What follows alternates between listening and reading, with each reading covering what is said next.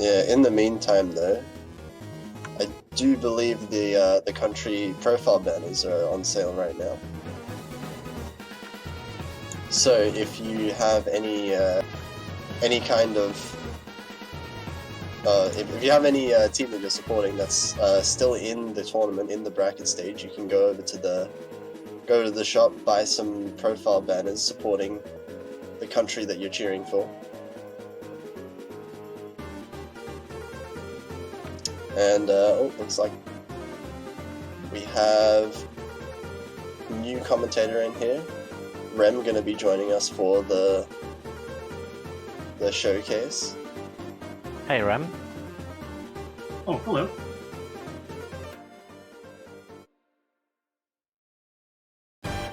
Okay, so I believe we are actually starting with the first chart of the map pool already.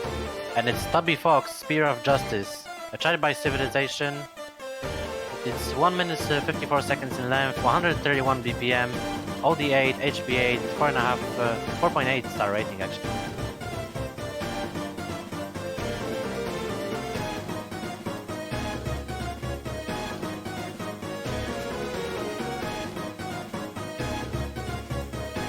And I do believe this is going to be a more Korjak oriented pick.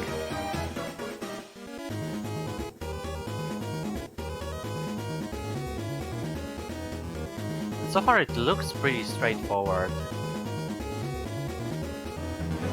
Although we saw some LNs in the start, but it's mostly about jacks, jump jacks, fork jack, all types of jacks. It definitely looks way more straightforward than Unconquered from last stage. I think it was the fact that also Unconquered has some like really tricky bursts in between, so I guess this kind of like compensates for the structure, the consistency of the rhythm. Yeah.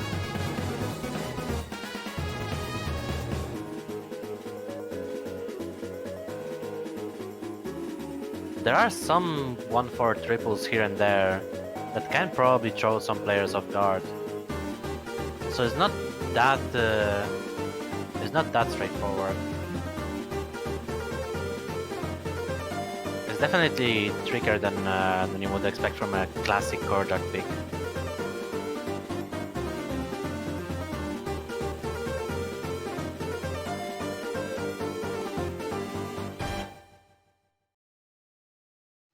It's a pretty short one as well. I guess you would call it a pretty straightforward Korjak anyways. Yeah, but we're done with the first pick, and mine interested in the second one. Yep, this is gonna be Psyche Multi-Talents by Ringo Rango, difficulty name Prodigy, BPM 160, OD8, HP9, starting at 4.4, and this is gonna be a little bit of a hybrid side, I would say too. We already seen a little bit of like LN trills and left out of left column. Oh yeah. This looks tricky. Also, that's another Psyche chart in the map pool, so that's 3 in a row, I believe. Yeah. that's I believe that's a 3 in a row. Yeah, we have like update and we have update education. We have also this, and but that's the first one of the 3 that's not actually ranked. Oh yeah, true. You already have like some of the coordinated hands and jumps. That's heavy. That's some really intricate mini jacks. Even some quads as well. Yeah, this is gonna be interesting hybrid. Yeah, this is actually gonna be a really rough time. Some of these patterns can't even like, you're not gonna be like using like mirror bar or something because it just spreads out evenly as for each outer column.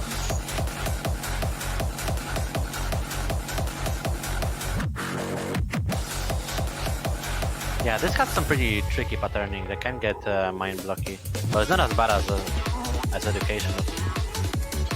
Yeah, education has I think pretty much a little bit more to the right hand bias because the anchors are starting to get like a little bit silly, but this one is pretty much even down.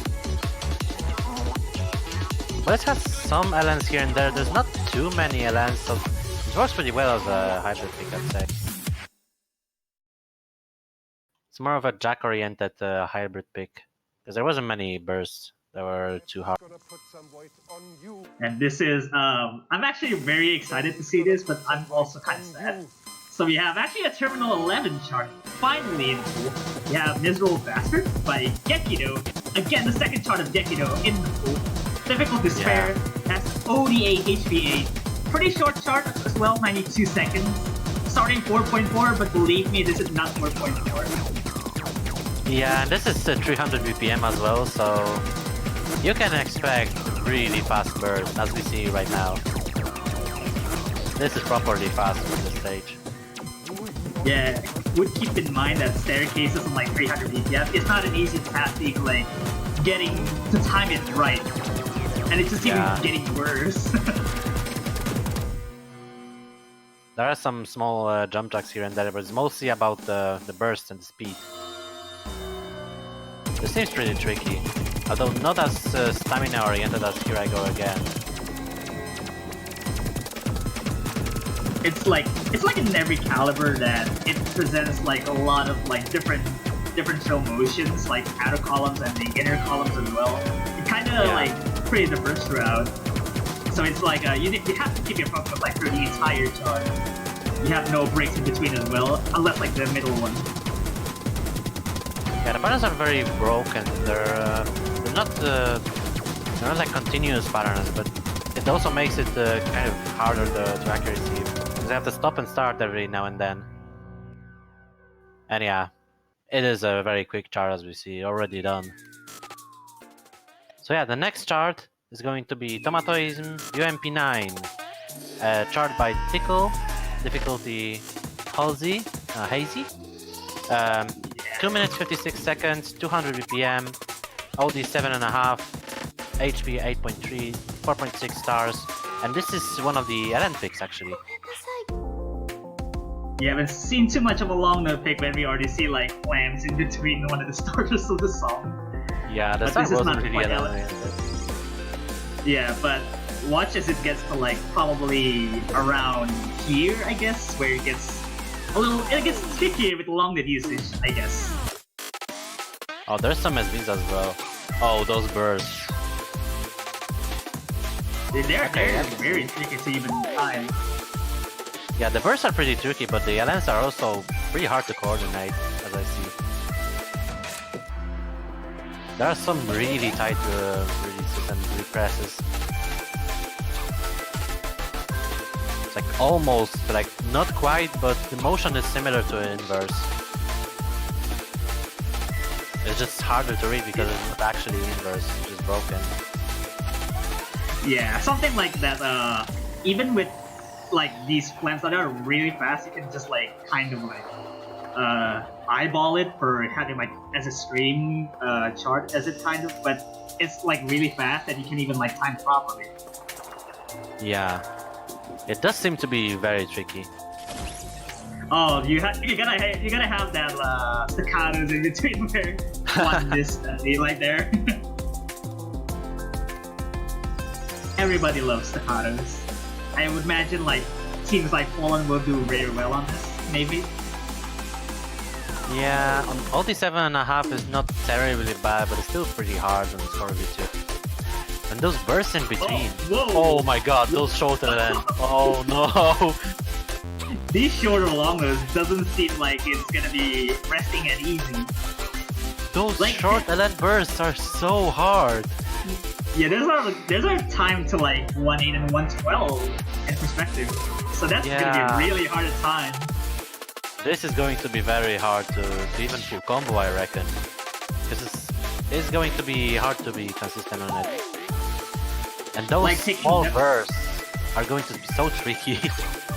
Yeah, like taking notes that when you see it in the showcase where long nose does seem to be like to seem to do easy on paper, but trust me, it is not easy to time at all.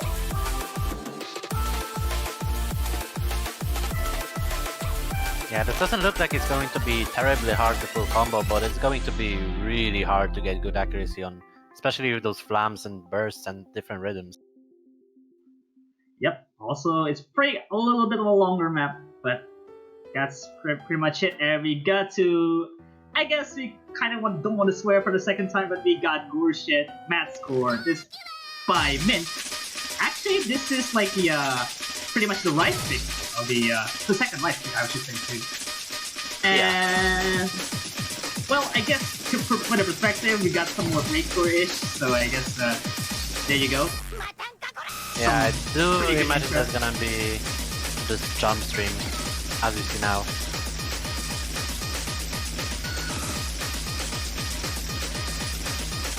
I like how the difficulty name like kind of suits, but I don't know. I hate that difficulty name. It's kind of like where Al Infinity has pretty much a different bunch of trail motions, but this one has like just straight up like one hand jump trailing, other than like split jump Yeah. in between. This is more technical than Neo Infinity. This has some small bursts, but also is more trail oriented outside of jump trails. But it's also 34 BPM faster, I believe. There's 234 BPM. Oh yeah, I know. So this is pretty fast, but not terribly fast. People should be able to get good accuracy on this from group. If they can time the burst right. They have this small break section as well in the chart. Yeah, this doesn't seem too terrible at this stage, I guess, just because it's kind of pretty much a difficulty ramp for Al Infinity. You gotta like have to time like the bursts in between too. There's like a couple of like 1.6, 1.8, which are kind of trick you out for a bit. But at some point you gotta have a pretty nice break with just single notes, I guess. Yeah, it's not too hard physically. It's more of a test of the jump stream accuracy. So I guess this is the accuracy pick of this map pool. And we get it back to jump stream yet again. Probably you're gonna last for like around 20, 25 seconds, 30 seconds. Because I think it never stops from here. Yeah, buttons are very repetitive as I'm seeing. Those 3-node rolls, left and right. So this can be pretty mind-blockable as well. And you have some short one-hand drills as well, which at 234 BPM are not easy. But that's it for this chart. Yep, that could be one of the right picks yet again, and this is, like I said, the first LN pick. Would you mind introduce this one? Yeah, and this... I do believe that the artist is just pronounced Yoku. It's Heiju, charted by Hydra, difficulty is Insect, and this is the first pure LN pick of this map pool. 2 minutes 57 seconds, 220 BPM, Oldie 7.3, HP 8.2, star rating 4.2, although this is probably not 4.2. Yeah, this does seem that star rating is kind of vanilla, because 4.2 it doesn't seem like it's hard or anything, but believe me, the intro is not what it does. Oh no. Yeah, I've heard Juan described this map to me as Sengoku Hop version 2. If you remember Sengoku Hop from 2017. Yeah. And Yeah. that's exactly that. Maybe you got like a pure SBs in between, like Single Hop does, maybe? I don't know. Yeah, those 3-node 3-column inverses spread on 2 hands are pretty interesting. This is not going to be an easy chart to get good accuracy on, because it requires a lot of control and a lot of release skill.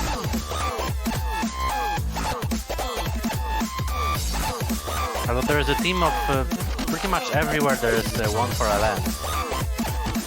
Oh yeah, this looks like kind of like pretty similar to like, what is it? I think it's not that similar, but kind of comparing it to like Thanks for the Memories, like last year's one, where releases are kind of like I can aggravatingly slow, but it's kind of... I can somewhat see that, but this is way more consistent with rhythm. Oh yeah, but this one has consistent release timing, like like last year's one was like pretty heavily on random release timing. Yeah, this is pretty, I guess, methodical with releases. The patterns are very similar and repetitive.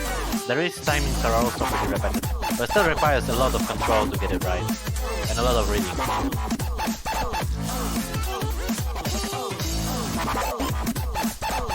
So this is going to be one of those charts that might see a decent bit of bans.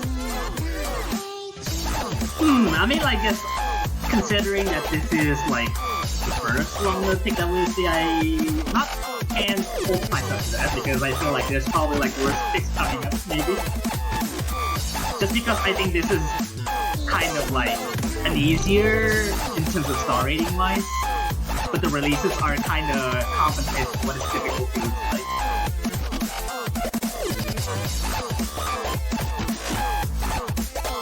Kind of like closing in just few more LMs, like, you know, it just never stops until you. Yeah. And chart is not that short either, so it's pretty easy to not FC it. But yeah, So now I guess we got Soft Creek. Oh, actually no.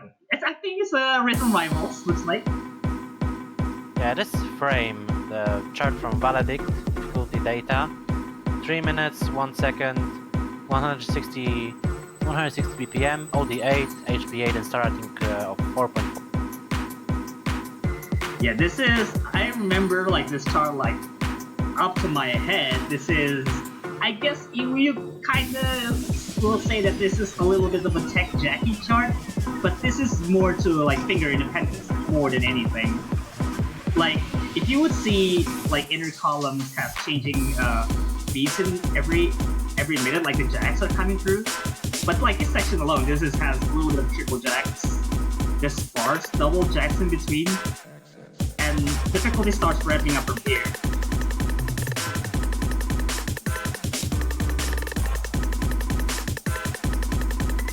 You would say that there's a little bit of like doubles, and then there's jacks that accompany with triples, and that those are like the right hand and the left hand.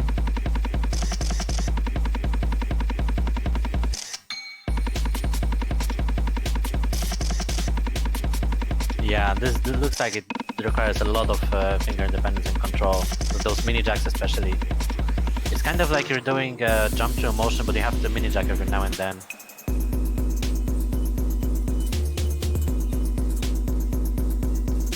And pretty interesting changes of rhythm as well.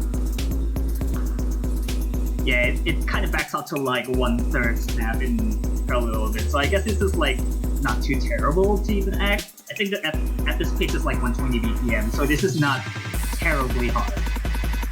But it keeps coming back with triples, with jacks in between. Yeah, this is so hard. Picking up. Keep in mind that these are really easy to mind block, especially when mirror mod comes into play, so it will probably benefit players, so they won't get mind blocked. Yeah, I can see that. There's some bursts and some quads as well. This is very tricky.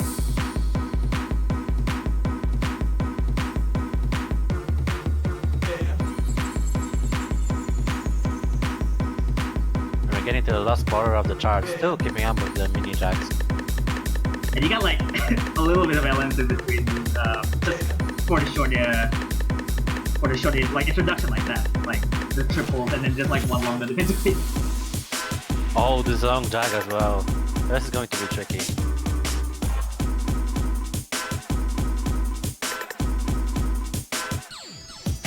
That's going to be a really interesting pick for players.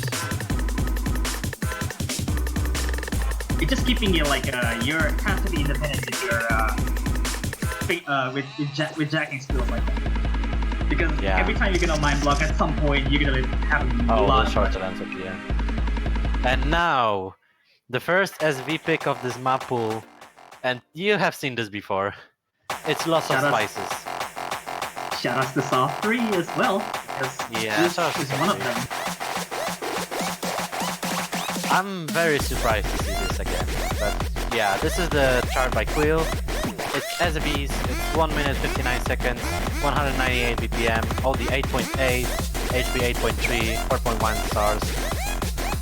And yeah, it's pretty hard. It's labeled as SV reading, by the way.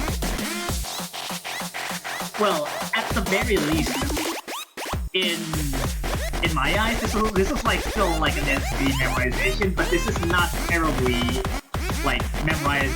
So it's like you still have to read some of the SVs, which are not terribly readable. This is actually not that hard to memorize, but it still does require some memorization. Especially here. Yeah, that trill on 1-2-1 is Yeah. really brutal.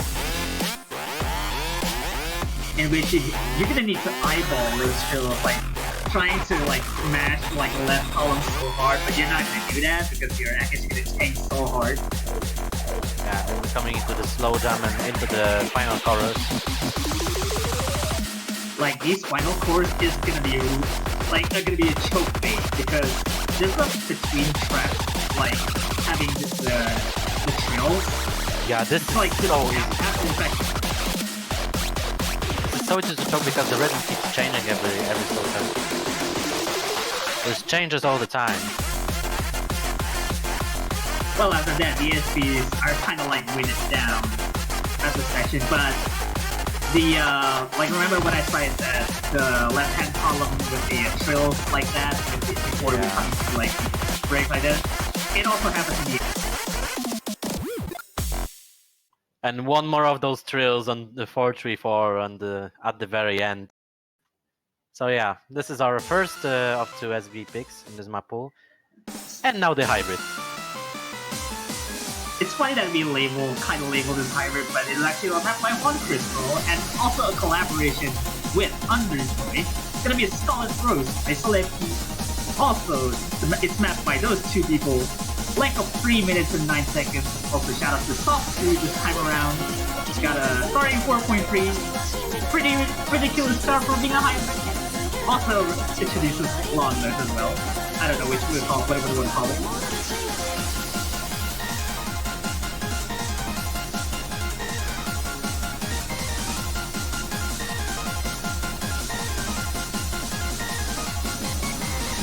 So yeah, this is a very actually LN heavy chart. I'm surprised to see this labeled as hybrid because it's really hard on both releases and coordination with a lot of notes in between the LN. It's a hard chart to coordinate and even to FC. Yeah, even look it looks on the surface, it's like already like harder on like the first long nose the pure long nose that we already see. This Yeah, is and you have already some like blacks over here too. yeah, this is like 3 times harder, 4 times harder than that because you really need to have like all skill sets like on point.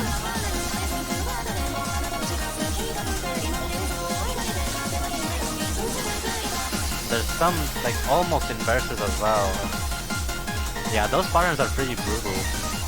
Especially with the jacks here and there, it's hard to coordinate them. So we are probably going to see some misses on them.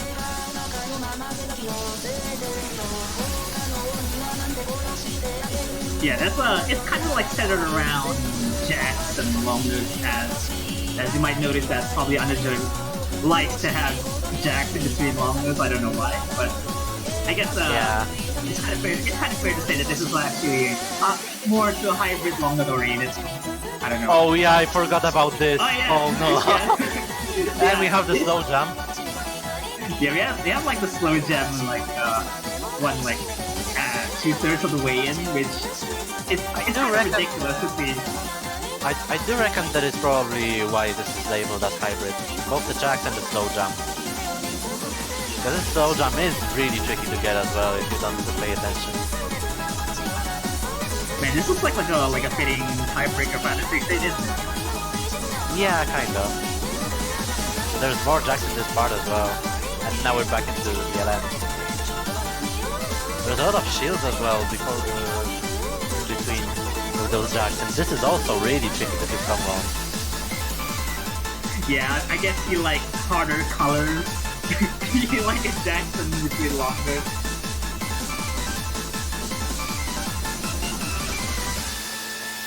Well, I guess that's a pretty okay chart to begin with as a hybrid longer. Yeah, But and now we're gonna believe be me- seeing. Yeah, that's gonna be the LN pick for this map pool, which I personally reckon that it's a hybrid. And it's Protodome, Greatest Hat, a chart by Kekido, difficulty challenge, 2 minutes 14 seconds, 130 BPM, OD7, HP8, 4.2 stars, and you can see already the burst. The burst, the jacks, the shields, it's all there. when I see like the greatest hat thing in one of these pools, I was kind of like really worried because I think these picks are kind of attacking me a little bit from the other tournament that Map was selecting in. Oh yeah. But I guess it's kind of a fair warning that I should play this for the team as well. Yeah, this chart has a lot of pretty technical patterns, a lot of shields, a lot of attacks, but also those trills. Those trills can be really tricky for LN-oriented players. And those bursts as well, because if you're an LN main player and you're not too good on speed, you're not going to be able to FC them. Because the trills are very fast. They're about 260 BPM if I remember correctly. Yeah, these are really hard. Just even like in 130 BPM, this doesn't look like it's like pretty slow enough just to feel. Because you have like a pretty well in between burst and like trills like that. These are really hard.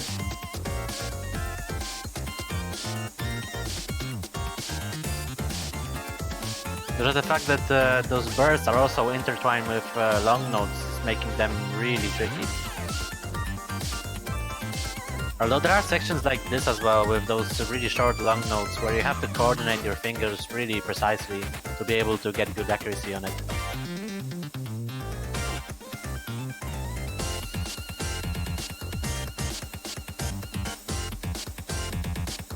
Also, it's kind of like fairly short compared to like the other long nodes that we already seen. So it's not that terrible though. Once we all get done in, we're moving on to our next is gonna be the Rise choice again. And again, I would feel attacked because Low Shaxi, this is charged by Electron, along with I, Sierra, and this is the tech Rise charge in 94 seconds. The starting of 4.6, you give a 210. Again, a chart that I would feel personally attacked by this. Yeah, this chart is really tricky and it's really interesting. This has a lot of really weird and unusual rhythms, a lot of rhythm changes, very technical patterns, some crazy jacks like we see here. Yeah, absolutely. These are brutal for even like at the quarter stage. At the very least, though, these patterns are not friendly. This is like Living Nightmare with those hands at like 210 BPM. Yeah. These are not fun. This doesn't look fun at like at first sight. This is a very brutal chart and probably, in my opinion, it might be the hardest Rise chart in this map. You got like coordinated like bursty staircase, but it doesn't look like actually staircasey at all. Yeah, especially with how unconventional the rhythm is and how much it changes. There are bursts coming out from literally nowhere. It's really hard to be prepared for this. The ending is no slouch either, so I guess people should be focusing on that part either.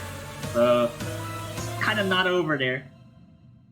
Yeah, you have to pay attention for the entire chart because it's wild.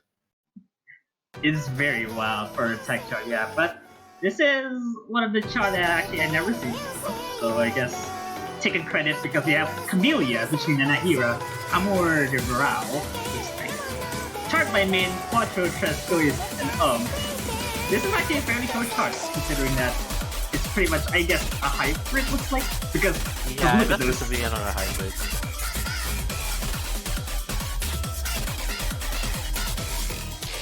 Although I'm seeing that it's mostly just those short long notes and bursts. Some long notes here and there, but it's mostly those short long notes and jacks with bursts. Yeah, those are like quads and like having heal them as shields as well. They are just also tricky to like hitting them properly.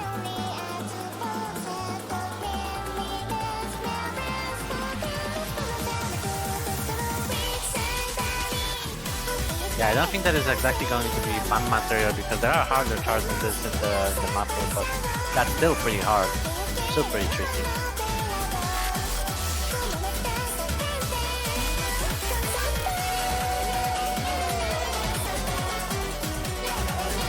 It's also pretty sparse with like a little bit of a jump jack streams, like. So it's like it's not too difficult for being in the quarters, but then you gotta deal with like some of the longer releases and the shield as well. I definitely think that the intro was harder than this in the second half. The second half has some, oh yeah, and if you this one. These are not fun while you have like control in between rides as well. So you have like and then you have like overlap, kind of like overlap if you're using like a standard skin. So this you have to concentrate on the staccatos to not overhaul, but also you have the burst. And this is really hard. Yeah, actually a pretty hybrid chart as well. And yeah, we're gonna be seeing the last of rice picks in this map pool. And it's gonna be Longinus, a chart by Dergo, difficulty Seraphic, 4 minutes 32 seconds, 212 BPM, so I assume that's the stamina pick. OD 9, HP 8, 4.7 stars. Yeah, this already looks like it's like pretty much being a stamina pick just because of the longer the length is.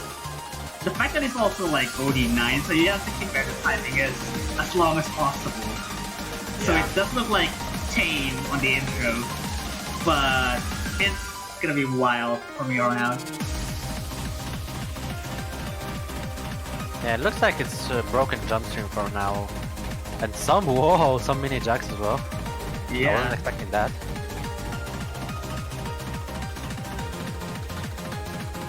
This partially looks a little bit tame than what we see on like more the harder picks this time around. But despite that we are not like all the way in, so we still have like more stuff to see at on this. Yeah, this is the longest chart in the map pool apart from tiebreak. And as we see right now, in the first part it was mainly just those broken jump streams, which arguably are more stamina draining as well, because you have to stop and start every few nodes. So you can't just zone out and hit the nodes continuously. You have to break every now and then. It does take a fair bit of stamina to mental stamina. There's also like some sweet taste of jump jacks in between, and there's like a split jump tools as well that can kind of like. Oh yeah. Whoa, what's that? Oh, that burst was. And this can like trick like just most people can come through by on this chart. Yeah, we're getting into the more continuous jump streams. Oh, there's still some breaks here and there, and some even mini jacky patterns. Yeah, transitions is already hard enough, and you can already see like jump jacks in between. Like there's it's not even like on the same hand either, so it's kind of like you have to switch hands in between, so you're gonna have to like time it properly. Those are kind of like sparse video checks in between as well, so that is really hard.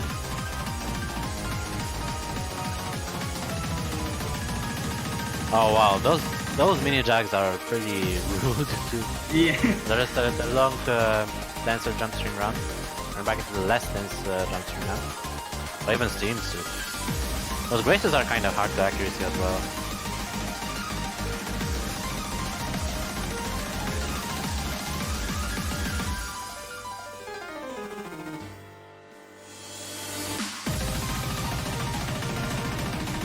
Still keeps coming after with a short break, and it's just full on jump stream.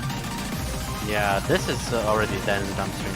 At 212 BPM, this is going to be pretty hard. This is a pretty long jump stream run as well. But this is where the real stamina comes in.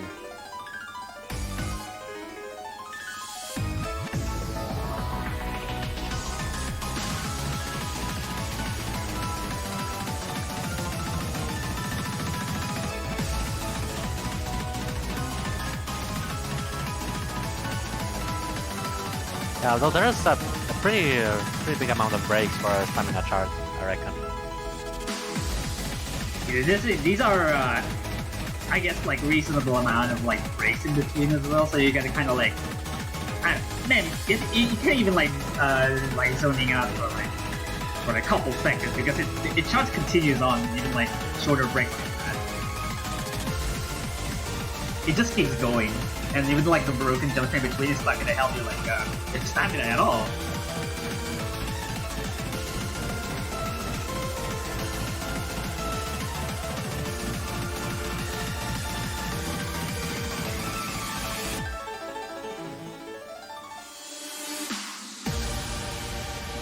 We're also almost done with the basically the stamina chart for this pool. And also, yeah, I feel kind of like regret for seeing the next chart in the pool because we both have to select this. I don't. I picked this for the Polish tournament and I'm glad to see it again. It's Dipper, Cubic Squeal by Lusty Platypus. The 4-key passable difficulty, 88 BPM, 3 minutes 59 seconds, and that's our SB reading pick. I mean SB memo. Remember, this looks at a star rating of 2.4. So keep in mind that star rating is not relevant for any SB picks. So yeah, this is of course. like the lowest star rating in, I guess, like every chart in the pools, I guess. Just to give credit for that. Yeah, this is OD7, so it's not terrible to accuracy, but it has some really tricky patterns to get, and it's mostly about just remembering the rhythm and the trills. It is a very consistent chart though, so most of the gimmicks repeat every now and then. I'm also kind of like happy to see this like in the O's World Cup, World Cup pool, but then I saw like the we both map select this for the Polish tournament. So we're gonna have a lot of information. Oh yeah.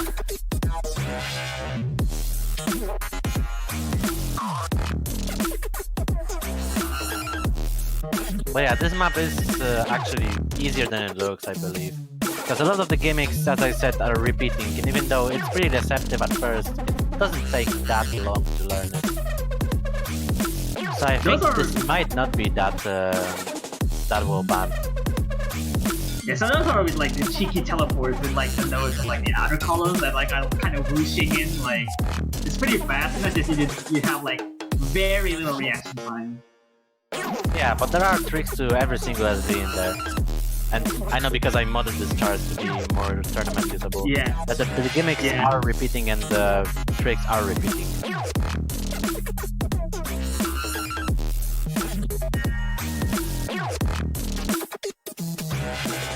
And it's most likely just because this is more SBO, this section is amazing.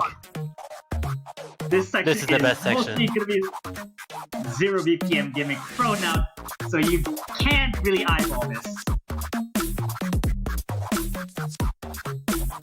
The chart like pauses every now and then like you gotta have like really memorize everything now. And this section alone repeats itself. This is a really good section, I love it.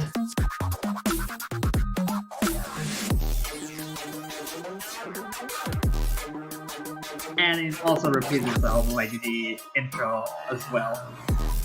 Yeah, I love that this chart is actually pretty telegraphed, so it's not too hard. I think this fits the difficulty pretty well. The difficulty of this map pool. So even like on paper, this looks like where an SB chart that you can actually side read and get like higher score. Oh no, you like, can't side read this as well. Well, I tried side reading this. I mean, if you can get like the telegraph like really well, you can like easily get like in between 2 or 3 tries. Personally. Oh yeah, maybe. But yeah, it might look daunting at first because it's a nearly 4-minute SV chart, but it doesn't take that long to learn because as we can see now, a lot of parts of it repeat as the song repeats. Oh yeah, you're gonna have like take into account that the length is also long, so you might, if you really hate like SVs like this, then yeah, it's a straight man anyways. If you're gonna do that. And yeah, with that done, it's time to move to the tiebreaker. And if you wanted more Gekido charts, which you might have not, you're gonna be seeing them anyway. Yeah. As we get into Camellia featuring Nanahira once again, EDM jumpers, E plus H DM reboot, by Gekido, L plus E Mon reboot. That's a pretty dumb difficulty name if you ask me. Yeah, that's what a lemon guy reboot looks like. We already saw this coming for like being this in the tiebreaker anyway. So we already have like maps like this for being the tiebreaker. So I guess yeah, that's a pretty fitting tiebreaker I should say too for being like in the quarters like basically. Yeah, and it's pretty much 5 minutes, nearly 5 minutes of speed and some LN. Without pretty much any SV, I do believe. Well, there's some small SVs, but nothing too impactful. And as you can see, it's just very, very fast. Yeah, it's a pretty well-fitting, like, being a fast charge, but like those inverts are just really taking time, and then just those like jabs and long nose. It's basically just a very hard hybrid charge.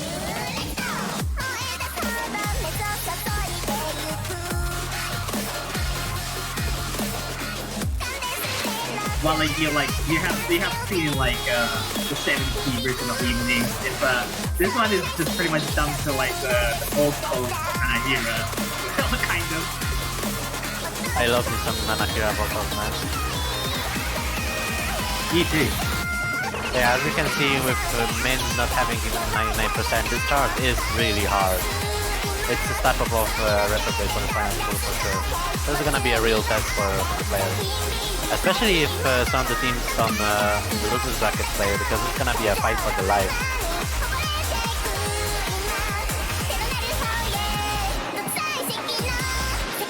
I guess funnily enough that this tiebreaker is even like longer than the Stamina pick itself. Like I guess the thing credit that you're gonna have to keep like the stamina alive through the entirety of the charge. Yeah, and this is insanely stamina draining with how fast the bursts are. And how little breaks there are actually in this charge. Yeah, you're gonna have to contend with like staccatos and different release timing on each of the long nodes. They might not look like it's pretty much release oriented, but you're gonna have to release like at precise points in which you have to be really fast in timing. Yeah.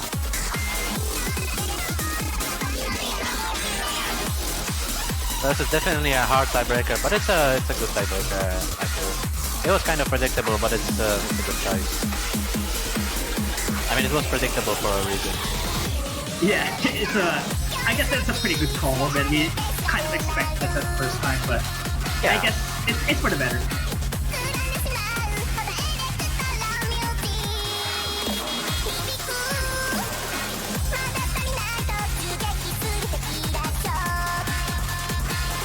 However, I do think that there's probably like one longer break. Yeah, that's gonna be the only real break in this chart. Oh yeah, and even then we have some thrills. Yeah, there's like still you're gonna have like long nodes, so it doesn't look like it's a break either. So those are really cheeky fourth column. Yeah. Even though there was a break, you still need to have you need to pay attention because there are some really tough bursts in there. And then we go into the last forest.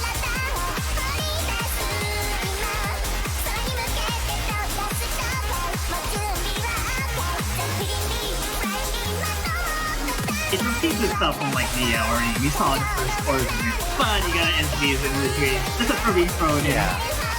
The SBs are very easy to memorize. You just basically need to know the song. Or even play this chart once or maybe twice at best. Yeah, the longer orientation. Yeah. It's good to see tiebreaker have SBs that only require like to play once or twice. Yeah, you're not like me spending much time to like learning the SBs of the tiebreaker list. Yeah.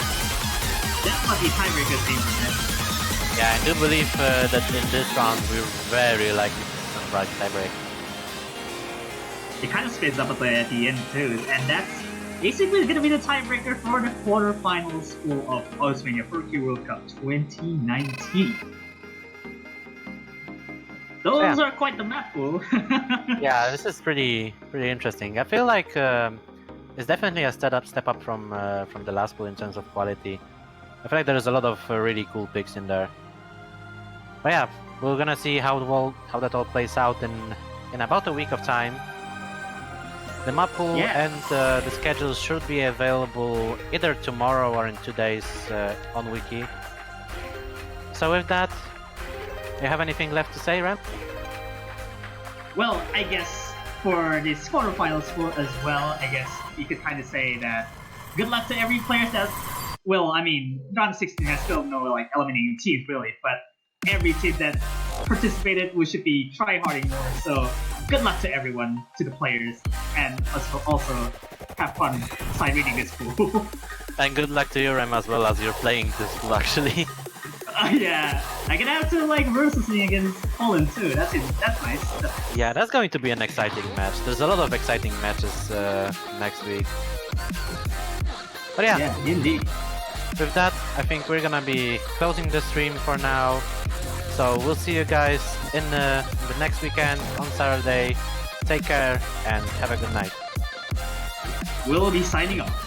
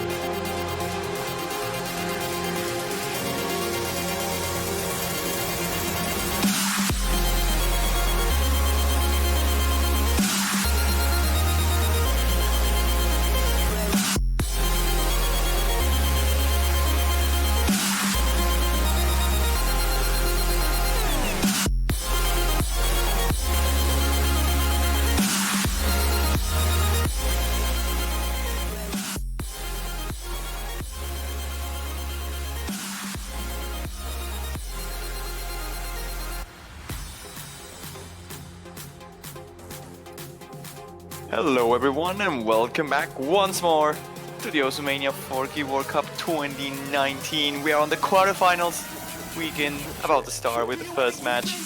I'm Juan Crystal commentating, joined by JV Hyperion. How are you doing, my man?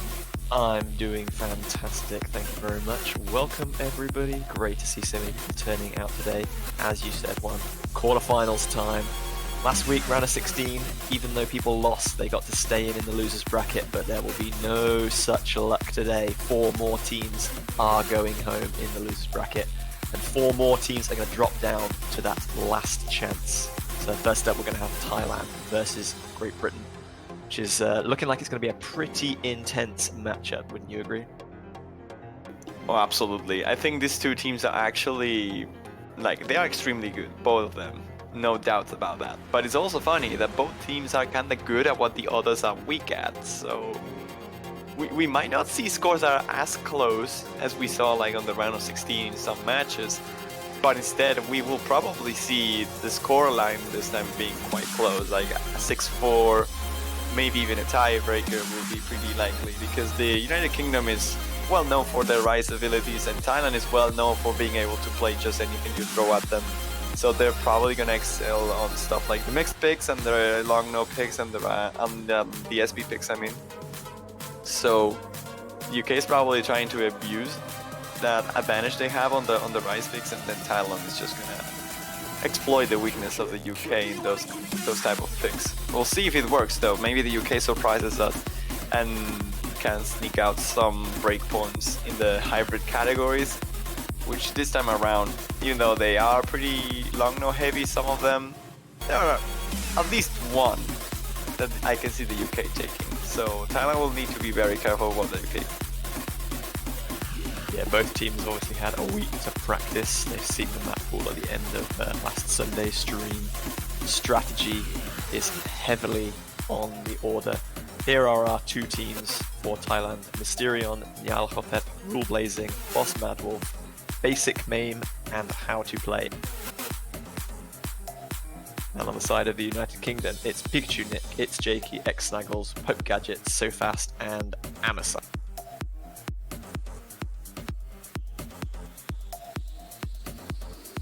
So here we are inside the lobby, 6 players, all nice and ready for us. I didn't know who is real artist piano practice. Can't tell what the end of that is, but I'm assuming this is Thailand's warm-up, given that it is a Mysterion.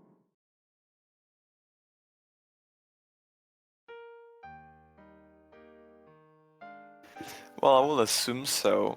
I didn't know this real artist. That's a good artist. I like that artist.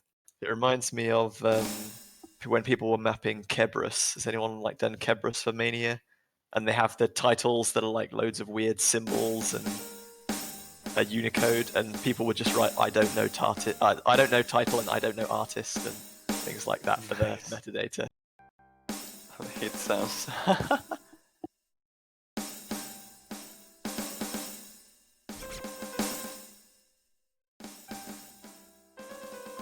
Oh, is this another type of warm-up where it just randomly stops? Yeah. Nice. Good release there. Oh my god.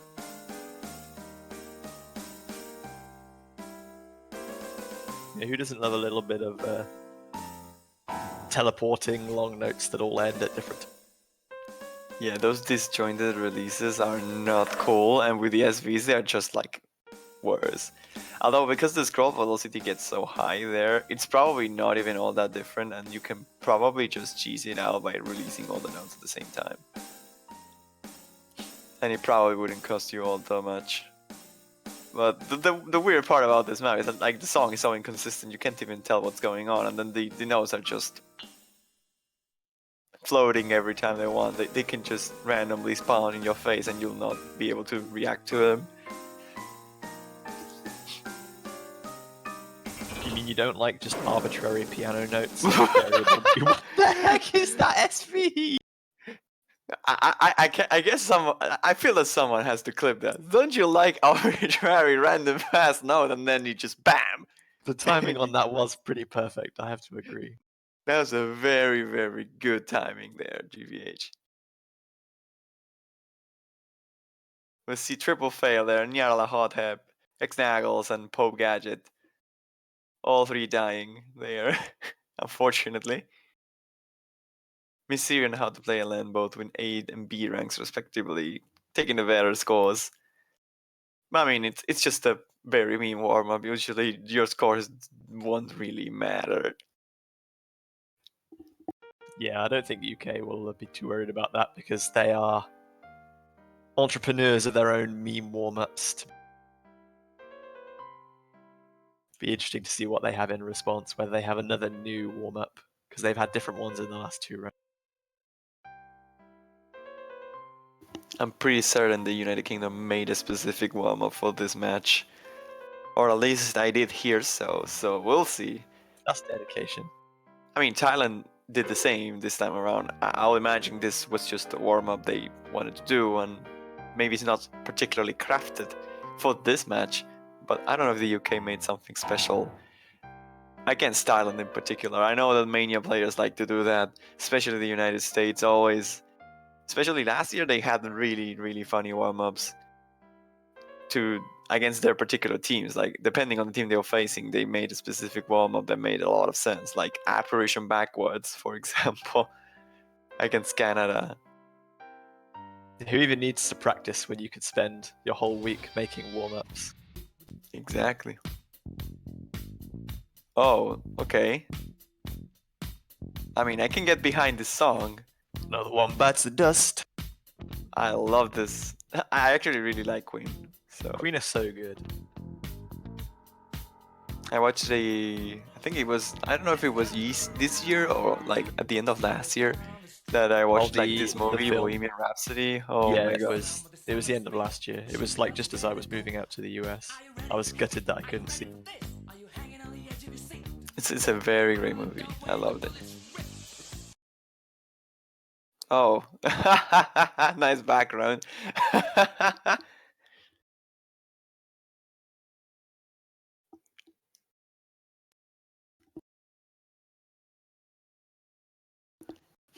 Very nice background, actually. We'll see about the warm-up now. Maybe it's just like a serious chart, but with a cool song, and that's it. I will be slightly disappointed, but I like this song so much that I wouldn't really mind. But you'd be disappointed if it was a meme warm-up or if it wasn't a meme warm-up. If it wasn't, I'm always up for meme warm-ups. They are like the reason why I can keep living.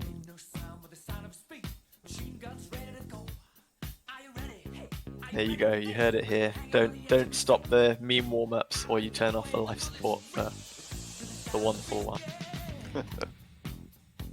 Well, so far it looks like a serious map-ish. Okay. That had to be NSV. There's no way I was lagging there. Because everybody just missed on it. Other than Poe, who made the map. I couldn't tell if there was like some deliberate audio stutter there or if the stream just briefly lagged.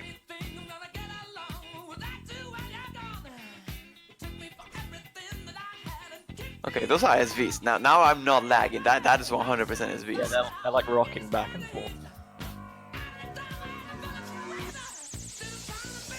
What? Okay, yeah, there is no way that was lag. Or was it? I don't know. I'm not getting. This is 100% not lag. But what if it wasn't?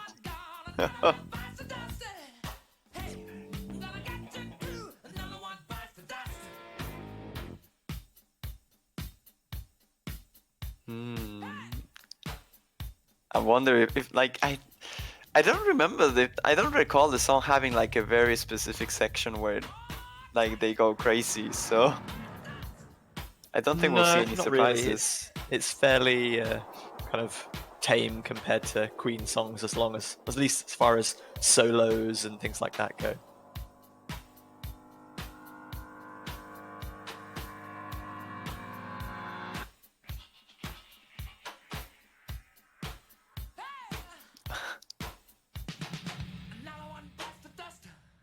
Yeah, the slogan there makes sense.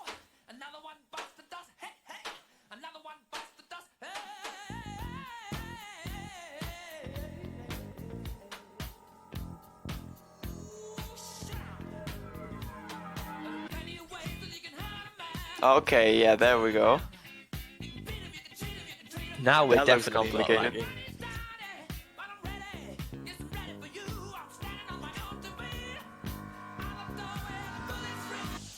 Oh, Pope misses. Was the only full combo left.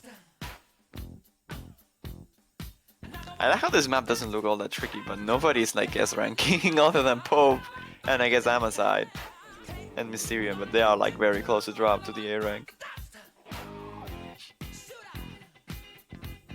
These spooky SVs like are definitely causing some issues to everybody here.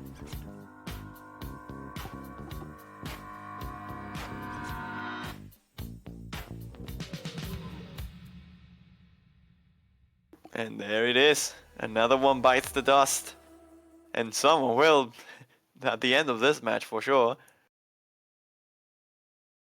Triple S there by Pope, Amazide, and Mysterion. UK takes the warm up fairly convincingly. But that's Memes it are for aside it. now, yeah. We get to the roles now real quick. See what the teams decide to ban and pick first. Because I'm actually not sure. I can definitely see the United Kingdom just straight up banning lots of spices 100% of the time. I wouldn't be surprised at all. Oh, how to play land rolls 100. Well, there's not much beating that, is there? Yeah, It gives it a good go with the 67, but actual 100 roll on the World Cup stream, you saw it here. It's very good. Now, what they will decide to do is also still uncertain. Like I said, I can imagine the UK just straight up banning lots of spices. It's a very tricky map, and they can definitely expect Thailand to absolutely crush it.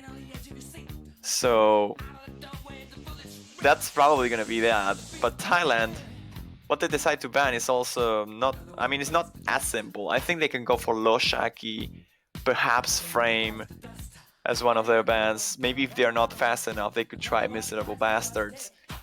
But it should be one of those for sure. Like, I don't see them banning like maps like Mad Score on Longinus, which they are probably gonna be good enough to get decent accuracies out of. So we'll see. There's the UK ban. They're gonna ban straight. Lots of spices. SV's not good for the United Kingdom, and that is a very, very tricky map. Oh, and actually they're banning Matscore? Okay, Thailand banning Matscore, one of the maps I predicted them to leave open, as they were probably able to act out of it. But it seems not to be the case. Thailand ends up banning that Rise, and They have the first pick, and I will assume it's gonna be, yep, the SV Cubic Squeal by Lusty Platypus. This map, I love it. I'm a big fan, and I think it's one of the best SV maps I've ever seen. High praise. Let's see if it's good fortune for Thailand. 4 minutes of SVs though. Very, very long SV map.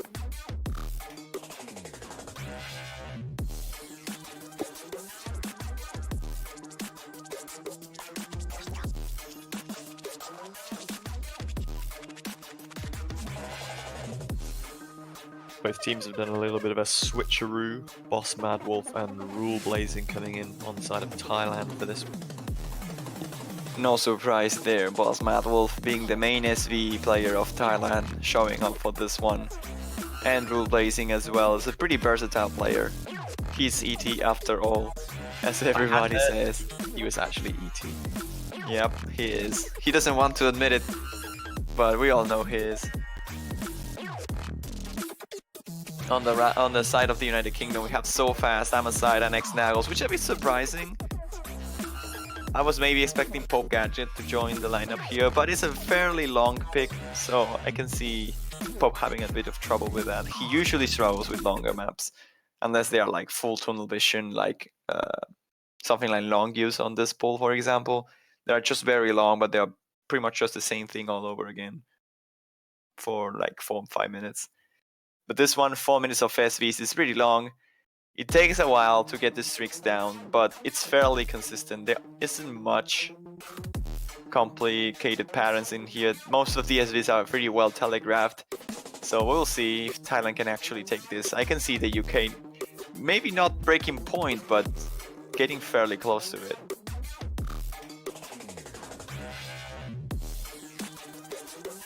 Yeah, that'll be quite a coup if the UK could pick up a break point right at the start. It would really settle the nerves, considering the massive step up in difficulty of their opponents from this compared to their previous rounds, where they've won, I think, 5-0 3 times and then 6-1. So the UK don't feel like they've really been tested so far in this tournament. But then again, I don't think Thailand have either.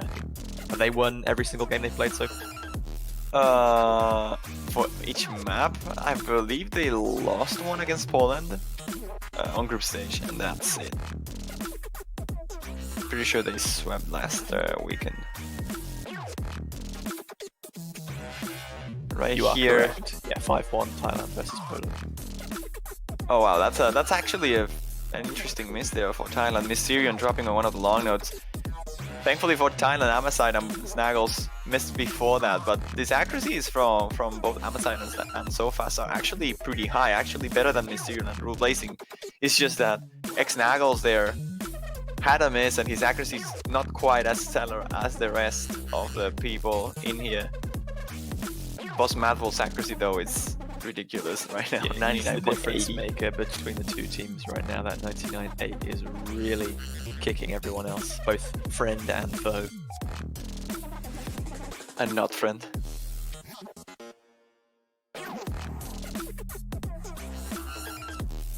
Half of the map still remains though, so there's a lot of time for UK to pull out a comeback here. They'll need a miss almost for sure. Yeah, the difference right considering now is Stanley's about accuracy. 15 to 20,000, so they're still well within touch. Oh, Rule Blazing. Oh, he's having a lot of issues there on the teleport section, dropping quite a lot of accuracy now on levels of X-Naggles, and right now the only difference making is this accuracy by Boss Madwolf that's keeping the team afloat, but this difference is gonna shrink. It's gonna get towards the UK as time goes on. That was a very huge drop by Rule Blazing. Yeah, dropping all the way down below 99 act there.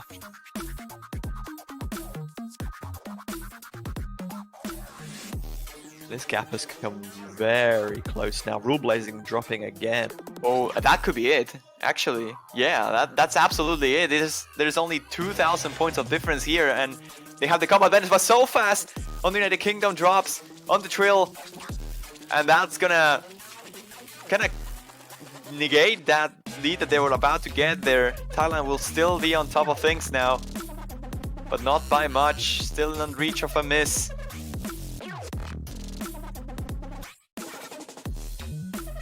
That About was one a- quarter of the map left to go. UK is still keeping the gap close, but they've got to pull something out here. They're running out of time. They don't have much time indeed, and now they can only hope for a miss from Thailand again. They have to keep their accuracies as high as possible. Mysterium finds the drop that the UK was looking for, but will it be enough? These accuracies from Sofas and Naggles are a bit lower compared to Mysterium, so they might need a little bit more. Maybe one more miss will do it, but at this point, the map is almost over. There isn't much time left, not many tricks left to be tested. That said, the gap is probably below about 5,000 points right now. It could even be though. over 10. Oh, so fast the Mysterium dropping right at the last note, but not gonna do it. What is that? Like 13,000 8,000 points? at the end. 8,000 points. Yeah, you're right. I don't know how to count. It's early in the morning, it's fine. What is that score by Boss Mathful, by the way? Hello? 200s on a 4-minute SB map. That's pretty incredible, isn't it? 200 count wise though, Thailand showing that they have the upper hand when it comes to anti-meta stuff. The accuracies are just overall better.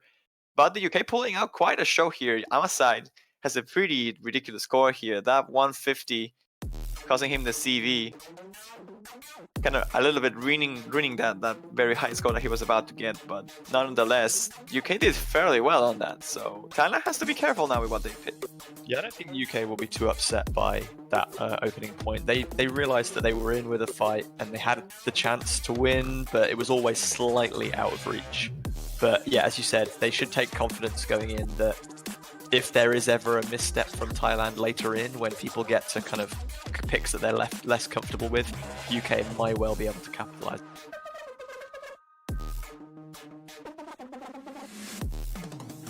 And now the UK has to pick. I'll assume Law Shaki will be the pick. Perhaps Miserable Bastards could do it. I don't think they'll want to go, at least not early, to maps like Spear of Justice, those like core Jackie maps.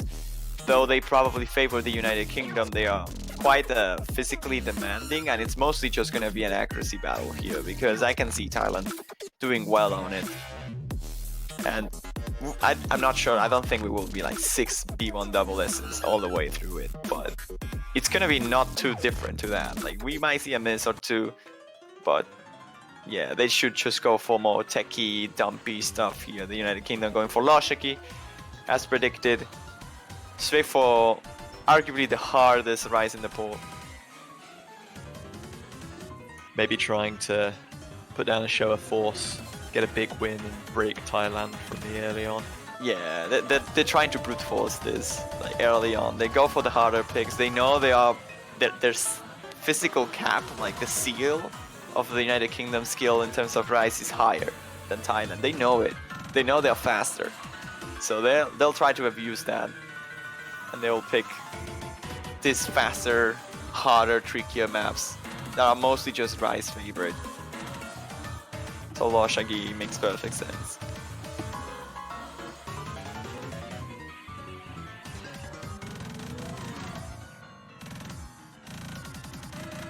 So yeah, Juan, you're 2 for 2 on predictions. How far can you go? How long can you keep the streak going?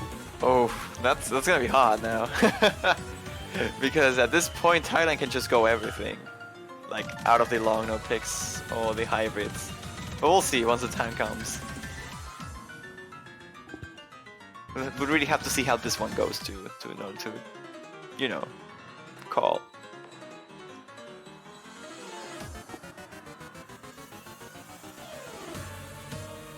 I honestly think this match is not as favored as Thailand as a lot of people are saying on chat. I think this is fairly closer than what it looks like, and I can see the UK winning this. In fact, I will say, I cannot really say until this map. After this map, I'll be confidently saying who I feel will win the match. But he's holding his cards close. But this one is the key pick.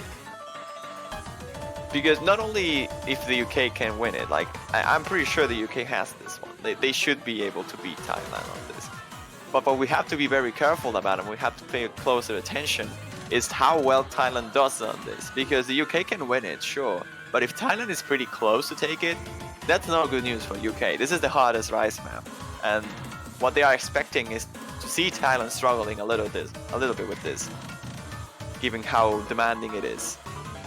And I think UK based this strategy, or they are basing this strategy mostly around that fact that Thailand might just not be good enough to keep up with the level of difficulty, the speed required for this map hole in particular. So we'll see if that's the case now. Mysterio, Rue Blazing, and Yala Hothep. Don't get me wrong, these three guys are extremely good at the game. But on the right side, it's Jakey, Pope Gadget, and So Fast. I wouldn't be surprised if we see a V1 double S. Don't put too much pressure on.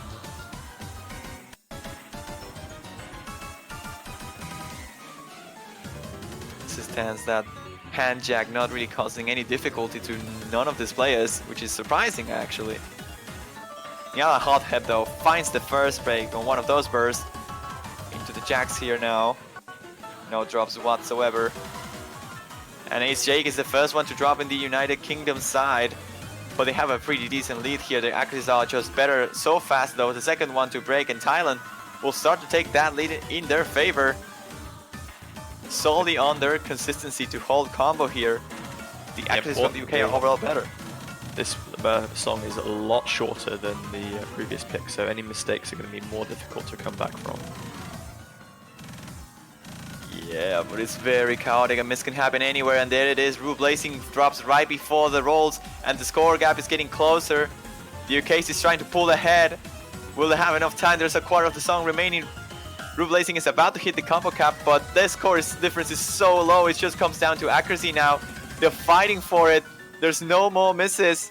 The UK seems to be on the lead, but just barely, and any 200 can do it. Will they take it though? Rue Blazing about to hit the 400 cap, and there's not much more on the map remaining, and the UK seems to be on the lead if there's no break on the last burst, and there's not. The UK takes this point by 1,200 points, 1,400 points, and ow, man, that was way closer than what it should have. Oh my god, Thailand. I gotta admit, I was very nervous towards the end there. There are some fantastic scores all across the board on both teams. 1,200 points, and that's the map that UK have picked to favor them the most, the one they felt most confident in. I don't want to say that they're going to be nervous now, but maybe it causes them to rethink their strategy a little bit. Perhaps they will. And yeah, that was a bit of a shocker there. Thailand's accuracy overall were ridiculously high. I was not expecting such a big play from all those players, really. There was 1-200 plays across the board for both teams, and that's ridiculously good. Now Thailand has the choice. They can go for something else, and I'll assume they go for Heiju here. I think that's the pick they would probably want to make. They could try and go for UMP9 as well, since he has some SVs. But I think Heiju is just the pick to go here. And honestly, UK has to be very careful now. Like, they saw that on the hardest of the hardest picks in the pool, Thailand actually can keep up, so UK might have to base the strategy around something different. Maybe not trying to brute force their way through the match, but instead trying to pick more chokeable maps and more techie oriented picks like, I don't know, Frame, or picks like Miserable Bastard, which are very physically demanding but are way easier to actually Doshak is really easy to choke too, so it's hard. I think they should just avoid accuracy battles from now on and try to go for the rest of the Rise.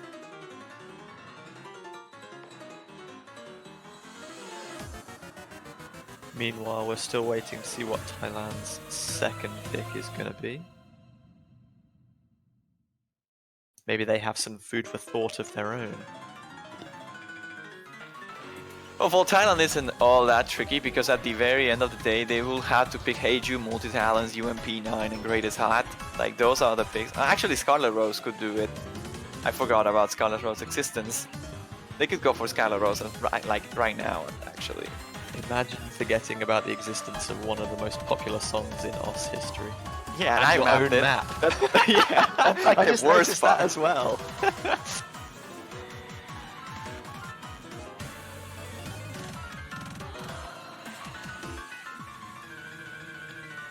So long as they avoid Greatest Hat, I think they should be fine picking any of the hybrids.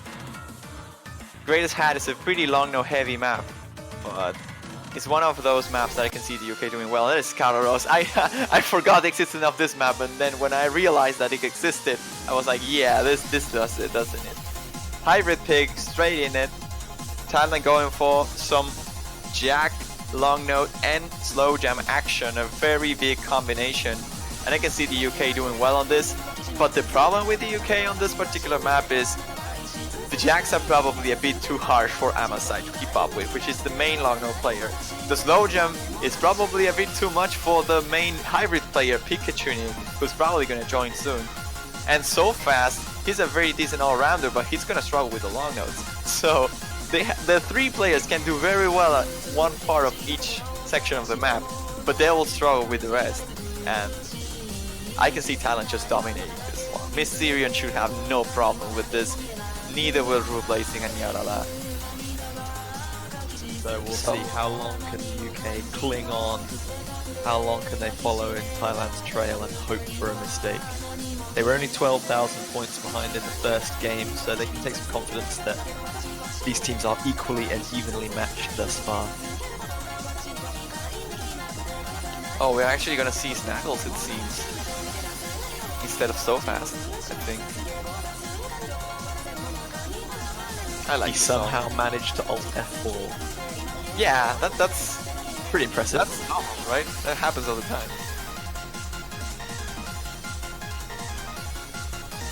You know alt F4 reduces your lag. Yeah. Okay, so he's so fast.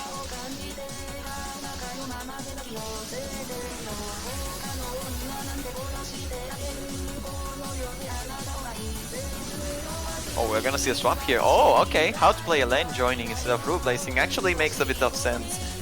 He's a pretty good long no player in general, but I like the main long no player remaining from Thailand is like basic Mai, but I can see him struggling a little bit with the hybrid nature of this pick, those mini jacks, which are not really mini jacks, they are like 3-node jacks, but I guess you can call them mini jacks or just straight jacks, single jacks, I guess. Hub laning will probably do better overall on that. And here we see now Snaggles so fast and Amaside, all three match out against Mysterion, Yellow, Hothead, and how to play LN. Should favor Thailand here, but I mean, it could be fairly close too. If they have really good runs, the United Kingdom could pull out some sort of a miracle here.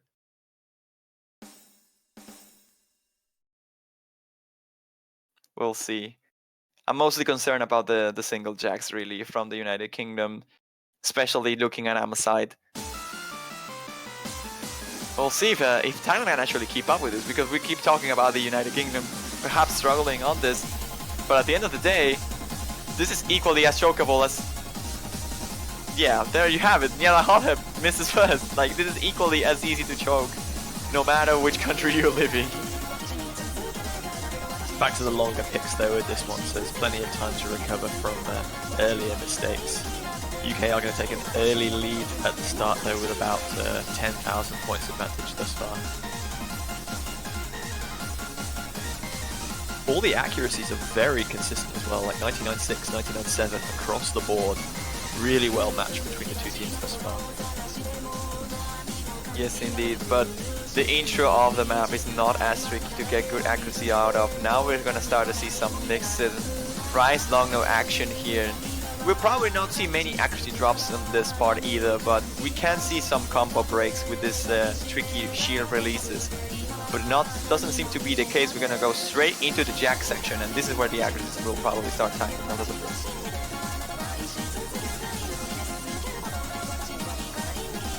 And actually doesn't seem to be the case. Most players are holding on quite well. The UK is actually dropping a little bit of their accuracy here. 99.5 for both Snaggles and so fast. And oh, that's a miss from How to Play a Lane. Thailand was actually recovering that lead just on accuracy, but with the miss from how to play LN on one of the jacks, they will drop that lead once more in favor of the United Kingdom, but it's a very short one. Snuggles with the drop there is going to give Thailand the lead back. If it's a battle of like equal misses, Thailand are going to pull through on this one. Their accuracy is just slightly ahead at this point on all fronts, really. Amasite is doing his best to keep pace with Mysterion and Nyarlathotep, but they're a little bit behind. They got like a 10,000 point deficit right now, and again, about 1/3 of the map still to go. Here we go, the slow jam. Pretty tricky part to get good accuracy. Players are probably gonna try and combo through it.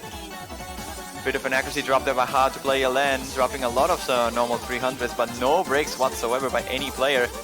Thailand though is pulling ahead by quite a big margin here, even with one miss of disadvantage. They're still holding the lead now into the trills, and there's no drop still. But the last section with the jacks and the long notes combined can definitely trip up anybody. Will Thailand hold on to his... Oh, so fast misses! So fast with the drop there, yeah. I was going to say quite a few 200s crept in for Snaggles there as well, but that miss was so fast has also compounded the UK's problems. And that kind of seals the deal here. This section is probably the one that Thailand will not struggle as much with. Mysterion finds a miss at the end of it, right out of the Ki. I don't think there's enough time, neither enough points to be dropped here by Thailand, as they are going to keep this lead until the end of the map. It's going to get a little bit closer. But with the full combo from Nyarla, they will take this in the favor. 7 200s, 8 200s for Nyarla, Mysterion, and Amasite. Really crazy scores there. Another sub 10,000 point difference, just under 9k this time. Thailand managing to hold. Very big show there, even with the 3 misses. Actually, there's no full combos. Nyarla didn't full combo. Actually, he dropped at the very intro of a song. Amasite with the 8 200s and no misses though. Yeah, he's the only one who managed to full combo. That's actually a very crazy score. I wouldn't be surprised if that's a PB by him. Very good ratio, very low 200 count, and a full combo.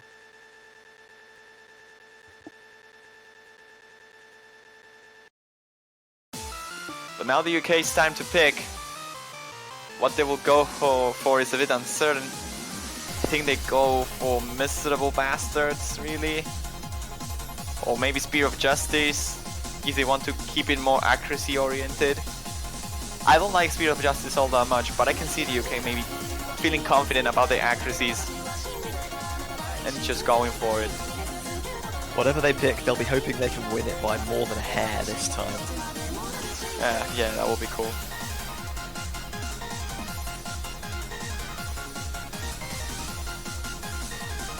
And actually that was the PV by Amasite, like 200 points.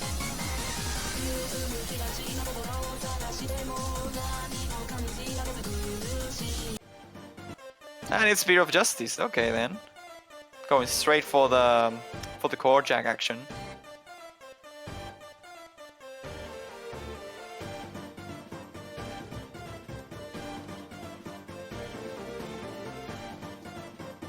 Some Toby Fox action. Toby Fox for featured artist when? Yeah. I mean, everybody should be surprised at what Toby Fox did with Undertale. One-man powerhouse.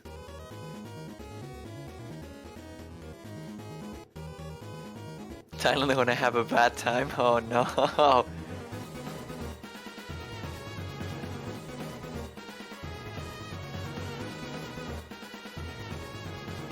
See a player swap here. Mysterion and Ru Blazing are staying, but Nyarla is being replaced. Actually, How to Play Len as well got replaced by Ru Blazing. Nyarla might just be replaced here again. I'm not sure though. I feel that maybe he should be the one playing this one. But we can see Amasite saying, can its Jakey be moved to the tournament server, so he'll be jumping into... Yeah, Amasite there is dropping out. No surprises there, honestly. It's Jakey, well-known rise and speed player. He's gonna probably destroy this map without many complications. So it's very welcome by the Europeans here. Or actually Europeans. I'm not sure if you're a European anymore. But I mean, you I'm in the technically are. US, so I mean, leaving the EU doesn't mean they leave Europe. I think even the most hardline Brexiteers can't just stick some rockets on and push themselves out into the ocean. Yeah. Bye bye, guys. We are now a new continent.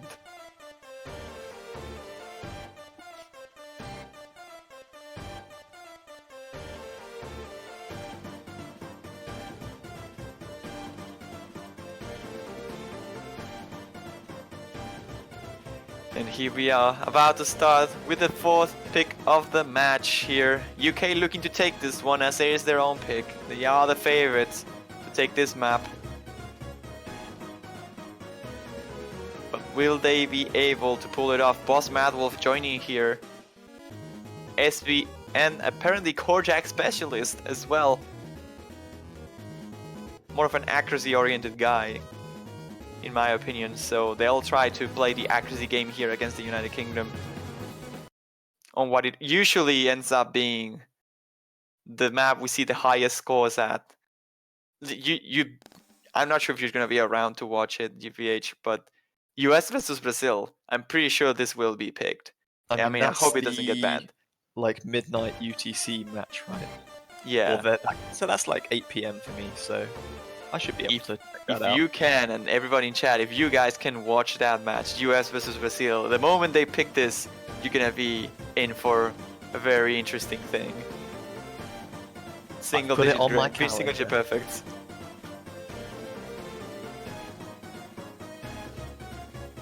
But now into this particular match, we see the scores are actually quite a flickering there. Not that big of an accuracy advantage for neither of these teams. The UK seems to be slowly starting to pull ahead due to Rule Blazing's accuracy dropping a little bit. And now Boss Madwolf as well. It's a 99.95 for Jake and 99.91 for Pop Gadget. Mysterion trying his best, actually topping its Jake in terms of ratio. But that by himself won't be enough, they'll need a miss. Yeah, SoFast has the lowest AC on UK right now, and it's only 99.86. Boss Madwolf with the drop is going to put the UK slightly further in front though, as we come to halfway point. The UK are crushing this map right now. Yeah, it was really expected to see the UK doing great things on this particular map. I'm a bit surprised actually that Thailand is not being able to keep up all that well, considering their scores on Loshaki. Although they are very, very different maps, this is more Korjak heavy. I mean, this is just basically just Korjak map. And in general, if you have the physical capabilities to play the Korjak pick, you pretty much tunnel through it and like autopilot it and get really extreme accuracies. We see a bit of a connection issue there by SoFast. Hopefully that's nothing very serious, because UK was holding such a great play in general. There was a miss by Pop Gadget, but that's being traded with Boss Madwolf. Yeah, even with that miss, Pope's back up to 400 combo, and his AC is now 99.8 still. There was It's another Jakey miss with by a drop as Jakey well now. though. But again, accuracy still really good. UK taking advantage of the accuracy lead they built up at the beginning. It really comes down to know what happened with SoFast though, because if he couldn't submit, there's no chance. The scores are there. We see it's Jakey with 96 300s, Paul Gadget with 100 300s, Bob with 100 and a miss. Best ratio goes for Mysterion, and seems like SoFast dropped. Have to wait a little bit for confirmation. That's really unfortunate if that is the case. It would be. There is still no submission, so we're currently waiting for it.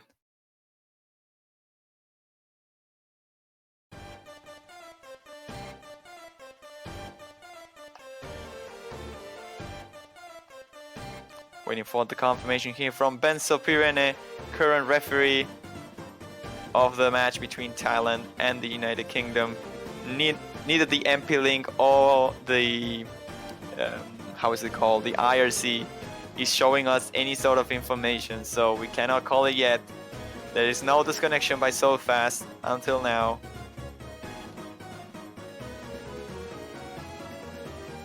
Yeah, As far as we know for now, he might still just be stuck in the game, waiting to submit.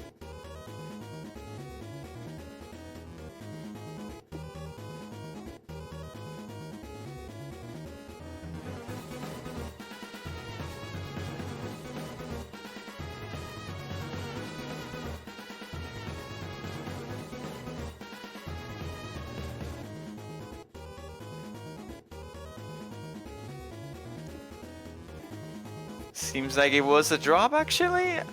I don't see anything on the MP League. I'm refreshing all the time, but yeah, there it is, the call. Got confirmation by Banchobot. Benzo Pirene calls this a 3-1 in favor of Thailand. That's After all, crushing for UK. They were looking so solid, so confident, and they were doing really well to keep up, like game for game.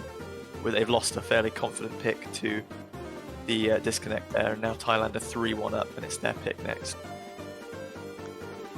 in all fairness, we'll have to check the scores on the board to see what Snaggles or Sofans actually really needed to top the scores from Thailand, but they were looking very solid as well. Sure, the accuracies from the UK were looking extremely great, but Mysterion had a 997.5 and Rue Blazing had a 993.8. So only Bosmabu was missing on that scoreline, and he had some misses. It would have been very close.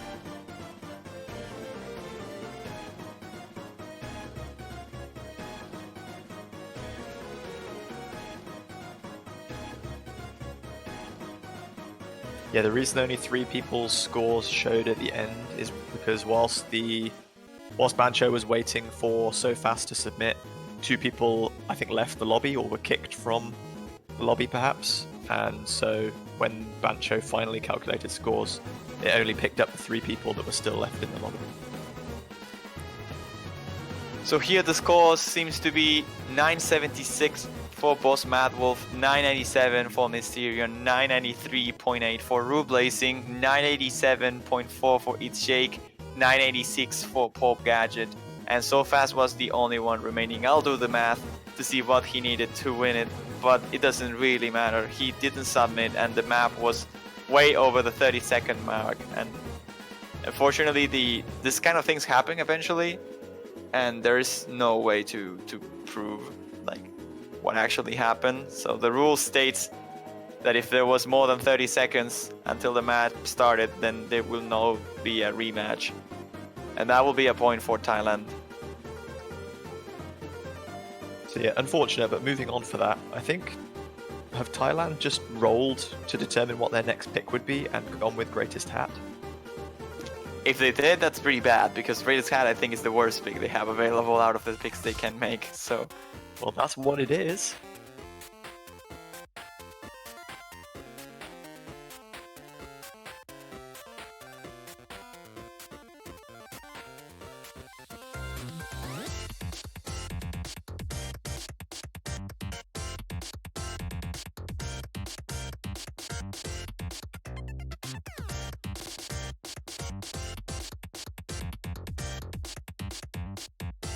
So I just did the math, and the SoFast needed a 993.5 score in order to top that. So I don't think his accuracy was quite on there. We're being extremely close. Yeah, whatever happened in the last game, the UK got to move on now. They're still definitely in with a shout at this. All they need is one break point, and they're able to draw the scores leveling.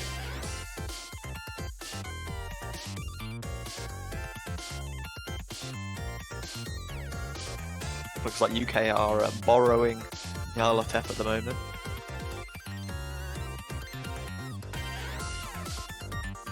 I mean, if there is a moment to jump back into the match, it's this one. This is a pick the UK can win, and I'm 100% sure of that. I mean, probably not if it's a 4v2 like we're seeing on screen right now.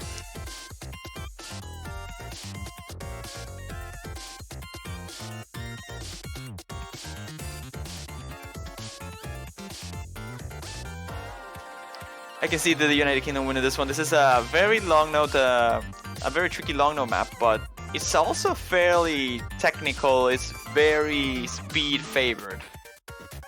And it has a lot of trills, very easy to miss on.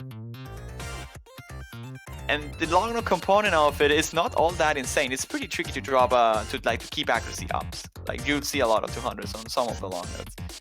But the combo component, it comes down to rise ability more so than long no ability. So we'll see if the United Kingdom can hold their full combos through this. Thailand might just struggle in one of the trills, drop combo or two.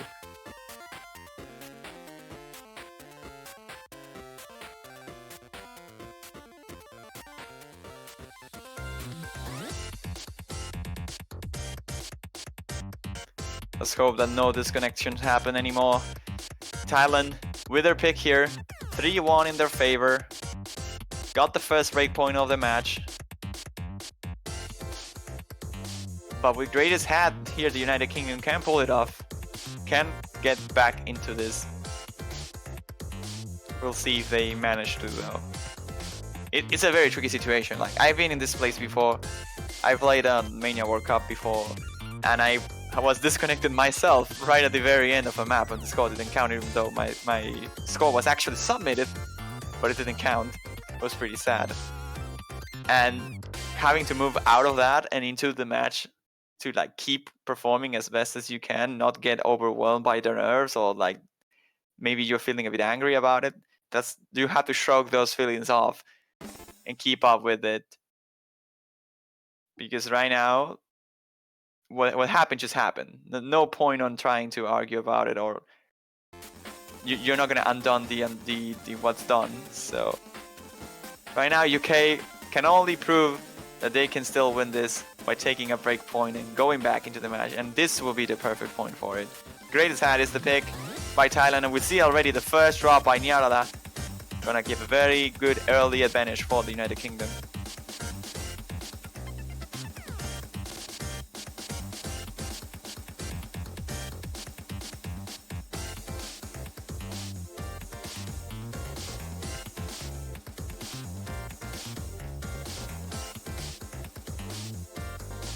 As it stands right now, the United Kingdom is holding the lead, not only combo-wise, but it seems like accuracy-wise they might be on top of things as well. Not by much though, but that miss from Nyarala definitely giving the UK the edge that they are currently holding. This difference right now is mostly due to that.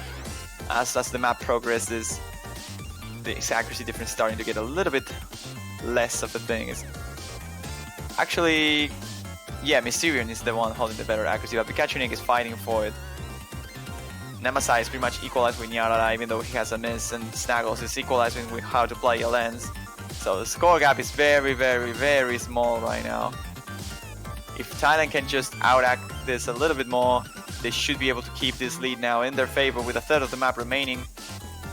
They are pulling ahead, surprisingly. Even with the miss from Nyarala, there's another one! And a miss from how to play a lens as well on the transition.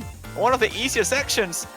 That's a double miss from Thailand, and exactly what the United Kingdom was looking for. Another one from how to play an end. And Mysterion now, Thailand is just collapsing on greatest hat here. The United Kingdom, with their triple full combos, they just need to hold that. Not even care about the accuracies. Mysterion finds another miss on the schlongs. And wow, Thailand just cannot hold on with this. And I told you this was a dangerous pick. I was not lying. The United Kingdom with a triple full combo now will take this point straight back into the match. A miss from Snaggles at the end doesn't matter. The score gap is way too high to be dropped by just a single miss. And with only 6 200s by Pikachu leading the squad here. Amaside full comboing as well. Snaggles only 50 notes off. They'll take the point. And the break one.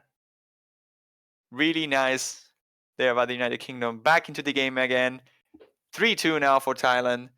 And the potential tie after this pick now by the United Kingdom. Yeah, great performance and consistency there from the UK. Like, even though there were times when accuracy was starting to falter, they focused on the combo game and kept their score high. Thailand, for the most part, had the superior AC, but those misses really punished them towards the end on that So yeah, well played by the UK. Good break point, so that will settle their nerves immediately, help them forget about the past, and it's their pick next, so they can move on and try and tie the scores once again.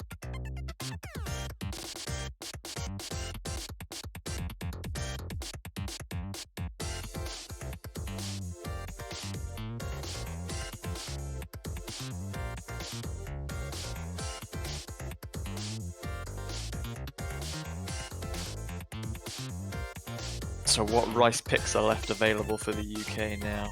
You think Miserable Bastard's going to be next?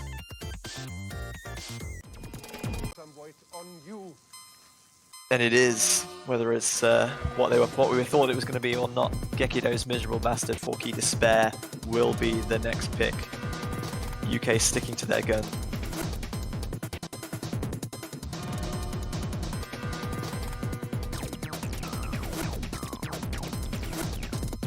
Terminal 11. Oh no, the chat is acting up again, isn't it? We're scrolled up slightly, yeah. That's better.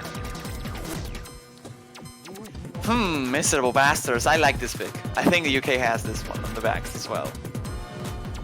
Because this is a very tricky map to combo through it.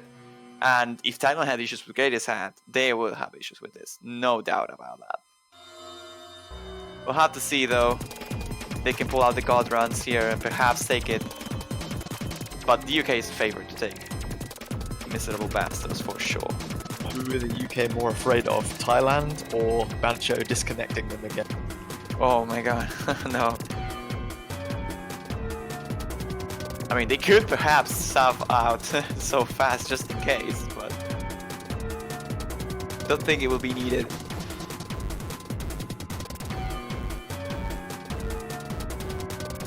Music by Terminal 11, man, it's spooky. Is Shaky joining? No doubts about that, obviously. Main speed carry for the United Kingdom. Snaggles as well is going to be around with Pope Gadget against How to Play LN, Yala Hothead, and Mysterian.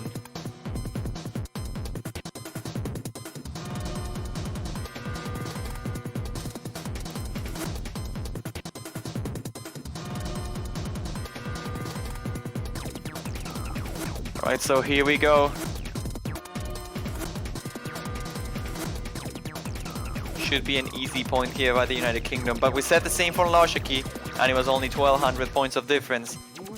The scores from Thailand were ridiculous, only like, it was a 1-200 play and a 1-200 play. That was ridiculous, so maybe they pull out a surprise here. My main concern is on How to Play LN really. If he can hold on through this, then Thailand might have a chance, but it's a very demanding chart and it's very difficult. You can see How to Play LN maybe starting to fall off with this particular type of maps in general. So we're just waiting for the go signal. Everyone seems to be settled in. Seems to be the case. And there it is, I think. Chat is acting up, but we should be good to go. Oh, actually, no, there's a replacement about How to Play LN. Replacing is joining. And now Thailand's chances are looking a little bit prettier with him on the board. Yeah, How to Play LN realizing this is not a long note map, so he is not needed. That is gonna put some weight on you. Some last minute switcheroo from Thailand.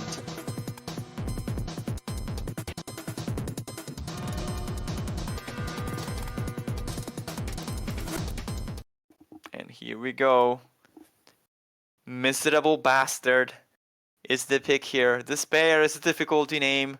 Map by Gekido. Very hard chart in general. And very short as well. It's not even that long. It's like a minute and a half or something like that. Minute 50. Did Naggles miss the first note? Yes. He did. Or did he? I'm actually not sure. I was not paying attention, but his accuracy is so low that I wouldn't be surprised if that is the case. But now it's on the 99s again. Thailand though is holding a huge lead at the moment. Accuracy is the only thing that's keeping them afloat. I mean, it's not the only thing. It's just the thing that's keeping them afloat accuracy advantage for Thailand is quite huge, about 0.7%.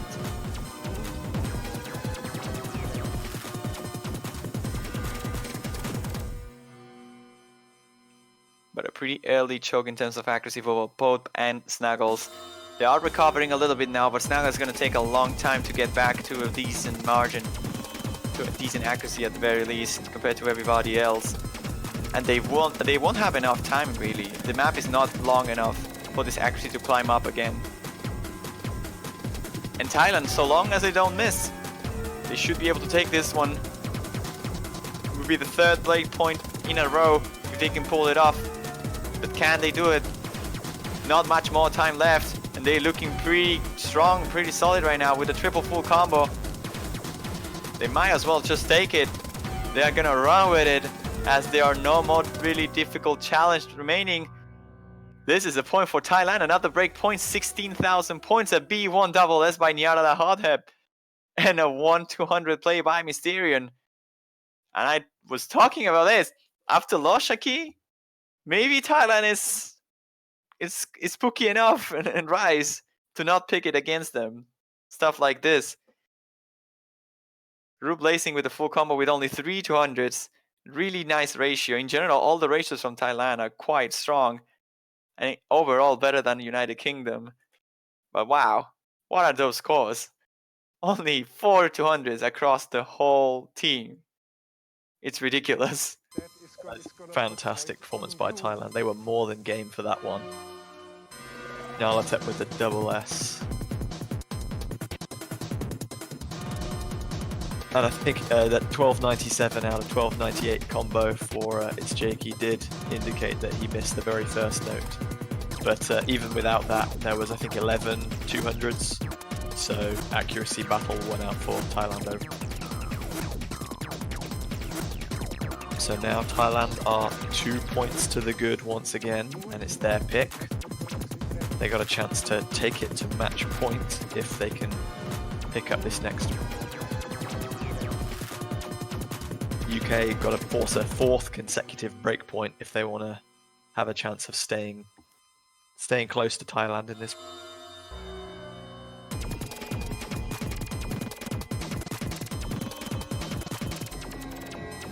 Now the question, what do they go for here? I think Heiju is the one that makes the most amount of sense. But they could honestly try to go multi-talents or EOMP9. I think multi-talents is the riskier one because it's like the shortest and sort of easiest of the hybrids. So UK might be able to just outperform Thailand. Maybe not in terms of accuracy, but one miss in those double long note with a node in the middle of them are pretty tricky to combo through after the faster section before it, or like the mini jags. That's gonna put some weight on you. So perhaps Thailand wants to avoid multi-talents now that they have a point of like a leeway. They have 2 points in the favor compared to UK, or like 2 points of advantage. So maybe UMP9, Heiju are the picks they go for, and it is UMP9. They want to avoid Heiju at all costs. They know Amosite is very good at that type of maps, and that probably Pikachu Nick will do just as good as him.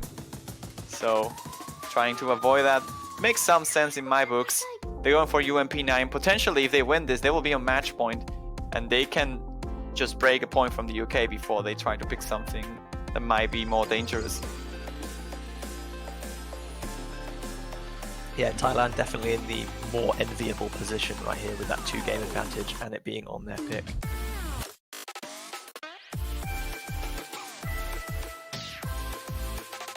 All I can think looking at this is tomatoism sounds like a very interesting religion. I'm not quite sure what it would entail, but it sounds funky. This song is pretty cool, honestly. Surprisingly. Like, this is the type of song I usually hate. But this one in particular, I'm fine with. I like the like mashup sample mixes and things like Sean Wasabi and I don't know, I've only heard like this 30-second kind of section or whatever, so I just love like listening to like the different musical styles that are prevalent in other game modes. Like when I watch kind of Taiko World Cup and I'm like, oh, 280 BPM, that's like fairly slow. Kind of we get up to like 400. Nice. You guys have the best bopping rhythm game soundtracks. Obviously, bringing things in from other VSRGs, and then we just have anime. Anime. I mean, actually, Mania doesn't have that much anime. Overall. I think this is the closest thing to anime we had this World Cup. Wow, luxury. Oh, how to play Lang struggling hard there on the intro. But so fast with a miss there.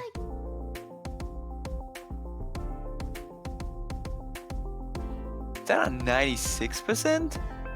No, it's a 98. Okay, I'm blind. That's fine. It's just crept up to 99 now. Pope's currently leading the way with that 99.81, but Nyarlathotep is close behind on the 73, Mysterio on the 70 as well. How to play LN's seen a little bit of an accuracy drop, and so fast is catching up, but Pikachu Nick somewhere in the middle gives Thailand a slight advantage at this stage of about 10,000. Yeah, the releases here are probably going to favor Thailand in terms of accuracy. Poke Gadget finds a miss there, and now there are 2 misses down compared to Thailand. And we know that Thailand is a very consistent team, though on Greatest Hat they collapse it hard. So on a map like this, even though it's very different in structure-wise, it has this mixed nature with rise in between long nodes that could be very tricky to combo through it. So we could potentially see misses by Thailand. As it stands though, they have a very, very good and solid advantage.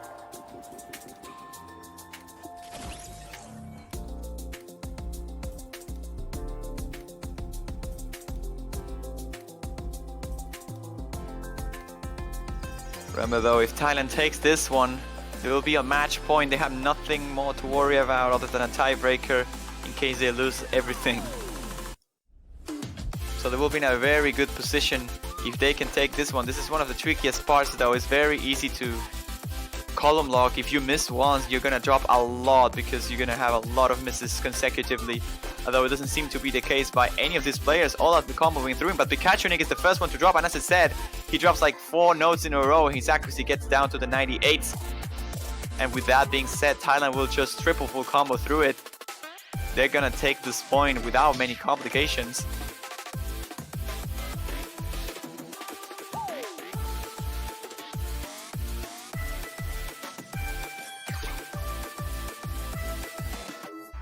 Maybe not the trickiest of the sections, but definitely one of the trickiest to recover on a miss from. So fast finds a break. The last full combo of the United Kingdom is now gone on one of those triple releases. United Kingdom not able to keep up with a map like this, unfortunately. On the hands of Thailand, they will fall. And now they're 5-2 down. They need to win it all. They have no more room for error. They can only win from now on if they want to move through the quarterfinals winners bracket. Yeah, it's a And long what a good play road there by back Thailand. to the UK now. As you said, they got to win 3 games in a row, and then the tiebreaker if they want to stay in the winners bracket. Thailand just need 1 more point.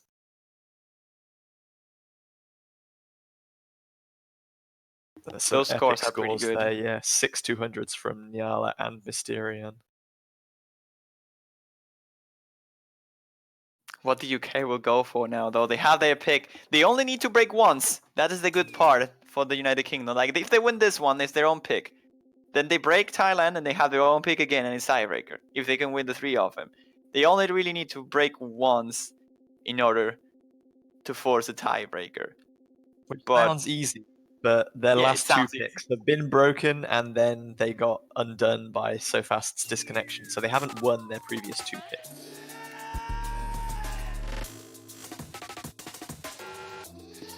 Will they just go for frame and call it a day? Maybe Amor de Verao?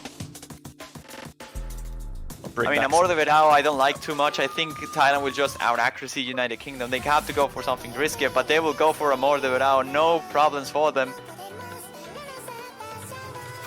Oh man, I don't like this pick too much. But if they can take it, they probably have a fair shot at multi-talents, and Thailand will be probably out of picks. So, all the guns loaded now, I guess. Yeah. Potentially a bit of a last roll of the dice for UK. Got to try something a little bit different in order to get back in if their previous selections haven't worked out. So I guess we'll find out in about 3 minutes whether it pans out for them or not.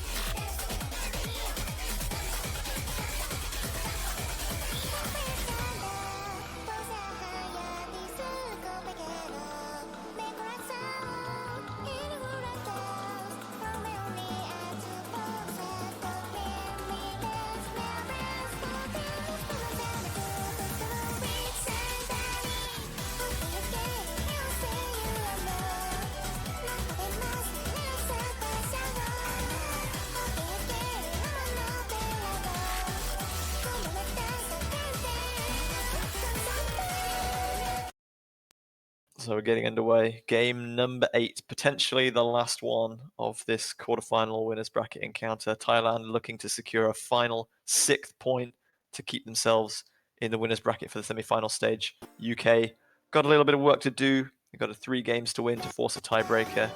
But if they're going to get there, it all begins right here on Amor de Verao.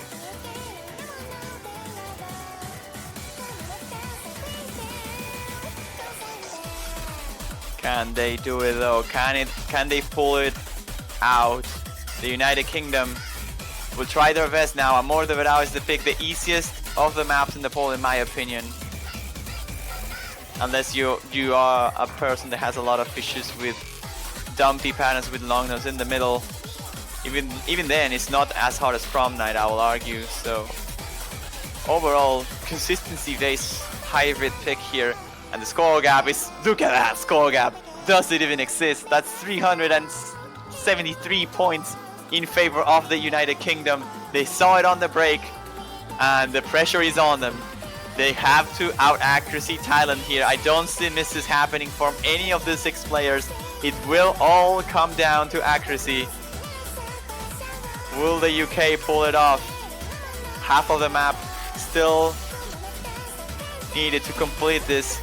And the score gap is just flickering. The scores are just going back and forth without stopping. Thailand seems to have established a little bit of a lead after that long nose section, but these accuracies are pretty much tied. So fast is dying Mysterion. Pope Gadget is dying Rue Blazing, and his Jake is just slightly behind Yarada. And that is the difference maker. But again, a single 200 does it, and Rue Blazing is the one that drops. UK is now fighting for that lead. This drop section of the song is gonna mean everything for these 2 teams. Dispersed are not enough for the UK to capitalize the lead, and it seems like Thailand will end up taking it as a miss by its Jake just at the very end. The heartbreaking moment where the UK had the chance but couldn't capitalize it. That one miss from Jake at the ending will seal the deal, and that will be a win. 6-2 for Thailand. Well played by both teams.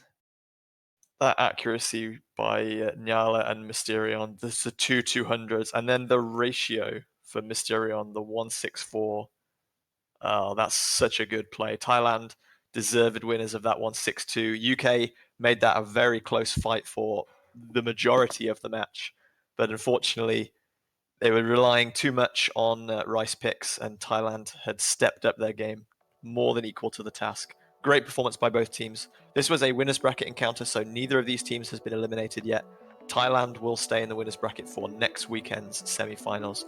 UK have 1 life left, and they'll be competing against a fellow loser from this weekend's round of matches in that semi-final losers bracket stage, and they'll be hoping they can make their way back up to the finals through the losers bracket. But yes, congratulations to Thailand, deserved winners 6-2.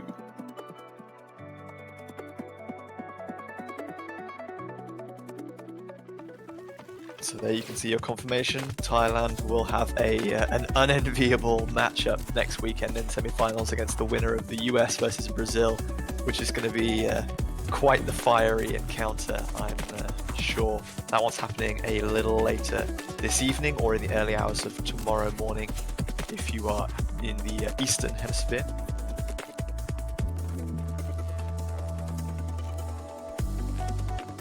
Hopefully we can scroll down to the losers bracket and see who UK might be up against a little later on.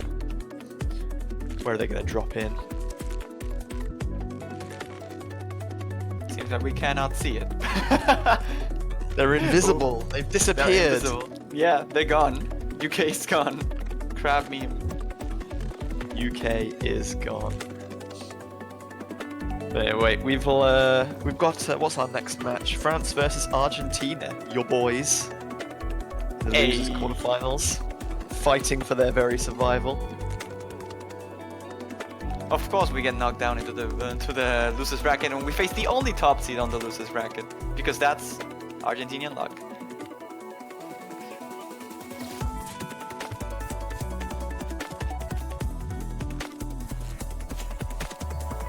But yeah, I mean, that match is due to begin in about 16 minutes from now. So I think now is an excellent time for each and every one of you to grab something to eat, something to drink.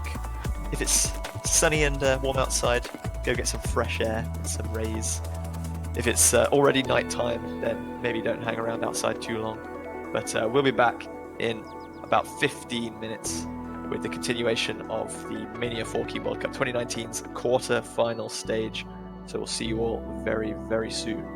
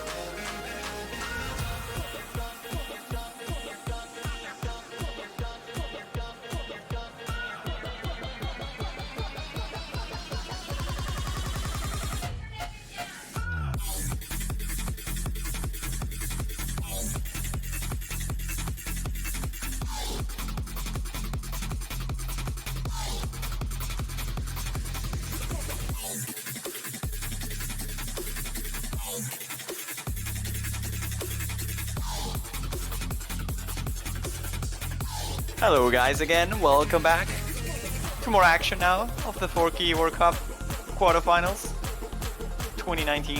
France versus Argentina is the match. As you can see on screen, was 7 seconds ago or somewhere around that. I'm Juan Crystal again commentating, alongside now Rem. How you doing, Rem? Hey, hello. I'm doing good so far. That was like an intense match, like the last couple hours ago. Like Thailand versus UK is pretty good match. Yeah, it ended up being a pretty good match, honestly. I'm not gonna lie. I was expecting it to be sort of close in terms of score, but not as close in terms of difference between the teams. But actually, we saw a lot of picks being decided by 4-digit margins. So that was pretty intense. Yeah. And now this one in particular, high seed versus top seed on the losers bracket, which is quite interesting. Usually you don't see top seeds being knocked down this early into the tournament. But France had the unlucky draft of Singapore in groups. They lost their match and got second on the group, then proceeded to get knocked out of the winners bracket by the United States. Asuber, Antoa, Elementaires, Kunu, Pimox, and Patos on his side. They're going to be facing Argentina, who had Philippines as their top seed. They took a point, but that was not enough to secure a first place. Led by Lou Jalvi, Red Poses, Boss Plays, Carlos Menem, Spark, and Alua, the rest of the team. And honestly, I think this match could be closer than what most people give credit for. I think France has the upper hand for sure. They are the better team. Yeah. But, I mean, you never know what could happen. Yeah, I think like given the skill set is kind of like a little bit one-sided because France like could edge on the accuracy, but like Argentina is also kind of like all-rounded, like since like last year. But this being like an interesting like roster for Argentina, despite being like high.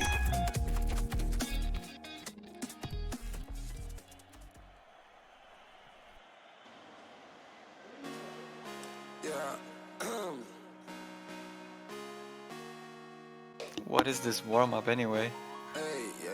I'm assuming that's a France's warm-up because it's not. Oh, this is a song by Duki. Oh, this is an Argentinian artist. I noticed.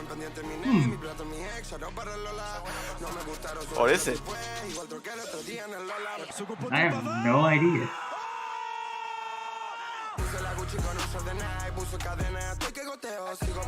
I hate Duki, by the way. I think it's one of the worst pieces of music I ever heard in my entire life. But he's Argentinian, so there's that. I guess it's fine. You get kind of like a little bit of a hate for being like Argentinian as well. I know that. Oh, like nice background too. Oh, nice background. Yeah, I love that.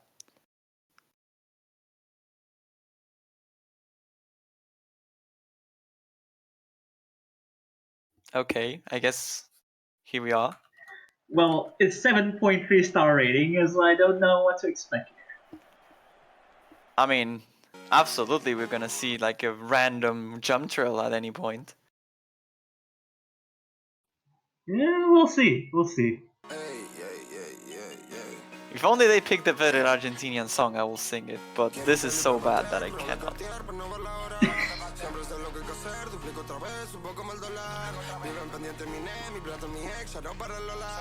It's also quite short too, it looks like, because of its length. Oh! There.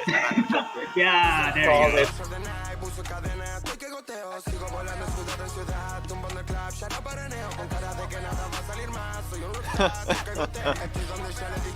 Seems How like did kind of Pimox fun. actually combo through that? I'm not certain. He's on 98%. Whoa, he actually... Oh, Nice. Okay, nice!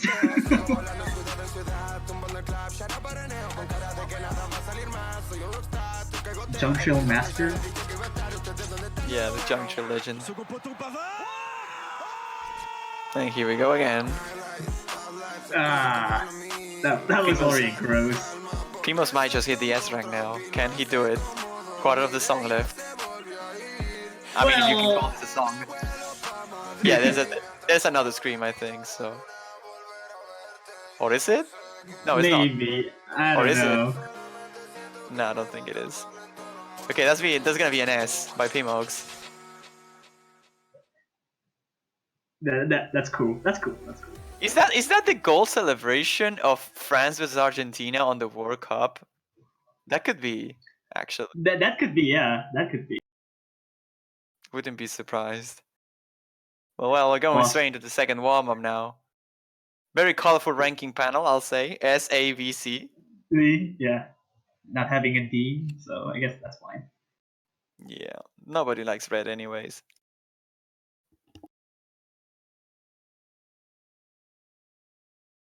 Alu was very close to get more misses than 200s, which is pretty funny. Yeah. 16 more should be like equal. Perfectly balanced. No, client. That was a warm-up. You don't have to give a star to France. Waiting for a warm-up is like driving your anxiety just to see what kind of next map could be. I'm just hoping they're not memeing around me. If they do that, I'm fine.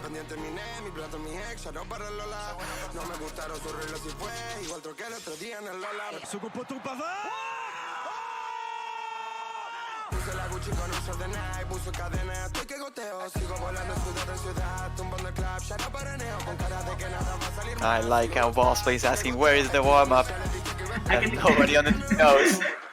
Great. I can kind of sort of pick up what they're saying, but it's just that by 3 lines. Dude, the Argentinians are just asking me to say things on stream that I will definitely say. I'm not mine. I'm a fan of Boca Juniors, like big fan. I'm actually gonna go watch the semifinals against River Plate this 22nd. Like, I'm a big fan of Boca Juniors, obviously. Boquita el más grande, obviously. But yeah, I cannot really be too Argentinian in this match. That would be biased. Completely biased. Oh, does Pen get to pick the warm-up? Nice. I like the preparation of the team. Always been a fan of since I left.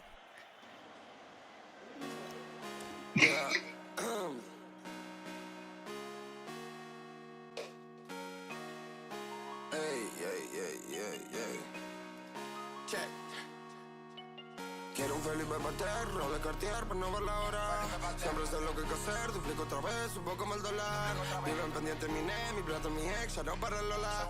No me gustaron sus reglas y fue igual troqué el otro día en el Lola. I think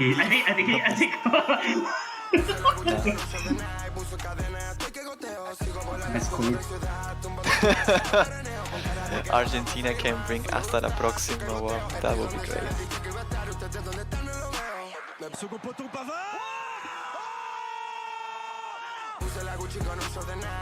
Oh,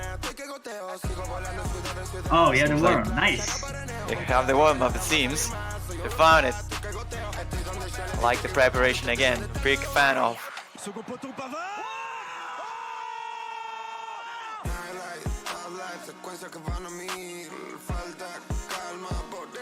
Yeah.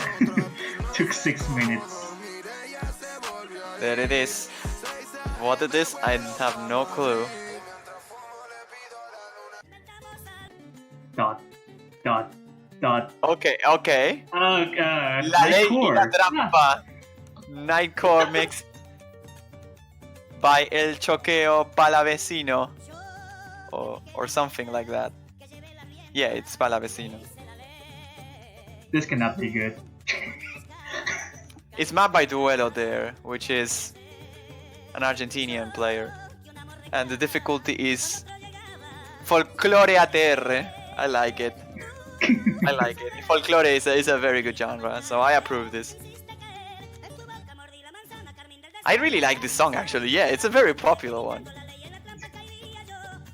It's just, it kinda drops it down a little bit, that is a Nightcore version, but... Elementary is asking what does the title of the song.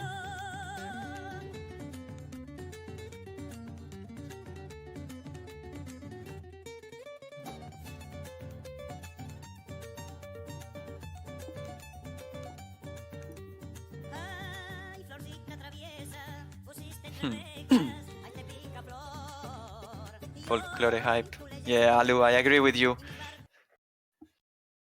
Song Folklore name they're country. asking, the song name is there. It's La Ley La Trampa. Like, it's there, like right in the middle of the screen. Looks like we got 6 stars. That's cool, I guess. Folklore cannot be like this overrated. Having the really tricky warm-ups. I see.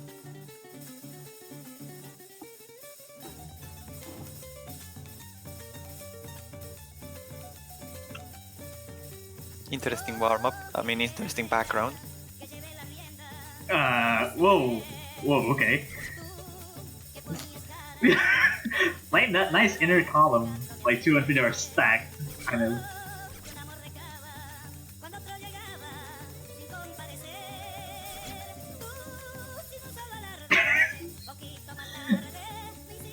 How do I even react to this? How am I supposed to react to this? This could be like a million times better if it wasn't like my chord. It's kind of annoying to hear that.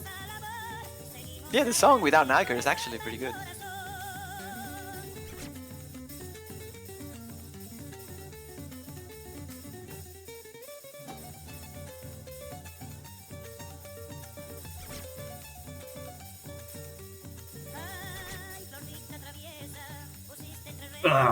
That's gross. Yeah, this map is pretty gross. It looks like it at least.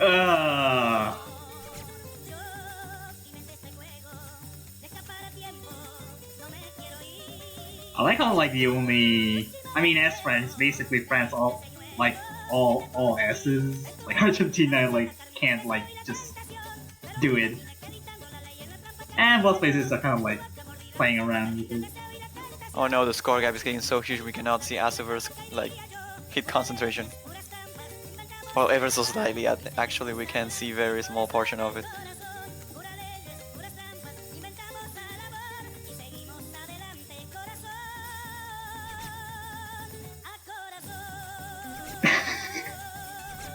Nice. It even gets annoying by the second of it. Oh, she's drinking a mate. Okay, I understand now. I didn't notice that on the background. The girl is drinking a mate. That's very Argentinian. I approve. Triple S. Good. It's very creepy though. Like the background is the face of that girl is pretty creepy. Like I wouldn't want that to be staring at me the whole day. It stares into like your eyes. it's Monica and there's this background. It stares into your eyes. Into your soul, man. Yeah, true. I mean, I'll drink mate with anybody, but that girl will be a bit scary. No. The mate is not Uruguayan. It's not from Uruguay. We're not getting this discussion. We're not having this discussion on stream. It is Argentinian. So France got 58 by the look of things. It And does seem looks to like- be the case. Oh, Raw Boss Plays won it. 82. Whoa, nice. 82. Getting to choose whoever picks first. And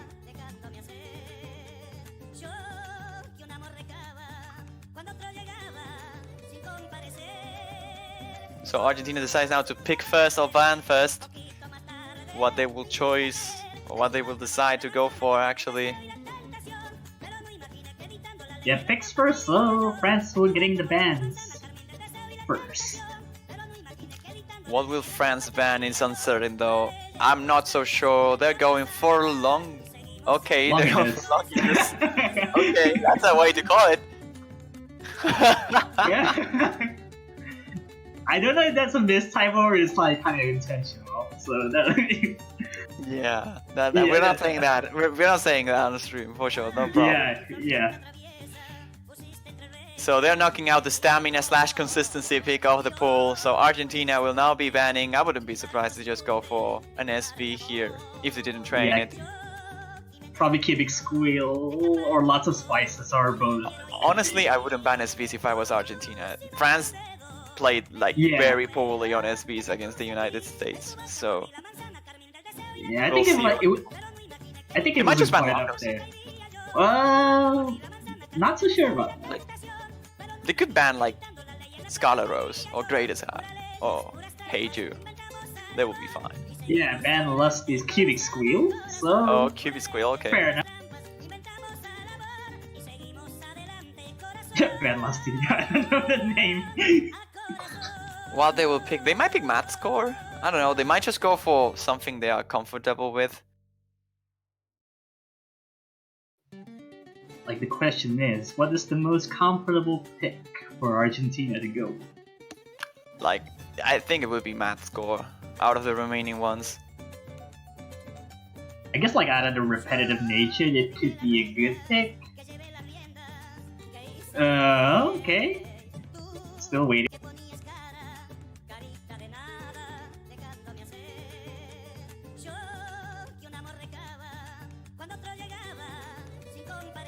Yeah, they're just saying that they are confirming the ban. They just didn't know the name of the song, and I just brought it up. Bossplay is confirming that will be the ban.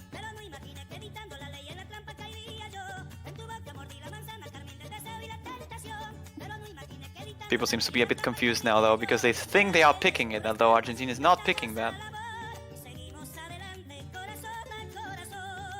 They are just, again, like I said, reconfirming the ban.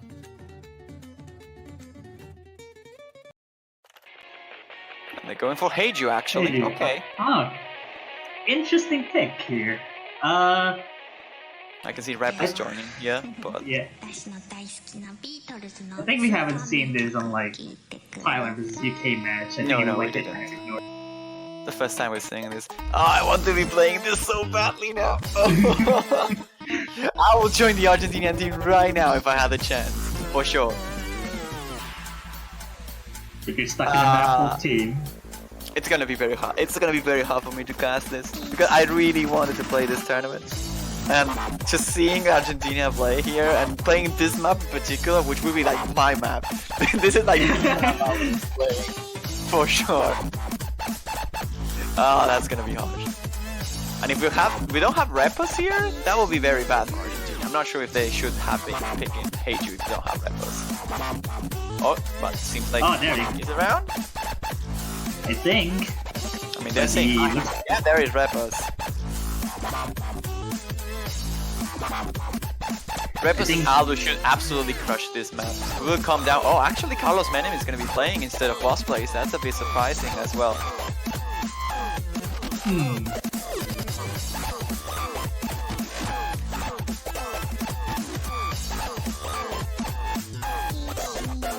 I'm not sure.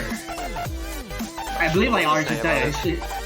Yeah, Argentina should be like having Representative could be killing like these Heiju, and then if you look over like France side, like I don't know if there's like any like the most long note oriented player here. I think like Azabur could be like an all-rounded player, but then the other two is like kind of edging out on Rice most likely. Did they just make the fastest player swap in the universe?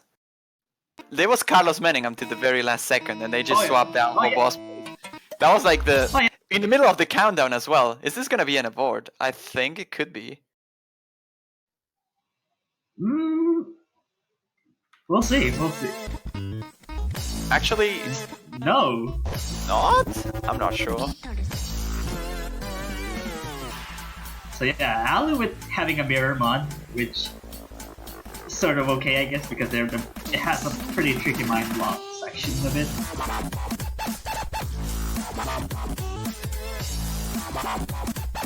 Here we are. Heiju's the first pick. Noodles straight from the gates. Straight out of the gates here. France is leading a little bit here as Alu and Boss Plays both drop their combos. Pretty weird, honestly. This is a map that is pretty easy to full combo. It's just a matter of accuracy most of the time. Yeah, all France players are having 99.4 plus on their map, but no one in Argentina even close to that accuracy. Yeah, absolutely. Although the accuracies here from France aren't like ridiculous, they are fairly solid, and that's more than enough here to take down Argentina.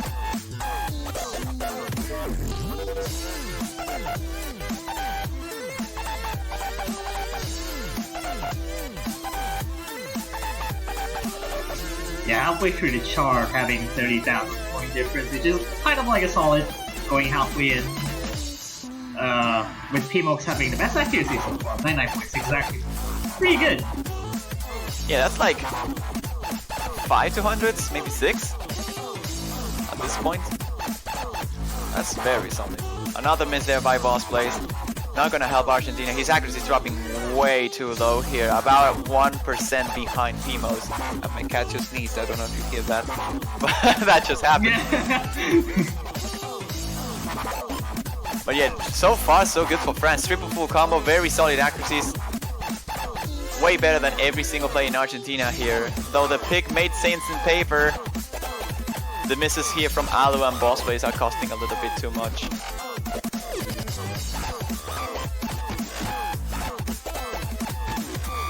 Still not over yet though. I think like even the lead is kind of big there. But France still holding full combos was like reckless as well too. It's like not doing really bad, not doing so bad himself. Yeah, I don't think there's enough time here, and this difference is way too big for France to like lose it at any point. Triple full combo, Kuno, Azever, and Pmox doing really well. Another miss by Boss Blaze at the end, not gonna matter too much. As the French side takes this point by about 70,000 points, that's a huge difference. 10 200s by Azever, that ratio is pretty poor honestly, but other than that, yeah, his 200 count is very, very strong. Pmox holding a very respectable accuracy as well with 1/100. Lots of spices looks like coming out from France. Interesting. That ratio from Boss Blaze as well is really, really bad. 1500 normal 300s and 2000 perfect, like a rainbow 300. Seems like he was having a bit of an off-sync issue, he said on the chat a little bit, at the very least. Now swinging to lots of spices. SVs, it's gonna be the thing here. Alu's definitely gonna stay. I don't know about the rest of the Argentinians. Yeah, it looks like I think Carlos Menem should go to Argentina. Yeah, Carlos and Boss Blaze, I think.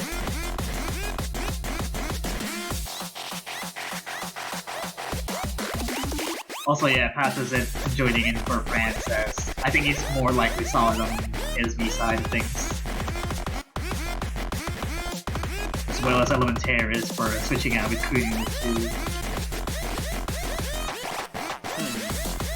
Doesn't get the 56 there, Patos, but it's a 39, which is close enough. Alu gets even closer though.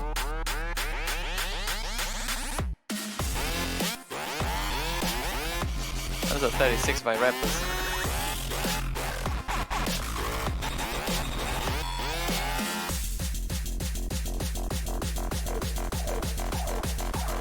This song doesn't sound like SV at all, man. It sounds a lot like SV's.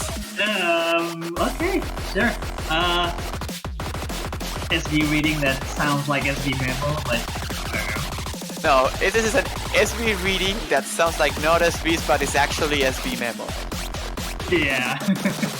We already have like Cubic Squill, and then lots of spices is kind of like cornering to SV memo because it's not actually reading at all. It's kind of like having a focus. I really like this song though, by the way. Like, yeah. With the SVs, I think it's a very, very fun map to play, and it's a very cool song.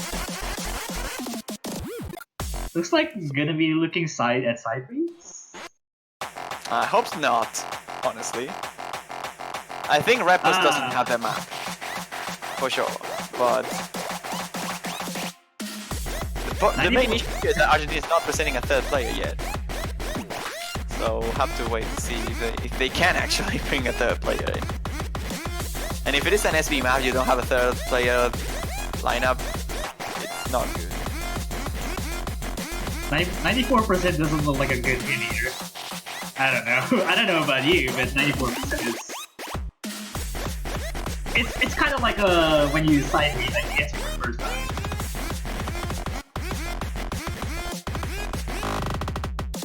Yeah, Carlos backing up here for Argentina. Carlos, what does she know here? What? What? 11 days? Carlos is his hero.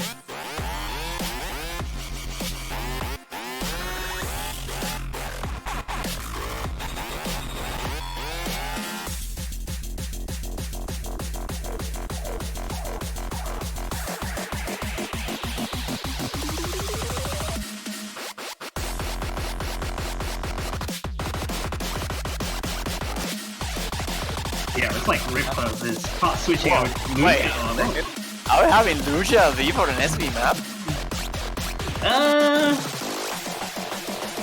I'm not sure because I think Luio's like reserved for Rice Mix, most likely. And I don't know about SVs either.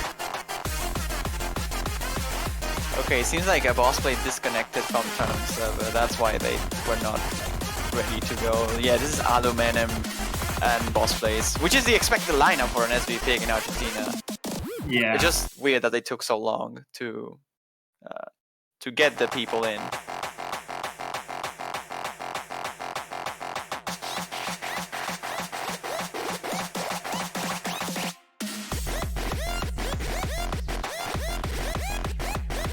Quack. This is pretty quack. And there's boss plays. Yeah, there you go. Could be interesting as 6 players in the lobby, as you already have swapped between players for France and Argentina. But Alice staying in should be, I think, comfortable at this probably. Oh no, the chat scroll. No. And here we go. OD is also pretty high on this as well, so it's really easy to catch a 200 or two. Yeah, it's very, very high accuracy. 8.8 OD for an SV map, but what? That's very, very high.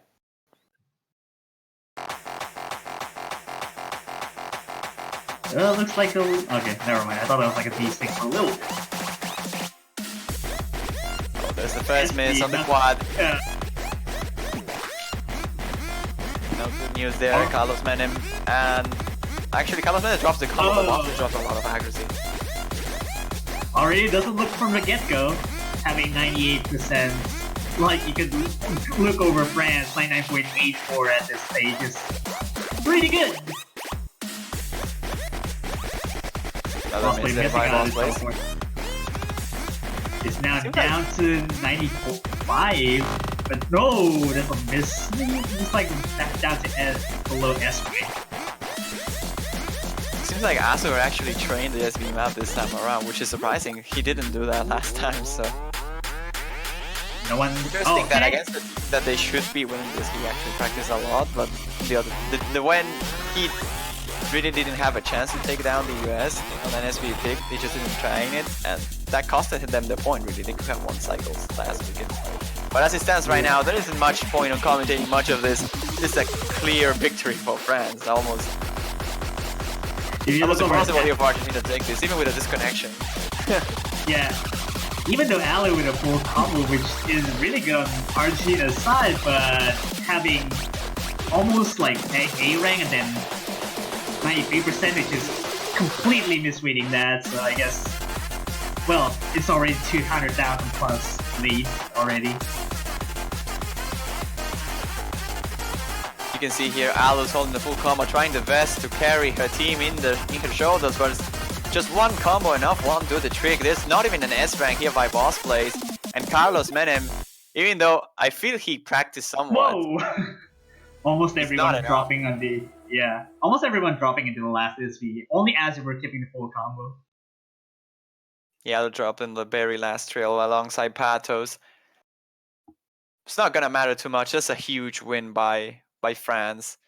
Boss plays not even hitting the 750k mark, which is very, very low, 92%. But other than that, France actually had pretty alright scores here. I reckon they could do better, but those scores are pretty good. Yeah, Argentina needs a quick grasp on the map pool and looks like to be taking the point there.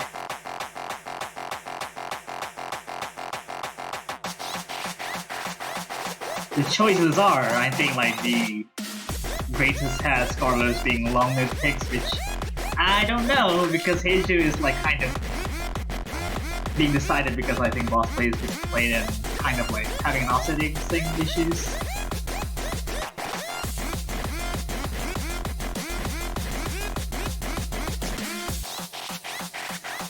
Or they could just go with Rise just to experiment a little bit. Or against France, which you know, you never know.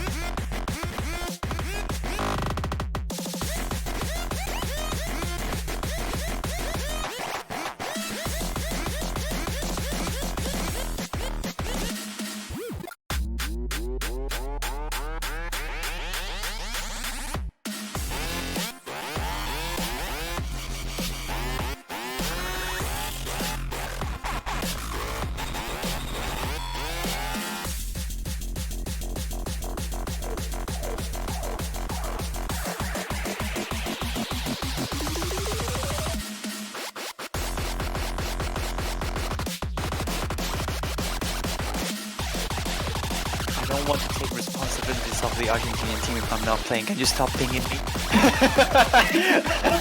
People, please. Argentina surely taking the time here to pick.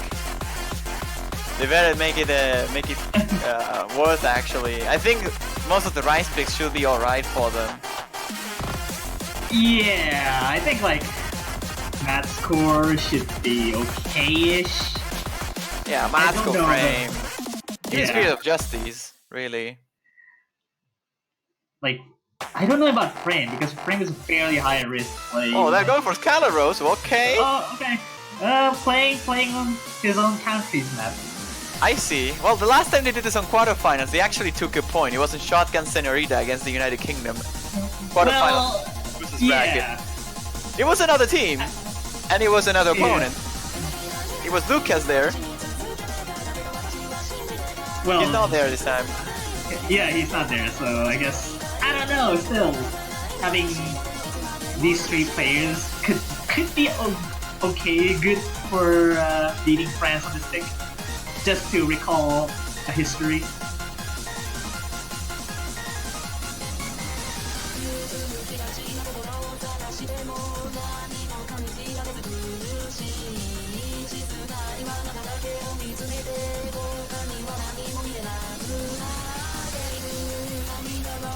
Well, looks like both players will be switching up to Alu, and should be a good player to swap with. Probably both players is not comfortable with this. Because I think there's like a middle section which is more slow jam. It's really hard. It's really hard. And yeah, this looks like we're seeing Carlos Menem for playing the LNs now.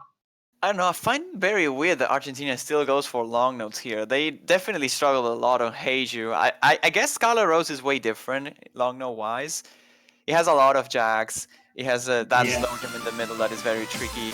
And Repus is a pretty good player in general for this kind of things. He should be able to do well, and so will Alu. Main issue would be if Menem can actually hold on through this, and how good will France perform is also a big question mark. I think they should be able to have like a triple FC, but it's a very hard map to FC overall. Konu finds the first break actually on the French side, so Argentina will take the early lead here. Yeah, I think dropping on the shield is fair enough, because I think he dropped on like the first column here. But then again, you can start to see 99.6 entirety of Argentina is holding pretty strong. You can already see like P-Box having the best accuracy still, but having I think Repos have dropping the combo there looks like. But still the lead is still intact for Argentina.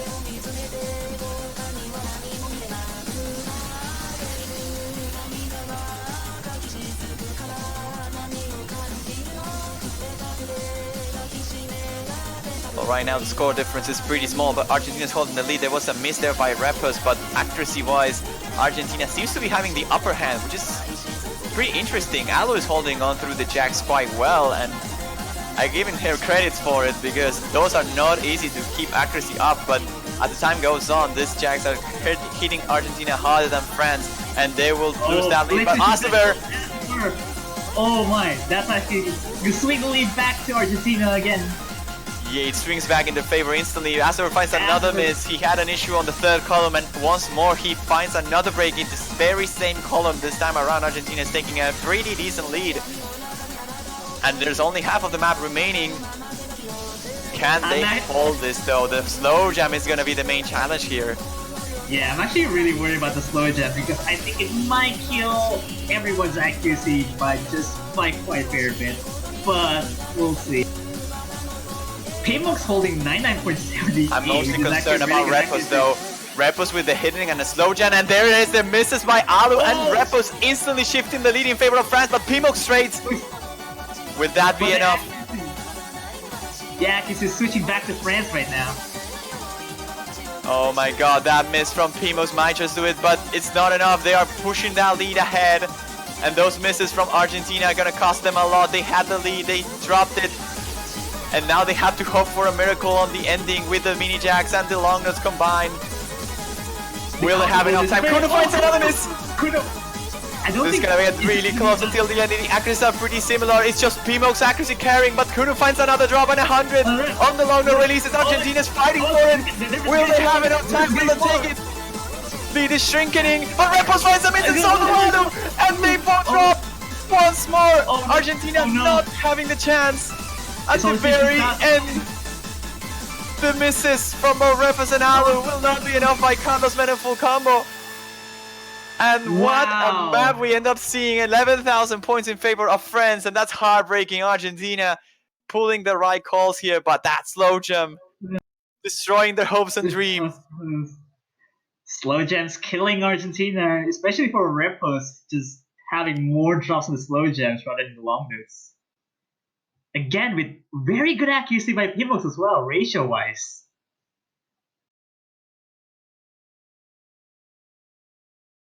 That was very, very intense. At the very end, there were no full combos other than Carlos Menem, but himself was not enough to take this. The best score goes for Pimox with the best accuracy. That ratio is also phenomenal. And France will take that point. 3-0 now in their favor. They have their pick now.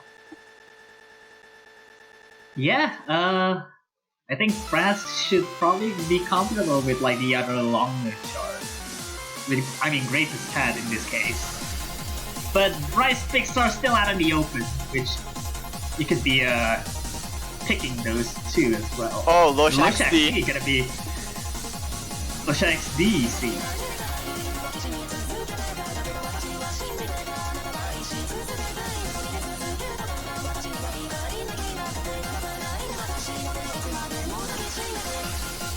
This could be an interesting pick here, out of all like Rice picks. Just because the number of hand jacks in between is absolutely brutal for being in the quarterfinals.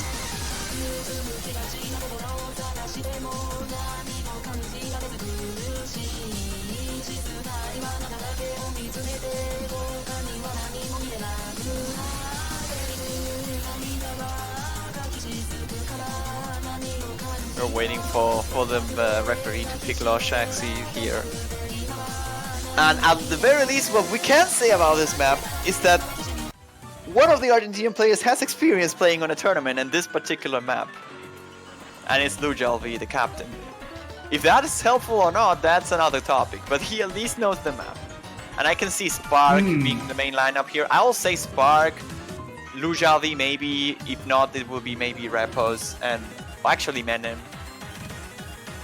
It's in between Repos, Menem, Spark, and Lujalvi. And boss plays, I guess? I don't know. That's the problem with Argentina here. Like, they have a very stacked team when it comes to Rice, and they're not picking Rice, and that's very confusing for me.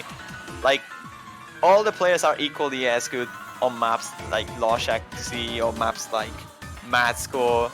So they lack a little bit, like they lack the third player on long notes, for example, like Lucas Wuhabing, for example. Alo is the long note specialist and the SV specialist, and that's fine. But we don't really have like 3 players for SVs, and we have way too many players for Rise.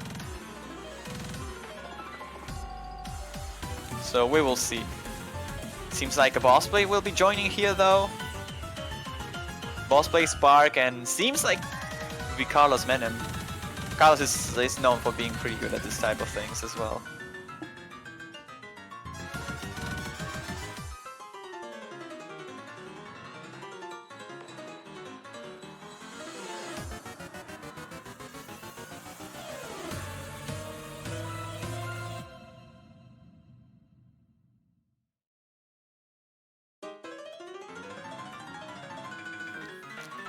What about this pick by France?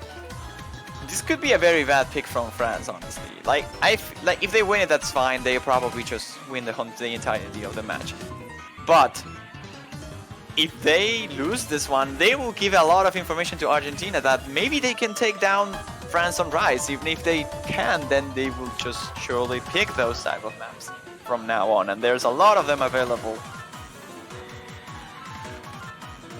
Seems like electricity went off in Boss Play's place, which is why he was not able to join until now. He's there now. We're about to start. 5 seconds before we go. We lost Shaxi. Alone with I is the difficulty name, mapped by Electon. And here we go. We'll see France if they can hold on through the hardest Rise pick in the entirety of the pool, in my opinion. And here we go.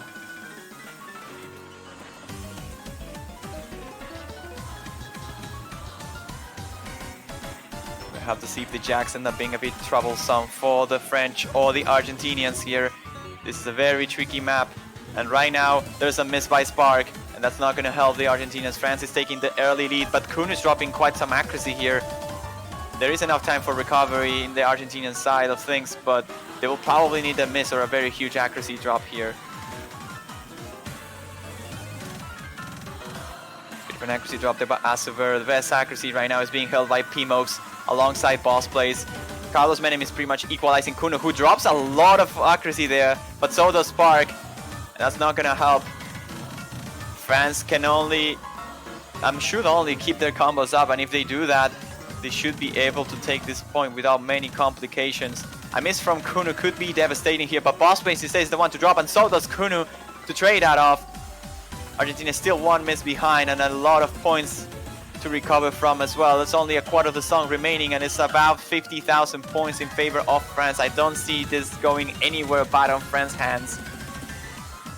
The best accuracy by Argentina. Dropping their combo is no good news, and at this point doesn't really matter who drops this. Not enough map for a recovery. This will be a point for France. Spark struggling quite a lot with this one in particular. That is a almost 60,000 point gap in favor of France. 3 200s by Pmox, very good score. 5 for Boss Plays with a miss. 9 for Azuber and a full combo. I reckon Spark maybe win a better day, maybe with that full combo there. Might have been enough, but it would have been very, very close.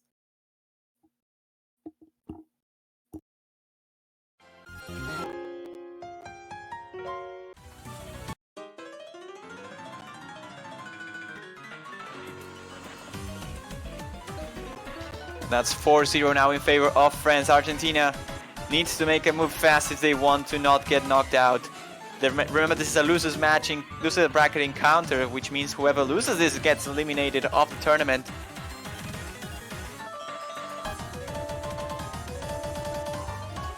Argentina has to be very careful with what they decide to go for now. Maybe Amor de Verao is a good pick for them if they want to stick for that hybrid / long note theme that they have been using so far.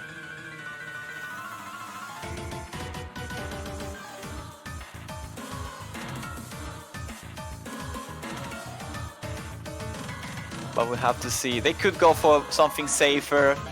Maybe try to outchoke France on things like Mad Score or Spear of Justice. Or maybe just go for all-in frame pick. Expecting a lot of misses, but it's gonna be Spear of Justice. Straight into Core Jacks. Almost certain that we will see Boss Plays. Where we'll see Carlos Menem. And potentially Spark as well for this particular choice. We might see Lujalvi, but he's not that consistent at Jax, so we'll see. Okay then, Pmox will stay with Kuno and Asuber. Not need for a player swap here in terms of France at the very least.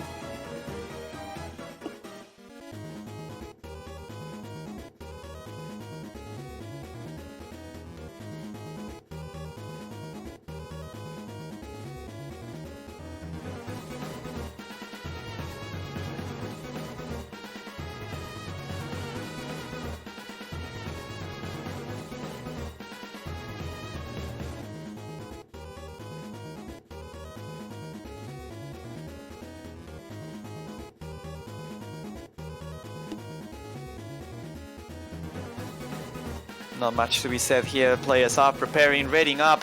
We see Lujal V joining here for Argentina. The captain stepping up here will try to do his best in order to capitalize this pick and put Argentina back into the game. If they lose this, they will need to do a reverse sweep and they will need to break a total of 3 points from France. So it's going to be a very difficult task. They need to win this if they want to stay in the tournament. Oh, actually, Luja is not going to stay. It's going to be Spark. Again, as I predicted, Menem, Bossplay, and Spark is the Rice lineup here.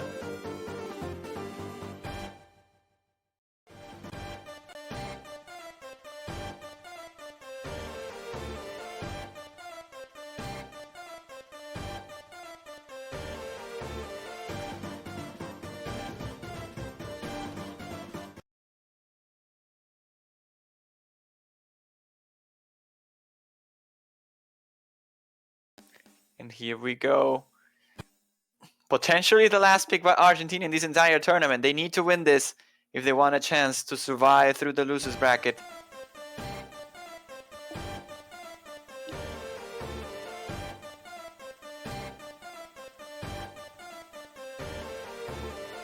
Here we go, very early stages of the map here. Korjaks are about to begin, and here they are.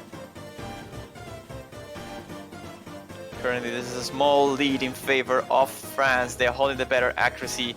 Pimox with a 99.91 is leading the charge. Bossplay is trying to out accuracy him, but he's quite far off now.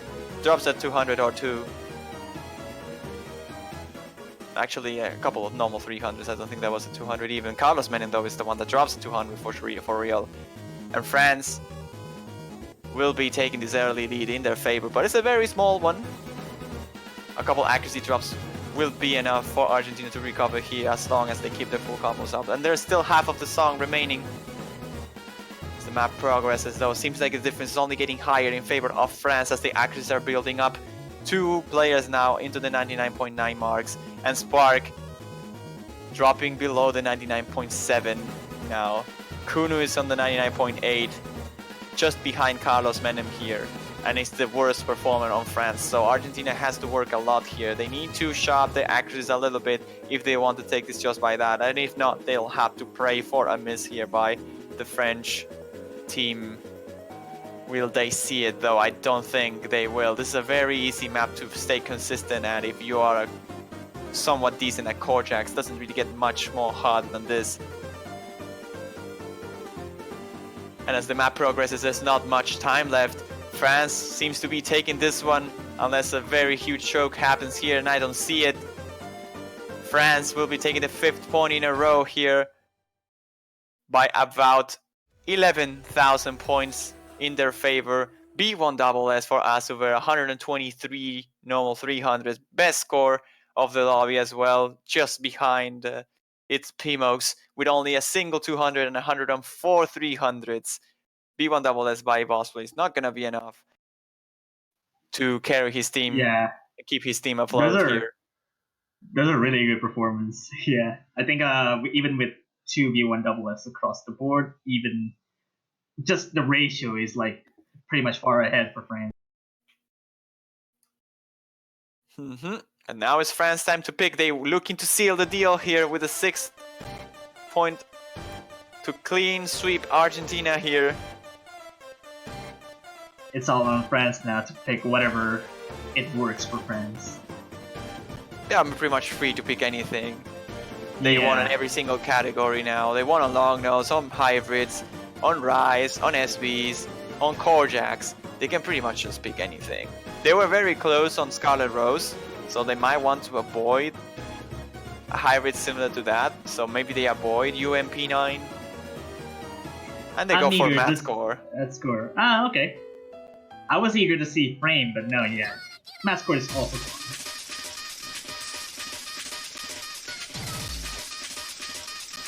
That difficulty name is really bad.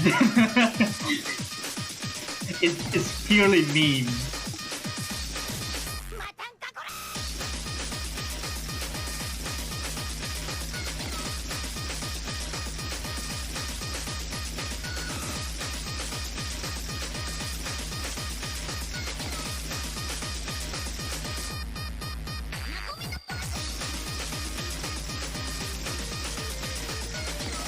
It seems like having Argentina with, I think, Luyel be this case, because I think he's pretty well versed in Rise, basically. And there you go.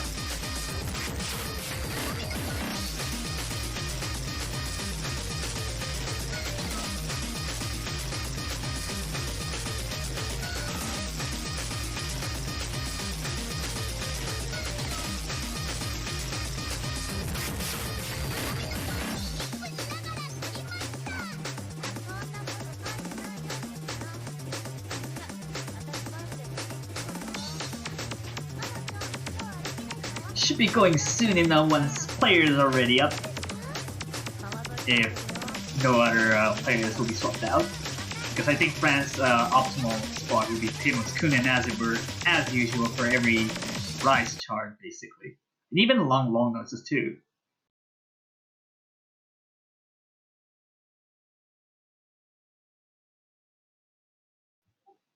It's pretty. The background is also pretty blinding with with white color background. Nevertheless, here we go with potentially last song to get a clean sweep for France here. I can't even see the scores properly with that pace. Here we go. Potentially last pick of the match. Whoa, Leo B with already first minute right at the beginning. Oh, Asuver misses? Okay. Oh, okay. That's a trade it up. So Lee's not going anywhere, but even Argentina with a slight lead there. Shifting back to France a little bit there. Going back and forth so much at this game. I think Tatemo's going toe-to-toe with Carlos Fernand, but Boss Place is winning in Kunu in terms of accuracy here.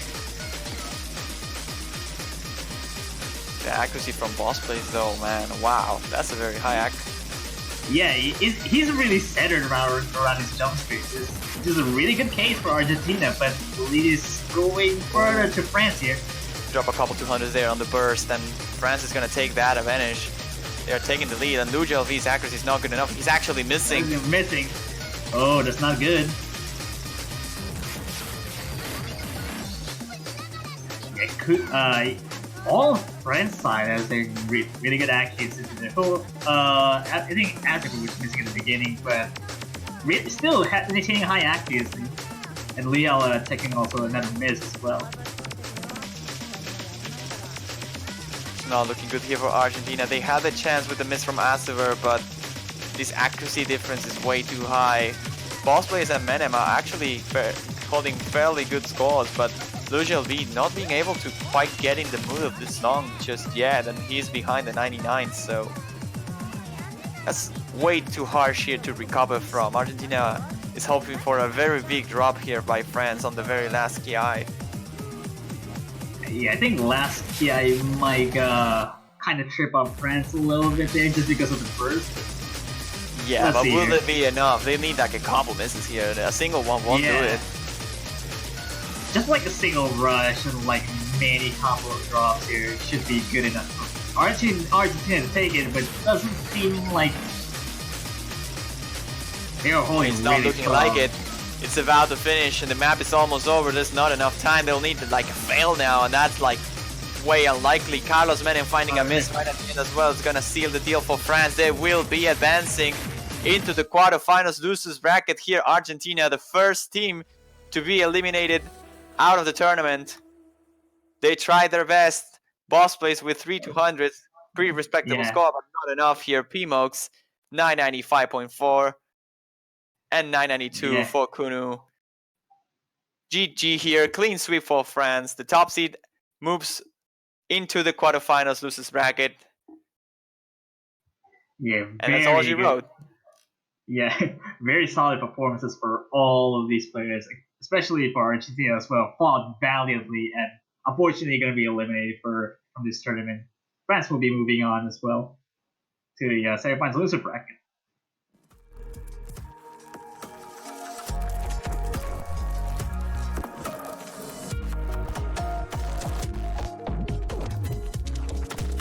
But that's it for Argentina this year. Unfortunately, we saw a sweep, but the matches that are coming are promising. Not gonna lie, Yeah, US versus yeah. Brazil. Brazil. Doesn't matter the stage it happens. It's always the best match of the always- tournament. It's always the most hype for every single mania tournaments. Like by far, even finals, even semifinals, quarterfinals, whatever stage that is gonna be the most hype of all matches.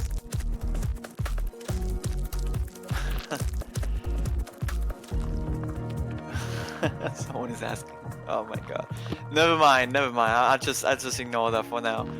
That's it for the vlog of today, though. As you said, Rem, US Brazil is quite the matchup. Doesn't matter the stage. It's always very, very fun to watch. It's always very, very close. I think this will not be an exception. I think we will see a very intense battle between these two teams here. But it's gonna happen in about 8 hours from now, so it will take a while. You can go get some sleep if you are from the Asian countries. You can grab something to lunch if you are from North America or South America, or you can just take a nap. You know, maybe eat something, have some Mania World Cup food, MWC food, anything. But definitely, no matter how much it costs, you want to be around for the USA versus Brazil match, even if it is at 4 a.m. your time. It's worth it. I promise you, it's worth it. Yeah, it's a really valuable match. You don't want to miss that. Especially like having to wait for 7 hours. It's gonna be worth it. But hey, even after that, you can just stick to China versus Chile as well, which is promising in a different way, but it's also looking to be quite close.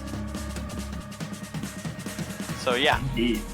But for that, we have to wait 8 hours, and I hope you guys are all around there to watch that spectacular match that we will have between the USA and Brazil. But that's been it for us. Rem, anything you want to say? Well, yes, I just want to say that, stay tuned for the next match. You really don't want to miss that. Like, I'm saying it for multiple times already. Just stay tuned for the next matches.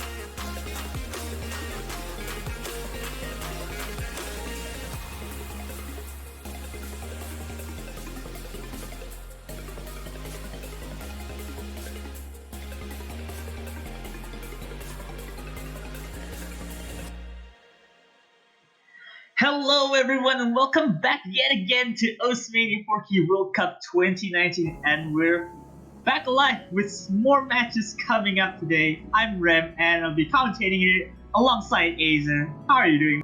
Hey, how's it going, guys? We're here for a couple of blocks today, but yeah, USA versus Brazil should be a really hype match, I think. So I'll be on the way soon. It is definitely the most hype match as well. You always see United States versus Brazil as always being like one of the fan favorites for the entire history of Mania World Cup as well. We have last year we have in like finals and then semi-finals, and then we're yet back again with 2019. We got another match for themselves in the quarterfinals. Yeah, and I mean, even so far in the 2019 World Cup, both of these teams haven't really had much of a challenge presented to them. Like, they both got out of groups very easily. USA beat France 6-1 last round, and Brazil beat Argentina 6-0 last round. This should be the first game for both of these teams. They're like, okay, we have to play for real now. It's time to play. We're gaming. Yeah, it's got real quick enough for them to take it seriously. Oh man, I really know this song. Yeah, by judging by the warm up they took.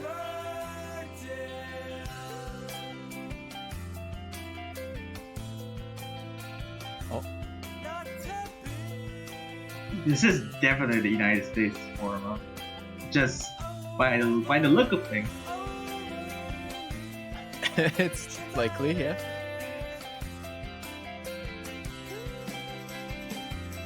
Yeah, I'm pretty curious to see how a lot of these maps are gonna go, particularly because we've seen USA have like insane accuracies in earlier rounds. Yeah, they are evenly close. Just for the core of the United States players, Brazil is no slouch at that. You already seen insane accuracies for both of them, so it might turn out a really insane match as well.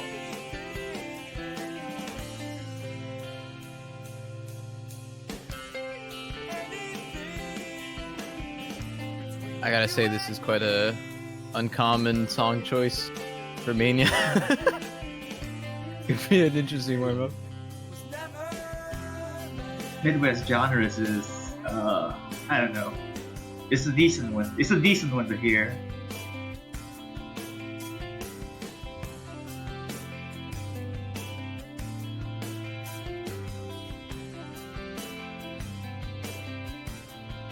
I'm also pretty curious about what these teams are gonna ban and like prioritize against each other.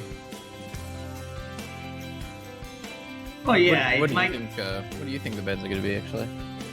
Well, I think the bans would. I think Brazil would be kind of obvious because I feel because they can just ban SVs because they are probably don't have the investment to practice it. But then United States are very versatile at anything. So I guess ban could be anything. But I believe if they ban something, doesn't mean they're just mediocre at that at best. Yeah, we actually haven't seen too many matches in the quarterfinals yet. We've only actually seen 2, so this is the third out of, I believe, 8. So a lot of these picks are still fairly new for people watching. Haven't really seen them yet. And there's like no precedent to go off of. I think this match will probably set the precedent.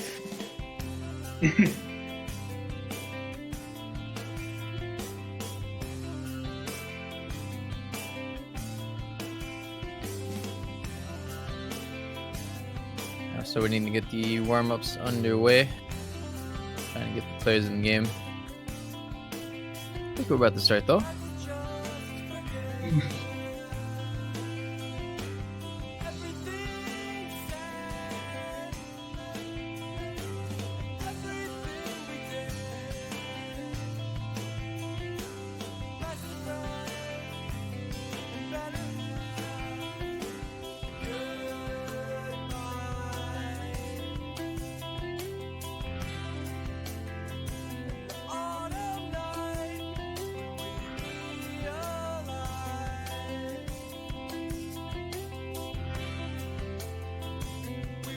Yeah, looks like everyone ready up should be good to go this time.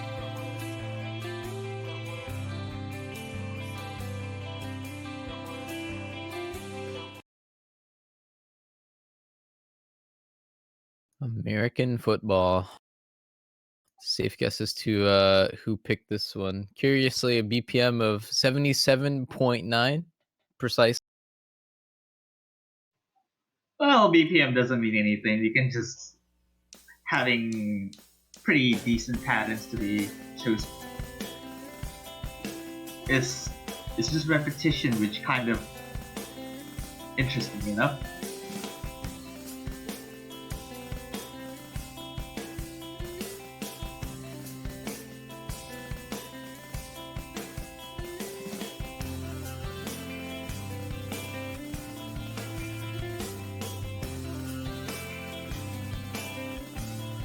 Background is like aesthetically pleasing. Yeah.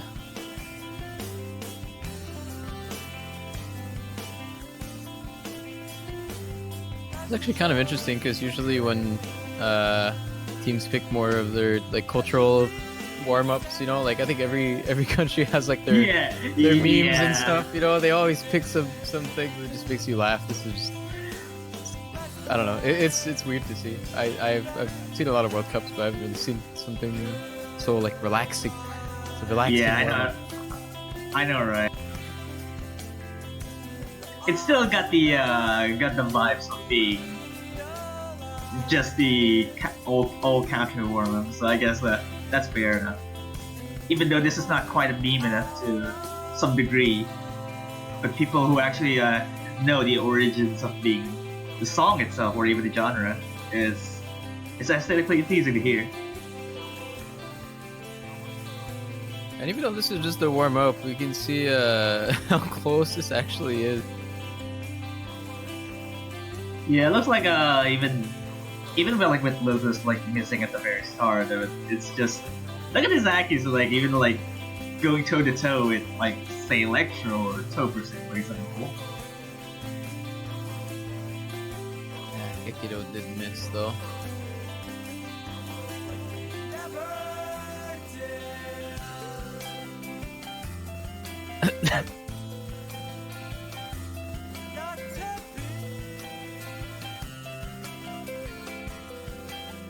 Sounds kind of dumpy, you know, to be honest with you. It's always funny to like try to explain or just even show like a more dump chart to someone who doesn't really play Mania. It's just like, why are all these notes mapped to nothing? Everyone just goes, I don't know, it just is. It's fun. Okay, I can pick up like how the vocals are mapped to. It's like when you notice that the vocals are kind of like just kind of layers or something, so you just map around it just to make sure the voice is out there. Well, that's how it is though. I think the chart is good. It's pretty decent. Yeah, it seems good.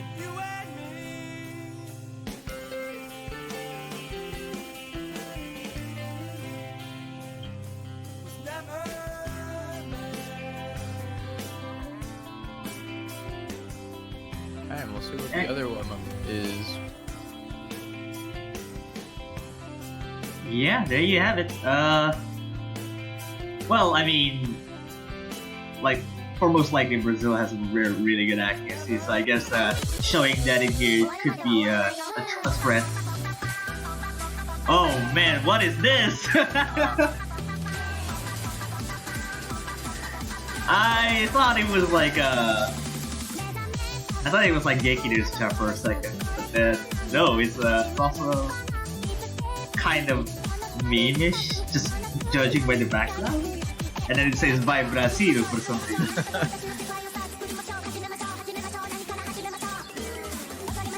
Yeah, the song itself isn't anything related to Brazil. I believe the assertive is Canadian. I'm not quite sure. Actually, not super familiar, but yeah, it's song doesn't have much cultural impact, but you know, got the background in there. Wonder what's on there. We get a sneak peek, a little preview. Well, the preview seems fine. It's just the background. It kind of worries. It kind of is worrying for a little bit.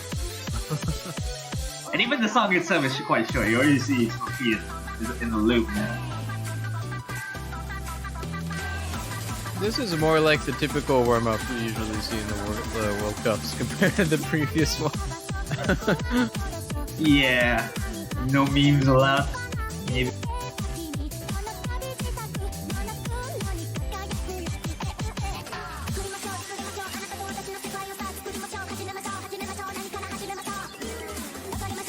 You can always do what Mango does for the Taiko World Cup. He just doesn't care. He just puts memes in the pool.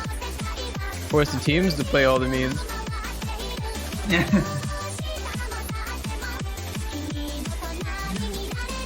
Well, I guess it's kind of similar to like mini World Cups to put memes in varied groups. Oh man! No, we can't even see the background. I think the background itself is like kind of like the anime OPs, but then you just slouch it with Brazil in the background. Oh man, the longness at the beginning is kind of worrying. Whoa, okay. Kind of interesting.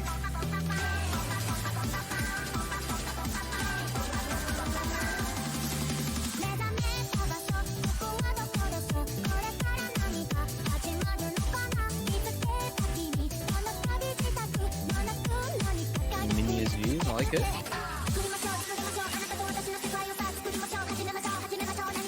It even has kind of bumpy SVs at that.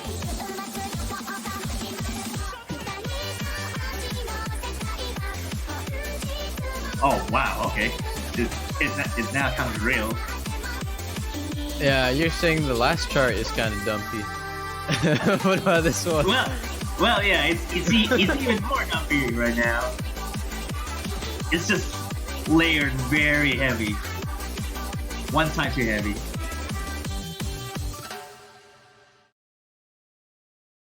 Well, I guess, yeah, there you go. That's the background I'm talking about. It's good. I like it. Pretty good plays out of Toph and Andre there. Good accuracies. Still pretty dominantly take their own warm-up. We'll see if they can do that during the match. I think did they win both warm-ups? Well, yeah, Brazil took both warm-ups. Since I think they won never meant for a warm-up. But then we'll see. We got rolls coming in. I smell something that it is not pleasant for their rolls.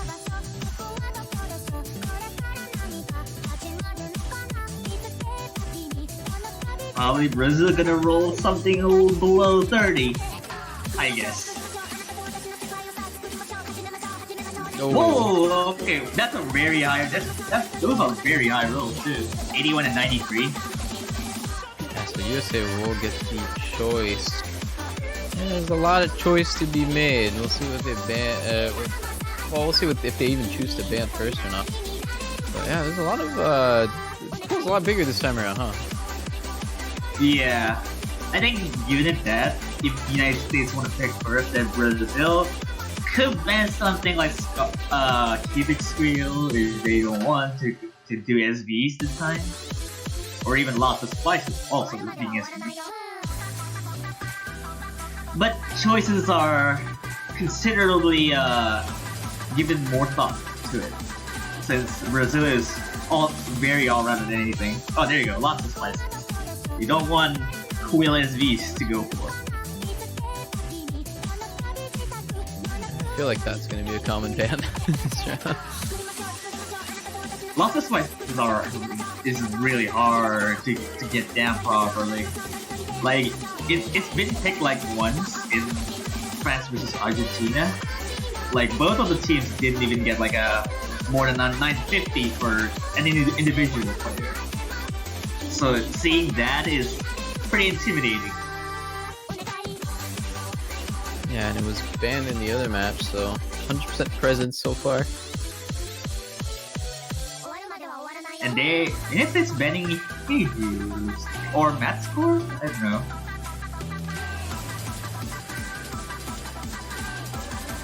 It's actually the exact same bans as there was in UK and Thailand. Was Matsport the first pick or their ban? I think I could see it.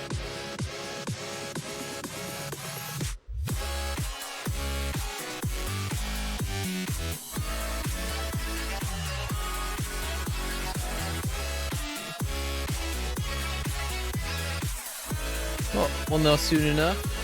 Yeah, meanwhile, a bit of a technical issue to be sorted out, since Klein looks like it's acting funny a little bit.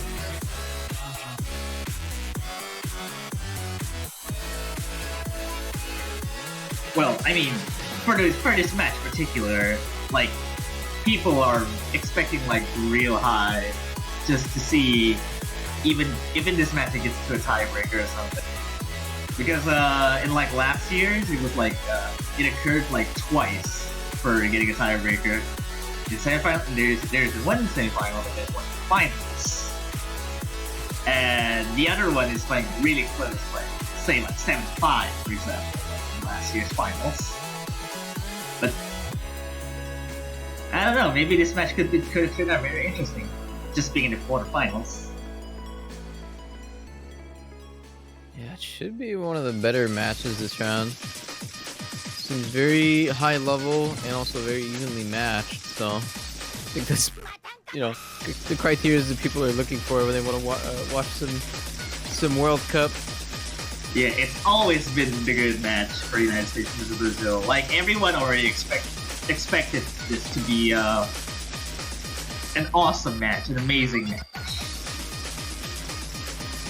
Alright, this looks like Mattscore was actually the first pick, so it wasn't the ban, it was the first pick. So.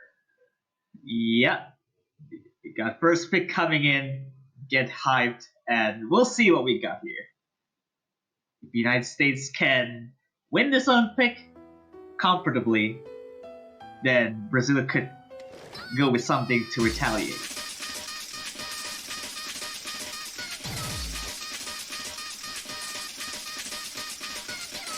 Yeah, it looks like Brazil actually took out Andre for Silly Fangirl.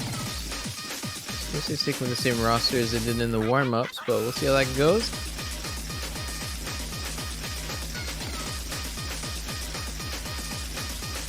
Well, motif.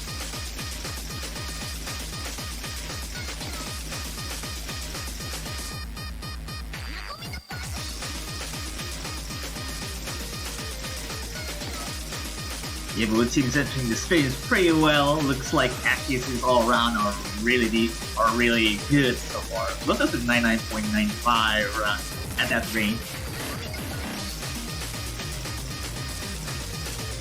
Still a very small lead on Brazil's side, purely due to accuracy, but still a lot of map pick.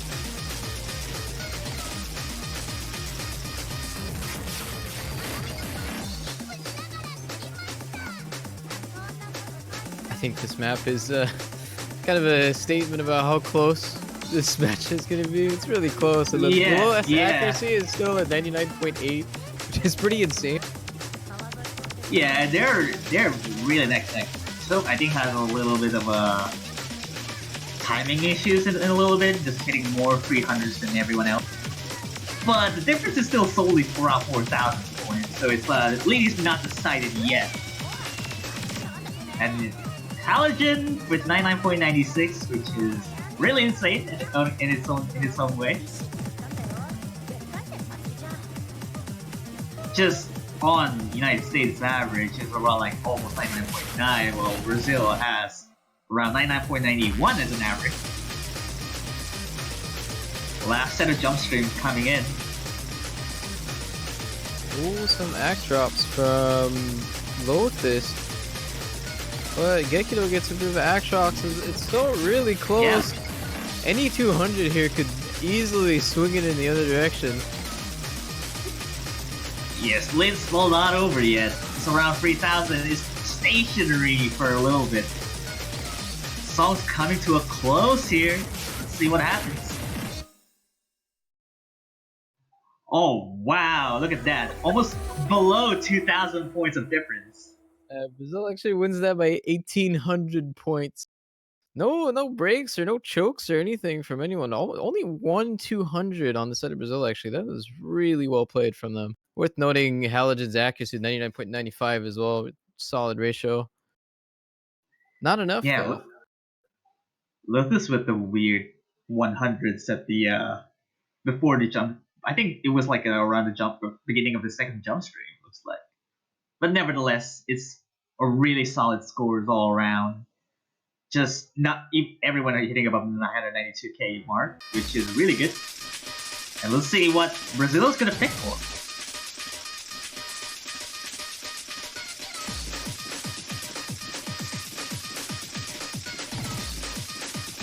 It's always a very good situation when you win a break pick as your first map. It kind of sets this tone a little. Gives Brazil a lot of confidence. We'll see if they can use it. Going for the greatest hat. Huh, okay. Interesting pick here. I think this is more to the long node oriented pick. And I think we're probably going to be seeing Sardi and Electra, looks like, for the United States. For a swap.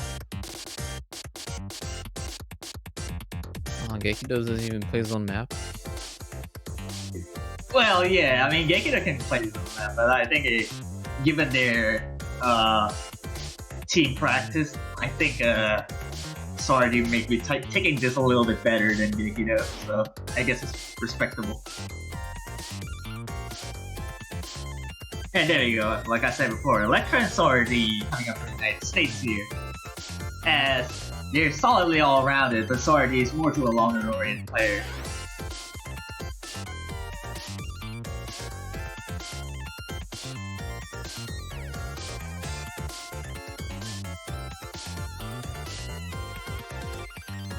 What a good song. 8-bit kind of little brings in the good chip tunes.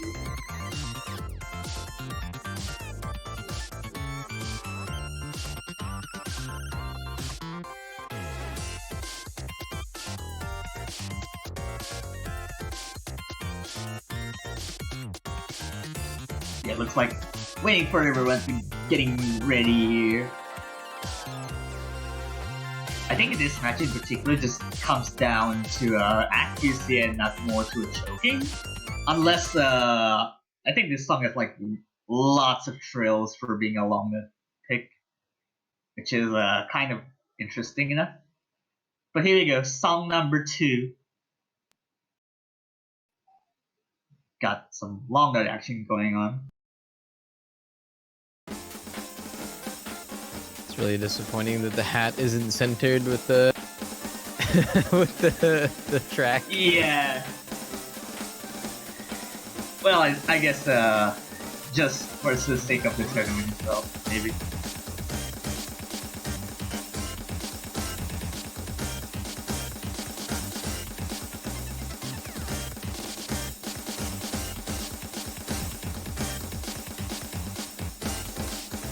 Everyone very slow accuracy as well, just on the opening alone. However, you can see that Brazil has a lot of edge in being in terms of long notes. You can already see like everyone above like 99.8 across Brazil, but lowest score being 99.6 from United States. Yeah, started kind of falling behind a little bit. I don't know what happened in the beginning.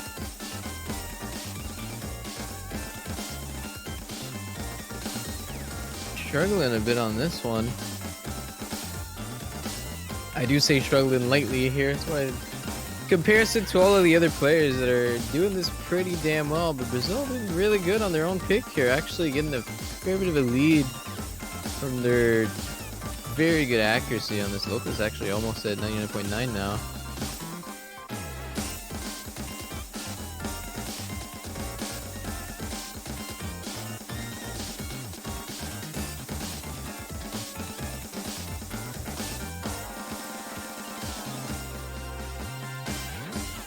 Oh, wait, Silly Fangirl actually finds a miss. Wow. Is that actually going to change anything, though?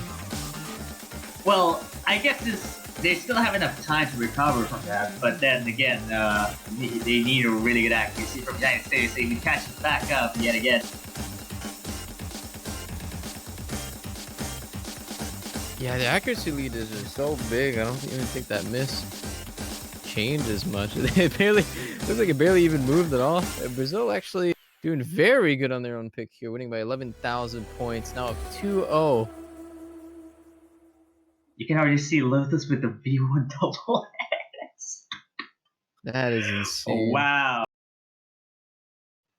Like everyone else in the lobby is still like holding full combos, solid accuracies. But then you see it again. Brazil takes the edge on that accuracy.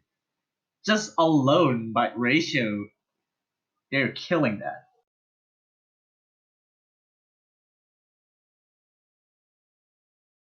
Andre actually also not too far behind. Also 993 out of him. Pretty well played. So now USA is down 0-2 on their own pick. Really got to get a point on the board at some time.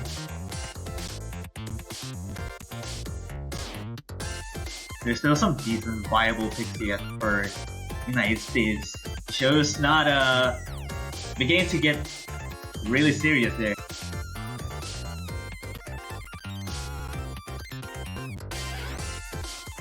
I'm actually not be surprised if United States can play pick like Spear of Justice or Lashaxi at this time, or even Frame. Frame is a pretty decent pick as well for them. Oh, there you go. We get Lashaxi now. Fairly decent pick, although not the best pick.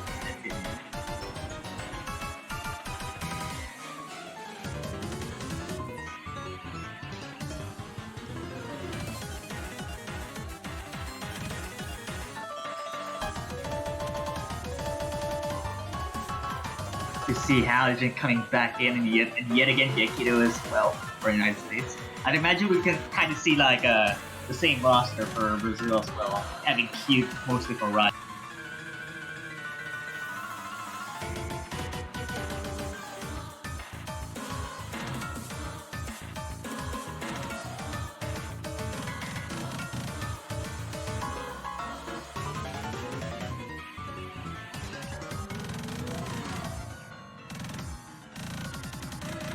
This song is insane.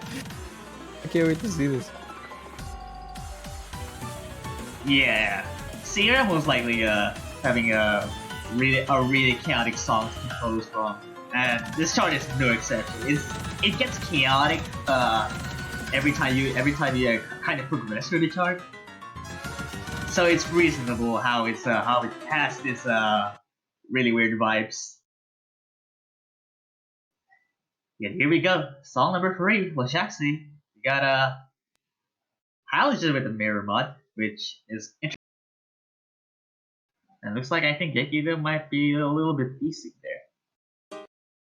Probably just the client. Yeah.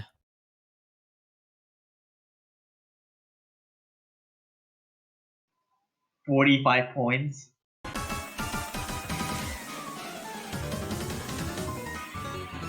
Worth noting, this is actually really short. A minute and a half on this one.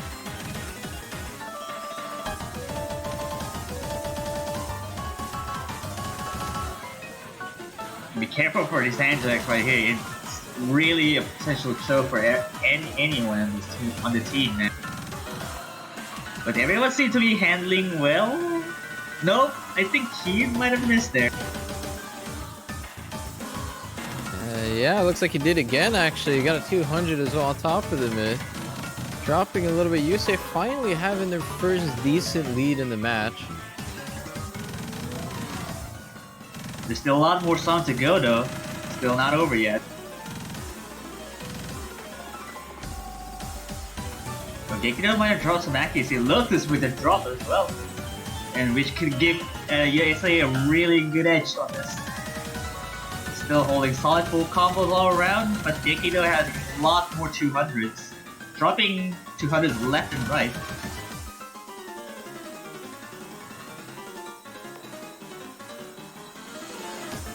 And in that case, United States will take its own pick. It's gonna be 1-2 at this point. Oh, Toe missing it right at the end too. But leads doesn't matter. 14,000 points is already a solid lead overall. And look at those ratios for everyone in the lobby right now. All above even like the sub 200. But then Gekido is kind of falling behind in the terms of ratio. Yeah, Silly Fangirl actually getting the best score. Yeah, also V1 double S for him.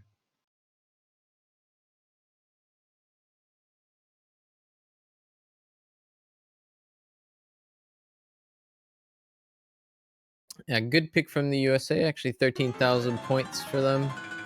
Pretty solid victory on this one. Very well played. Let's see what Brazil answers with. And that's going for the UMP9.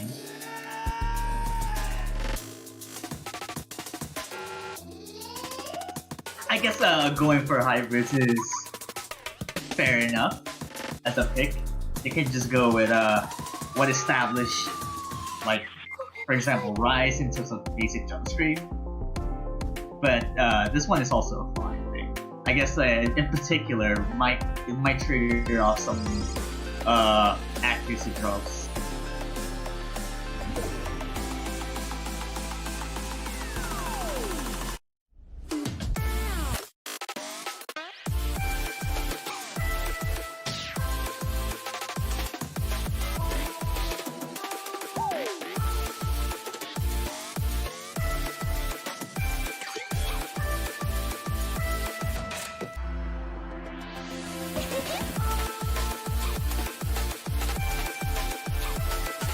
See, waiting for United States third player here.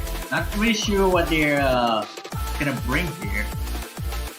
Probably Electro, or maybe in this case, Talented, maybe?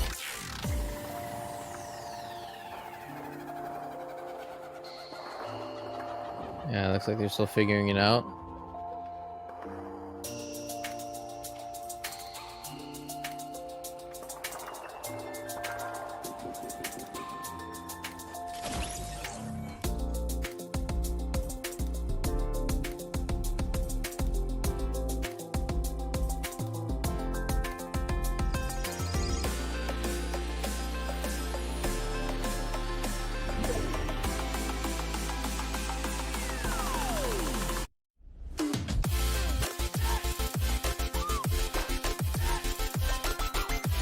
Still waiting on the third player.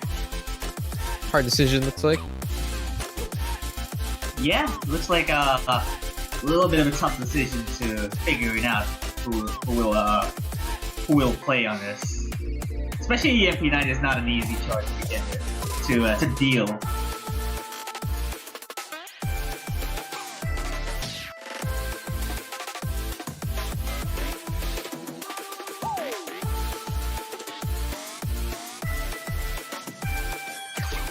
There we go. Yeah, there you go. Got Electra coming in. No, I think no surprises as well. I mean, how average he is.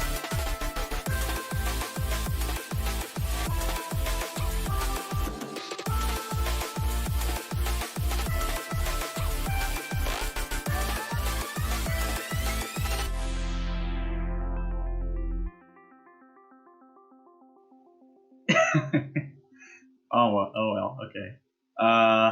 I think if everyone will be ready up, we'll see Walter signaling the MP start there. Should be getting soon. Yeah, there we go. Actually waited so long, we got to hear the full song. Yeah, I guess the general gist of it being the hybrid and that's a bunch of like different release timings at that, so people should be worried about timing those. Oh, I think Electra was dropping a 200 right at the very start there. Not exactly a good start for US to begin with. A lot more 200s coming, but then again, Lotus is also trading up with those accuracy. Yeah, that is the first time we've seen an accuracy below 99 though, even though it just started, but worth noting. Small lead from Brazil side. Very, very small.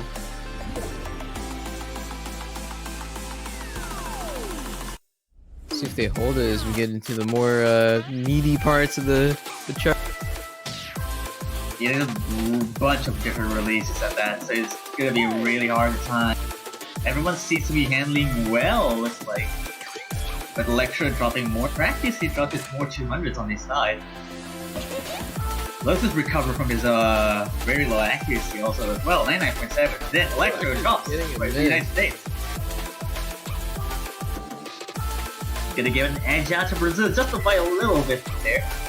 But the accuracy are very solid as a unit, 99.7 across Brazil.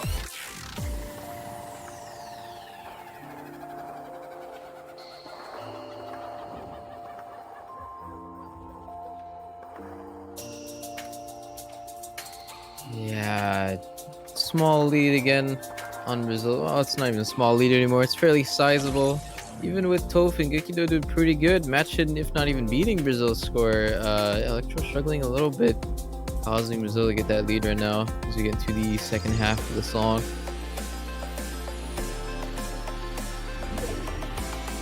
Lead still intact, about almost 10,000 points at this point. And even so, this section alone, this is just the harder one in general.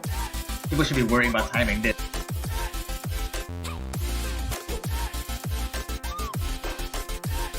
Everyone in Brazil is still holding really strong so far. 99.7 is still just intact. But then again, you already see United States kind of trailing behind. But if there are more top inside, it's not gonna favor them.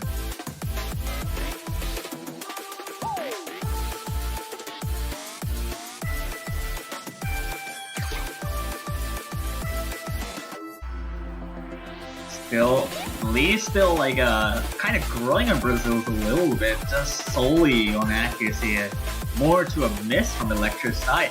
But then it's probably too late to even start to make a difference. Yeah, that'll be it. Yeah, Brazil edges out on 15,000 points of lead there. Like, really solid scores all around. Everyone above Brazil getting perfect FCs as well. 5, 7, and 2 200s for respective players here. Electro kind of having a miss at... Even though with the miss as well, I think it's not going to be enough as well.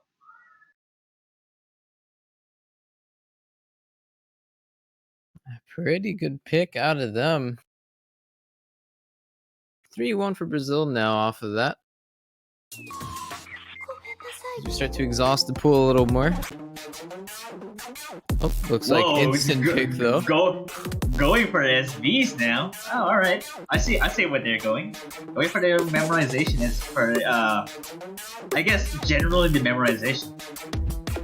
So no surprise coming in and getting and Alex for this pick, as they are really very versed on this. And I guess we're probably gonna be seeing Kiev here. Oh yeah, we got Ursa Mansa. I was actually totally forgot about Ursa Mansa being also one of the main SB players too.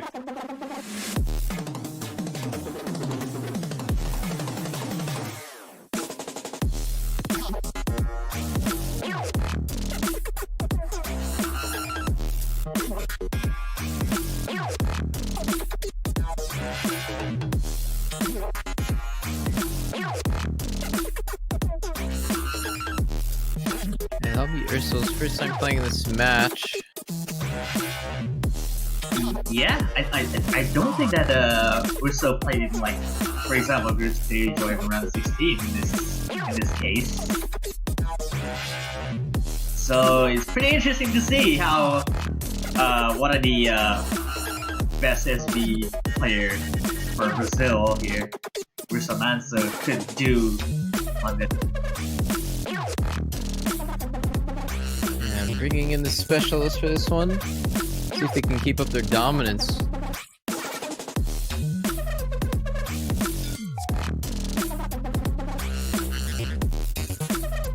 And we'll see. Okay. Yeah, just waiting for a little bit. I don't know if there's a little bit of a 4v3 situation in the lobby. Like, I don't know. But yeah, Kid is there, so I think he needs to leave a little bit there first.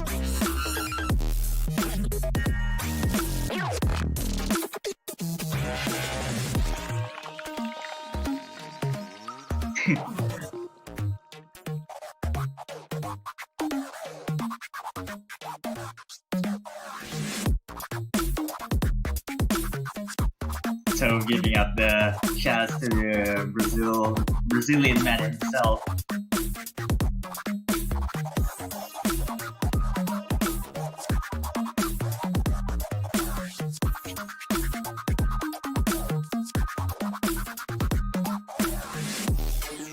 Yeah, so figuring out rosters, I think. Q will be out for Andre. I think we're good to go. Yeah. Yeah, Andre is having problems with his internet. Sent by the Brazilian captain himself. So it looks like I think all is resolved. So we should be good to go. Walter signaling the empty start right here. It's going to be really interesting to see an SB chart played by both teams here. Assuming they are really well practiced on this one. It's also 4 minutes long, so we gotta see how consistent they are in terms of SB in this repetitive nature.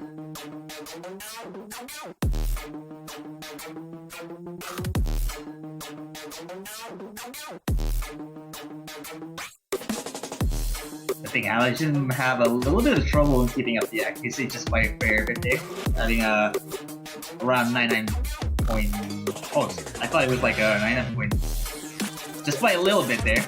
But Urso also kind of catching up a little bit, so it. Yeah, whatever happened in the beginning seems to have recovered. Actually, already a pretty decent lead for USA this early on. Yeah, all above 99.8 as well. As Andre kind of dropping just a fair bit there. Everyone in Brazil is not having a good time here either, all the way with 99.6 all around. Oh, Gekido finding a first hit. That was a weird place to miss, I feel like, but yeah, Brazil gonna be taking the lead from that just for a little bit. The accuracies on Toph and Halogen are just so good on this. Yeah, I think it needs more to act lead for the United States here. I don't think like the combo could last long if Gekido keeps dropping. But then again, Brazil, even though with not their best accuracy, still holding 4 combos, which is very beneficial for his team.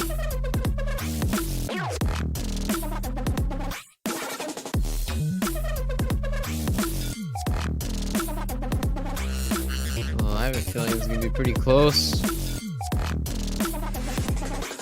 Lead's kind of noticeably getting smaller here. Andre climbing back up to 99.7. Oh, Urso Massa catches up a lot of package. He goes dropping from 0.6 to 0.3 there. Yeah, and Toph and Halogen are still holding their insane accuracy. That accolade load has got to at some point bring the lead over to USA side. We'll see to the telegraph notes here. It doesn't seem anyone to be catching, but Halogen goes to Haskins. Oh, this is gonna be interesting here.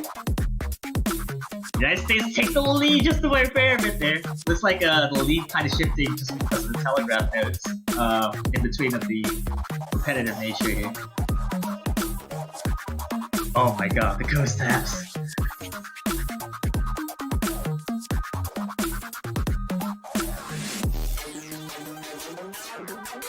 Still really close.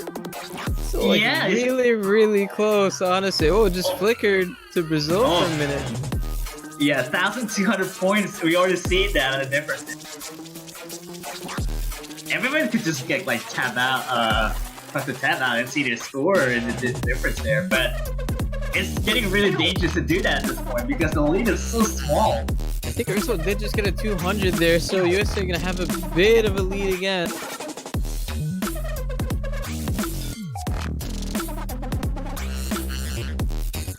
lead kind of shifting towards the United States by a fair bit. Soft's not over yet still. Oh, what? What is happening? What is happening here? Oh man, I think this is... I don't think it's fairly enough because accuracy is so strong at this point. Oh, it's going back. It's actually going back in Brazil's favor slowly. Or is it though? Oh my! Oh man, this is not good. Halogen also dropping the 200 as well. It's now below 99.8 now. Dropped a lot of Andre actually kept up his accuracy. Are they actually gonna take this back at the very end? It's so close. Close. Oh man, what is happening? Brazil actually 300 points. Oh my god. What was that? 1,300 points. Andre with a 990 on. Very, very well played. Yeah, I don't know what happened to Toph and Halogen. They were doing so good up until the very end, man. That was really, really close, man. Brazil gonna take that one 4-1 now. Actually, that's a pretty sizable lead. Oh man. I would imagine even I think with that difference, if Halogen didn't drop at 100s at that point, I think it will be solely very close. USA will take the pick if not those issues.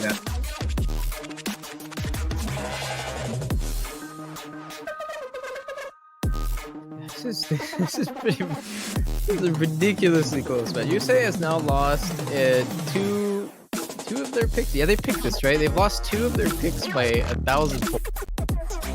It might be 4-1, but it's still so ridiculously close. I feel like this could still go either way. Yeah, I don't know what to think about the situation here because Cubic Squill was such a really good pick by United States, but it got stolen back because of the drops by Gekido and Toph there, and also as well as Halogen having 2 100s, which is out of the conscious for Halogen. But it actually looked so good for them for like over half the map. They looked so strong on. Still lost though. Yeah, I don't know what to think about that because I think Brazil still have edge, and you'll see Amor de Barao coming out for Brazil.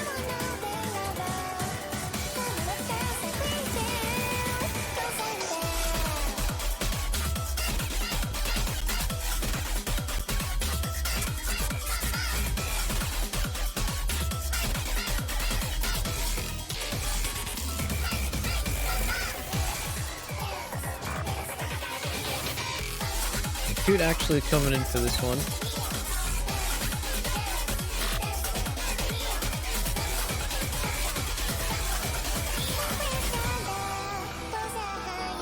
Brazil are actually in such a good position now. They were on their own pick, 3 points ahead. A really good spot to take the match, but this is still so ridiculously close.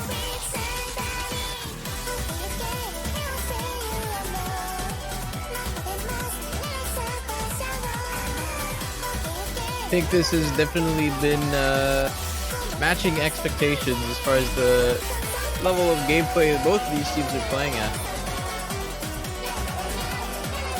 Pretty top contenders in the whole tournament, to be honest.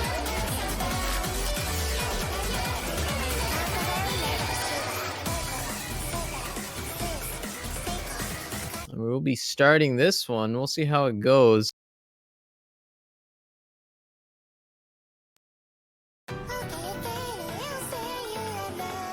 I think it's very important for the Americans to actually take this one, or else they face match point. They have to play the tiebreaker to take it back. Client loading things separately here.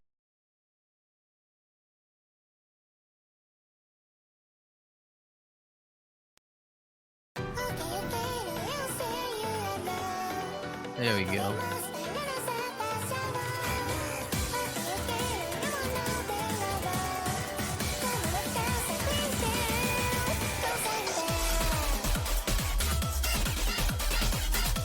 Full of act drops early on, actually, from pretty much everyone except for Lotus.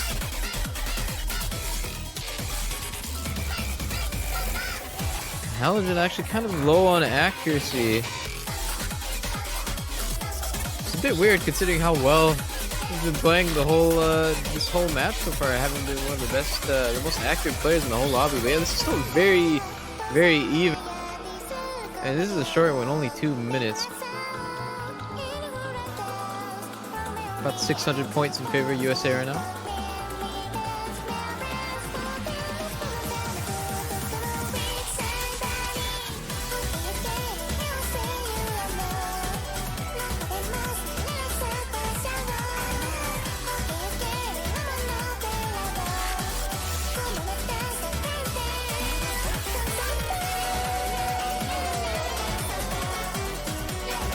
Lead's still in their favor, but it's gonna be very close.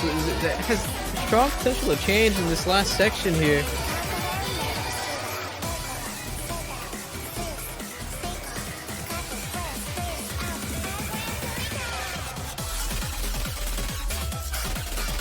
See if there's any major act drops in this, or even any misses. Still so close. It's like less than 1,000 points. We're at the very end. USA still has the lead by a little bit. Are they going to be able to take this one? Oh, okay, that was the... Wow, these matches are so close, man. 1,500 points in the favor of USA. Pretty good performance across the board. Halogen, I did mention, has had a bit of an oopsie in the beginning, but recovered pretty well. And USA actually getting the match a little closer here. 4-2 now in favor of Brazil. And not only that, but that was also on Brazil's picks. Now they're on their own. Yeah, everyone perfect on this one. Unfortunately, no SSs though.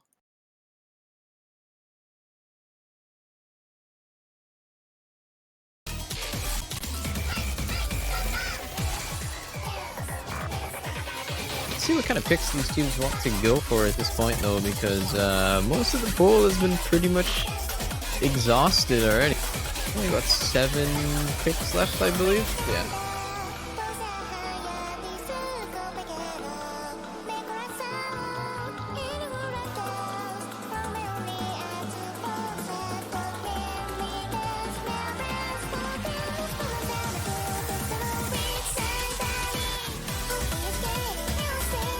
Looks like they're going for frame.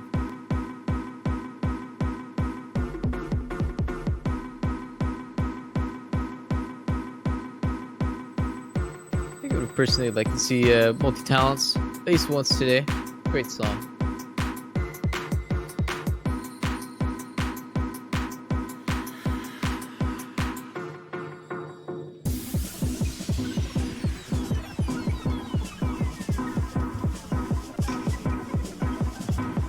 If they do any roster changes for this one.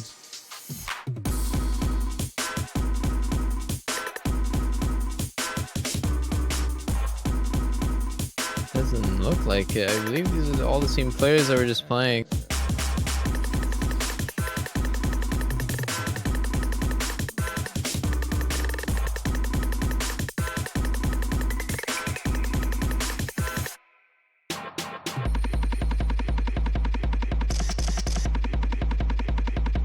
Looks like Rem's having a couple of internet issues, by the way, so you're stuck with me, unfortunately.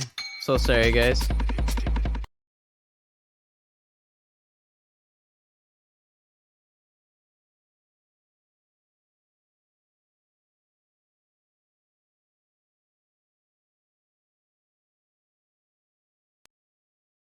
This is a bit of a longer pick. Pretty high OD on this one as well. 3 minutes.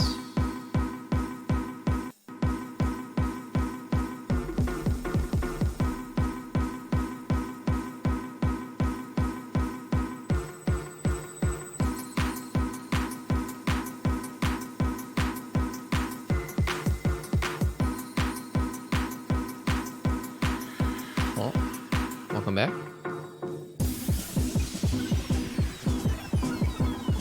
Nope. Still not back. False alarm. What do you mean? Oh, welcome back. Hey, yeah. Thank you. I having some technical issues quite a bit there, but it's fine.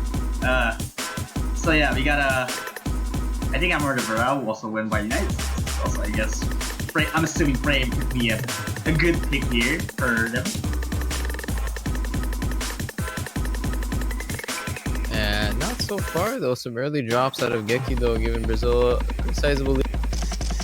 Lotus's timing on this is insane. 99.98 so far.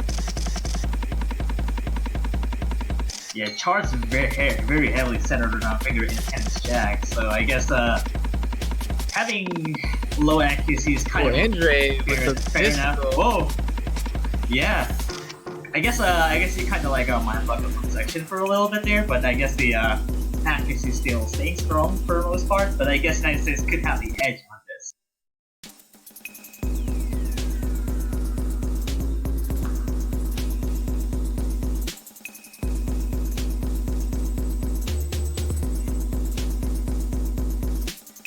Personality.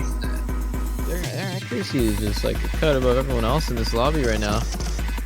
Pretty crazy, actually. But USA's small lead. Yeah, let's still stay strong around the United States side, but then Nikitas actually recovered by a fair bit there, but watch out for these quads in between of the game. No one actually tripping. Cute actually missing there, so that's a good lead for USA. Now pretty comfortable position. Two misses on the side of Brazil, and they have the stronger accuracy overall, I believe. Still not over yet though. I think it's like less than 15k at this point, but with 2 drops by Brazil doesn't mean that the accuracy are weak in general. They're still holding 99.8. Whoa, Gekito! Oh, that's what I'm talking about. This accuracy is like very strong for Brazil. This might shift away. They're still trailing behind there. Oh, it's gonna be close. I think we need some major drops out of USA though. Andre. No. Yeah, I think this could seal the deal here. There's not much more to go here after this. Lotus with the 998 though. What? Oh, 58 300s. That's pretty good. That Not is bad. insane. Not bad. Not bad. Not enough though. Unfortunately for the Brazilian side, a lot of misses out of Andre and Q, giving USA the lead on this one. So yeah, they're tying it up slowly but slowly but sure. It's like a tiebreaker game. Well, I already said this multiple times. Every United States versus Brazil matches are always a close game. They're getting to tiebreaker or just getting close scores and difference in general. Like, this is all the match that we all waiting for this. Yeah, Spear of Justice pick out of Brazil. Pretty fast pick. I like the decisive picks. No hesitation. Yeah, Spirit Justice being a pick by Brazil here. I feel that they're just gonna go with nothing too specific at this point. They're just gonna go with simple chord jacks because they are really well versed on this. I'm not really sure about how United States could actually just go for it in terms of jacks. But this could be an interesting one because I feel like chord jacks in general are just easier to be very consistent on it. So you can just get like getting rainbows and everything if you're really centered around the ratio.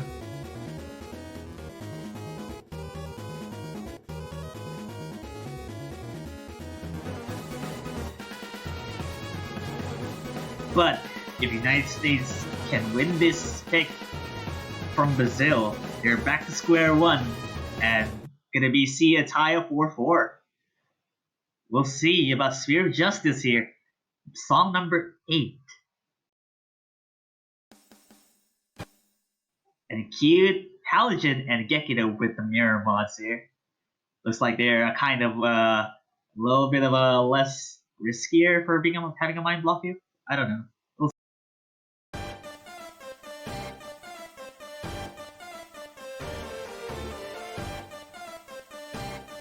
Lotus with 100% looks like. It's a shame that he dropped a couple of 300 ratio here. That's an illegal open. Oh, there we go. Yeah, 99.98%. That's still pretty illegal, man. Okay. Oh, Oh, Halogen though. Oh, that's an unfortunate drop there. Cute as well, so it's trading off. But I guess the accuracy still favors Brazil by quite a lot just because of 99. Oh, 100% yet again. What is happening? Silly Fangirl not too far behind as well with 0.97. Oh man, what is happening right now? The accuracy still favors Brazil even with the miss traded off. Oh man, this is not something that we're gonna see a very close match. And it's back to 100. Yet again. Nope, it's not.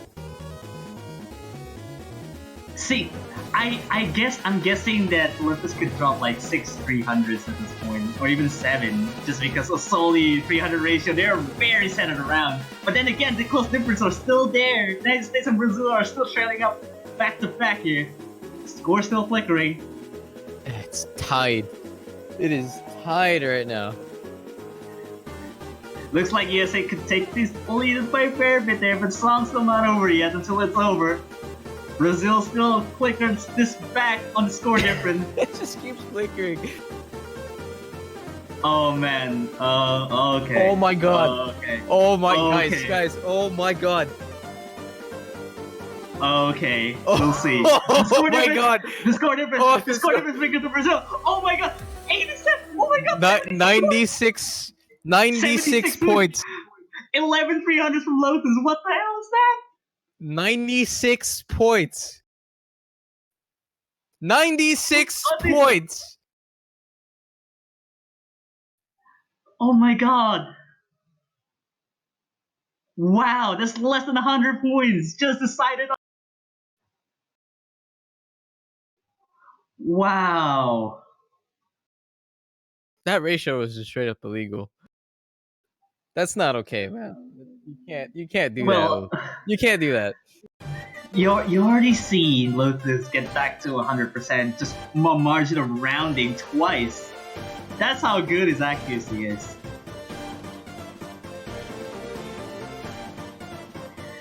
Tough situation here for the United States despite all that.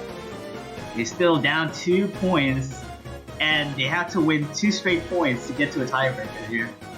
And the choices are not favoring at all, looks like, because they still have like Longinus, Multi-Talents, Miserable Master by turn 11, and Scarlet Road. Yeah, even though it's still a 5-3 lead for Brazil here, it's worth noting USA not only just lost by 96 points, by the way, but also lost 2 of their other picks by about 1k points as well. So it's still very close on like every single map almost. Last couple of maps have just been so damn close. There's only like 2 picks in the whole match, or like 3 picks that have been like decisive in one way. It's pretty crazy, but there it is finally, multi-talents. The thing is that it could have been like if Halogen didn't drop at the kind of the beginning. It could have been still like USA's point, just still despite the cute misses on the middle section, kind of. But yet we gotta see multi-talents here. I think this is probably the first time we see him on stream, like, or even seeing him pick on the whole match.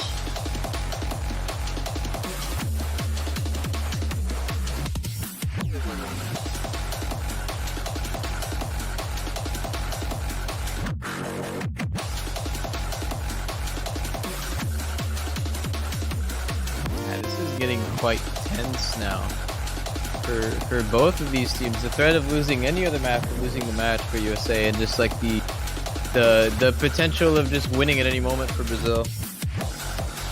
Just gotta play with your nerves.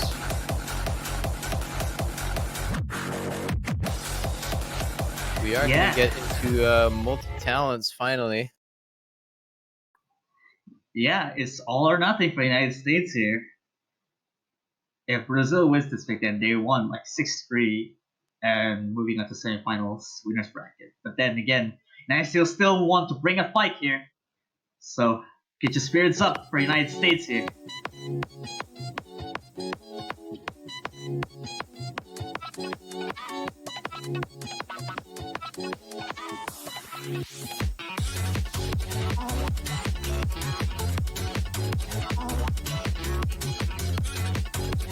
pretty standard start from everyone. Couple of drops by Halogen looks like, and some favorites like you see from the other. Yeah, there you go, 99.7, and with more 200s from Halogen side. Couple more looks like being dropped here. Looks like they're not favoring. Halogen not favoring enough longer. Accuracy center around just about 3k lead.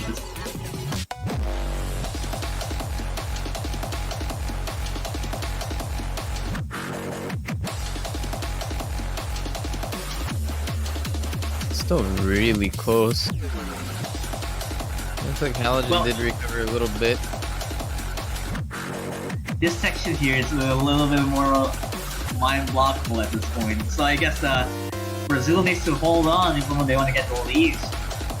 Just a tiny bit.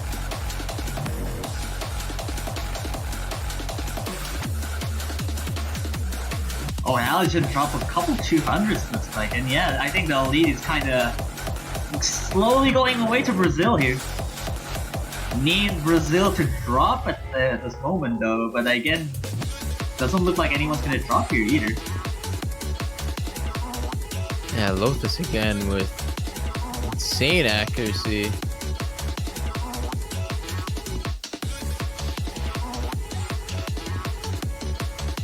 Yeah, looks like even with some solo accuracy drops, I think it's not gonna be enough for the United States to take and win the point here, as Brazil wins this by 6,000 points here, and they'll be taking United States 6-3. Man, what a match! That was so ridiculously close. Like every single map, got some insane performances out of both teams, but Brazil gonna come out on top. Lotus again, carrying pretty hard in here. Yeah, also no slouches for Taupe as well for giving out also a V1 double S, but with considerable ratio across the board here. And yet again, congratulations to Brazil for moving on to the semifinals winners bracket here.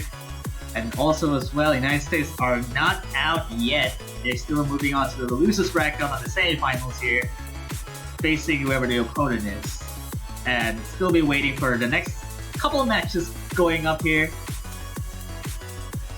I believe USA will be facing the UK in losers bracket. Yeah. And Brazil will be moving on to face Thailand actually in the next round. I have a feeling we're not done hearing about the USA though after a performance like that. Yeah, it's always been the case for every single USA Brazil matches. They've always been very, very close. Despite all the difference in points, the song and the score differences are insane. As a reminder of people in the Twitch chat, don't forget that from the All-Star, we're selling the banners here to support your favorite teams here. So you can go check the All-Star page here and purchase a banner for your favorite team. And if you get there's a little bit of benefit for the team as well. And if your favorite team does win in the Mania World Cup 2019 here, you get to keep that banner as long as until the next tournament starts for the Post-World Cup. And good limited time opportunity to get your banners, support your favorite players, your favorite countries. For now though, we'll be back in about 20 minutes to see Chile versus China. Also pretty interesting match. Yeah, also pretty interesting in its own way. China and being the Chile also one of the South American teams as well. Not too far from Brazil there, and yet again, we're kind of seeing a little bit of a break on our side this thing. Yeah, I think it's around 20 minutes or 19 minutes at this point. So yeah, stay tuned for the next 19 minutes from now, and also we'll be back for a little bit.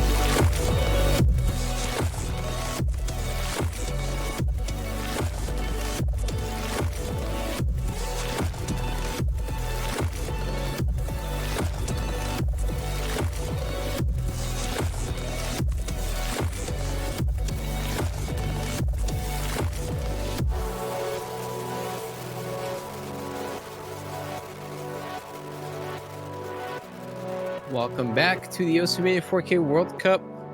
We've just seen pretty exciting match, but it's kind of upsetting USA a little bit. It was a really, really close one. I'm joined again by Rem. How you doing, man? Yeah, it's been a good break. Doing good yet again so far. We got the exciting match coming up right here. We got, I think, Chile versus China here. I guess I think it's also really interesting. I guess China has pretty potential despite having a four-man roster there. I guess Don X, XZ, 1Z, 1Z, Satori, and Porky game by being the sole underdog here. I think despite having the four-man roster, it doesn't seem like having any sub should be a good thing here for China. Then yet again, we have Chile, which I think it's almost the same roster as like last year, despite not having Urusai, which is the core player of Chile here.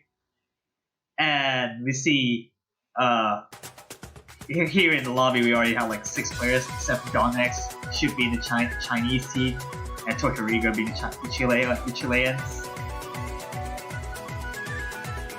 And kind of on the flip side from last game here, where last game it was 2 very, very dominant teams in round of 16. Both of these teams lost. They didn't really have a good time last round, so should have a good game between them. This is going to be a losers bracket match, so whoever loses is going to be out.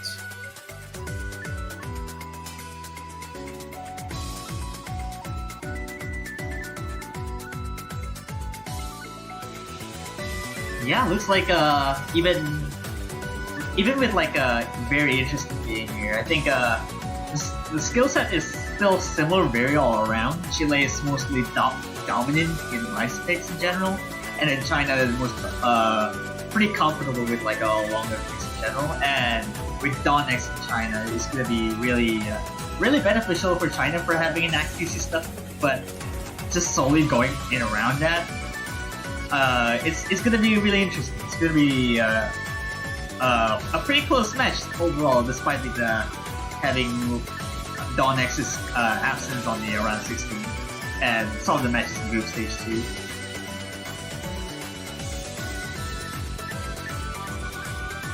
Now, one thing I've noticed from watching their group stage games, or China's group stage games, is that I feel like on some of the maps they kind of struggle to have all of their players keep up with the accuracy. Like there's always one guy falling behind.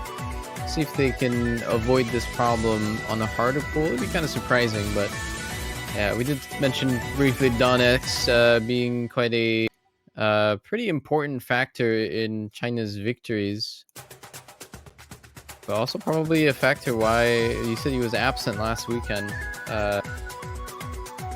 That result, they lost 6-1 to Singapore. That result might have changed a little bit if he was there. We can just say that. Yeah, pretty good. It was.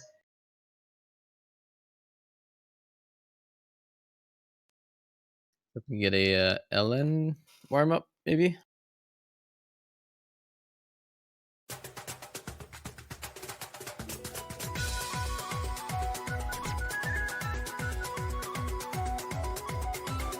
Yeah, that's an LN warm up, all right.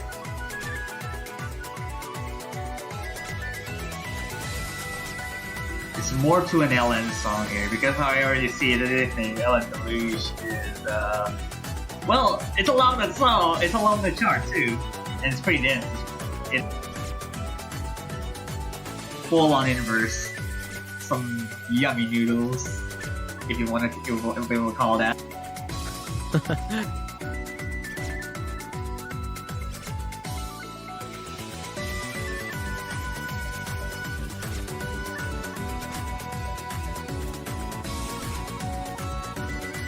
I believe it's also this is the Chinese warm up. So this the 98 by 97, 96 for all Chinese players is pretty expected, because almost all of the Chilean players doesn't seem to have an expertise in game longer charts in terms of gameplay.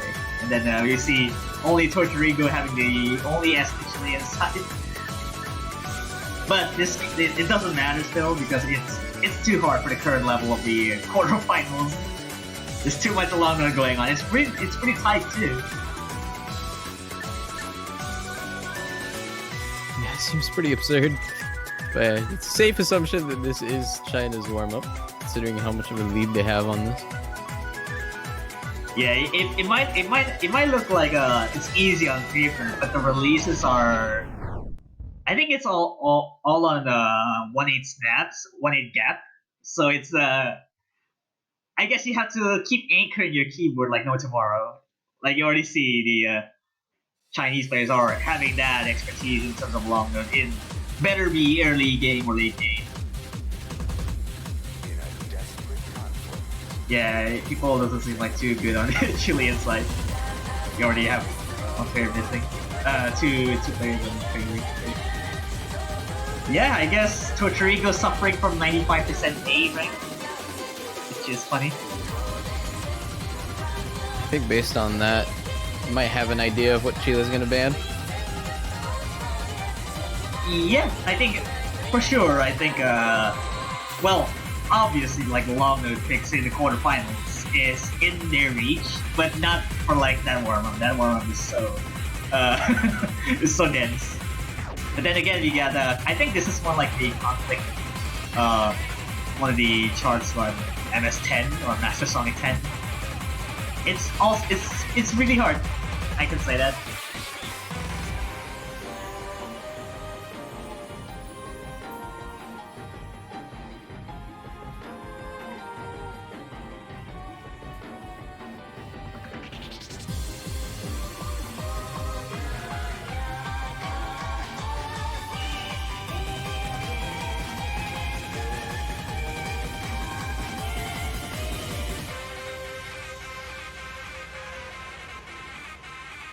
Yeah, seems to be waiting for the all players here to be ready up.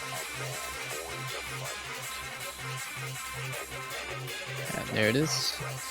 Get into the second warm-up.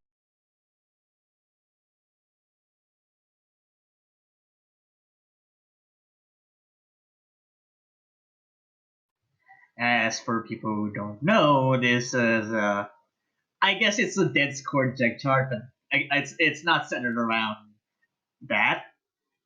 But it's really hard. It's probably like around finals level at best. But it's just way too dense for this level, especially at 160 BPM. Yeah, 160 BPM is really hard for being a core jack dumpish nature of the chart.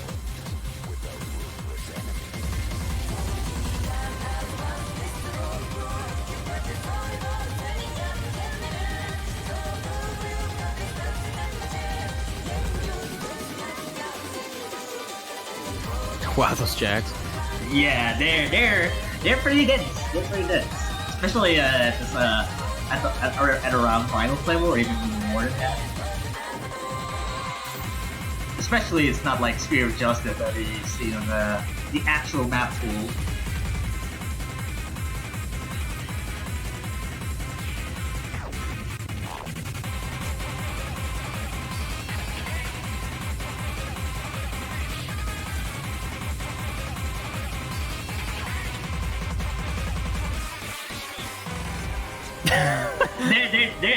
they're just it's just death in its own self. I have no I absolutely understand in which why they chart like such dumpish nature jacks like this, like quad jack. Have you seen that before? But yeah, if you look over Arcaner and Donix side, yeah, 99.7, no problem. Yeah, seems to be handling those quite well.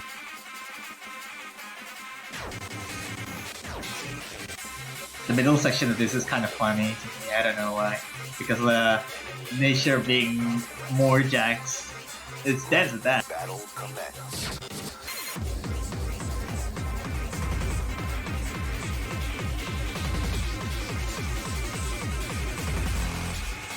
Yeah, even that's pretty heavy on the right hand side. But then he's continuing back to jacking.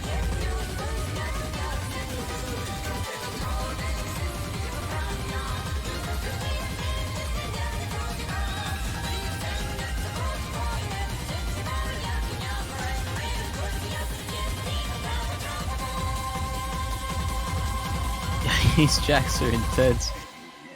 Yep, that's a sole nature of the four checks in between of that. But nevertheless, we should be getting to the rolls here.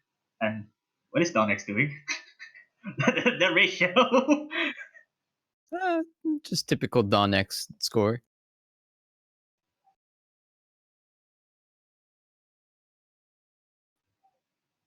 We should be seeing rolls soon enough if anyone can just correct the prediction for the rolls there.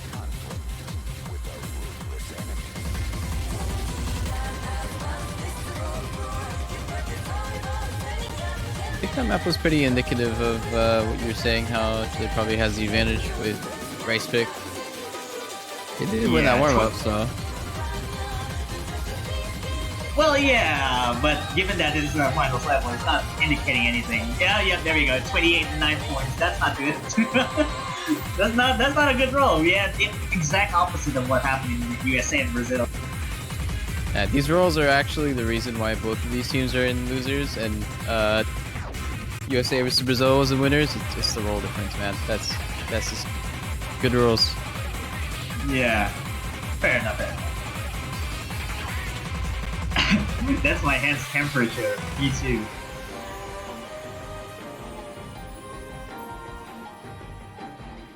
And yeah, China would go to pick first, and Chile will be banning first. And I'm assuming it's gonna be along this, but along the chart that is actually quite hard to get through. I'm not sure about what it is. But we'll be getting soon enough.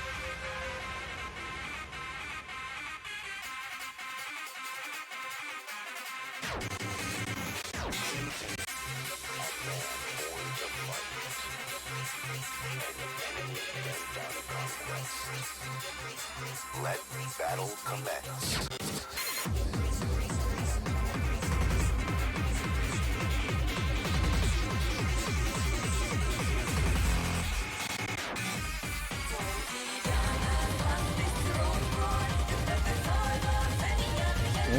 Oh, they're banning cubic square for Chile. All right, that's a. No, Well, I guess right, more SV, right? That's kind of surprising.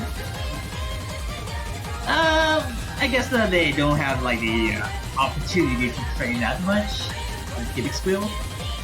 Aside from like lots of spices, which is okay. Oh, there we go. Okay, lots of spices are banned, so no particular SV picks remaining.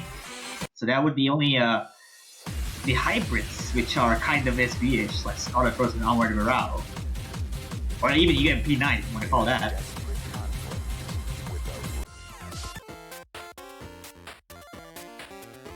Greatest hat. Yeah, straightforward to greatest hat. No surprise there, as long as playability is there. Man, I feel so stupid right now.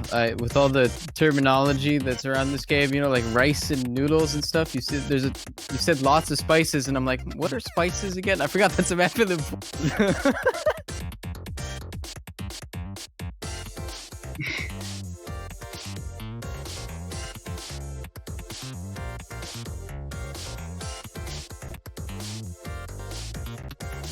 Well, in particular, I guess like lots of spices more to SV memorization as well. So I guess China is also having a fair ban on that pick in particular, because yeah, it has like it's more to like SV reading, but it has memorization spices, and that's a lot of that. So it's particularly lots of spices, you know. That's too spicy for China, so they want to ban that. And I don't think we're gonna be seeing Donex in the lobby. Oh, okay. Scally should be. That's not a Chinese. Yep. It's more to a Chilean player, but okay.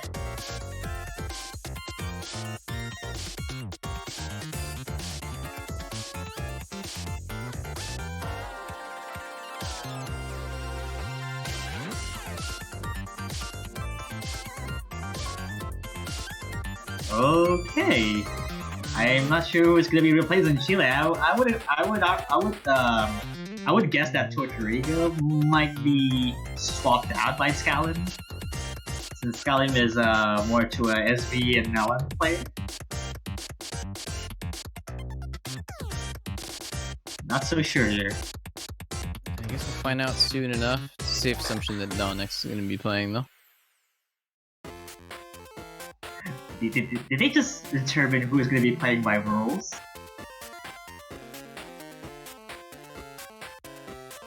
Nice. Oh, there you go. Nice. Yeah, there you go. Scaling replaced by Simex. I guess Simex is not too comfortable with this either, so I guess that's a fair one. Fair swap. Looks like Donix internet is kind of having a little bit of an issue.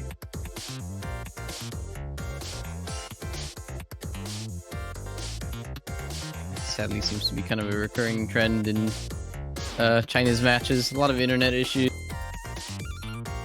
Well, I guess it's no different than us Indonesians, maybe. There's a time in the group stages where all 3 players in the lobbies, internets, all went out at the same, and then it all came back at the same time, and all their messages sent at once, and they all got silenced. It was good. Well, oh yeah. That's pretty awful when you realize you can't even like do the typing at FAQ ping and then it doesn't respond, and you repeat it multiple times to see if that works, but then it's actually looping, so you get silenced at that. But yeah, I mean, we seeing XZ1Z here for replacement for Donix in this case. That's why we have a substitution going on, because China only has 1, while Chile has 3 players to substitute.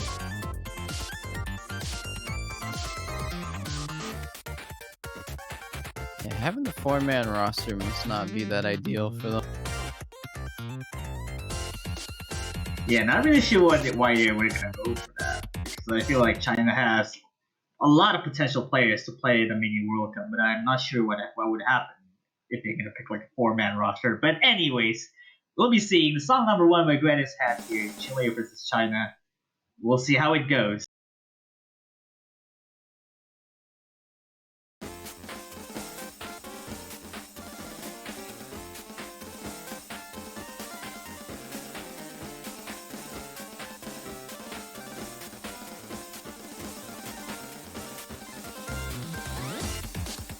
Orisha, not a good start for Arcaner for having accuracy almost below 99, but I'm back up.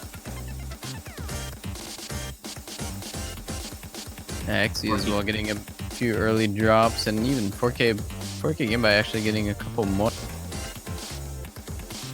Yeah, the lead is still kind of similar, because I think Chile has the accuracy despite having accuracy drops at the very start. But it's slowly going back to China, it looks like, because I think the accuracy also recovered.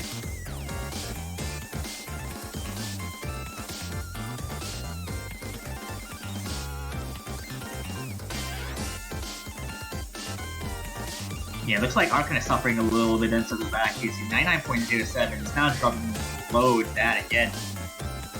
But then you see Satori with 99.7. Eclipsing it with accuracy. Arcan have multiple drops there. That does not look good. That's not good. I think he missed like 3 times or 2 or 3 times. Pretty rough pattern for him. China with the sizable lead. Gonna need something to happen on their side to flip it back. Arcaner with another miss. I don't think, not looking too good. And another one. This is not his map. Yeah, this map is proven to be too dense for his own liking. And I guess this already looking a really good lead for China now. I think even with that, despite without those spells, even that, I guess the accuracy still favors China nonetheless. Because Satori has a lot higher accuracy, and 40 game by almost matching Coach Rigo. And with that, I think there's no room for error for China now. I guess They would seal the deal with the first point on China's side. Yeah, I think without the misses, it would have still been just a win due to accuracy. It's pretty pretty one-sided map here to start it off. 48,000 points almost. Yeah, Arca with 5 misses, which is a bit too much to comfort with in terms of long note ability, which is completely understandable. I'm not sure if that would have been a keyboard drop or anything, but it's still China will still win the pick anyway.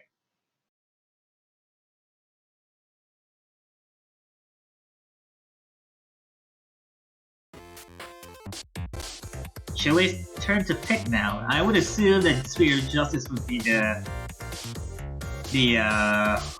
what's it called? The absolute ideal pick, just because of the accuracy from poor jacks are a lot easier for Chile to hang on.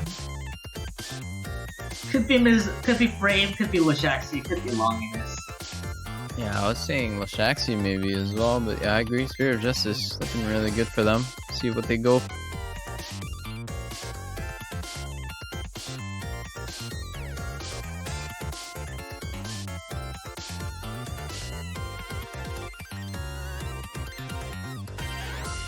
Well, if my predictions are correct, I guess they want to go for simple picks like match score. There we go. Yeah, match score. I said it again. yeah. All right. Good call. Good call. I guess the repetitive nature of match score makes it a little bit easier to pick. So, gonna be more to an act battle and comes to jump stream, and more to whoever goes to drop through.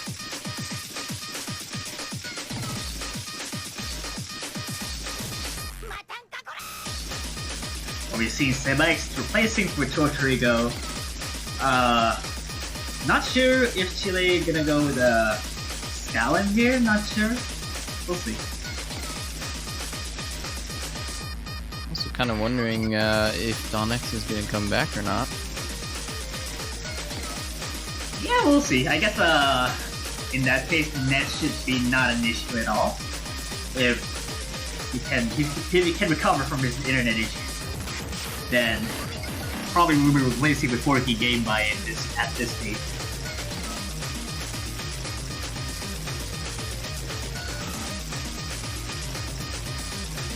Alright, we should not be seeing any swap from here on out. We're still seeing the same roster for China in the lobby. Should be going soon.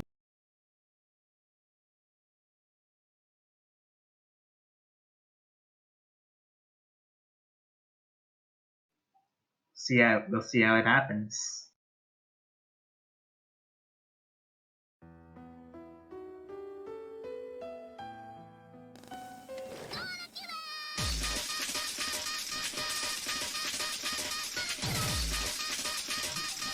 Not a good start for a freaky game, but actually dropping 2 heads at the very beginning. Not exactly a start that would be looking for. It's okay. The hardest note is always the first one. Yeah, it's like something that is kind of completely out of sync for the first note at least.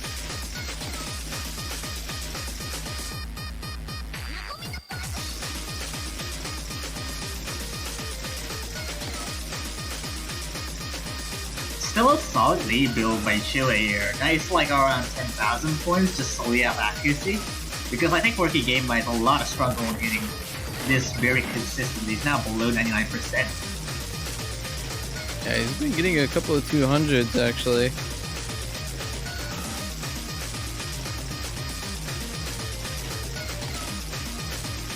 Yeah, it's now climbing to 20,000 at that.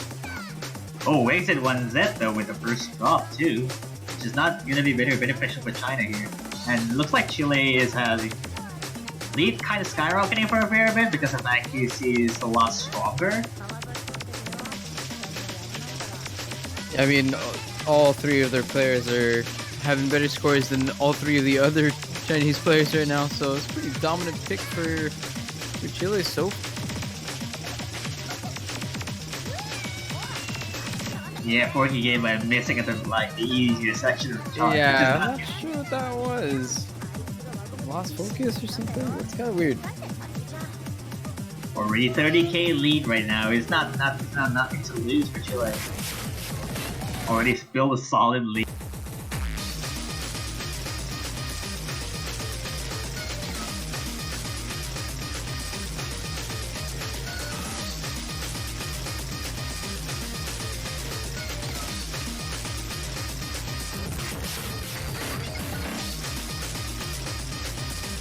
It doesn't look like any of them are dropping anything.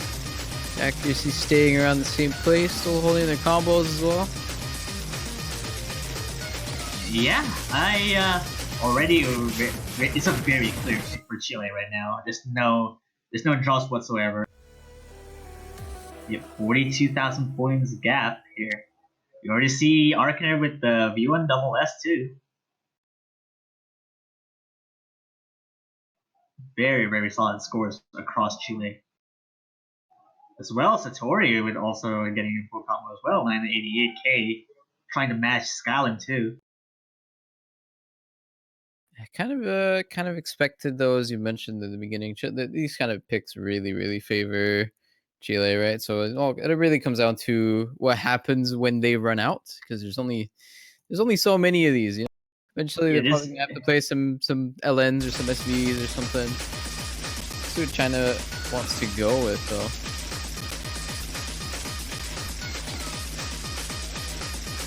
Yeah, China should go for like probably Heiju or Scarlet Rose as expected, because Grace's hand was a pretty good pick for them. Yeah, Scarlet Rose, there you go. It's well, I guess it's pretty expected.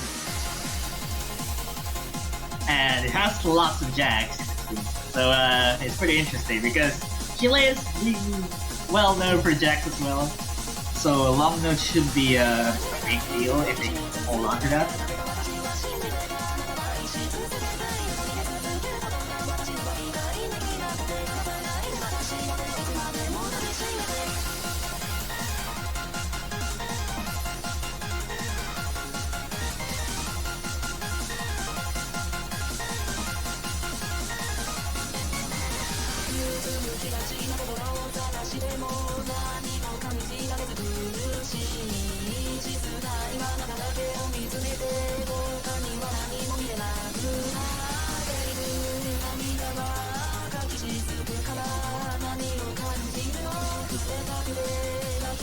You're seeing Tocha Trigo as the swap here, as no surprise at all, because I think he's a very excellent long general for Chile.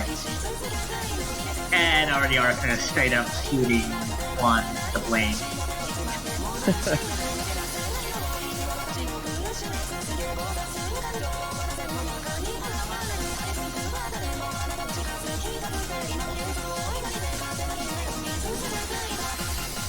I think given the Twitch chat right now, I think there's a translator that says that players to be warning about the SBs in the middle, in which they could be side reading, so I don't know. Let's see what happens. It's kind of a weird thing to mention, like in the lobby chat. Yeah. Well, the thing is that it's good because the Chile probably doesn't know the language that China is what they refer to. But mostly just I guess mean that, like, that's indicative that they're probably sight reading or have not practiced enough. That, like, that should be an obvious thing for all of the players, you'd think, you know? Well, yeah, that's the thing. Why we should probably at least expect a warm up or even play this before.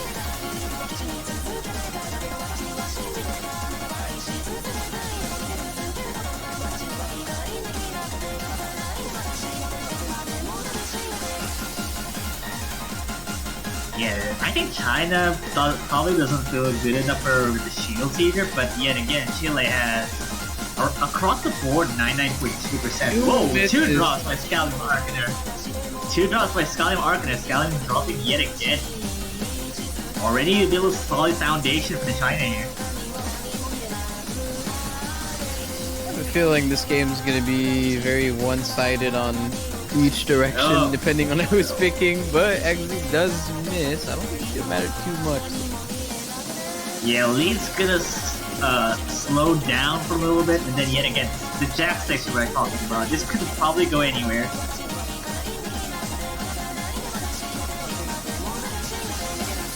There's still some lead kind of shifting towards Chile for a bit, but this now the long run section right here. Probably gonna throw some people. There we go, we got exit 1Z for the first comment in like long now. Got around not by much, so it's around 50k. It's now going downwards now.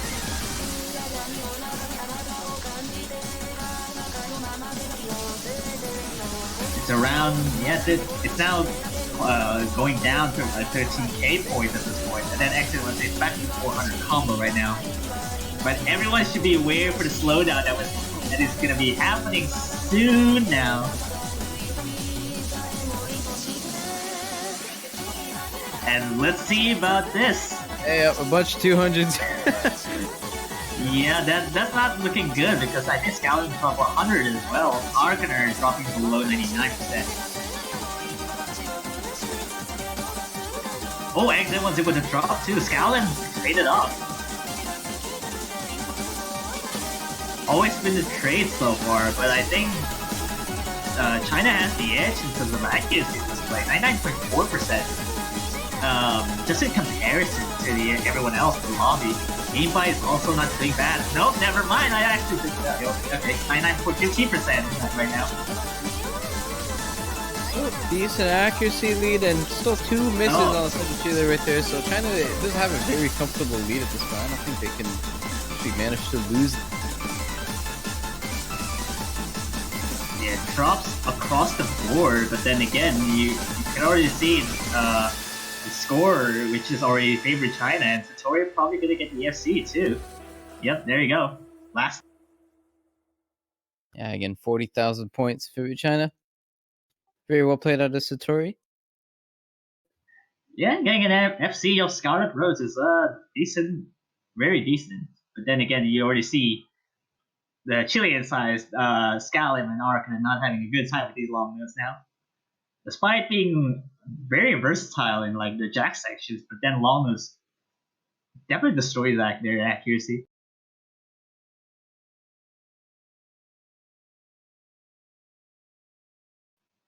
It's now Chile's turn to pick now. I guess they have a lot of selections to go for right now, because if Matscore works well for them, Longinus should be an ideal pick because of how China is not favoring well in terms of that.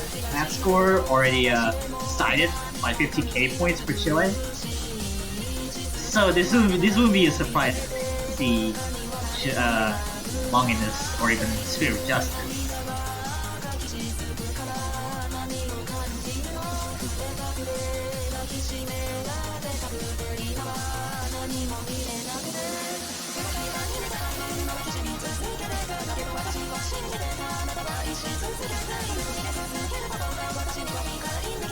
So waiting for the pick here.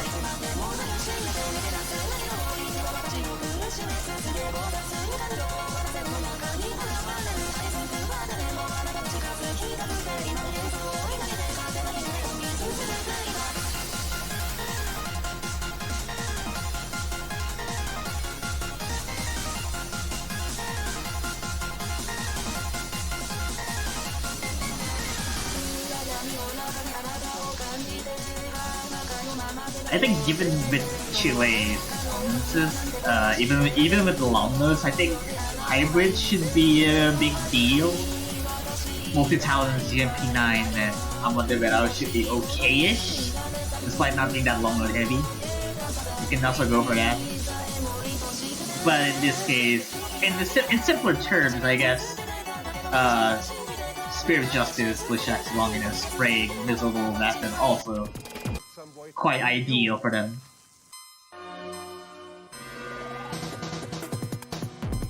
Oh yeah, there you go, Miserable Bastard, okay. Terminal 11.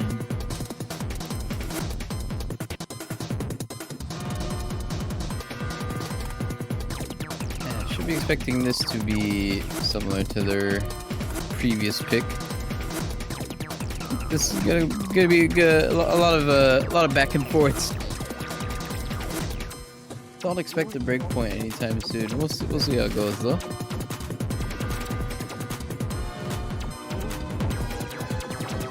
Well, in these frequent situations, I think Working Game By doesn't know very well known for being a solid Rise player either. Just the technical side of things, it's probably going to be arguably a lot weaker in that aspect.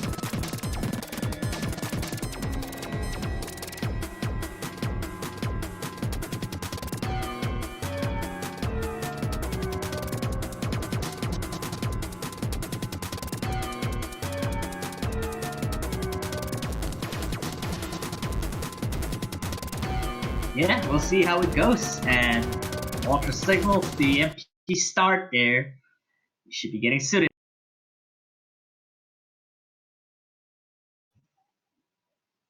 Background is really ominous, and I don't like that.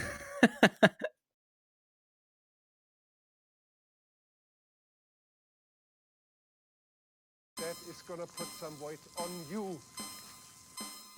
Yeah, it's too spooky. Bring back the anime girls. Too much anime could hurt your health, but I guess whatever. But it's a personal preference. But then yet again, we already see a lot of struggle in terms of accuracy for Working Game By and towards Trigo in general. Couple True Hunters being dropped here and there. Working Game By slowly dropping a little bit there, 98.5.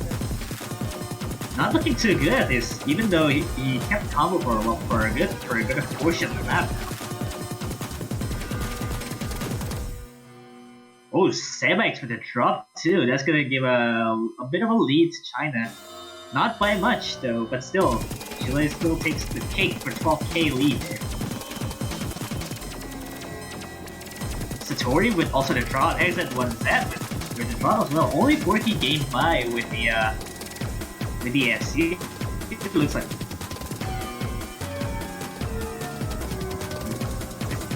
Alright. Everybody's continuing to drop. But again, the lead is already stabilized for Chile right now. There's already a good. Okay.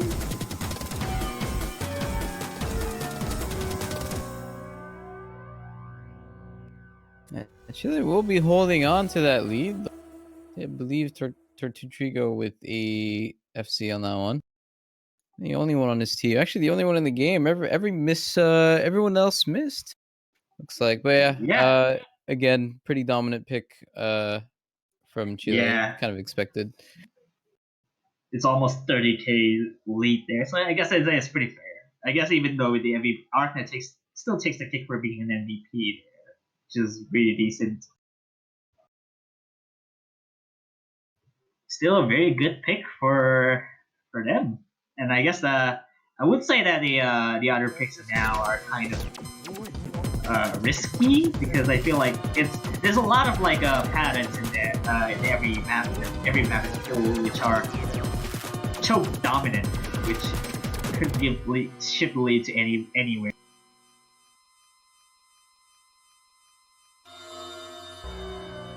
Now goes for Asia, the last long run pick remaining. I mean, the pure long run pick, anyways.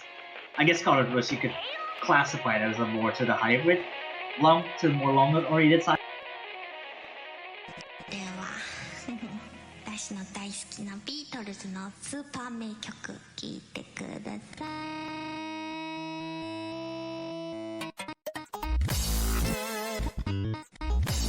This could be an interesting pick here. I guess it's not too like long run focused, which would require like a lot of like skill set involved outside of like inverse and releases. This one is pretty straightforward other than other long run picks.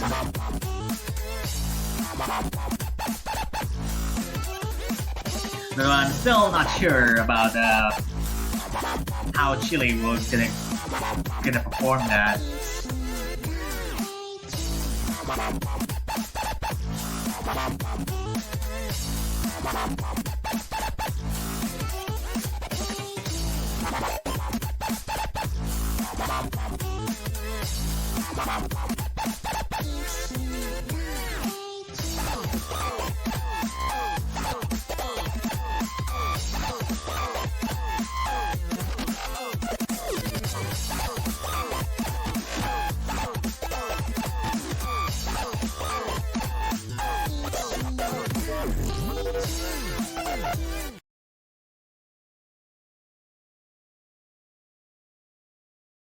We'll see how this one goes, but yeah, this is China's pick.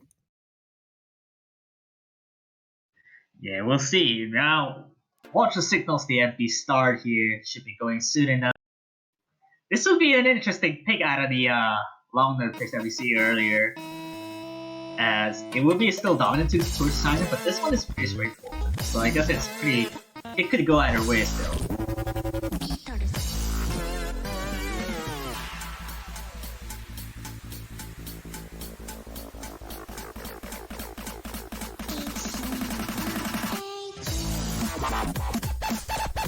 Whoa, board game, what is happening there? So that's not a good miss to start. You already see 7k lead. That's not good. Yeah, there's still a decent accuracy lead on the other players though, so I think it should still be swinging back slowly but surely to the Chinese side. I think you might have missed like 3 or 4 notes, which is kind of massive, but luckily that is still like in the beginning of the song. So combo doesn't really matter, the bonus, whatever that is. And it's the accuracy still favors like in Chinese side. Like 99.55 for Tori, Exo 99.13.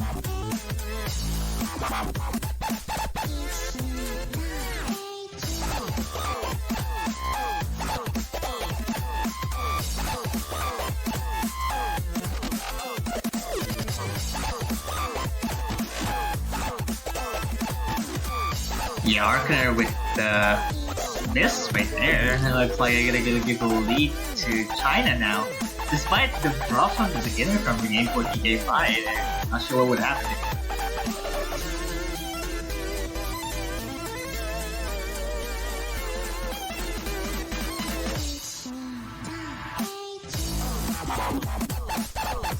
Well, at least he seems to have recovered.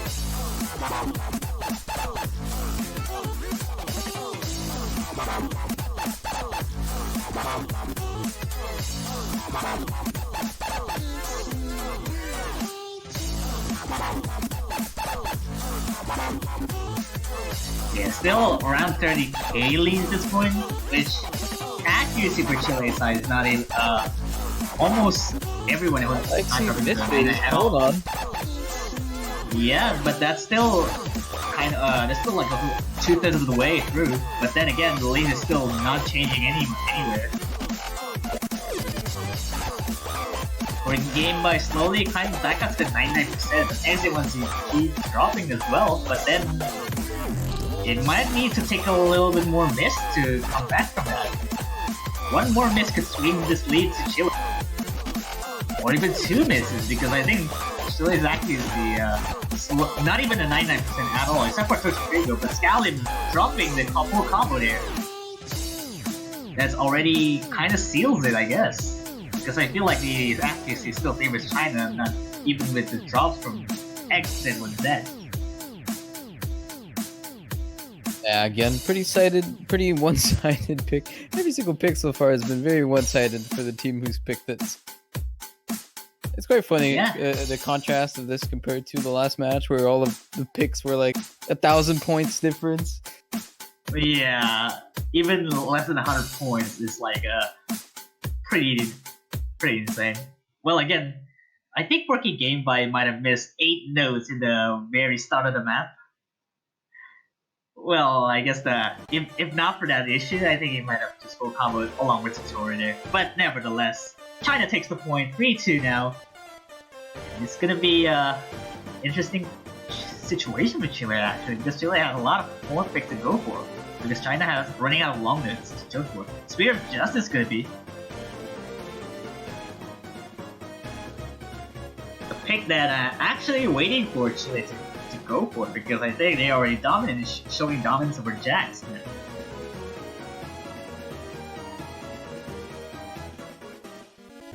Yeah, looks like they've identified their win condition.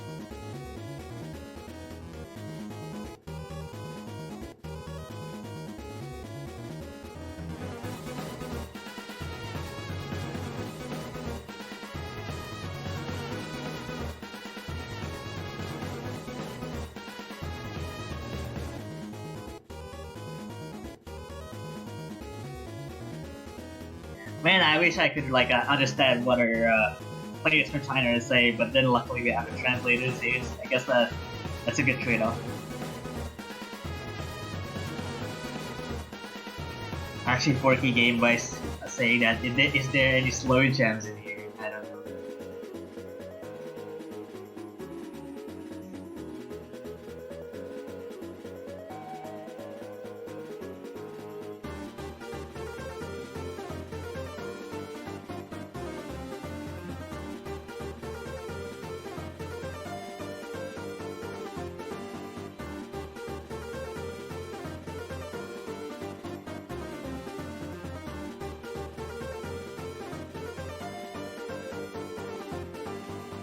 Dawn is finally Oh, looks like online. Donix.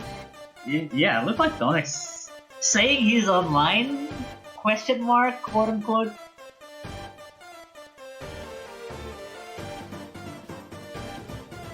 That could be an interesting swap here for China. Looks like I think Donix might have been kind of having issues. Looks like.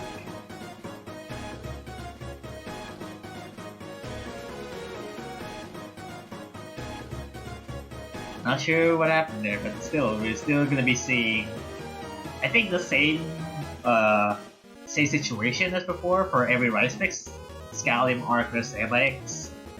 Not sure China still wants to keep the same 3-man team in the lobby, or maybe replacing with Donix for whoever we're gonna swap with.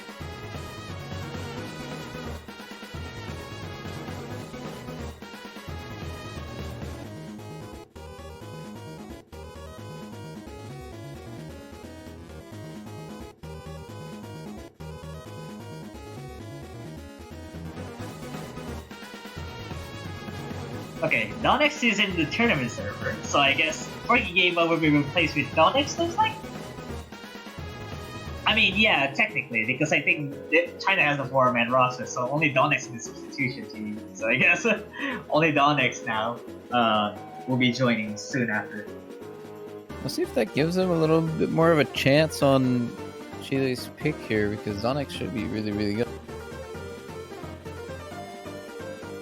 If we've seen someone get 11,300 on this last match, I wonder what Donix can do. Well, that's a little bit too much. 11,300s is unreal. I'm not really sure that if Donix can even come close to live this, actually. But we'll see. We'll find out. Will be a tough situation for Chile now, because I think Spirit of Justice might have been a kind of a backfire here, because the team score for China could have been better. But it looks like all of these things looks like, and then there we go. 100% Verdonix seems like that's pretty interesting. Okay.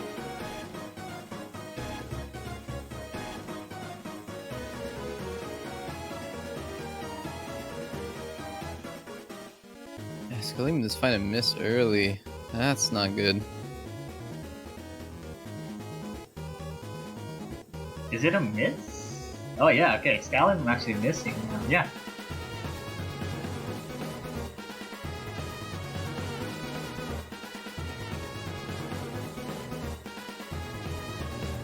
Yeah, I guess Actually, does fire back with a miss of his own though, but still holding solid accuracy lead for the Chinese.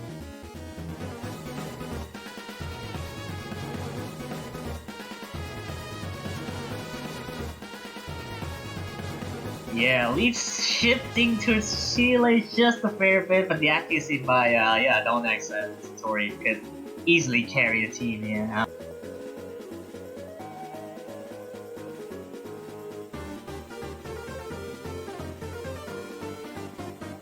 very tough situation for Chile to be in right now, because I think even with the Scallon drop and the accuracy is compared to Exit 1 it's so comparable that it doesn't make of a change in the lead here. But the lead is kind of getting there. It's really close. It's kind of slowly going there because Scallon bringing his accuracy back up. Not enough though. 2,800 points in favor of China. Or sorry, in favor of China. Confused me because both of their country names are very similar. Yeah.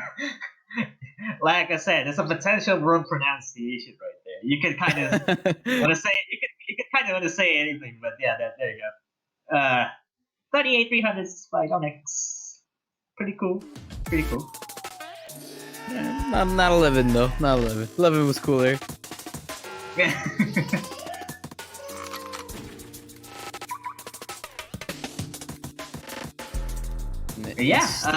Instant UMP 9 from China. I guess UMP9 is kind of a weird pick, but then it's understandable. It has some bits of longer releases. Not UMP 9. I mean Kuba Ohms, my love. Oh yeah. Sure. We're now OWC. Playing some normal diffs. Let's play some converts. True. Gotta love 40 auto converts. It's pretty good. Everyone would actually, with mania expertise, would like to play auto converts just to get number ones on leaderboards because they're so easy.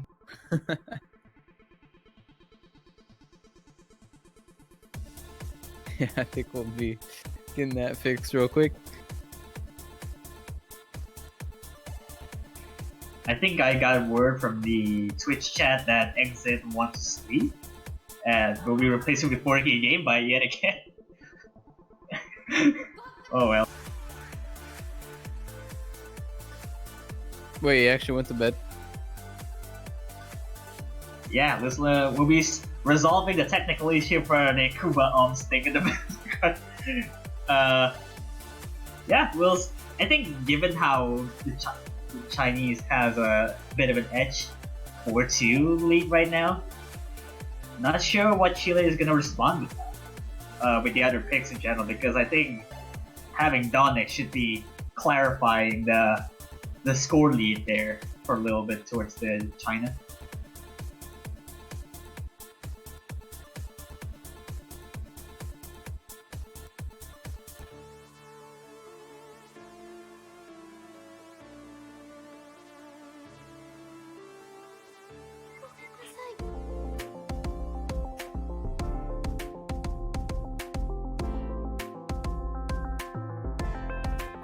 Oh, looks like we're back now. Yeah, I think we're seeing Torture Trigo replacing the Seba X here. I think no surprise as well, actually, because I feel like the long notes in the UMP9 is definitely chokeable for players who are not very well versed on the tricky staccato. A bit of an interesting pick.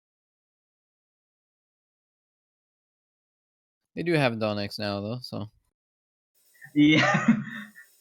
Every solution in the Chinese side has always been Donex playing. Every single time I saw like the round 16, where's like Donex? This could be like the carry for main Chinese players. But no. I guess having Donex should be comfortable enough for China for actually giving a fight here for Chile.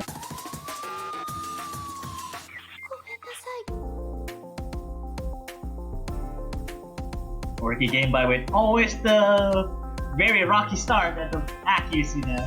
Same as Torture Figure actually.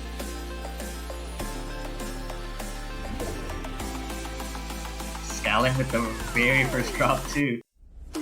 Not a good position at all.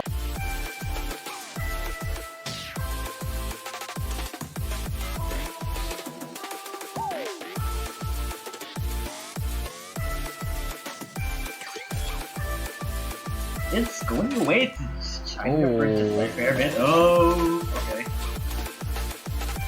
Curry does find a miss. Should equalize the field a little bit. Yeah, not by a fair much. I think Scalim even probably before the 400 combo starts, so it doesn't penalize that much. But we already see the soul accuracy difference here. We already see Arcaner going head to head with Donix, and other players here kind of struggling just to keep up accuracy here, just by a fair bit. Lead's not comfortable yet.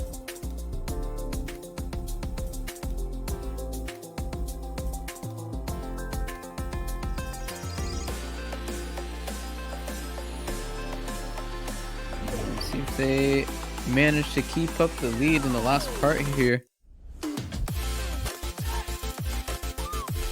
Around 15k lead right now, as Donix has already 99.76. Is now winning against Arcaner here, the highest accuracy of Chile.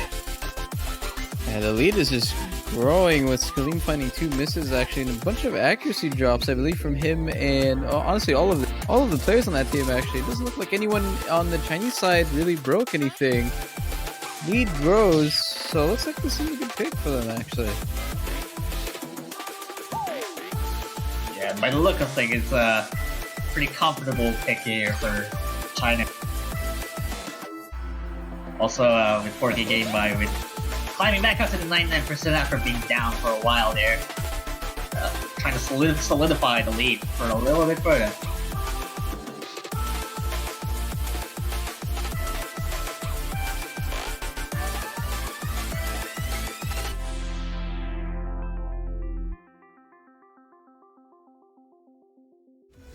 And again, another victory by 42,000 points. The recurring trend, 40,000 point victories in this match. Yeah, China now up 5-2 actually. Yeah, they're at potential game point here. So if Chile loses, they will be knocked out from the tournament. So Chile needs to win 3 points in a row to do that. And it's going to be a tough one to do.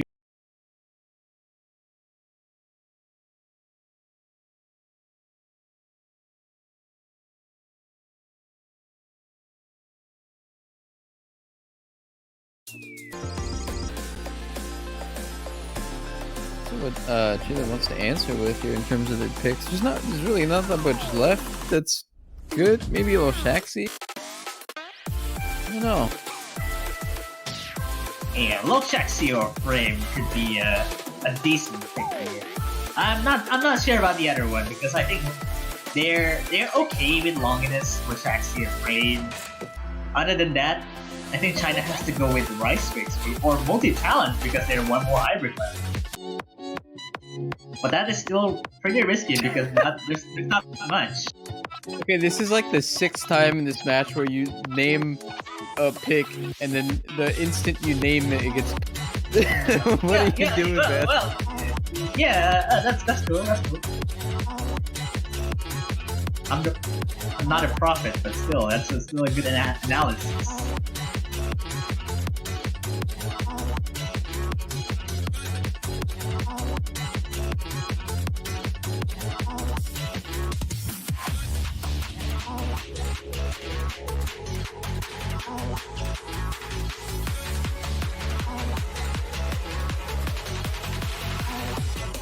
As a matter of fact, I think across all matches, Longinus is still ignored too. There's not been pick or even things it was banned, which is kind of interesting to say the least.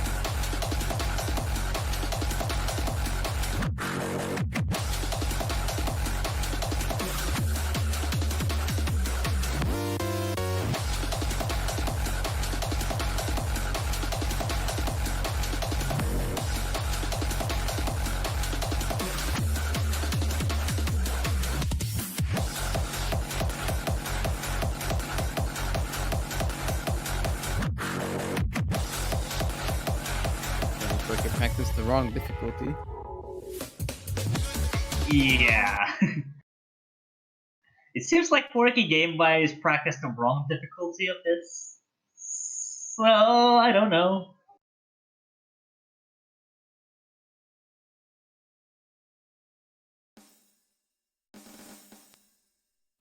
Yeah, we'll see. It's the potential match game point to China. And then if China wins, then Chile would be knocked out from the tournament. So Chile needs do or die getting this pick.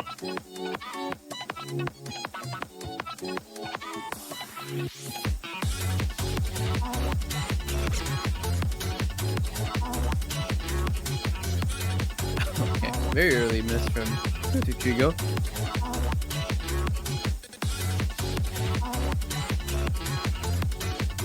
It's pretty weird as well because I think it's not even like one of the hardest sections yet, but it's still understandable and unfortunate.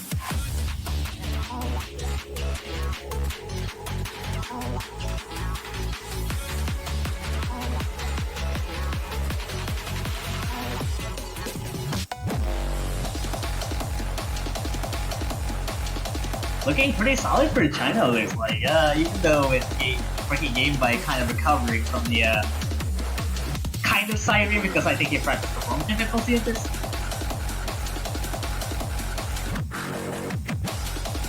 Already shown dominance over this Jack section a little bit here.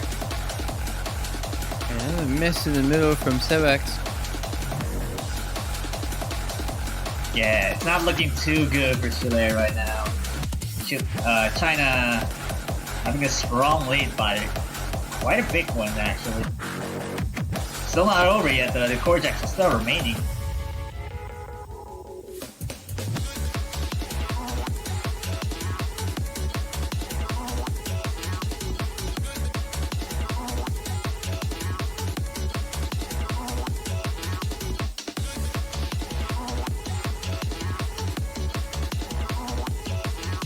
I think there's not much left to the chart too, so I guess this is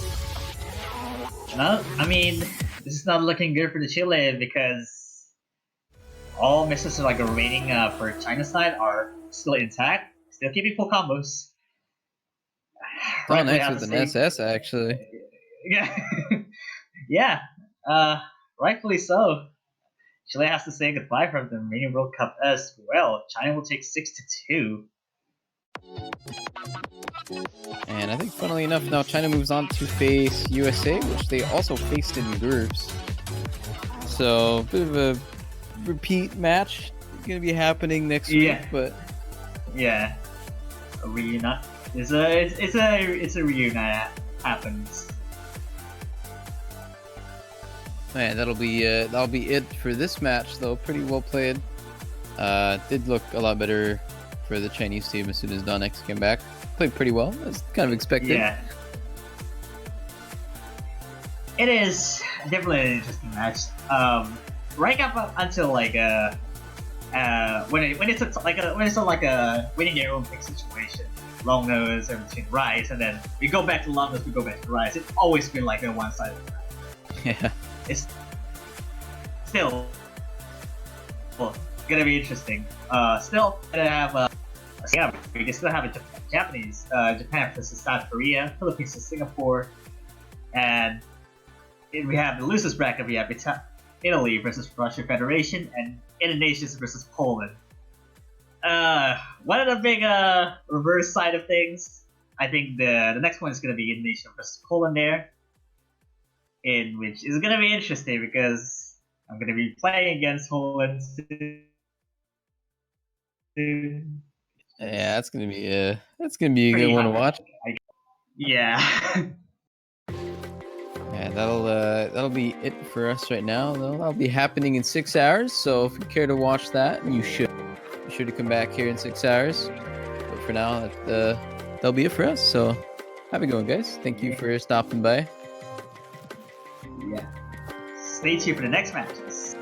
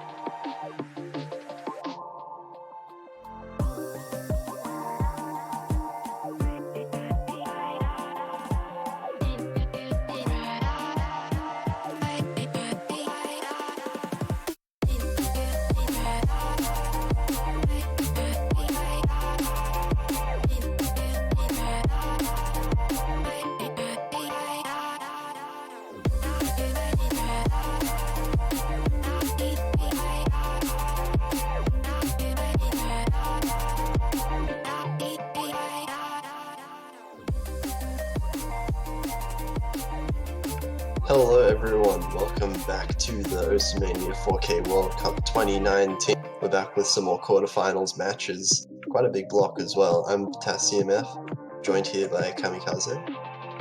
Hello, everyone. Yeah, and we've got a pretty intense matchup coming up. One that's happened, I think, almost every year. Yeah. Just so happens to be Poland versus reverse Poland. It happens every time in 7 key, in 4 key. It's like 10th time that it's happened in the World Cups. I don't get how it's this way. It's the magnetic force of the flags is pushing them together. Yeah, the magnetic force of the flags. Yeah, reverse Indonesia versus Indonesia.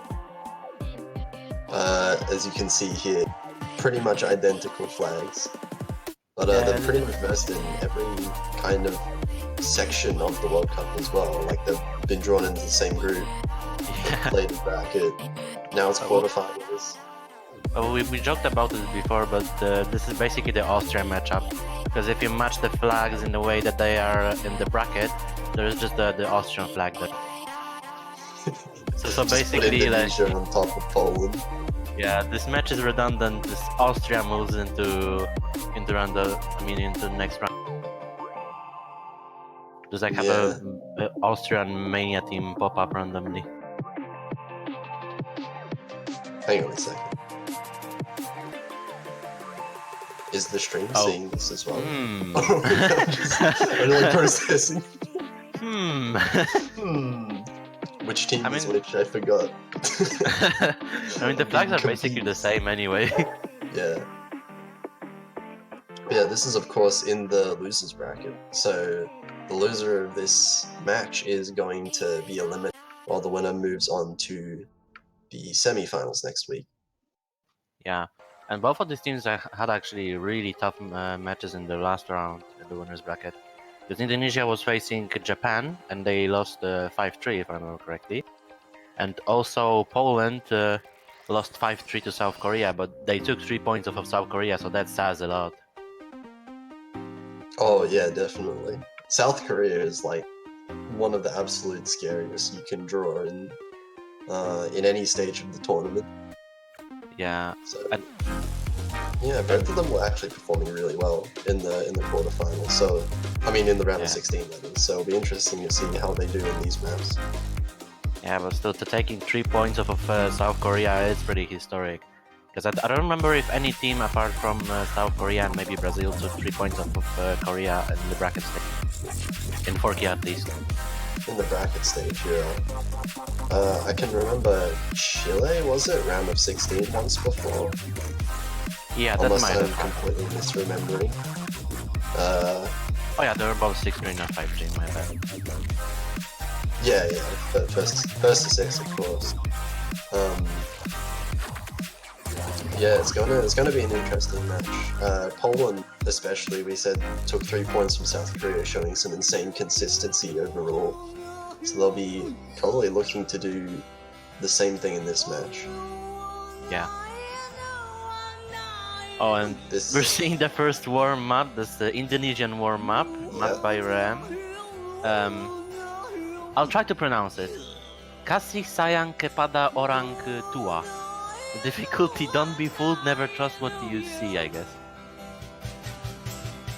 Hey, I think that was actually a decent pronunciation.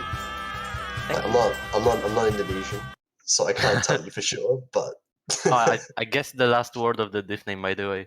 And this background, okay. Nice background. Okay, so we're starting on a high note here. It's a REM warm-up, so you really have no idea what's gonna happen. Yeah. There's gonna be some crazy thing at the end. Yeah, but this is the Indonesia versus Poland matchup, so the memes are gonna be off the chart. The match has already started. Semuanya semoga bisa meluapkan isi hati. That is a beautiful song.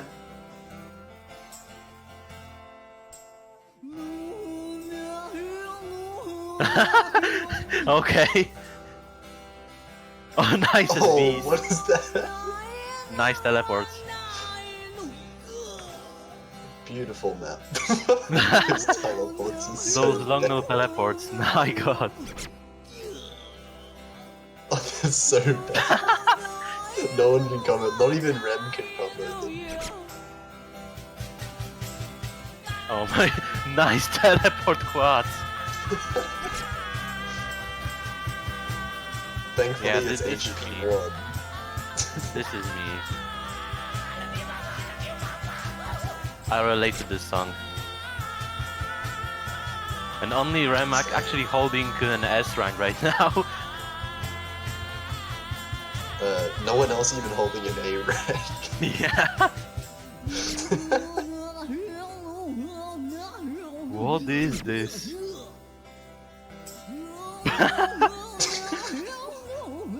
With those random noises in the song with the speed up LNs are just the best thing.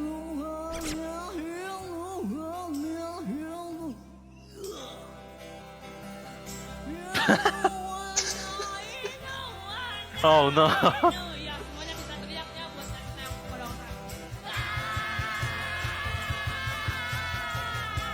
Oh, that's an epic jump. Wow. Yeah, That's a Blastix moment. That's a big one. Is Rem gonna be able to S?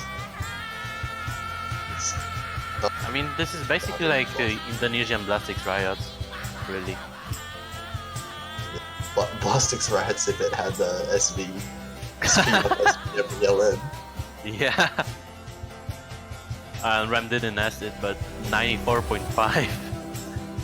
Indonesia wins the warm-up. I like how every single accuracy is like pretty close together, and then Rem is just 8% above everyone else. Mapper advantage. Okay, so we're now moving into the Polish warm-up, and yes. yes. DJ Tidek featuring Underjoy. Schlong. Difficulty name. Lemar, just tap them and fix your skin.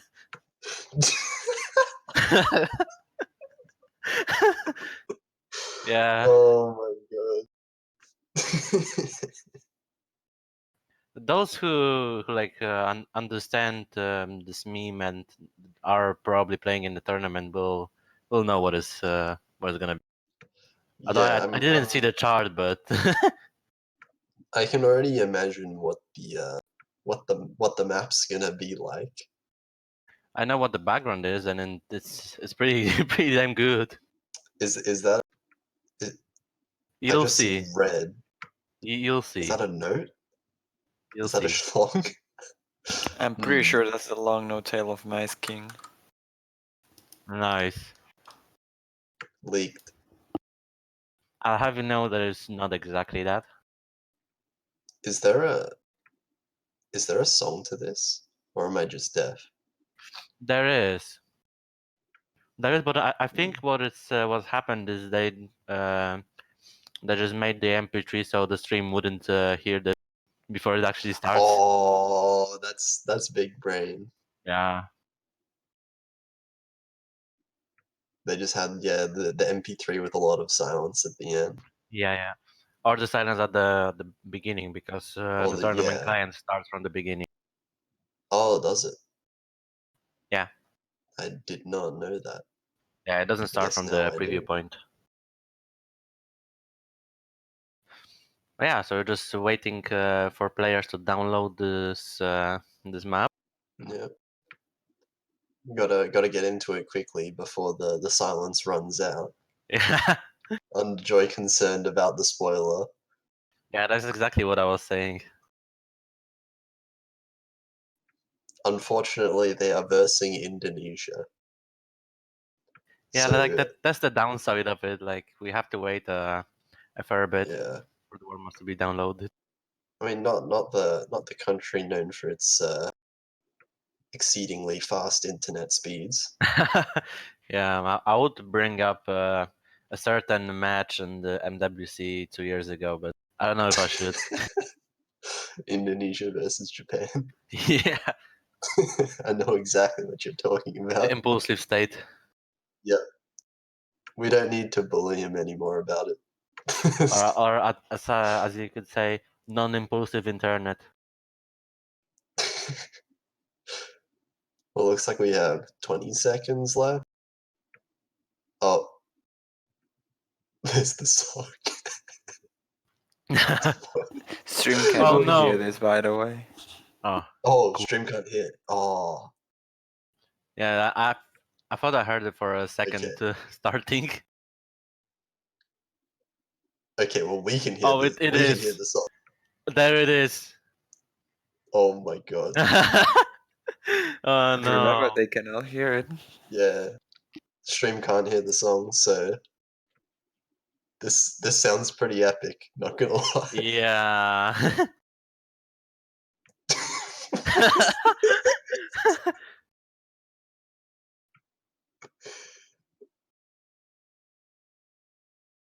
Yeah, that's Underjoy. That's Underjoy. Just so you know. Okay, there we go. That's the Oh, background. that's the background is a schlong. It's a Polish song. Oh, it was the start of the. It's a Polish. Yeah, you're right. Okay, let's go. Polish. I think I'll just let you commentate this. Just okay. I wonder what Oh we're no, going Rem to is see. not skipping. Rem, Rem, Rem, we want to please hear. skip. We want to hear all of the silence in this. We may be waiting here for a while. I The hope not. length is 4 minutes, but I'm guessing it's only 4 minutes because of the Yeah. like the silence in the MP3 in the I intro. think the silence is like at least 1.5 minutes. Yeah, so most of that time is just this silence, which was meant to hide And before they the actually song. skipped It's just the lagging. silence, and we just see it.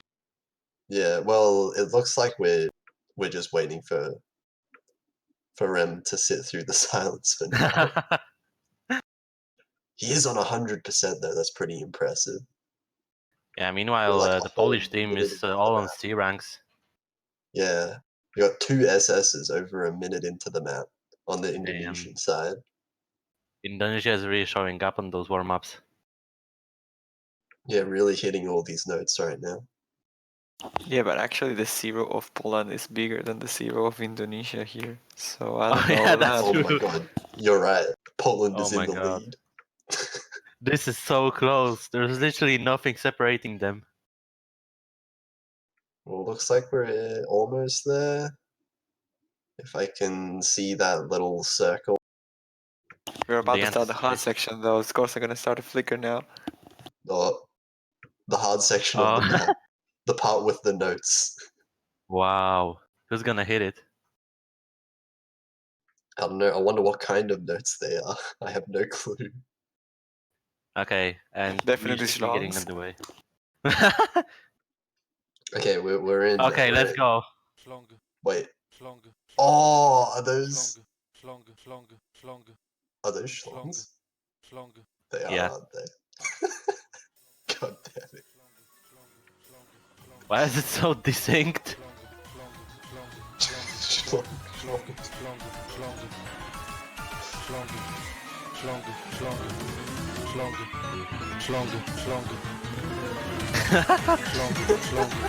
This is such a great song. I love the fact that every single player is distinct as well. I like all of. Time to How play many of such these an are awesome shorts? rice map that you know, all-rounder map. Does all of these everything. notes shorts? Oh, look how good I am. I can play anything. And It looks like they are, noobs, right? What's up, step maniacs? You're playing some rice and think you are good? Well, I think just they have actually to get are. owned and boom, schlonky and boom. Because 200. all the players Oh, are getting yeah. like I love 200s to in punish random these primitive spots. orangutans who can only mash keys. Zero precision, no delicacy, no tapping the key with grace. Only uga buga, spam the speed, fast jacks, mash, manip gang. These are the mental amebas that cannot press a single schlonky wonky. Oh, you lost the match by some tiny little note. Haha, bro. learn how to play because you are a tournament 0 when you can't even tap a note. What's up? It's not so easy as in your spam eterna. Players just like you who can't press a single long note aren't good enough to be admitted to the tournament at all. Just gather the whole map pickers team and laugh straight to your face. I like the level of English of this. Like, it reminds me of me casting back in 2015. Go back to Eterna, play dance and not in serious It is also the same part of Loshaxi loop 500 times Imagine being or something. D7 and still sucking so much, lol, oh my god. A good player can play anything and everything. I'm just trying to listen Longs to what are I'm saying. also a skill, and if you are disturbed by 16 tricky bricky lands in a map with 2k objects, then you should get swept once killed.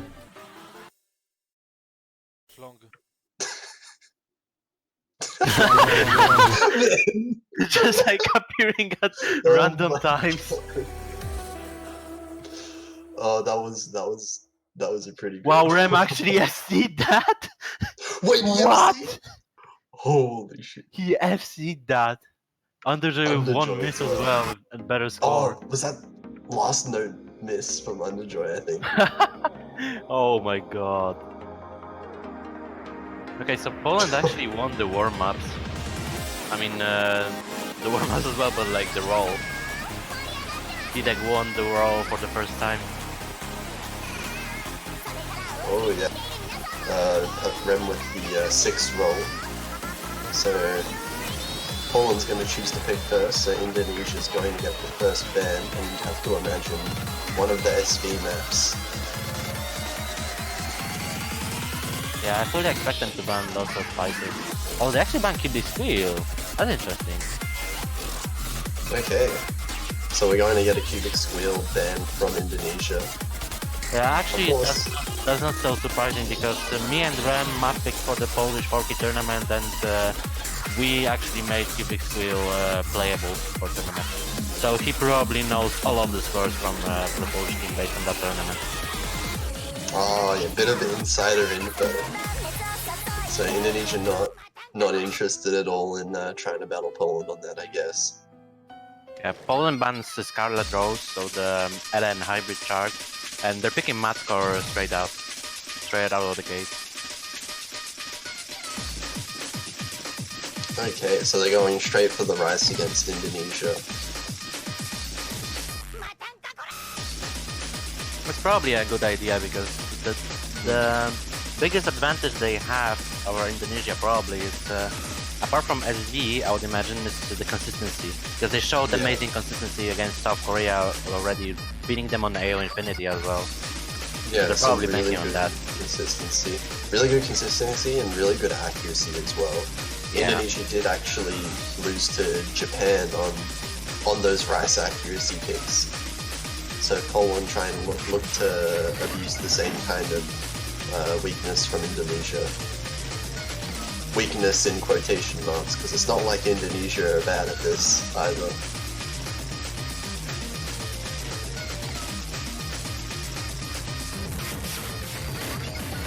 So we're seeing Kudonom, Tidek and Citek for Polish team.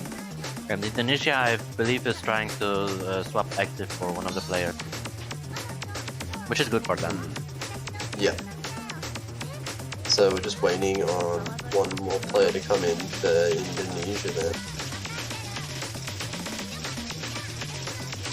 Yeah, this is good for them because I do believe that Exif is the second carry of Indonesia, or from Ren. Because Ren has been showing up incredibly over this tournament, but Exif is the second man for Indonesia when it comes to raw skill.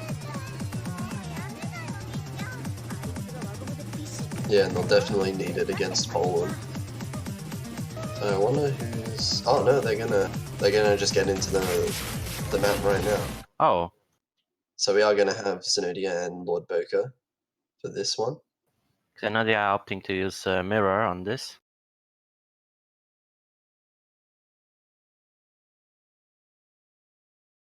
Yeah, I mean, why not?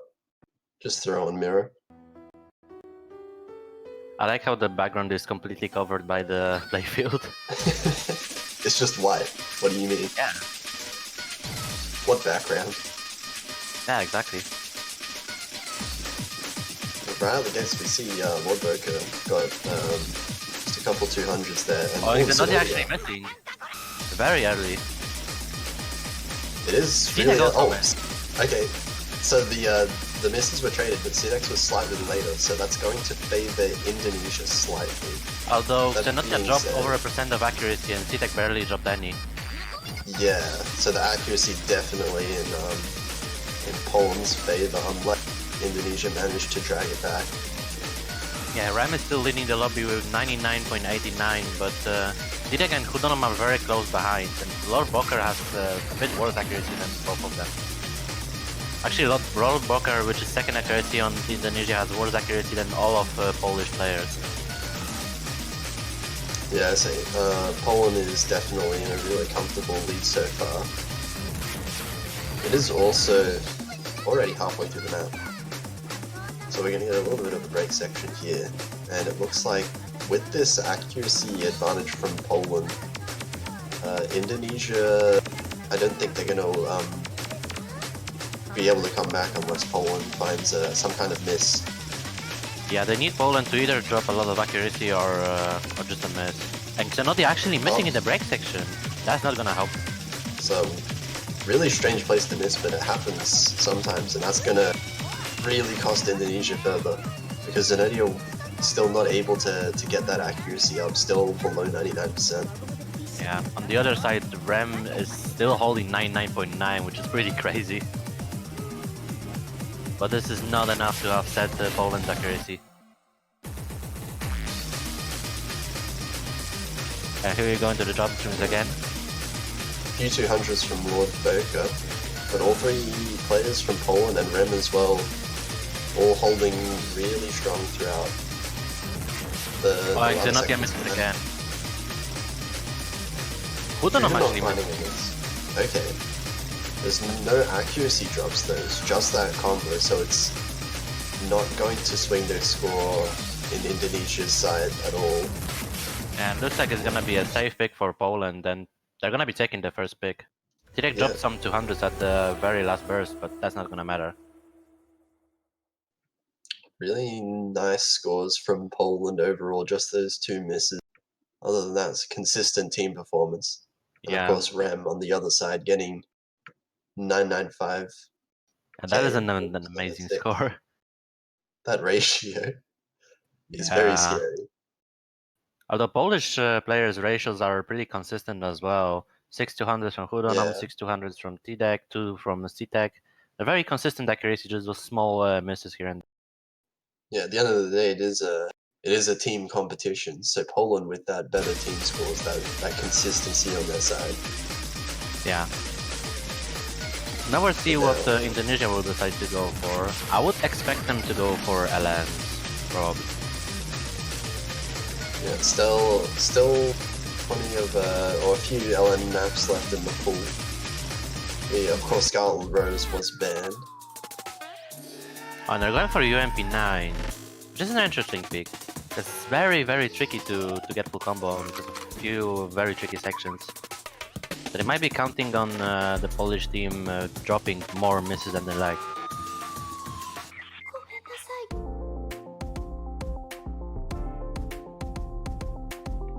Okay.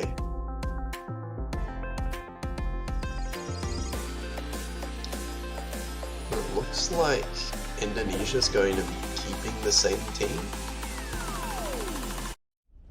Poland is going to switch out Tidek though.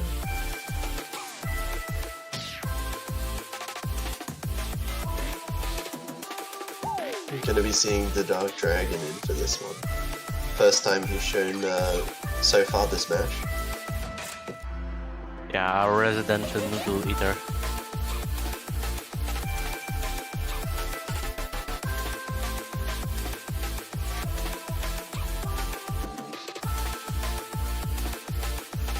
So yeah, this is gonna be a good test of Indonesian LNs against the Polish team.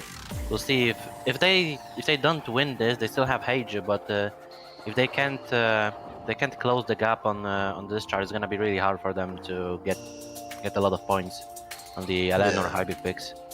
We already saw Poland's Rice accuracy and consistency is really scary. So if Indonesia doesn't manage to win basically all of the LN maps, then they're going to have to start winning a lot on the rice picks.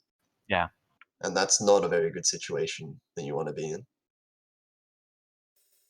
Although arguably Matskor is one of the easiest charts in the map pool, so they might go for something more raw skill oriented and try that avenue.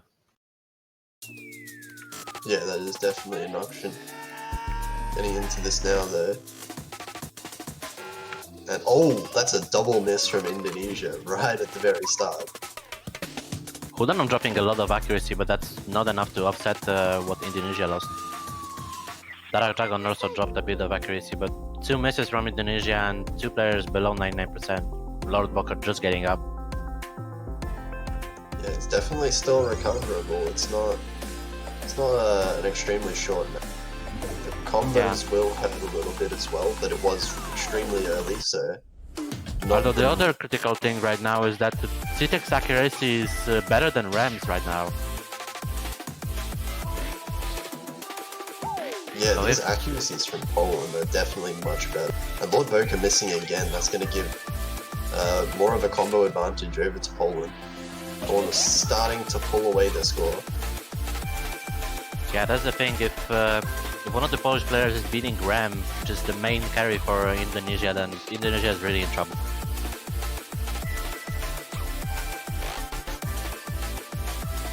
Indonesia now having all 3 players above 99%. And just as I say that, Zenodia drops a little bit below.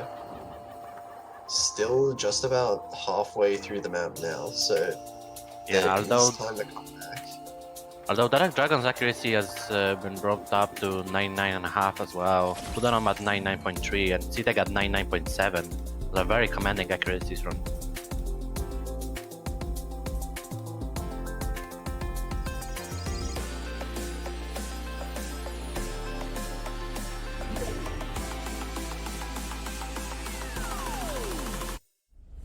We're getting to the second drop.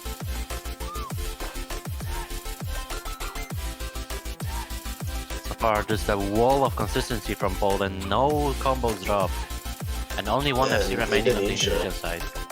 Oh, that's two breaks. Zenodia and Lord Boca both breaking combo again even.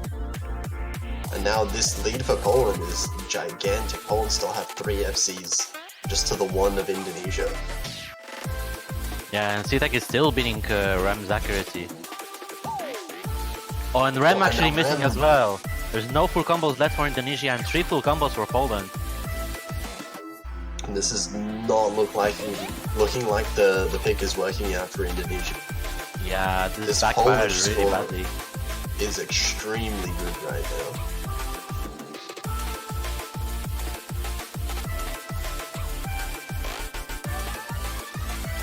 Yeah, and as we see the map coming to close, it's gonna be a win for Poland, and there's gonna be 3 FCs on UMP9. That is pretty amazing. And all with really solid accuracies as well. We got like well over 99s across the board. Yeah, 988,000 from CTEC. That's an amazing score for this chart. This chart is really hard. Yeah, extremely hard to get good accuracy on as well. And with that, that's going to be a break point over to Poland. They're going to go 2-0 up, and they get the next pick as well. So Indonesia is going to be definitely looking to take a break point back. The sooner the better.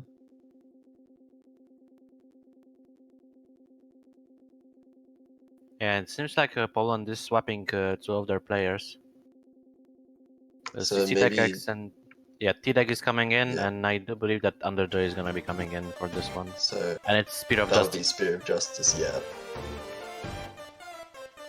So going back to the rice, going back to the more accuracy-oriented charts, the Jack pick of the pool. And of course, Poland with their consistency and their accuracy on this pick is very scary. I do expect Underjoy to score really well on this, because he's known for his Jack accuracy. Looks like we're getting Luxusure in for Indonesia.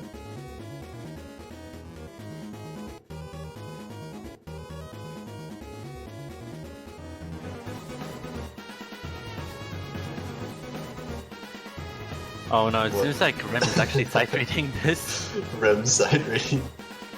Well, That's not good. I guess it's not the worst to sight read compared to some of the other ones, like relatively. I mean, this is a pretty basic Rice pick, but if you think that it's a pure core Jack pick, then you might be surprised on side, because it has some LNs in the early parts, and it has 1-4 triples later on. Looks like all players are ready. We're going to get into the third map here on Poland's pick.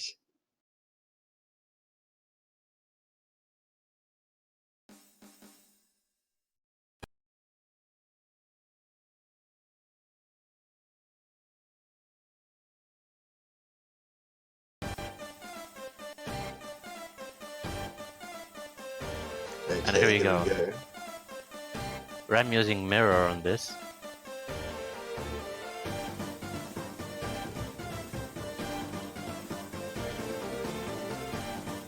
The scores are flickering at the start. Couldn't have dropped a little bit of accuracy. We got some high ac across the board.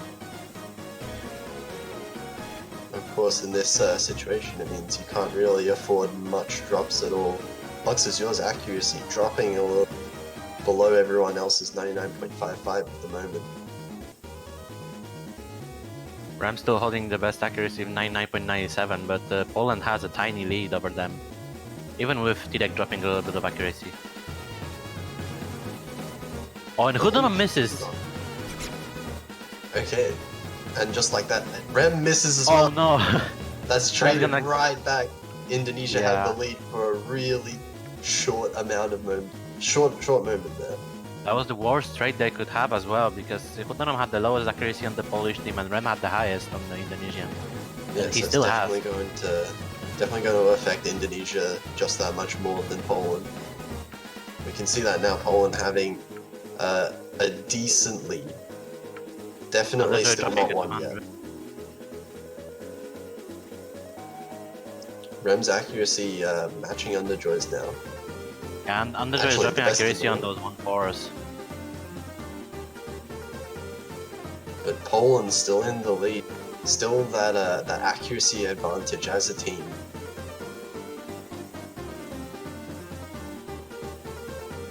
We have Luxusure still lagging behind, but it's the end of the map, so there's not going to be any time for Indonesia to come back in this.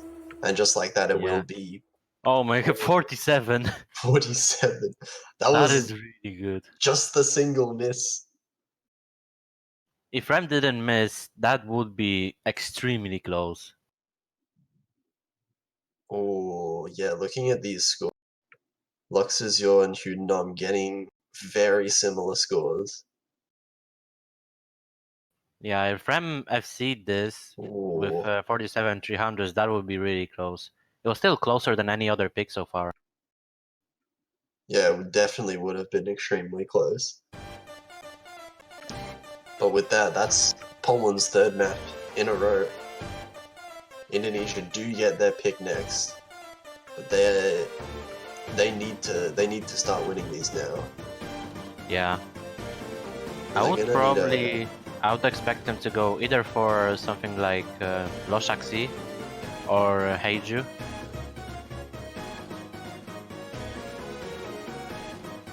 Either go for pure roll skill and bet that Poland might not be too good at it, or go for a straight long note.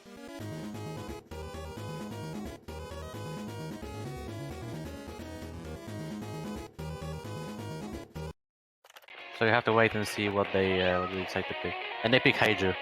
Okay, they're going for Heiju.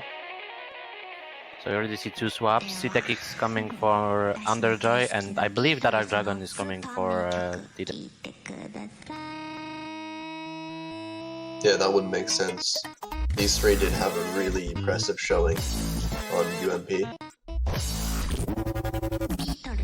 Yeah, so we'll see if they can keep up their consistency on this. This is going to be really tricky for Indonesia though.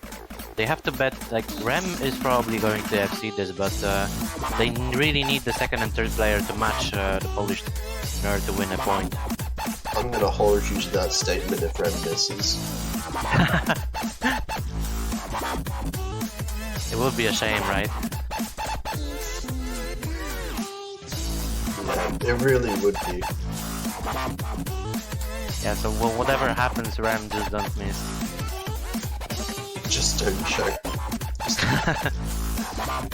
And now we jinxed him. It would be a real shame if a player were to disconnect in the middle of a No, don't do that! That's illegal! Hang on a second, this isn't allowed.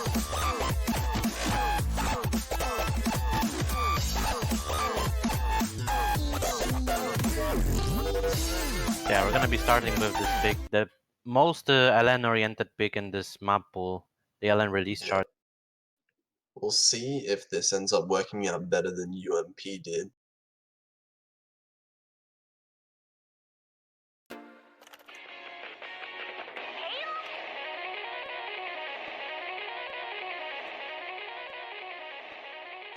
Oh no, Rem is not skipping again. 私の大好きなビートルズのスーパー名曲聴いてください。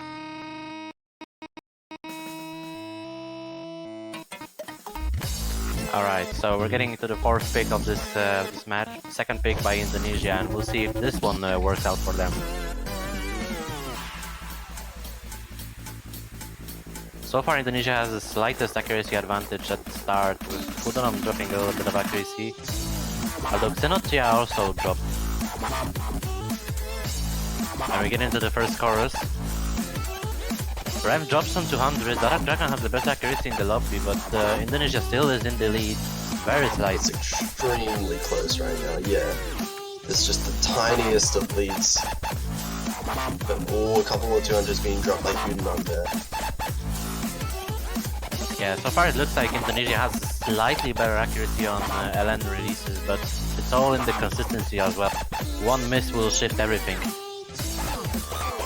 Yeah, it's really hard to say anything about these players because it's just so tense right now. Any small mistake could completely swing this map in the other direction. Yeah. I think this, as I said, Xenosha and Lord Baker actually have really good accuracies, and Xenosha has the best accuracy in the Indonesian team. That's what they needed. They needed all of the players to be able to match Polish players. Dara Dragon still with the best accuracy in the lobby, but Kudonom's accuracy drops earlier on are costing them so far. It's pretty much all 5 players holding really similar accuracies other than whose his accuracy is still not bad at all, still holding the FC as well. Yeah. Just that's tiny bit less is making up just, this has got to be just a couple thousand points difference. And oh, that's a miss from Sitek. I do believe that it was lag. Or it might have been. It's hard to tell sometimes. Yeah, it's hard to tell. But if it was, then that will be really bad for Poland. That one looked like it was an actual miss, I think. Yeah, that might have been a miss. And that's going to mean that Indonesia's going to take a meaningful lead now, like a really solid one. Rem is dropping a fair bit of accuracy though. Dropping below 99.5%. Lord Boker as well, dropping down to the same accuracy as well. But Zenodia is still keeping even with the Dark Dragon. Yeah, and that's the crucial thing. They all have FCs. The 3 FCs from the Indonesian team. I don't think that they did it in any other map so far. Yeah, really, this was a really solid performance from the whole Indonesian team.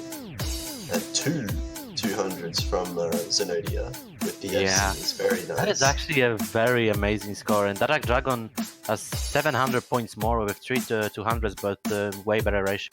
3000 maxes, almost exactly. 3001, just missed the calculation. Yeah. Although that's the thing. Yeah. It was a good pick for Indonesia, but there's no other very LN heavy chart like this left remaining. Yeah, that is what I mentioned at the start of the map. Losing one of those LN. What was that? Oh, we're gonna see spices. Yeah, it's lots of spices time. Poland is going for the SV. Yeah, we're going straight to the SV now. Of course, Indonesia banning the other SV map in Squill. Actually, this chart also has some history because Tidek played this against Ram on soft 3, I believe. And Tidek won. Ooh, some spicy history there. Yeah, both of the SB picks have some spicy history with those two teams. Yeah, as Ram says in the chat. Soft 3 PTSD.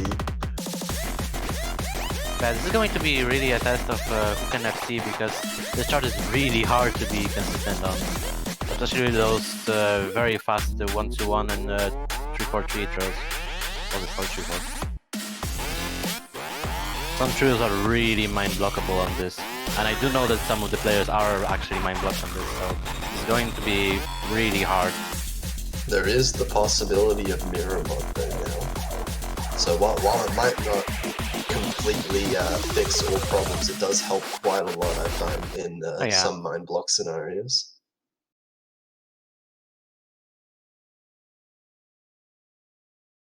Yeah, well, as we see, there is no mirror mods coming in for players. Okay, and we're keeping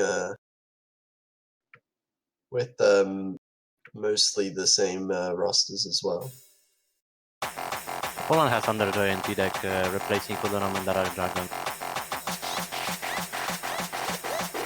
We are going to the SG pick, and we'll see. I do expect the Ram to do really well on this, but they need the other two players to keep up with the Polish players on this if they want to win. And so far it's Polish lead on accuracy. Accuracy is not an extreme amount in front of Poland though. Especially because we still have... Oh, and that's a miss from the node, yeah. Now Poland does have a very nice lead. The very crucial part is going to be coming right up at about 700 combo. The Twill really hard to hit as well. Zenodi is really struggling in accuracy now as well. Not quite getting the timing down. See if anyone gets any misses in this section. Zenodia's accuracy really tanking during this section. Now going all the way down to 97 already. And this is gonna be the trail I was talking about. Let's see. No misses there.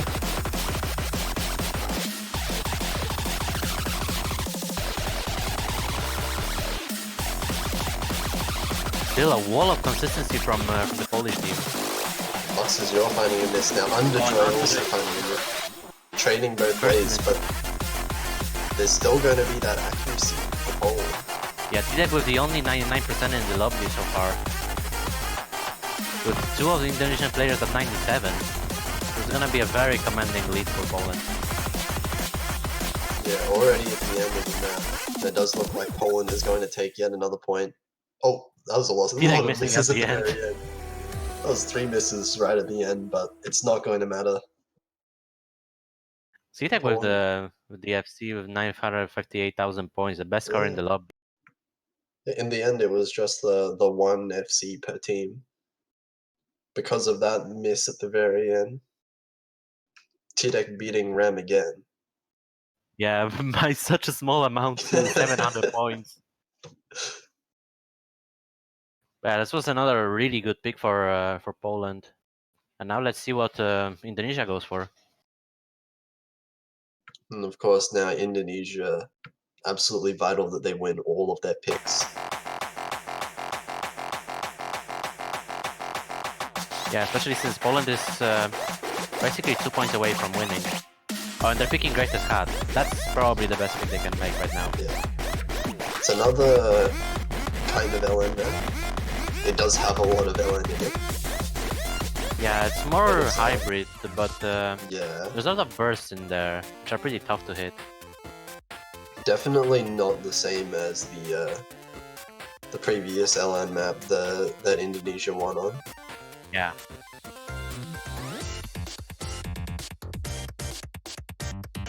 Yeah, a lot of tricky trills and bursts in particular in this map. Yeah, and we're seeing Tarak Dragon coming back in for T-Deck.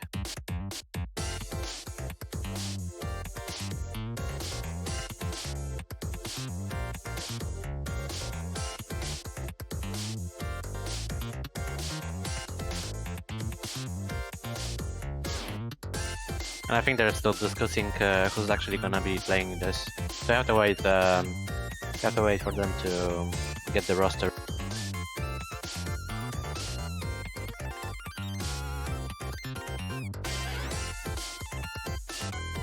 Alright, seems like Hoodanum is gonna be playing this. It's just a matter of whether Dark Dragon or Enderjay are playing.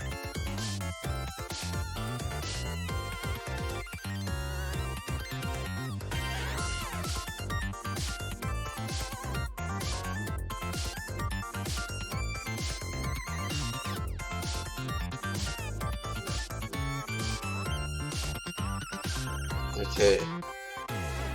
Just waiting on one more player from Poland. Probably Hudendom coming in, right? Yeah, it's kind of dumb.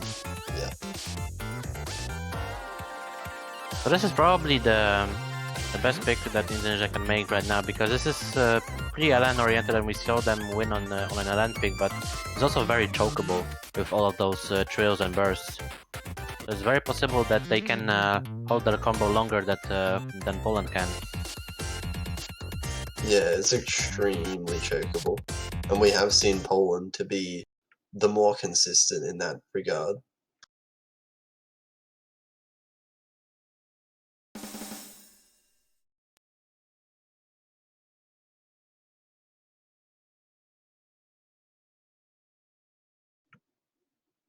%100% across the board. That's some amazing accuracy right there.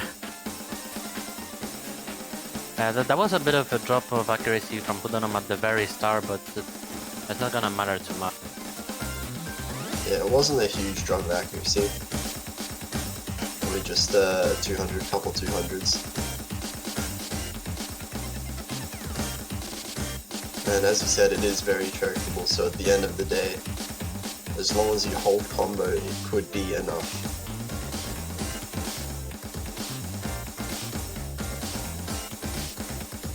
The accuracy lead goes to Poland once again. Dark Dragon with 99.85 so far. Although it's still extremely close. Yeah, the accuracy lead is definitely not huge. This is like 1,000 points difference or so.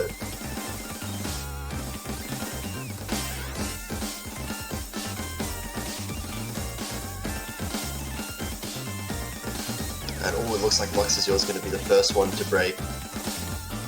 And the second. Indonesia dropping some accuracy here as well. Well, Luxazure are missing once again. The repeated breaks are really bad, not able to bring out that combo. Yeah, that's exactly what they don't need right now. They won the previous LN pick because they had 3 FCs, and they really need that against Poland. Poland's still holding 3 FCs with very consistent and very good accuracy.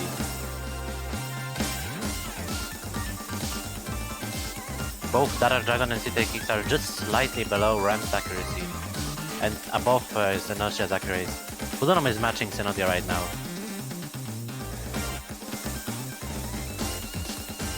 And we're getting to the last part of the chart, so this is looking really good for Poland to take another breakpoint.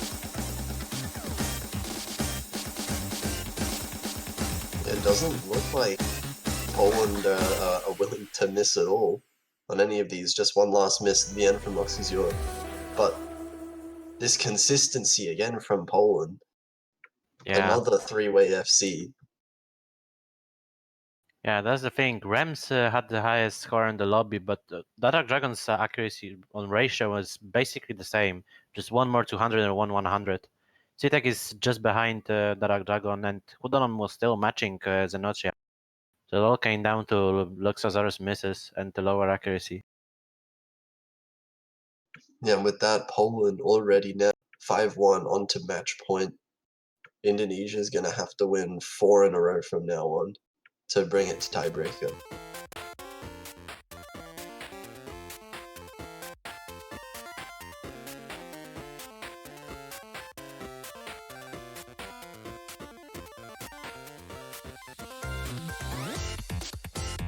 No, why would you do that to me? Ram, why? Just cursing the commentator. You know I'm gonna return the favor, right? Next map, it would be a real shame if Rem were to miss right about now.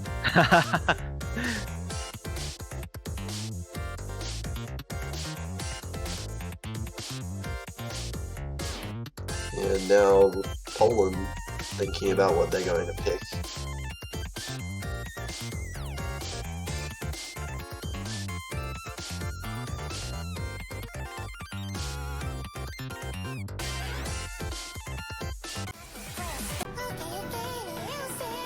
Oh, they're going to go for Amor de Viral. It's also arguably one of the easier charts in the map pool. At least to be consistent and get good accuracy up. Yeah, and that's really what Poland's been excelling on so far. Just the ones that they're comfortable with being consistent on. They don't have to take any risks right now. Yeah, they're playing the accuracy game, and it's working out for them so far very well.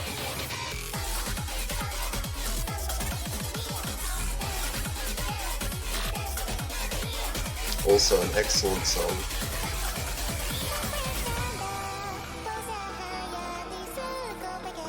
Yeah, man, I love Nanahira.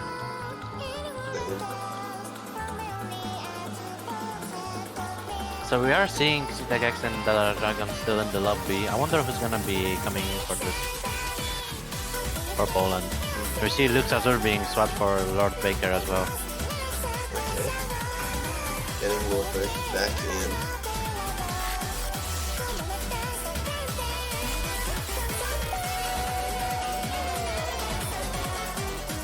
I wonder who Poland's gonna bring in for this one.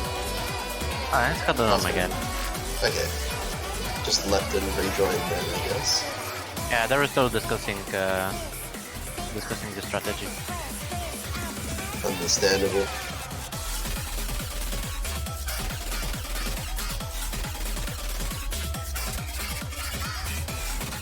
Okay, so it looks like we're going to go straight into this soon then.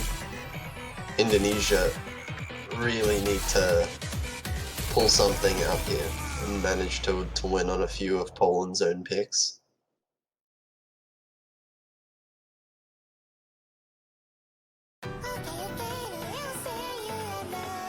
Yeah, so we're just getting all the players ready. And we should be getting underway.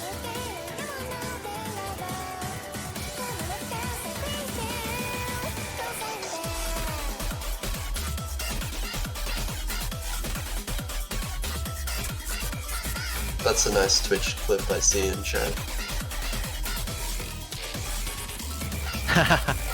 Yeah. It was gonna happen. I mean, who doesn't really? I don't. Okay, but you're just wrong. That's just a lie. You just don't have a taste in music. Just don't have years, honestly. Yeah, so Anyway. here we go into the potentially last pick of the match, as Poland is on the match point. Amor de Verao. As all of the players load up. Yeah, and here we go. It's do or die for Indonesia now. Poland looking to try and clean up this match. And ooh, Rem of all people, right out the gates. And Lord Boker as well. That's 2 misses for Indonesia at the very start. But Oh, that's 3 Sitek and misses. Zenodia, that's 4 misses right at the very start. 3 of them. for Yeah, Indonesia. that's not looking good for Indonesia at all. Still 2 FCs from the Polish team. Lord Becker missing again. And there's a lot of combo struggles going on for Indonesia right there. This is a very fast lead for Poland. Yeah, already leading by 43,000 points. And we're only a third of the map in. Yeah. There's going to need to be a lot of breaks from Poland. Right, very soon as well. Because we are already pretty much halfway through the map.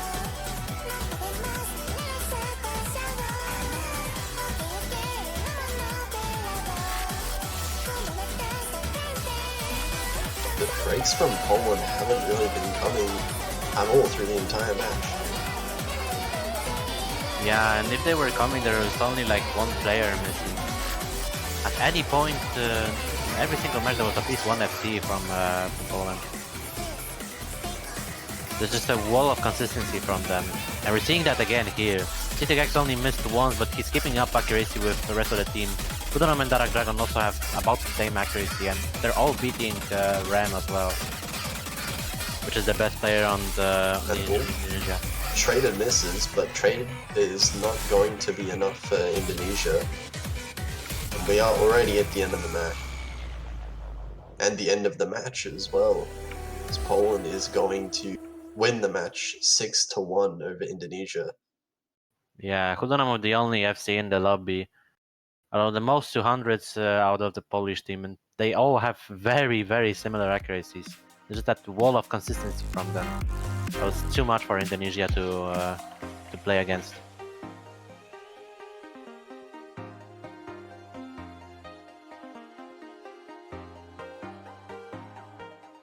So yeah, with that, Poland takes the match. They win 6-1 against Indonesia and move to the next stage in losers bracket, where they will be facing the United Kingdom next week. And that's also gonna be a really good match. Oh, that's a spicy one. Yeah. United Kingdom versus Poland. Unfortunately, that does mean that Indonesia is out of the tournament now. Yeah, unfortunately, that wasn't the best run they had this year. But hopefully they can go further next year. Yeah, they did get some rough matchups, but for now it looks like we have the next match coming up in about 30 minutes, which is going to be Japan versus Korea. So the 2 teams that knocked both of the teams that just played into the losers bracket. Yeah, interesting match. Of course, this is it will be in the winners bracket, so there's no threat of elimination just yet, but of course, winning in the winners bracket will be huge for either of the teams. Yeah, especially if Japan manages somehow beat Korea. That would be huge. Is that Philippines versus Singapore at the same time? I do believe so. Although I'm not sure if this is correct. I don't think that's correct. I don't believe there were any reschedules. I think that should be 1.5 hours after, if I'm not mistaken. Yeah, it should be. Yeah. So there will only be 1 match at a time. That was just a mistake on the stream there. But yeah, so for now that we still have half an hour left, so I think it'll be good to take a quick break. Yeah, so you can take, you can get some drinks, you can get some MWC food, you can buy the banners that are still in the Otsu store. Oh yeah, ready for you to support the team that you want to win this World Cup, or that you just want to support throughout the entire tourney. And if you get the banner of the team that's they'll win this tournament, that the banner will stay for longer after the World Cup. Yeah, definitely. So go buy, support your team over in the Osu store, and we'll see you in about half an hour for the next match, Japan versus Korea. Take care and stay hydrated.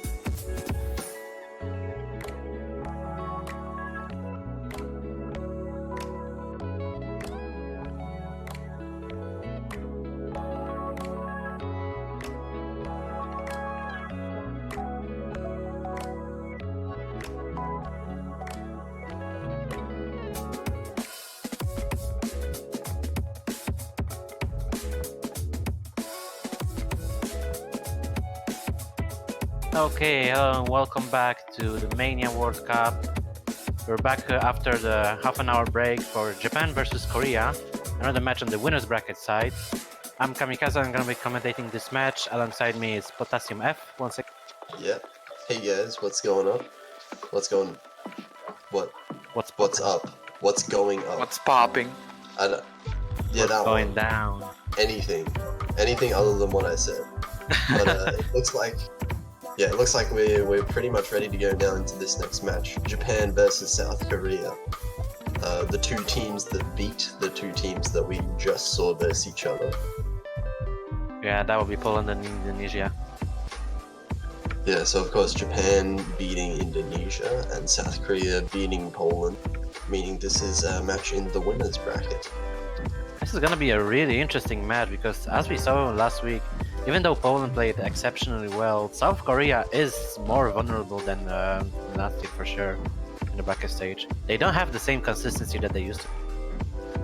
Yeah, Poland definitely did have that consistency over South Korea in some of the picks that they played, which did let Poland take 3 points. Okay, so we're gonna be seeing the warm-up and this Vibro evaluation courses. Reality distortion. I mean, the song we're gonna see some vibro.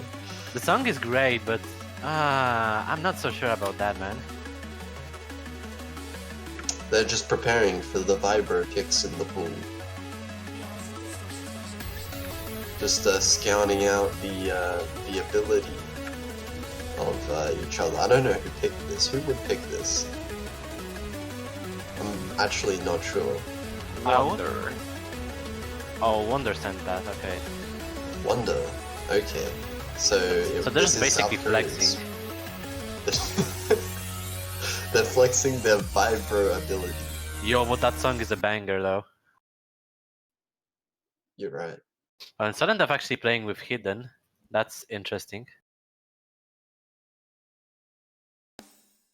I don't think that it wouldn't make much difference if you played this on Flashlight as well. Yeah, I don't think vibro matters that much. Yeah, we're seeing this warm up. Yeah. OD 5.2, HP 9.4, star rating 6.2, which is pretty low for Vibro. Some slow vibro coming in. Although it's less than Vibro. Yeah. Yeah. 170 BPM, so it's just like one column or something. 1 to 2 column vibro. Yeah, I don't remember actually. I do remember that I wanted to chart this because they would make a really good speed chart. That song is really good.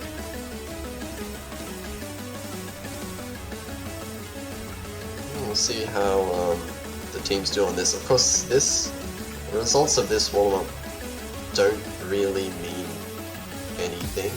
Actually, Misa has a double S right now. I just noticed that. Not anymore, but not anymore. Still very good. You Like can definitely see the accuracy is there.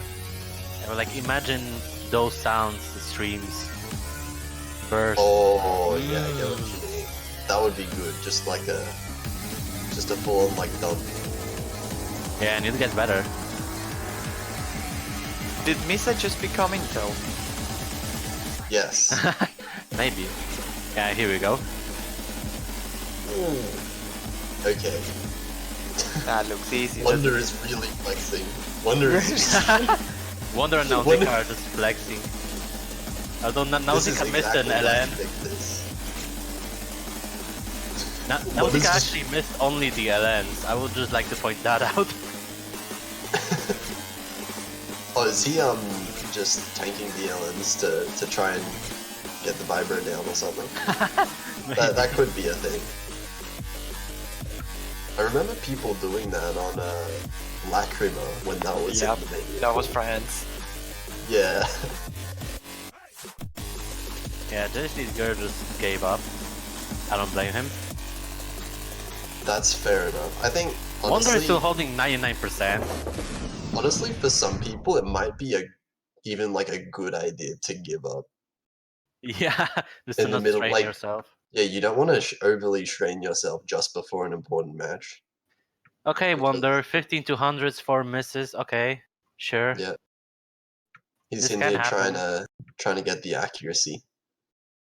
Yeah, I know accuracy warm up, right? Yeah, it's just a regular hack map. This is a game you can play. We did have 3 fails in the end. And It 3 is S HP ranks. 9.4. I just realized it's HP Yeah. 9.4.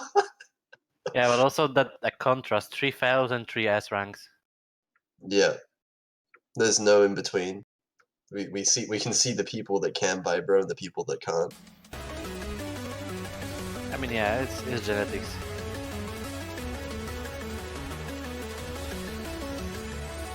So yeah, we'll see what Japan picks for the warm-up.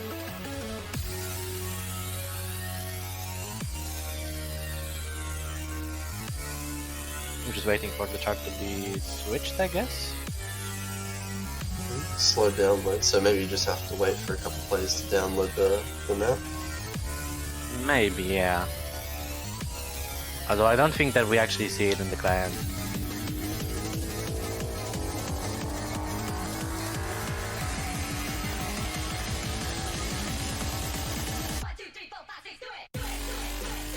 Yeah, as Pavlak said, that was just the people who eat MWC food and the people who don't. Yeah. Oh, okay. Oh, rose quartz. I have some concern about the artist. Link to you. Question mark. Yeah, I mean this is cheeky, but Yeah. that makes me wonder if this is another meme. Oh, the difficulty really name is makes me Jack. Who I know. Yeah, it's Jax, so it seems like it would be. I mean, it's probably not the same like rose quartz as most people probably know, right? Yeah, probably not. Probably just something slightly different, but it's still Jax apparently. So Yeah, so basically, I would expect something yeah, similar, maybe slightly less hard. probably way less hard, at least judging by the BPM.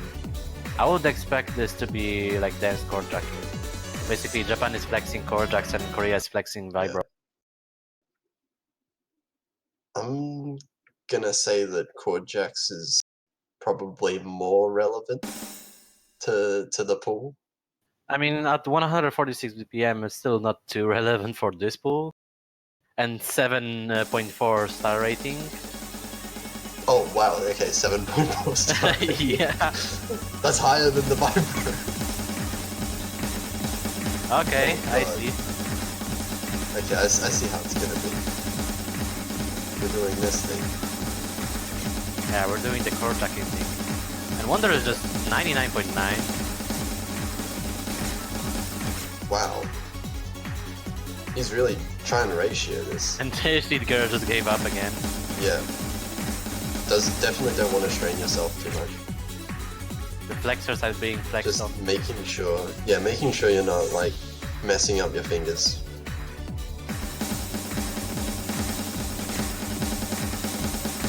Yeah, and again, we're seeing exactly the same players performing well on this as the Yeah, previous one. Wonder, Nausicaa, and Misa, yeah. All three of them rolling around. Misa is really close to Wonder on this. Wonder has dropped a lot of accuracy. Actually, yeah, Misa's now holding a better score than Wonder. Nausicaa is still leading the lobby. Nausicaa. Yeah. Oh, this is a long one as well. We're only a third of the way here.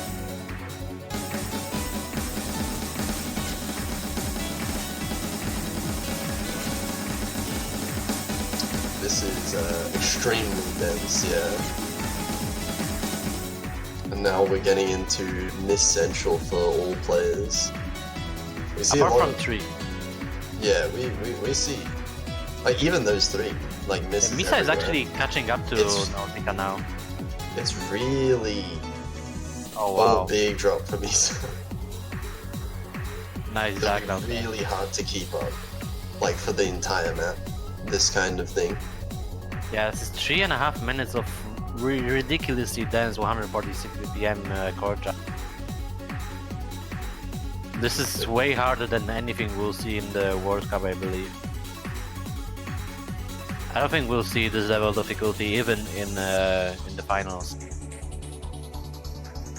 Still have two 97s. Wonder's dropped down to 95. Just the stamina getting to him there.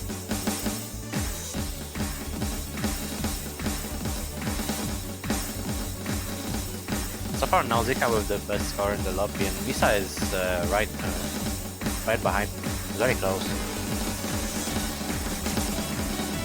Even Wonder is struggling with below 96%.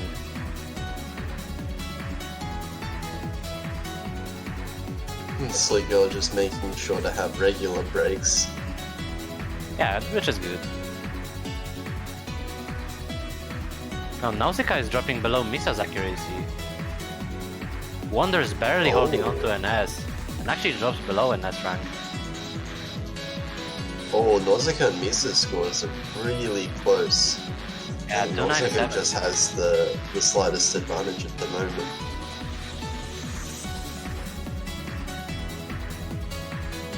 But Misa's been holding consistently for the entire map. It's just stayed parked at 97.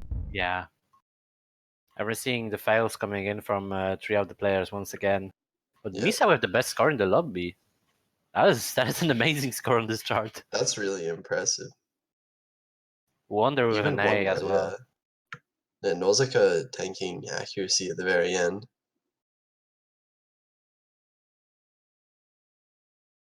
Well, that was a Misa flex there. We got a Wonder flex, then a Misa flex. Yeah. Equal flex for both teams. So We'll yeah, see then we're which gonna team be is able moving. to... Yeah. With that, we're gonna be moving into the roles.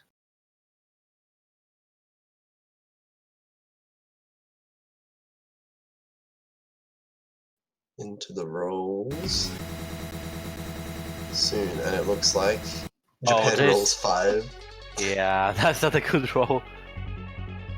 On the roll 10. Rolls at 10. Oh my god. Those are elite rolls. So South Korea wins with the 10. They will get to choose whether to pick or ban first. I can imagine Japan will get the first ban. I can definitely see them banning one of the LN picks. Yeah, although I'm not so sure if they don't want to ban... Actually no, I don't think they will ban SVs. I think Japan are pretty comfortable with SVs. Yeah, and especially from the Korea's performance last round, they could possibly pick this. And Japan is banning Scarlet Rose.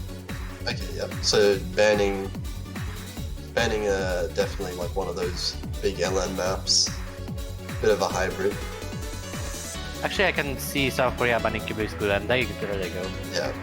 South Korea banning the SV. I don't think we've really seen Japan too much on SV maps so far in the tournament, but I do know their players definitely have that SV potential. Yeah, and we saw South Korea in previous matches both ban the SVs and even lose an SV pick against Poland. And they're picking Greatest Hat right off the bat. Okay. Going for LN maps against Japan, or kind of LN maps. Bit of a hybrid. Yeah, the LN burst, I guess. Yeah. But it is definitely one of the areas where South Korea has a pretty, I would say a pretty clear advantage over Japan is that LN skill. Yeah, those Greatest Hat is really easy to get chokes on, so if Japan stays consistent on it and manages to hold combo, they might be able to have a shot at Korea. It looks like we're waiting for a third to come in for Japan. I believe Fai was their third LN player in previous matches. I don't know if AM Duskio is around. Yeah, it looks like we're getting Fairy Fai in.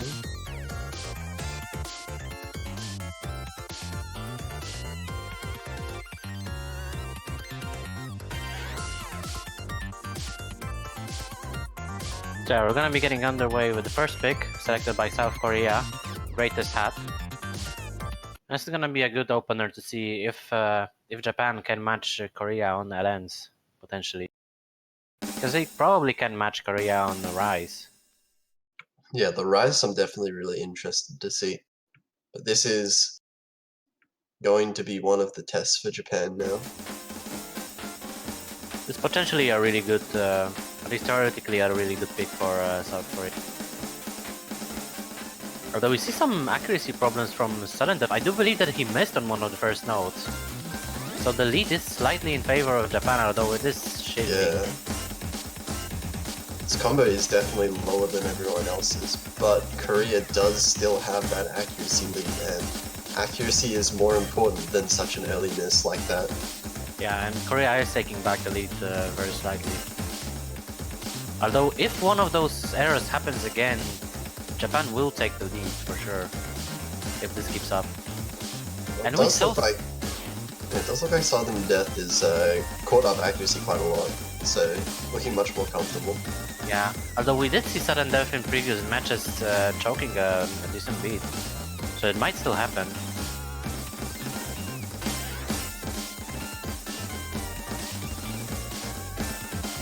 And Japan's accuracy is not that far off. But, oh, Misa. Oh, Misa misses! And that's Japan's highest accuracy as well. That's Yeah, gonna give Misa South Korea Misa was big matching lead. Wonder's accuracy. This is going to be really good for Team Japan. I mean, really bad. Korea. Yeah, really Yeah, good yeah, for Japan. And Misa Oh, misses that again on the was- trill. That is looking pretty bad for them. Yeah, it's just been that one extremely early miss from Sudden Death for Korea. Other than that, might as well be 3 full combos for them. Yeah. And Sudden Death with better accuracy than Nausicaa as well. And better accuracy than any of the Japanese players, critically.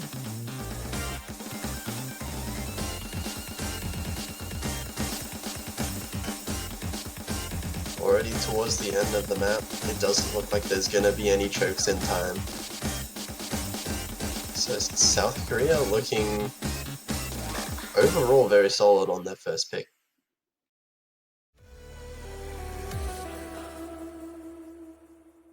Yeah, so that was a really good pick for them.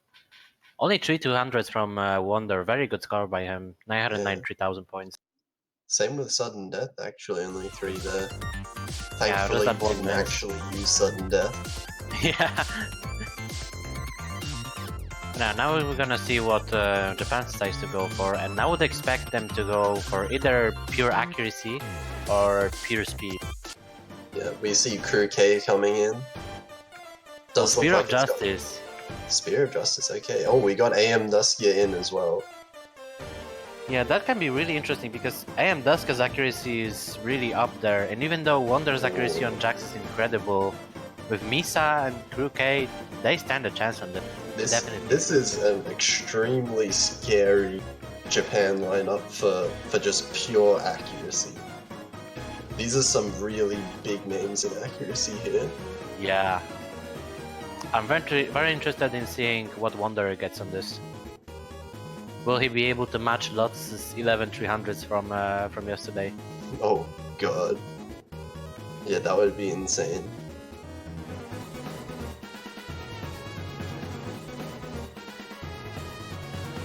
Yeah, this is definitely a solid pick for Japan, I would say.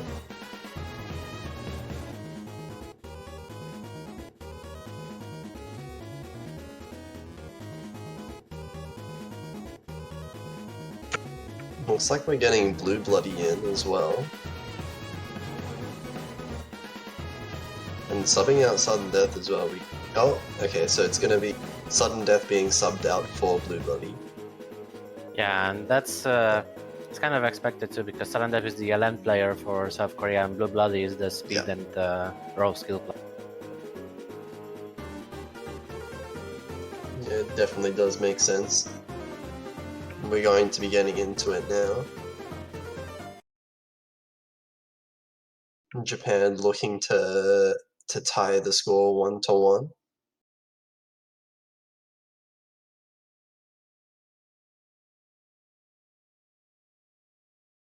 Yeah, I see we're getting some predictions in the on the 300 count. I just roll. I think we'll see 17 by Misa. 17 by Misa.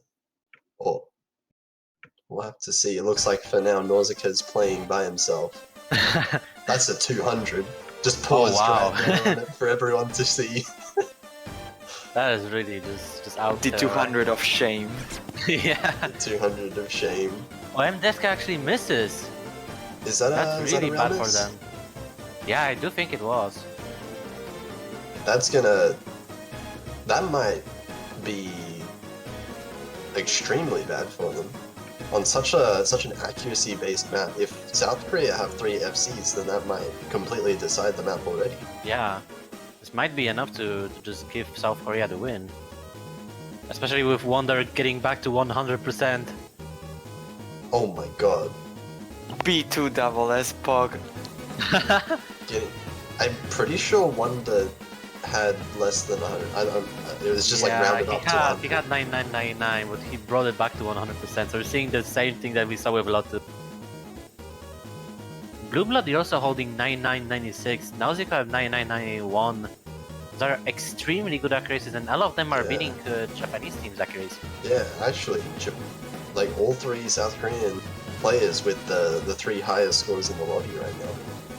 Yeah, so this pick so far is really backfiring for Japan.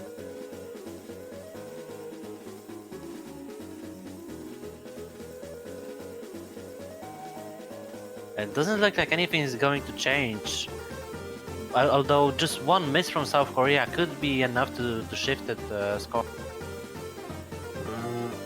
Nausicaa got a 200. More than a miss at this point. Yeah, at this point probably true.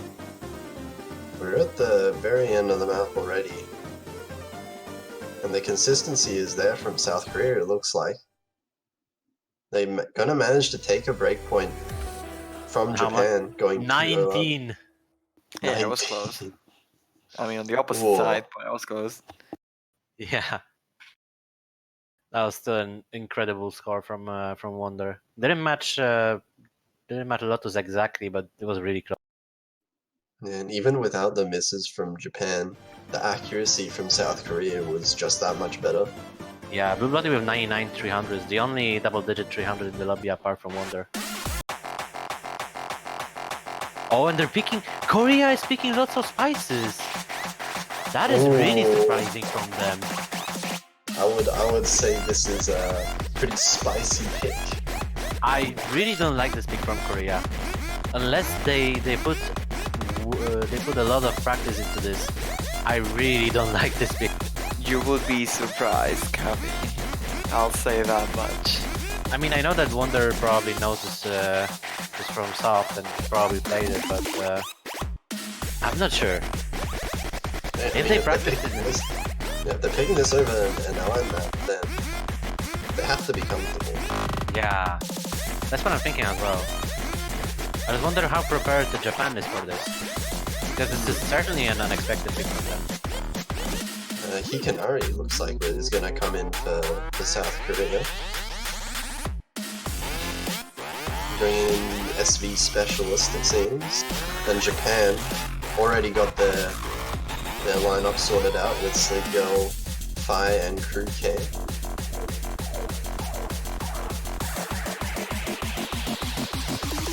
Yeah, so we're just waiting for players to ready up and we're gonna be getting underway.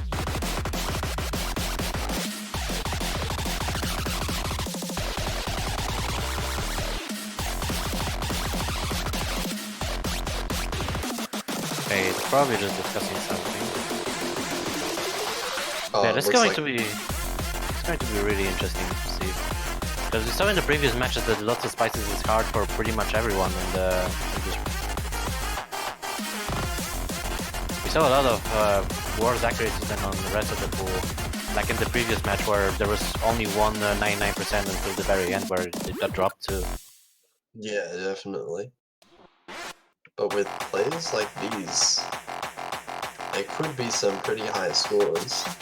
Then again, very chokeable map, as we said before. Yeah, it's very main blockable as well in some places.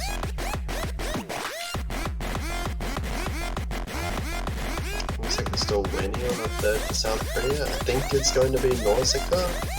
Seems like Nausicaa's in the lobby at the moment.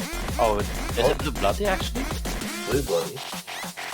That is also surprising.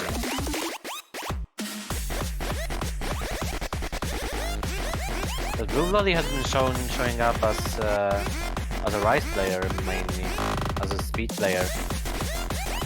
Maybe just a hidden ability in SP. Yeah. Or maybe he's been the one who's been practicing the SV the most. One of the dedicated SV players, perhaps. Yeah, I mean, we saw from the last shot that he has one of the better accuracies in the South Korean team, so that might be a factor. Yeah, or maybe every single player in South Korea can play it, so they're putting in the best accuracy. Maybe. Just ratio. That would be wild, though. That would be absolutely insane. But Yeah. what if? What if? Yes, this is a really interesting pick, and we'll see if that works out for South Korea.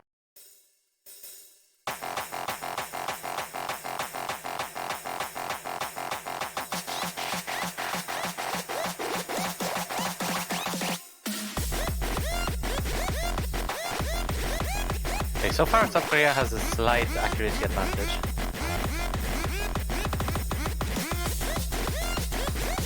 Well, actually, flipping back and forth now, bit of an accuracy drop from Blue Bloody.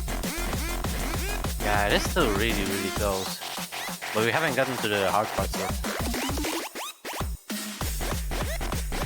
Krookie now dropping accuracy. 200s across the board from quite a few players. Blue Bloody dropping a lot of accuracy down to below 99 now. Japan also dropping a bit of accuracy. Very dropped 99.3. And Sleek Girl down below 99. Oh, and Krookie missed on the Krookie trill. missed. That's going to be big for Korea. And Wonder still with 99.7. Although Blue Bloody dropped a lot of accuracy and actually missed. He dropped below 98%. Huge drop from Blue Bloody. That's why down I didn't like this for the pick. 97s. Canary also dropped a lot of accuracy, but it's still not over. One more miss from Japan can settle it. And Krookie misses. Krookie miss. Krookie still has that accuracy though. It's starting to drop. Oh, Blue Bloody missed on the drill. We're getting to the last part of the chart, and it's not looking good for Korea. It looks like a really bad pick for them. It's still really close that the score is slowly looking like it's going towards South Korea. Still a slight advantage for Japan, it looks like. And we need Japan to miss right now, and that's not happening. And Ooh, Korea is Blue Bloody losing. very end. Korea is losing their own pick. They took a risk that, well, I guess they really didn't need to take. And it seems to have backfired on them, Japan managing to take a break point right back.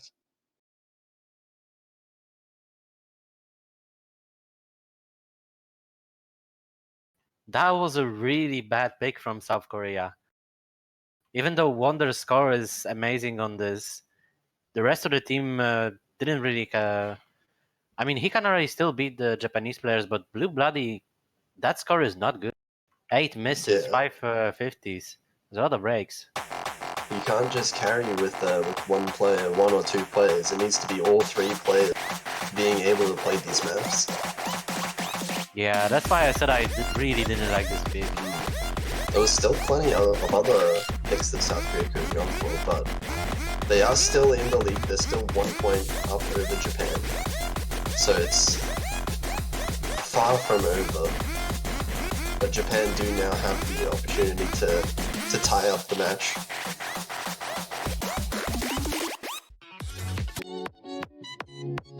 Oh, and they're picking multi-talents. That's interesting. So they're picking one of the hybrids. Looks like we're getting Nausicaa in for Japan.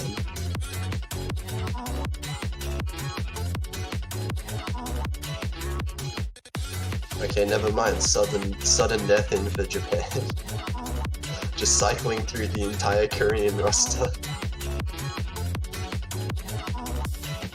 But if Chad has anything to go by, it looks like AM Dusky is going to be showing his face. Yep.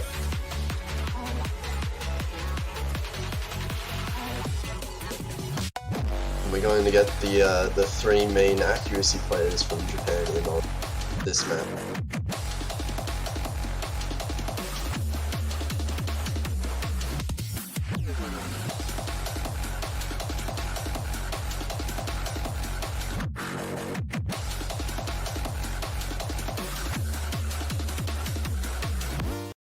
Yeah, so we should be getting it underway with this pick.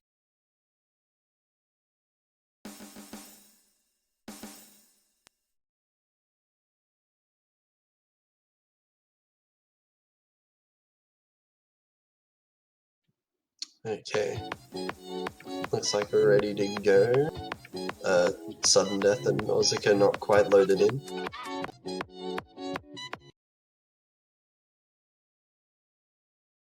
Yeah, we're in now.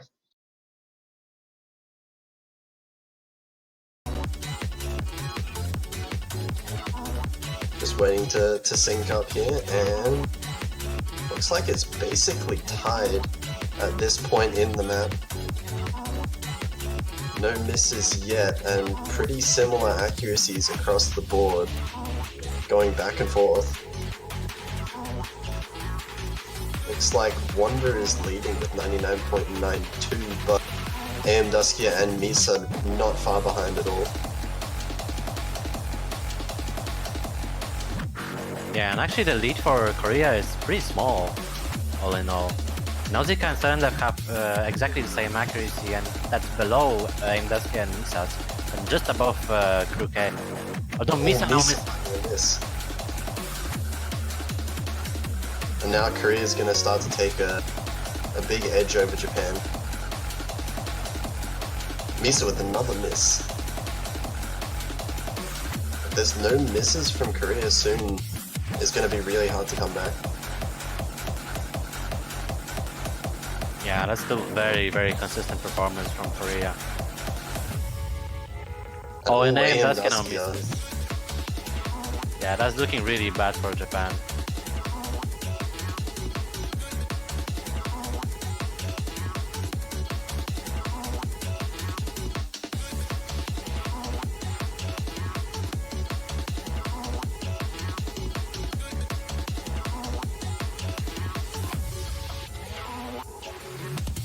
It doesn't look like there's going to be any misses coming in from South Korea.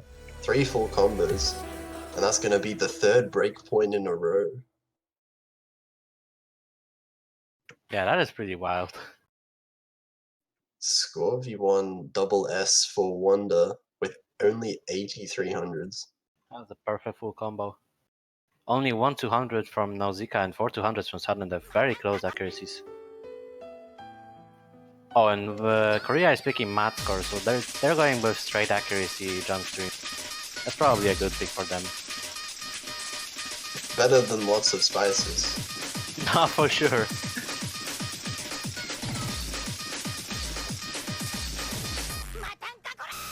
We'll see if Japan can fix up these consistency issues they're having with the misses. Because if they manage to get 3 full combos, I think it can be really close. Yeah, definitely. Japan doesn't have the consistency to match South Korea so far. They're not that far off on accuracy, it's just that they're missing every now and then, and that's detrimental. They can't put up a fight if they don't have 3 full combos.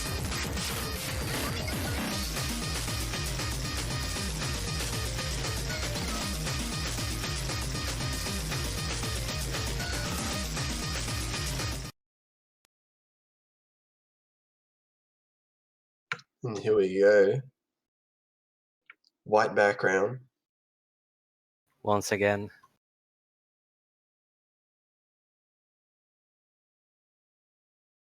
And this is, of course, the jump stream map.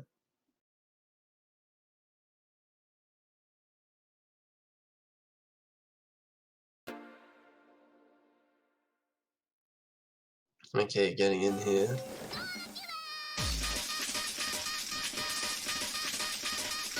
Oh, Misa off to a pretty bad start at the very beginning.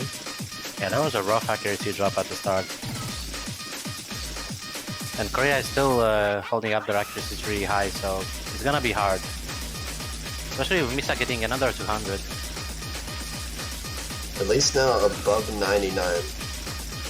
So as long as he continues to build that accuracy higher, which I think he should be able to do, there's going to be an opportunity. Sarandov dropped a little bit of accuracy. I am Daska is not that far behind Wonder. Kruke is also behind Blue Bloody, but also not by too much. So it's still definitely doable. Although Misa dropped another 200 and he's around 99.5%.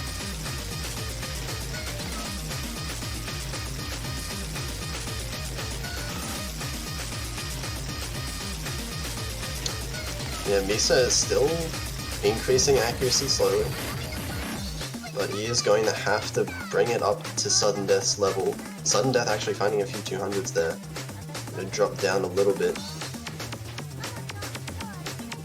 And Crew K dropping accuracy down a little bit as well. Yeah, that's also not good for Team Japan. Although AM Duska's accuracy is really strong right now, almost matching Wonder's.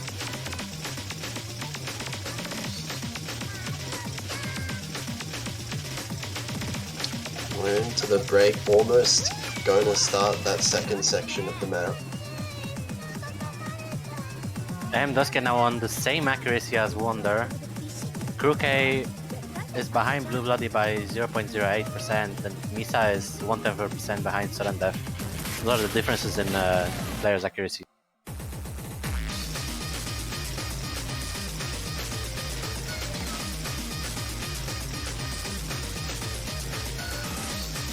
Yeah, it's still really close accuracy scores, but I'm not sure if there needs to be some kind of accuracy choke from one of the Korean players if Japan want to have a chance at coming back in this map.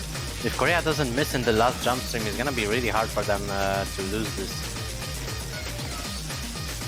And I don't think that's gonna be happening. Oh! Oh, Sudden Death actually missed! Oh my god, that's so close! Oh, that's 200 points! 200 points at the very end. That was a heart attack. That was insanely close. Although Misa also missed in the last note too. Oh, that was the first note, wasn't it? Oh, was it? That might have been that might have been the first note. Yeah, the accuracy drop at the very start. Wow. Oh, it came down so close at the very end. Just That 200 was- points for South Korea. That was too scary. Right at the very end.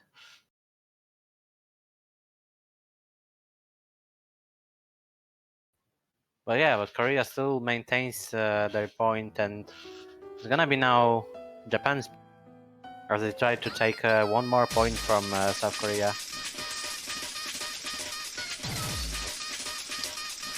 Yeah, it looks like they're...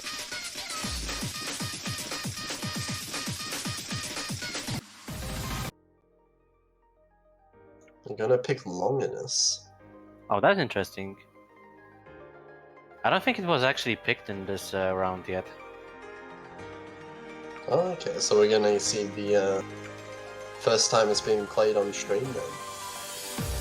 I'm not sure, but I would think so.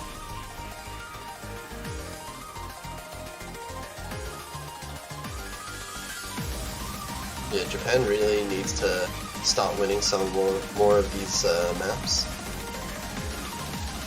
Really close ones so far, but just slightly missing their opportunities.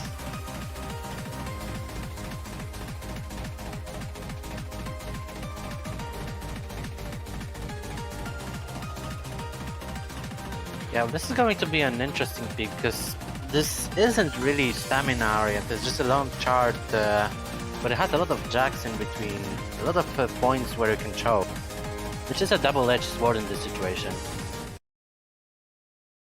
Because we saw that Korea doesn't have exactly the consistency they might want, and they are missing here and there, but so is Japan.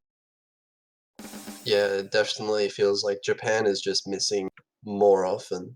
Like, a lot more often than South Korea is. Yeah.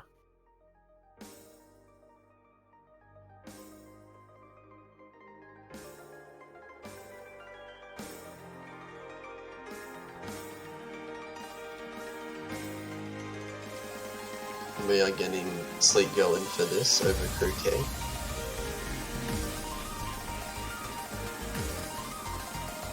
Nausicaa actually dropping a fair bit of accuracy in the beginning. And that's giving the lead to Japan in the start. Small accuracy advantage here.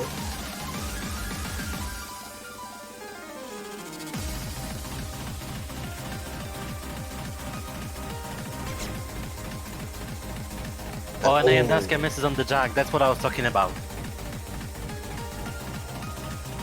That's what makes this chart so chokeable, those jacks here and there. That's not going to be very good at all for Japan. Even with that, still holding that accuracy advantage very slightly maybe. Although I don't think pretty so close. right It's pretty now. even Yeah. actually right now. Wonder's accuracy has shot up to 99.93, and that's holding Korea's increased the accuracy in check. And now it is Still South Korea with that 4,000 3,000 points. point. Oh yeah, Yeah. 3,000, 3,500. Oh! Miss? No, you can't miss that. Yeah, that is really unfortunate. And that was also just a single note. Oh no, it wasn't. Okay. Never Oh, mind. it wasn't? Okay, good. That makes me Yeah. feel better. That would In be really theory. sad. No matter who it is, you hate to see a miss like that. But that means that there is still a chance for Japan in this. It is only a couple thousand points. Especially since this chart is 4.5 minutes long.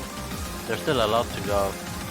There's this one pretty long dense jump stream run in the second half of the chart that might decide everything. But Sleet now misses. That's going to be the second miss for Japan. Now South Korea with building up their score lead even more. Yeah. And still all three players in South Korea with the full combo. Oh, sudden death now misses. Oh, that was There a bit is of an one accuracy combo drop as well. Yeah, there's That was one quite a combo large gone. accuracy drop. But South Korea needs to miss again for Japan to have a chance of coming back. And nobody missed in those jabs. We're only halfway through the map. There's still like a lot of time in this map. Nausicaa dropped a bit of accuracy, but that wasn't a miss. They need a miss.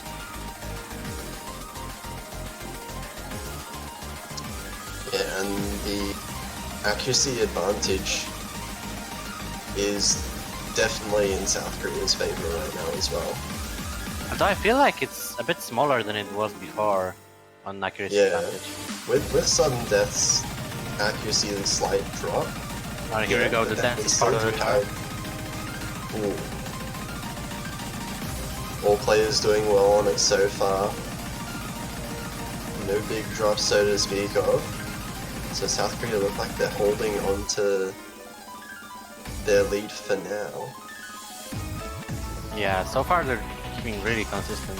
Only that one drop by Sudden.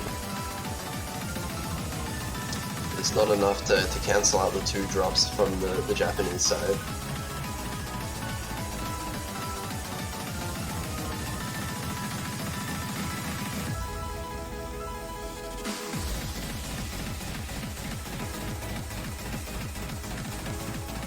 Everyone still holding consistent. There's been no drops for a while.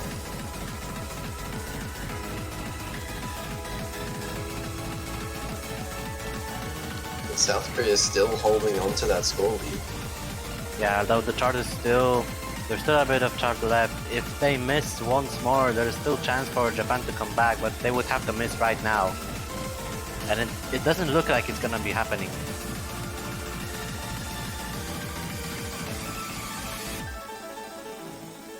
Everyone hitting those jacks. And that's going to be the end of the map. Yeah, so that's going to be a 5th point for South Korea as they're winning 5-1. That's an SS from Wonder. Yeah, but But the accuracy from AM Daskia is really, really close on this. And only that Oh, one miss. yeah. No 200s as well. Almost the same as Wonder, just the one miss. Yeah, and even with the Separating miss, mainly. AM Daskia is beating the second player on the Korean side. That was an FC. That is still very commendable performance from the Japanese team. It's just that those two misses weighed in on everything.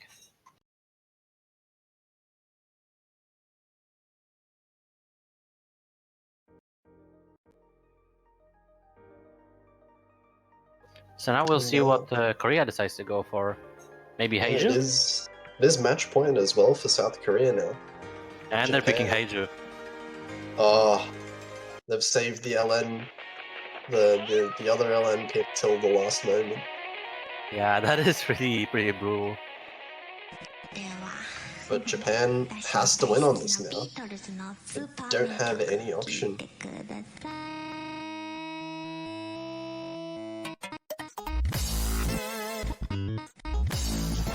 I think that's probably the safest pick that Korea has from the entire map pool. As they showed that they showed that they perform amazingly on long notes, and they're beating Japan on long notes. That's probably the best pick that they could have picked.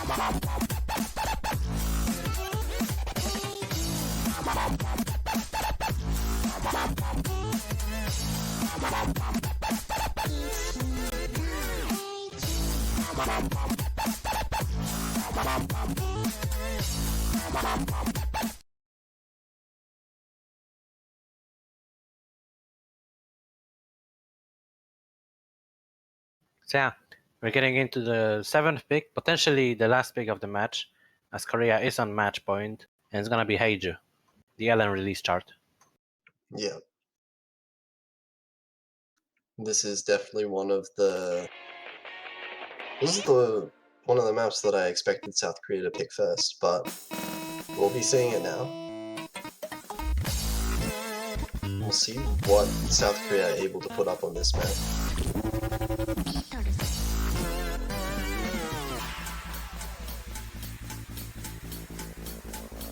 Actually, even at the very start of the map, at least.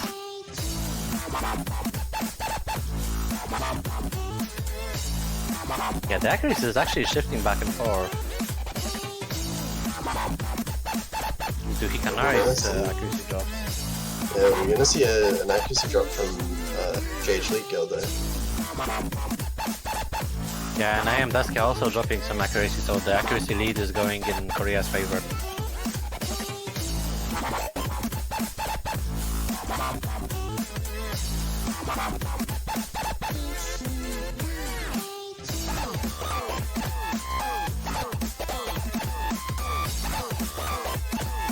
But still, 6 FCs on the board. There's still opportunity to go either way. But there's a lot of 200s I can see being dropped from Sleep Girl right now. Hikanari also maintaining kind of low accuracy. Oh, and AM Daskia dropping the combo. And now, that's going to be a pretty big lead for South Korea. Misa is still holding really well. But Wonder still holding the best score in the lobby. Sudden Death not far behind Misa as well.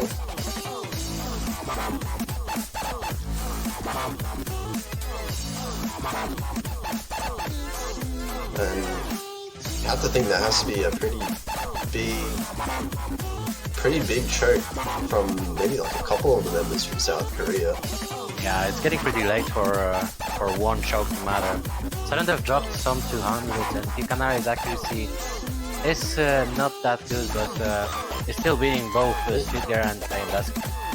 Yeah, the accuracy lead is just so strong right now for South Korea. The 200s at this point don't really matter at all. I don't think it's possible for South Korea to lose this on 200s, so they just need to keep up the combos and they're fine. Although Misa's accuracy is not that far off Wonder, and he's beating the second player, Sudden Death, on South Korea's side. Yeah, but it's still getting too late for Hikanari, like the lowest score on South Korea, is beating the second best on Japan. in terms of accuracy, so it's just not enough there. And South Korea is going to end up winning the match 6-1. Same scoreline as we saw before. Yeah. Wonder with 6-200s and Misa also with 6-200 with a slightly worse ratio. It's really good scores from both of them, both over 9,000. Yeah, and that's gonna be it for this match. South Korea is moving on, winning with Japan. And who are they gonna be facing next?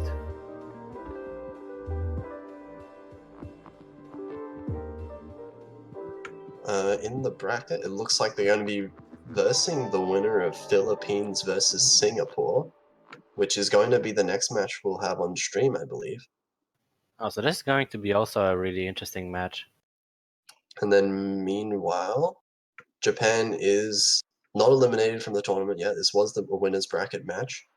They're going to be going down into the loser's bracket to verse the winner of Italy versus Russia.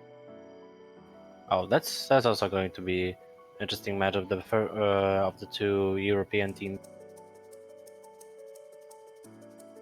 Yeah, it looks like we've got some interesting bracket matchups forming. We have, is that a USA versus China?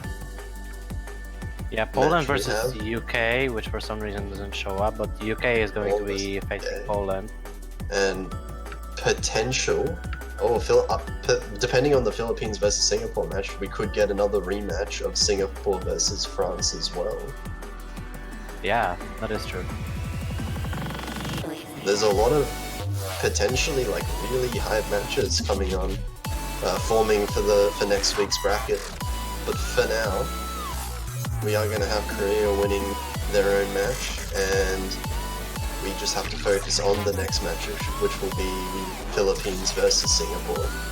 And I believe that's gonna be in about 35 minutes from now.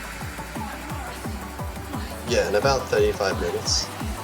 So, in the meantime, I think we'll take a little bit of a break again.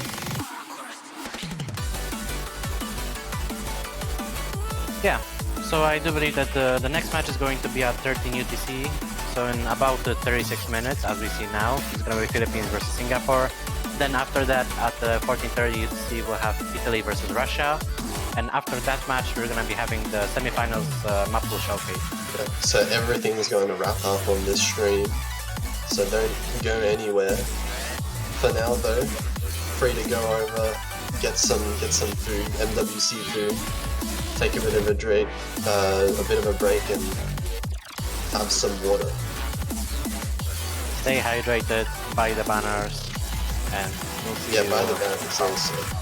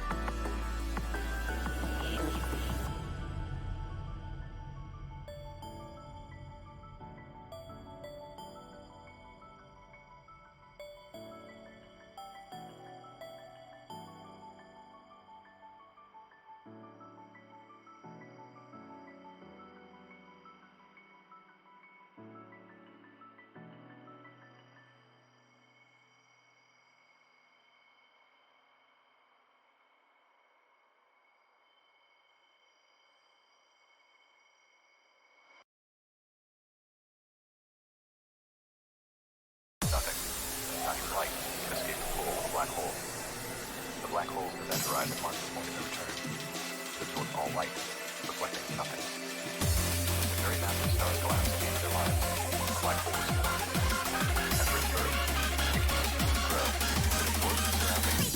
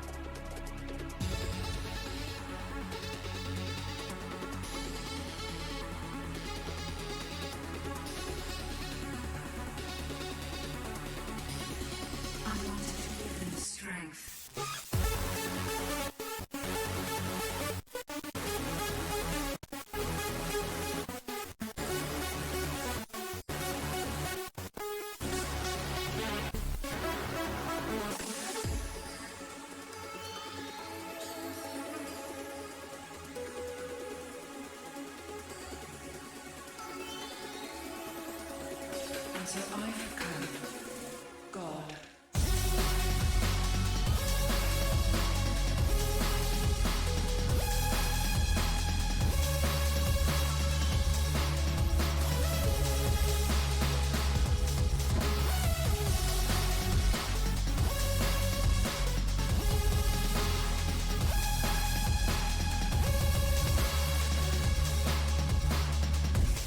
Until I have come.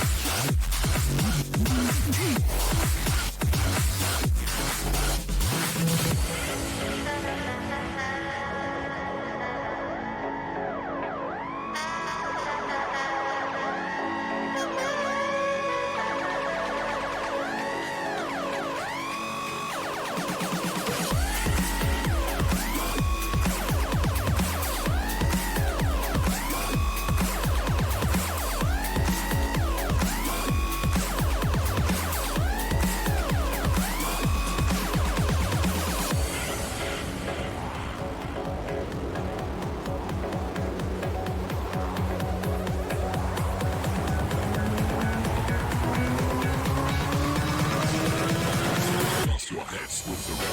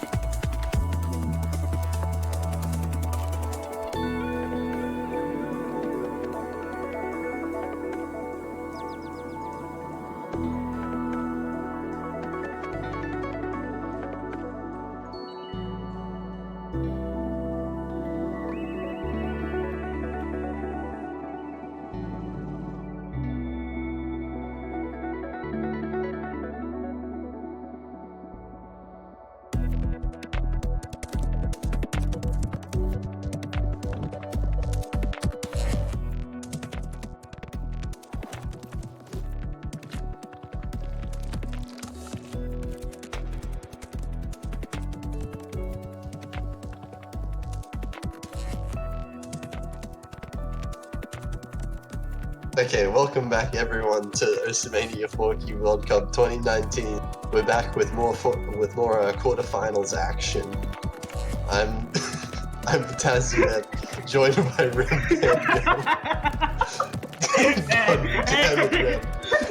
Hey, hello. I actually having some bit of issues on the reason, but whatever. I think that's the opening. Anyway, we got related to the Singapore match here. It's pretty hype as well. The two Asians competing for the winners bracket. Yeah, actually, there are 12 Asians. True. I said like it's the two Asian countries. The two teams. Philippines and Singapore. I think this is actually going to be a really interesting match. This is actually still in the winners bracket, so there's no real threat of elimination just yet, but still really good for either of these teams to be able to pick up a win, and I'm honestly not that sure where it's gonna go. Yeah, it could just go either way, just judging by the performances they already did from like last stages, round 16, group stages. However, this is a completely like a whole new level to go through, because I think this quarterfinals is getting harder and harder. We see like the map pools getting wilder. It is getting harder, and like just looking at the names on either of these sides, you would probably say that Philippines has the higher kind of skill ceiling, right? So they like as the map pools get harder and harder, you would say Philippines would have the advantage over Singapore in that matchup, but I think with this, at this level, Singapore should still be pretty fine with being able to handle it, and we've seen Singapore be really consistent in previous pools. Yeah, I guess the level of comfortability for just even like you're like being very good at something like some sort of skill, so you still need that accuracy department to back you up. Like everything else, when you're really good at something, you still need that factor to consider.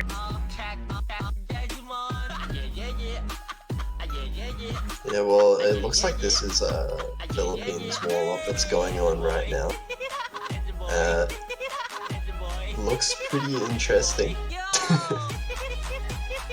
I really don't have any idea, but just Oh my god. Yeah, that's these jacks. This does look fun on the surface. You just got casual music. And you can see what I'm talking about, like with the Philippines having more kind of higher end speed on their side, with the 3 S ranks on Philippines, and Singapore relatively struggling. Nah, it's not 3 S ranks for Philippines, it's just 2. Oh. Yeah. Oh. Wow, okay. At the very end.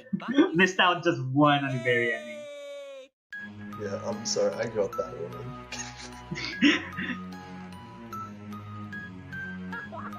Yeah, well, that's Philippine warm-up. We'll see Singapore's now.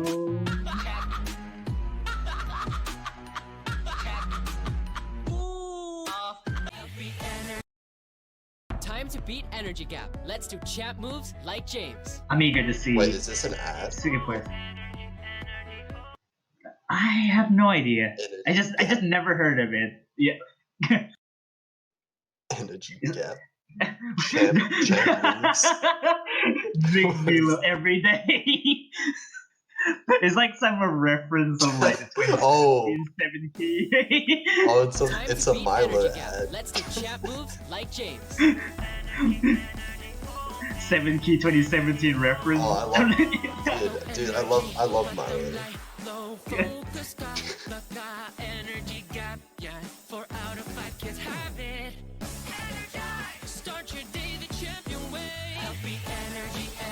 This does seem more normal on the surface. I mean, the star rating is like less than 4.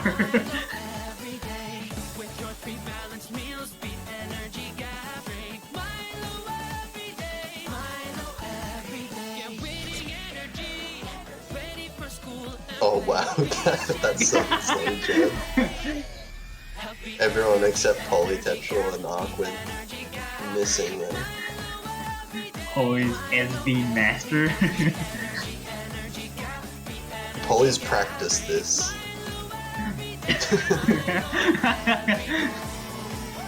I mean, she already. Poly's already knew what's actually in there.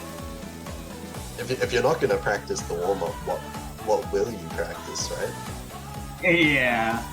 It's the most important thing. I mean, exactly like what the. I mean, okay. That chord. Wait, this is batting show. Wait a second. Wow. Okay. I approve that. I approve. Wait a second. The map changed all of a sudden. Only Poly FC with 99.7. That's cool. Yeah, Poly practiced this then. Poly practiced it. Singapore's point. So Philippines. Anyway, getting to rules. They already get their warm up.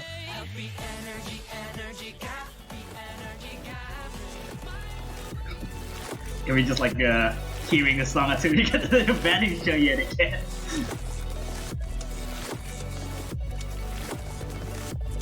Okay, looks like we're getting into the roles now.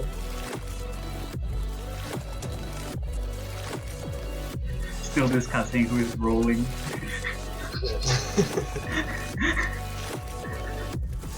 Who's got a better RNG? Oh. Who's gonna win the match? 69! Oh, nice! Nice. That's a Can we get another nice?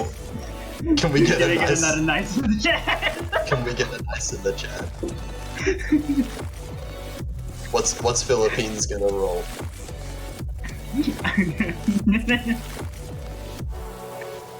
We already got like 269. That's looking really nice. Oh wait, Singapore already won the roll. I didn't see the other. 69 and 12, right? Okay. Yeah, not good. Yep. So that's gonna be Singapore choosing to pick first, meaning Philippines will get the first ban. Philippines. If they were like gonna give ban something, then probably just solely on their roster itself. I don't think they're probably gonna ban SVs, but who knows? They're probably not gonna Shaxi. ban. Okay. Oh, okay. Yeah, I think that's probably like one of the riskiest picks of the the right. They don't want to deal with it. We have two teams that are really solid all around. Like these two teams can play basically all maps. There's no real major weakness, you would say. Maybe Philippines is pretty good at LN, I think. Yeah, so they don't want to waste a ban on all this. So yeah, frame. Yeah, there we go. So yeah, Singapore banning both frame. SVs are still up. Yeah, both so SVs are still up by then. This is a really interesting banning phase because we see when both teams are comfortable with all maps, we see like a completely different direction that the bans are going in. So no SV bans, no real LN bans. They just ban the maps that they don't want to play because they're not that comfortable on it. Yeah, I mean, like even if they're uncomfortable with those picks, they still handle is pretty solid, but then it's still like in a tournament setting, it doesn't work well. It's just like, you know what, like today we're not feeling very well on this map, so we're just gonna ban it, and that's the advantage you get when you're so well rounded there. Singapore picking match score here. Okay. I guess fairly. I guess it's fairly okay-ish pick. I would expect something like more long nose right at the gate. Yeah, it's a pretty standard first pick. Singapore going for they're trying to go for their kind of accuracy and consistency that they've shown throughout the previous stages.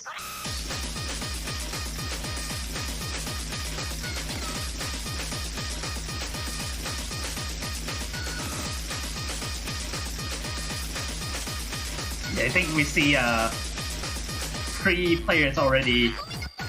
Or I think it's already finalized since like the 1-2. We already see Boji, Arfinal Leviathan, and Kura already, and Jacket Sniffer here for Singapore, which is pretty obvious because the main accuracy base for everybody plays. Yeah, big accuracy player, Jacket Sniffer. On the Philippine side, looks like we'll have Boji, Arquinolavirus, and Kura.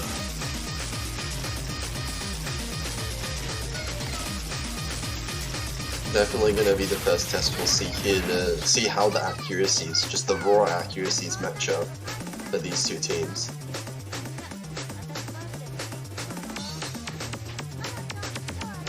Should be getting ready soon enough here. I really don't know what to expect here because I think this can go anywhere. This can go either way. So I guess it's pretty tough to predict. Well, what's the outcome of this thing?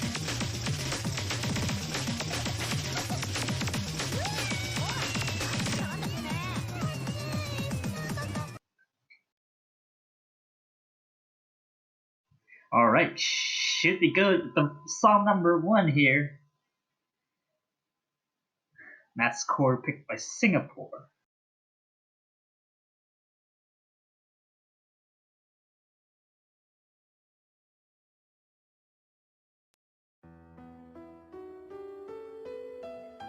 Background is blinding, so I can't see the score. Background is so background? blind. There's no background to this, man. I don't know what you're talking about. It's a white background. Yeah, it's plain white, of course. But, I can't see the scores. Look at how close these accuracies are, though. These are some really close scores. Yeah, they're kind of matching just a fair bit there. Jacket Sniffer with Boji. Yeah, Kura might have dropped a little bit of accuracy there. Jacket Sniffer dropped a little bit as well. It's dead even. It's impossible to call this right now. I mean, this is just barely. It's not more than 400 combo right now, so any miss could switch it over. Any 200 at this point can switch it over. Look how it's still going back and forth. Kura might have picked 200 too. Yeah, and a fully Tetrol as well. Getting a few 200s actually. That's going to swing it over in the Philippines' favor. Boji's still holding that 99.91, the highest accuracy in the lobby at the moment. But even with that, Arquin and Kura are dropping a little bit of accuracy down. Jacket Sniffer still on 99.8, so it's really close still. I would say like within a couple 200s distance even. Kura's hitting worryingly early here. Doesn't need to back up with the sync issues somehow. But then second half of it to go. So this is still a huge game.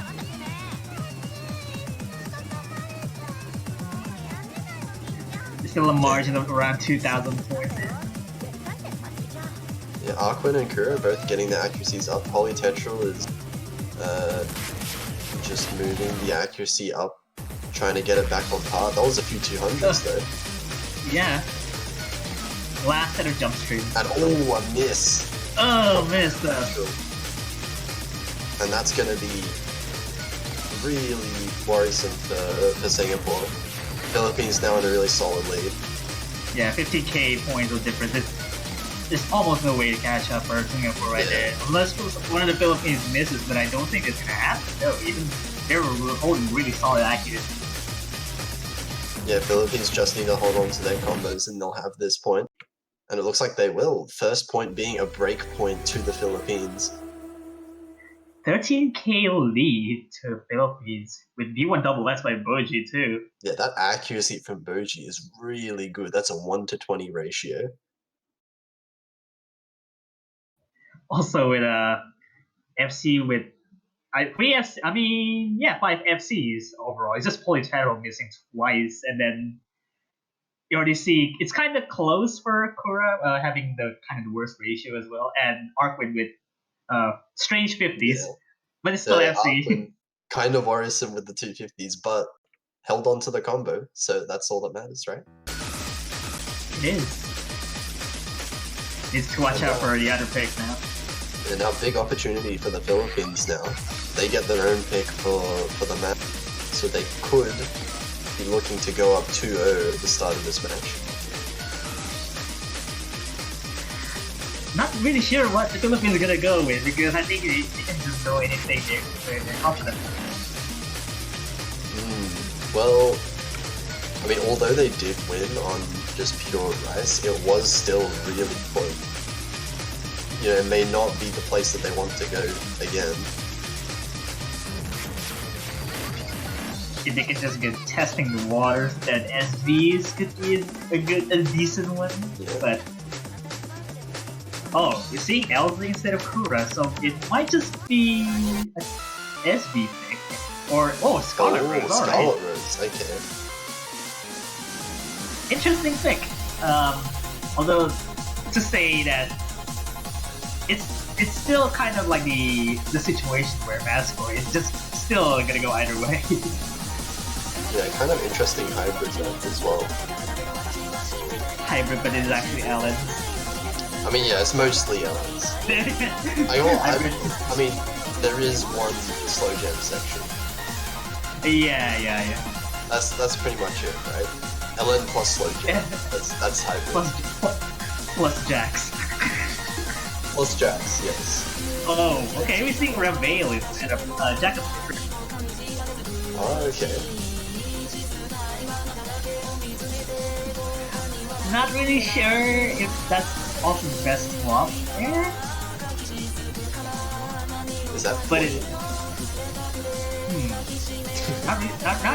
Not really sure if that's an interesting swap for Singapore, because I think even Reveal is like very strong at long distance too. You should consider that the Jax and the slow gems kind of kill the accuracy. Hey, maybe it goes both ways. Yeah, we'll have to see. But either way, this is Philippines pick. Getting into the second map.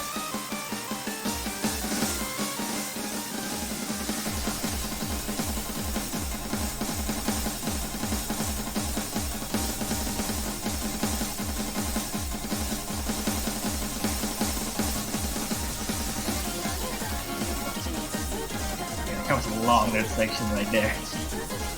And all scores are really close at the start of this one. See a little bit of accuracy drop from Ravel. Yeah, this is dropping just down to 99.13 now. Dropping even more. Everyone else holding pretty strong above 99.6. But everyone's still holding on to the combos.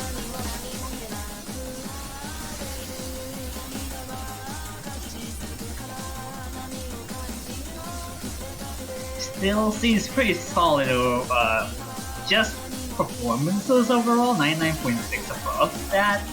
Now the Jax section is coming up. Ooh. So far everyone's seeming to hit them alright, but Aquin finding a miss. That's a miss from Philippines too, and now did a little bit there. It'll be close now. I think the accuracy advantage is still there for the Philippines, so they may still hold on to that lead, but it's not going to be by much. Yeah, I think Rape also dropped also a bit of accuracy as well, so it's down below 99. Still half of the map left. Yeah, still we haven't seen like the slow jump section yet. Yeah. The slow jump could affect people quite a lot. Even though the FCs are still intact, it can change in around 3 seconds. Oh. Steam's handling pretty well so far. Yeah, everyone looks like they've practiced the map pretty well. They're all really comfortable on it, actually. Not really many 200s. Ravel finding a miss out into the LN section, and now Philippines growing their lead quite a lot. multiple breaks prevails now, and I am 8.5 now. And now the lead is going skyrocket to the Philippines right now.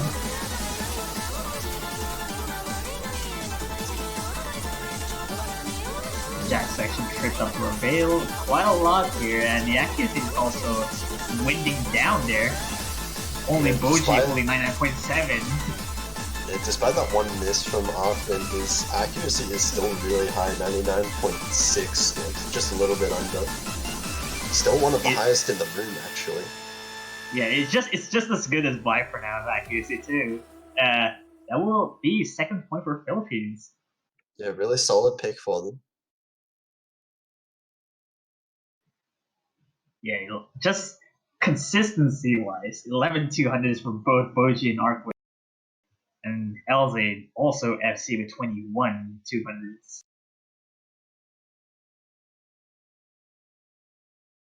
And now Singapore get their pick again. They'll get a chance to go on the board now. Yeah, let's see. Singapore could just go with if Startup Rose was basically an ideal choice, then maybe just go with probably something with a lot more comfortable than that.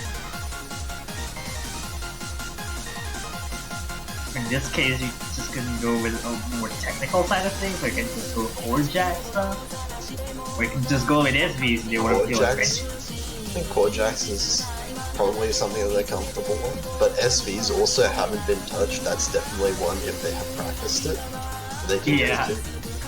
Sometimes when you're down in points like this, sometimes you just have to kind of go for like a slightly risky pick. There we go. Yeah. We're gonna see Cubic squeal. Singapore pulls the trigger for getting SVs right at the gates here. Yeah, we're gonna see Yue coming in. A big SV player for Singapore. And also, we probably will see Boji, yeah. So I guess you're probably seeing another player that is very expert in SVs now. And not sure who. Yeah, we'll see who Philippines have for their third player. It's gonna be Cielo. It looks like. Yeah. Alright. Or, well, that's the wrong player. Alright, I don't know if so they're asking for Cielo Day to come in the server. So maybe someone else is going to be switching out? Maybe. We'll see though. I think if I remember correctly that Elsa is also very, very good at SVs too. So yeah, Arkway is going to be replaced. And we'll see Elevate.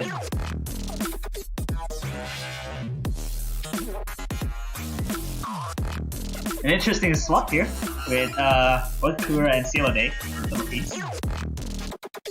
Okay, yeah, we're gonna get Cielo in for Arkway. Yeah, it really just depends on who's been the people that have practiced this map the most. Yeah. Who's comfortable in this kind of memorization SV. Yeah, this could be a good indicator as well, since both SVs are left untouched until Cubic School was picked. If any team wins this, they can just go with lots of spices because they can just go with it and win another point for their liking. Yeah.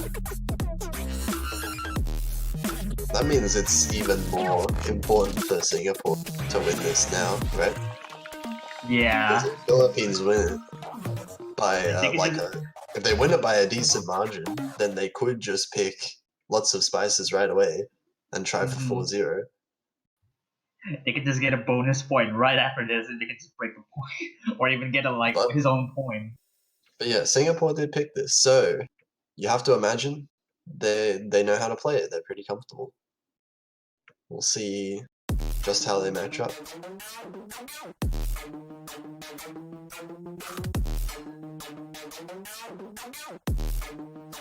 Still, I mean, it's still Yeah, that's I guess it's the starter. Yeah, it's really early, so I don't think it will matter too much, as long as the accuracy is still there, which it is. Yeah, It was just a single miss. It's still up there since Kura has a bit of an accuracy drop and a lot of 300s just being dropped. But then, I guess the lead is still not switching to anywhere else. Or 200s, Belze adds lead switching over to Singapore just like that. Yeah, just like that, the combo drop from Yue didn't matter that much. Because you can see, look at the accuracy, 99.6 still. Oh, Is that a Polytetrol. miss from Polytetrol? That's going to be Not more really sure. impactful. That's much closer to the 400 combo cap. Yeah, that is gonna be a bit an advantage to the Philippines right now. But I think even they still need to watch out for the comp accuracy drops too, because I think Kura and Elvin might just did it for the drops. Yeah. A lot more The 200s. The accuracy is still in Singapore's favor. Actually, Polytetrol did miss. That was just a client. Yeah, But client derp. yeah, so Singapore do actually still have the advantage. Couple 200s being thrown on the teleports there. So there be watch out for that. Since Philippines has no 99.4s at all. These are some scary accuracies across the board from all 6 players. The lowest accuracy is 99.2 on an SV map. Really easy to get down to. Once we get to the main meat of the telegram, it's gonna get wacky from now on. Since it doesn't matter who actually holds on to their accuracy a lot more. Sections getting repetitive as the time goes on. There we go. We got lots of 200s from the Philippines side. And and a miss. finding the miss from the telegram section there. A really tricky one there. And Elsa drops a lot of accuracy along with that. Singapore now have a really nice lead for themselves here. And look at these accuracies from Singapore, just as a team, such extremely high accuracies. The lowest accuracy on Singapore being 99.67, so much higher than everyone on the Philippines. Yeah, it's like almost 50k as the lead right now. It's already commanding for the Singapore. And just like this, I don't think a miss is enough. There needs to be several misses in the last part of this map. Just because of these accuracies. These accuracies are so strong. We see Philippines now dropping a lot of accuracy. L's missing again. And now no one on the Philippines is above 99. Oh, that trill was really rough. L's bombing that last trill, and yeah, I think that's just gonna worsen it out. I think trill might miss there? Yeah, I don't know. Miss, but that's still 99.5. Just one miss. So, say that trades against one of L's miss. But, yeah, but Philippines has like 12 misses, like in total, just because of the accuracy drop there.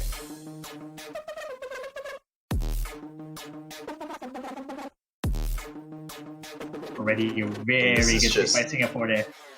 Overall, just accuracy domination, despite it being an SV map. You don't usually say that with SV maps, but this accuracy from Singapore is just really, really solid as a team. Poly with 159 hundreds. That's a really good ratio. And with UA as well, 148 respectively. Just even with their best ratios are with a miss too. And when you're going for ratio on an SV map, usually people just try to combo, right? yeah, that's not a good trade-off. And even that their best score is with Viper now, and he has like a lot more 300s. But that's a really solid pick, really solid point for Singapore. And with that, like we said earlier, we still have the other SV map of lots of spices up. So Singapore do have that they can go for as well if they're comfortable with that. But for now, Philippines turn to pick. Yeah, Philippines will try to pick something that is already being set, which they already like winning on like say math score and Scarlet Rose here. So anything that is along the lines of the okay, greatest hat, alright. Okay, they're going for more of that LN kind of. More of the LN sort of picks. LN tech first. Yeah, whatever you would call that, it's still an LN pick. Yeah. I mean, it's still cool. Pretty LN. Yeah, it's still pretty LN. Yeah, it's like half. Half LN.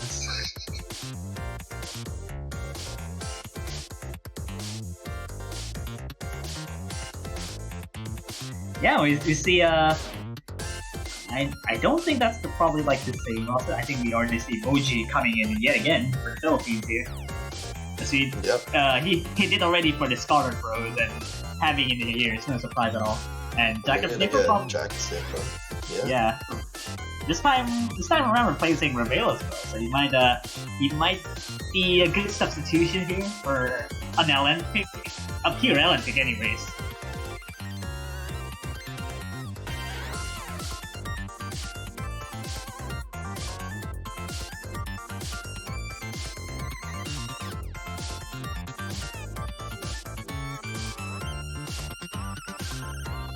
Yeah, already signaled the MP start there. We should be good to go here.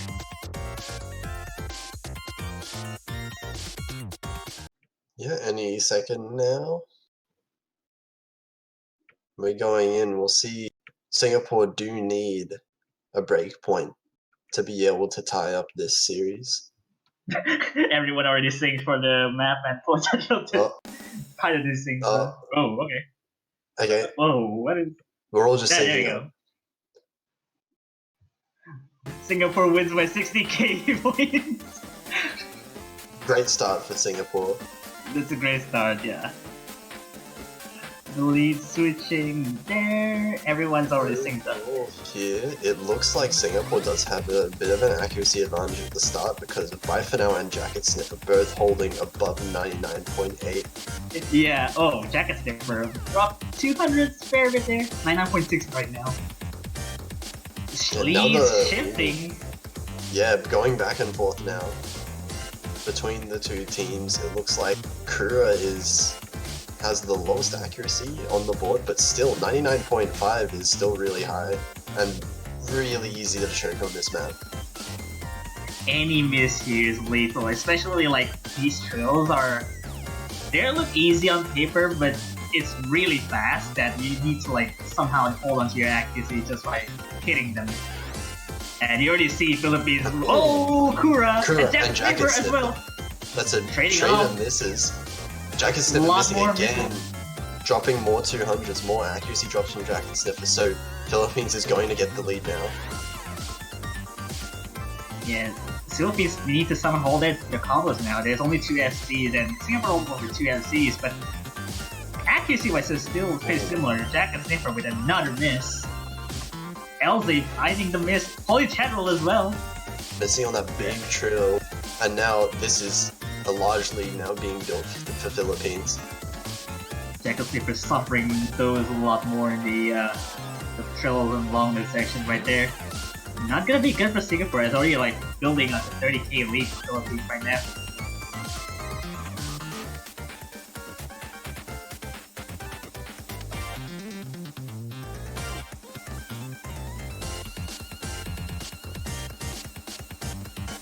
Approaching the end of the map here, looks like they're already the lead.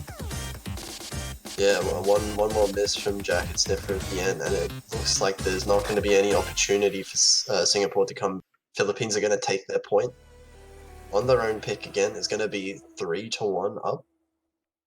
Yeah, 3-2-1. And these accuracies are overall, even those 200s are insane.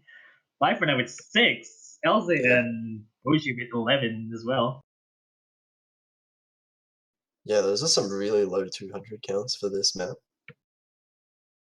Now, Singapore, they're going to be able to to get their pick. We'll see if we see lots of spices coming out from them. Yeah, I think it's pretty obvious that they're gonna just go with another weapon of their choosing. There's probably gonna be lots of spices, since we already see Jack the Simmer already leaving. There we go. Lots of spices coming in. Solid pick from Singapore. SP reading, but this actually has memorization of spices, and it has lots of it.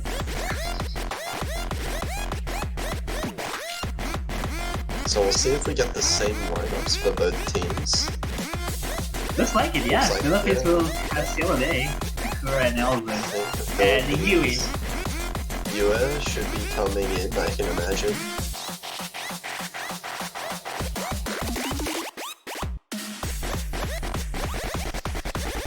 This card is like super hard to even like to perfect the sections properly. Like even like players playing this chart alone, on their practices, they can just get like 99 like easily. But in tournament setting, it just kind of RNGs when SPs are like pretty chaotic. So it's really hard to get like just the good scores for the tournament setting. Yeah, well, I mean, like mistime one of the trills, mess up one of the trills, and your accuracy dies. Especially it's like OD 8.8, so that's already the bigger handicap for if you don't have that solid accuracy as a foundation. Yeah, and like obviously like these players are gonna be feeling some nerves right now as well. So everything all kind of adds up.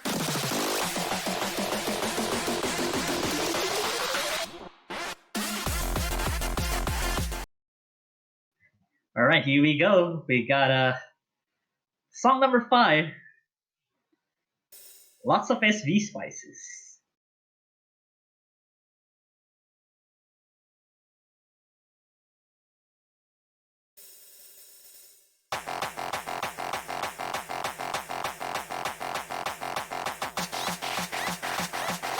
We'll see if Singapore can put up the same kind of performance they did on Cubic Squeal. Still looks promising so far. Accuracy, by for now. Tanked to 99% now. Just low 99. Yeah, by for now just behind the other 5 players by a little bit. But it's still really early in the map. Could just be a typical bad start. Let's see here, the slow gems and the build up for the SV coming in right now. They're handling pretty well so far. This section is pretty trappish. And we have Yue dropping down as well to 99.2. The trill. No one dropping on that. Still, the SBs on this are pretty chaotic this time around. Lots of 100 to 200 that Philippines. accuracy drops from the Philippines were huge, but it's coming right back. The accuracy is dropping massively on the Singapore side. U is below 99 right now. They need to watch out because the other SB sets are coming up. Any trill drops could mean anything to both teams right now. And here we go. Elvin dropping below that. Missing on that transition there is going to be huge for Singapore right now. At least switching over a little bit there. Yeah, that's definitely going over to Singapore now. Els is still building up combat. Polytetral finding a miss. Oh no. And that's going to completely negate the lead that Singapore would have been able to build up. We're at the very end of the map now. There's not much SB left except for that trail there. Sealed is missing at the end too. It's not going to be enough. That's going to be 12,000 points lead. And Singapore's SV pick does not work out. 14k. Yeah, just under like 12, around 12k there. Wow. Just the drop from Polyteral alone is just gonna cost the lead now. His own 3 misses just right at the drops alone, dropping 3 misses. That is unfortunate to see. That it would have been Singapore's point, not that drop too. Yeah, it did look like Singapore was going to take the lead just there, but unfortunate drop is going to mean Philippines lead the match now 4-1, and they get their own pick as well.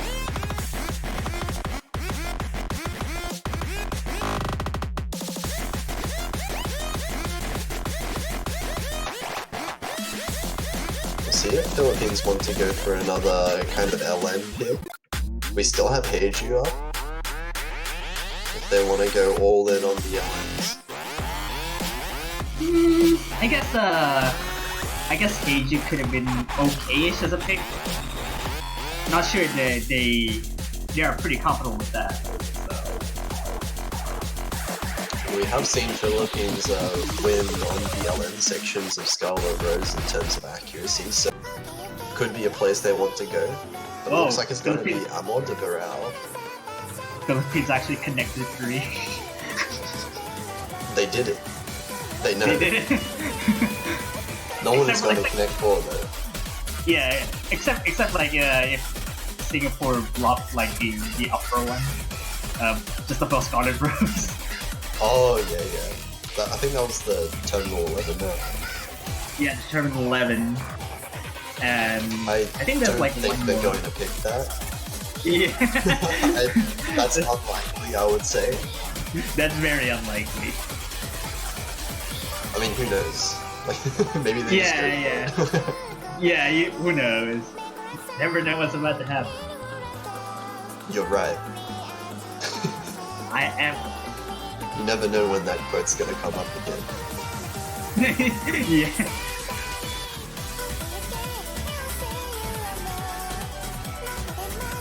Yeah, Jack Saber coming back in yet again for Singapore right now, and OG as well for the Philippines on Arc. Yeah, we're getting the accuracy players back in.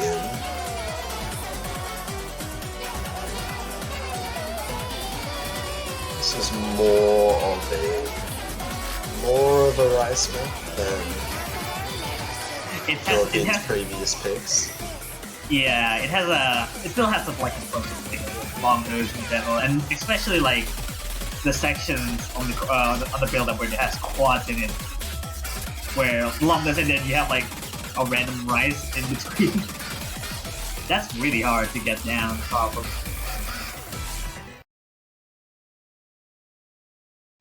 Although we will see about the pick now. And this is now really important for Singapore to be able to win this one now. If they can win one now, it would make the comeback a lot more possible for them. Ooh, this is a bit of feasting there for Polytero. And Jack for pointing out with Mirror. Just be all sinking in. Yeah, Klein's a bit chaotic right now. Alright, there you go. Just give it some time, yeah. Alright. A little bit of solo time. There we go. Okay, getting into this, and if these are correct, it looks like Singapore has a lead. Arquin looks like he missed earlier on in the map, very early. Well, I can't really tell because I think that it might have a decline issue, but we'll see. That accuracy though seems to see. Oh, never mind. There you go. Like I said before, we just wait.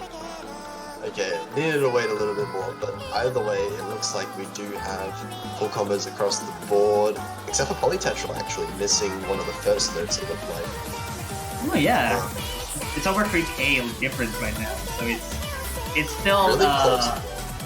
It's still in the range of getting to catch up in terms of accuracy. Yeah, it's really close, but that said, Philippines has this really slight accuracy. Whoa! Okay, Jack is different. Fighting and misses on the long notes now. Yeah, that's going to be a really good lead now for Philippines. They just need to hold on to their combos for the rest of the map.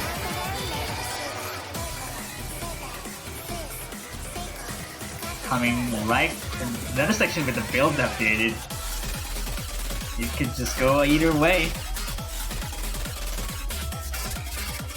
These patterns are quite mean.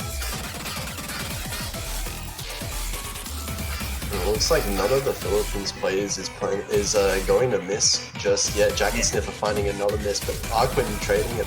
That's not going to be enough to change the lead, though. Yeah, that's already a 16k difference in score. And you already see the ratio and the 200 count. Already, Singapore would just be taking that in terms of that, but I guess Jack and Sniff are unfortunately falling behind with this miss. The accuracy, just the pure accuracy from Singapore was actually, I think, better overall if the misses weren't there. And Arquin with, I think, a slider break looks like. It wasn't actually a real miss. Yeah, well, I mean, already it's still a break, right? Yeah, I mean, he has a Great better score than combo. Kura, too. He has a better score than Kura with 11,200 too. It's an FC, so that's So better. now we have Singapore, though, facing a Philippines match point. They're going to need to win 4 in a row. Yeah, let's see, Spear of Justice looks like, yeah. Yep. Okay, going for just the Jack map. Core Jack. Yeah. It's I don't know though. It's a fairly high risk given core Jack. This could just go anywhere and you can just be consistent at it. It is a high risk, but at this point, Singapore has to take the risk. They're 4 points down. The only thing they can do is take the risk, and hey, if it pays off, then they get some more points and they could potentially pull it off, the comeback. Yeah, we're seeing Joseph for Singapore. Fairly known for being a speed and jack-oriented player in terms of getting very good accuracy, I think, in group stages as well.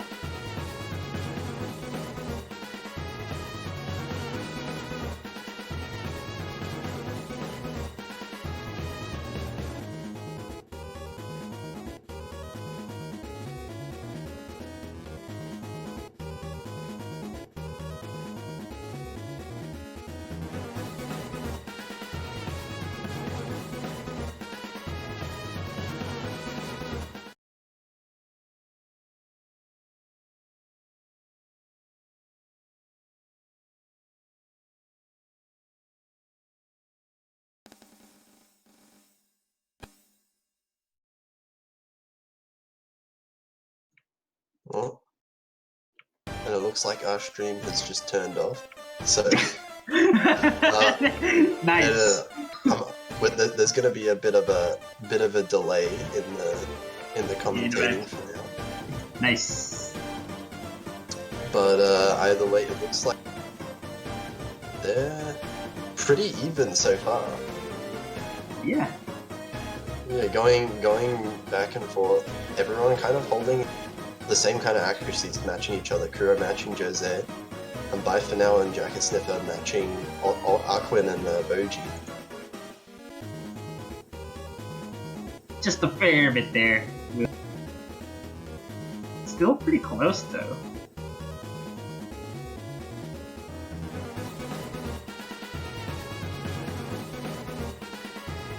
Yeah, it looks like there's just a tiniest of leads in Philippines' favor, but it's going back and forth. Doesn't really look like there's any significant lead for anyone, and just kind of like 1-200 either side will pretty much swing it to the other side. Yeah, any drop can swing it over to any team.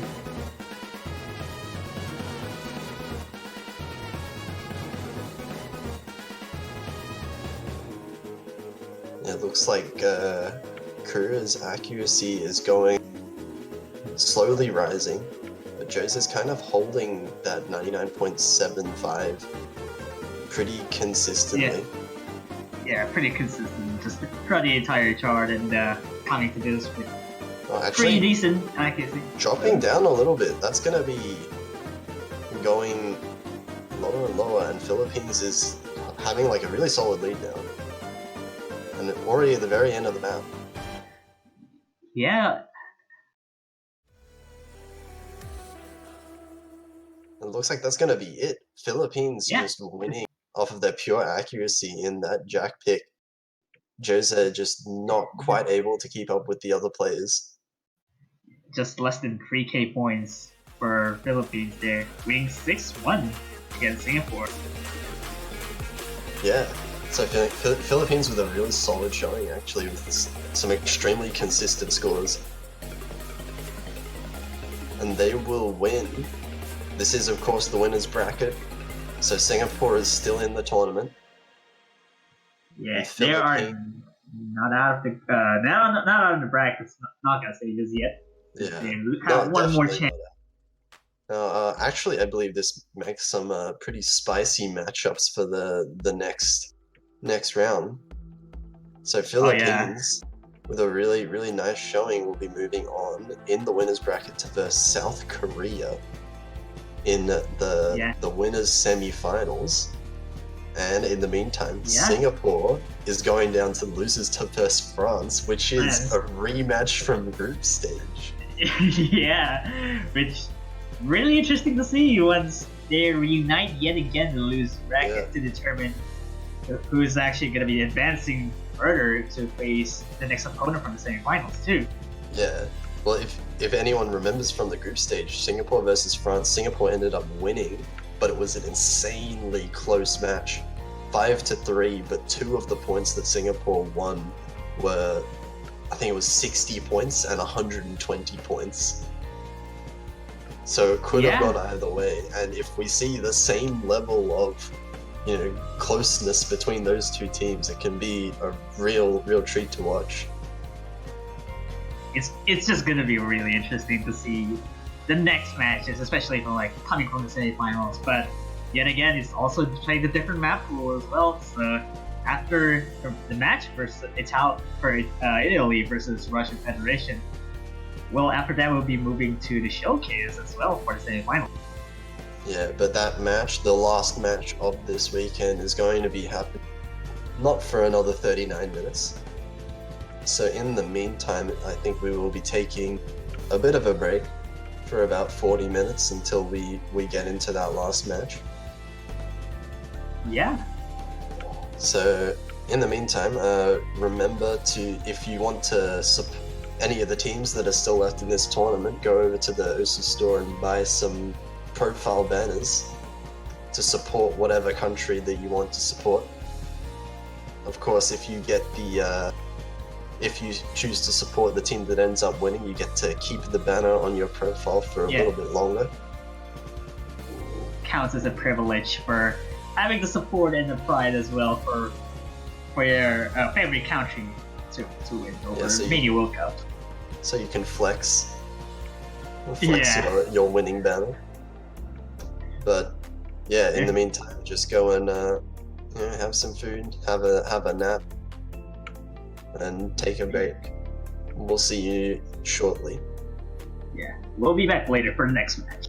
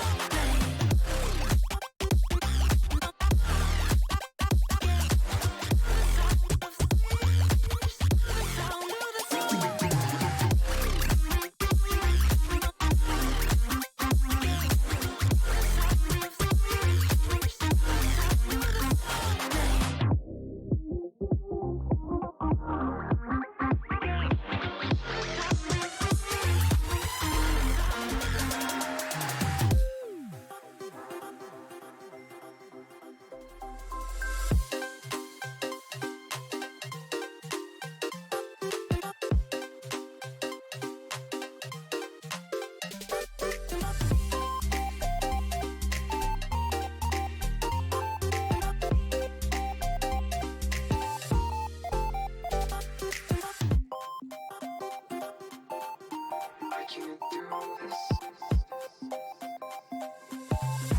I can't do this. I can't do this. I can't do this.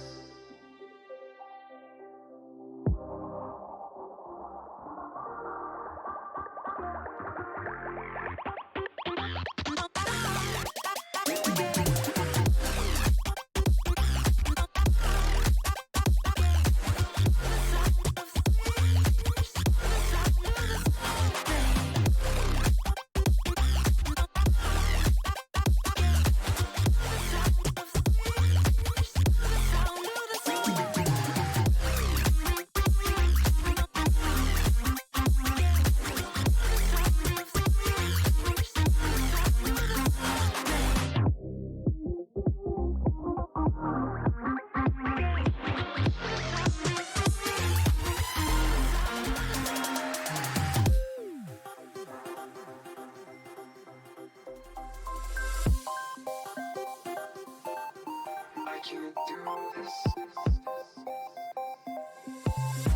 I can't do this. I can't do this. I can't do this.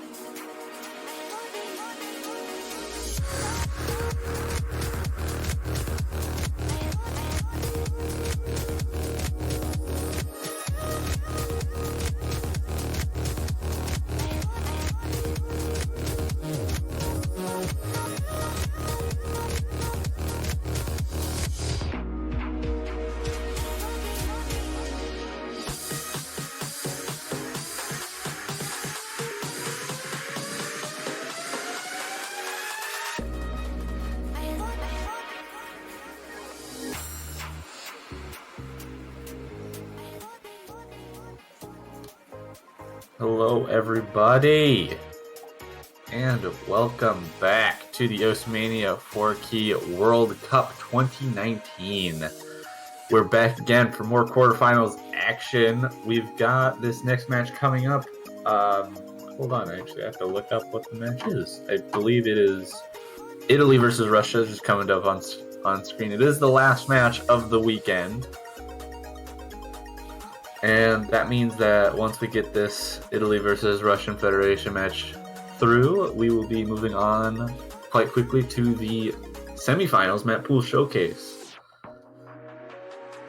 This is a loser's bracket match, which means that whichever one of these teams gets knocked out right here gets knocked out of the tournament, just like 3 other teams already have been. And here we go, moving right into the match lobby. We've got warm-up ready to go. Synchro Gazer? This sounds like something that would be like a Nima LN map, but it's Forky. I mean, sometimes he makes Forky, but I don't know. It just gives off a very Nima song vibe. But it's definitely not made by Nima. Okay. I mean, you know, that works.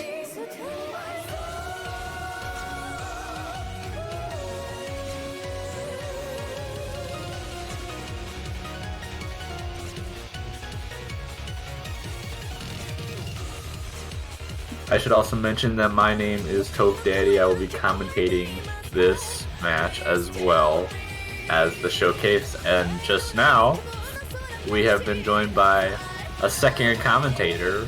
How you doing, Ren? Hey, hello. Just having a bit of an issue on the net side, but we Gucci there. Guess we'll be seeing Italy versus Russia here. We are indeed, and this warm-up looks very fun. It is indeed fun. If this tells me anything, it's that Russia may or may not have an edge on fast stuff, although I don't think Crybob's playing right now. But doesn't seem like it, yeah. Probably So, preserving for... Yeah, I assume he's just not playing, because if he was playing, he'd probably be S-ing along with Saibel and Nixa. Yeah.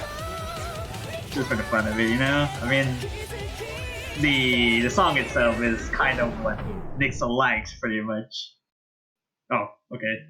Yeah, Kira's actually failing out a bit there. Not doing too good himself. Angel Agusa with actually the better score than Saibel and Nixa too. Yeah, what I'm realizing now is that 30.5 that's in the difficulty name is probably the Eterna rating that it has. Rating, yeah. I noticed, yeah. That's gonna be what's it like 1.1? It's probably gonna be like 34 or something. Yeah, I'd assume it only goes up to about 32.5. But yeah. Either way, it doesn't really matter. I could look it up. I'm sure it has rates.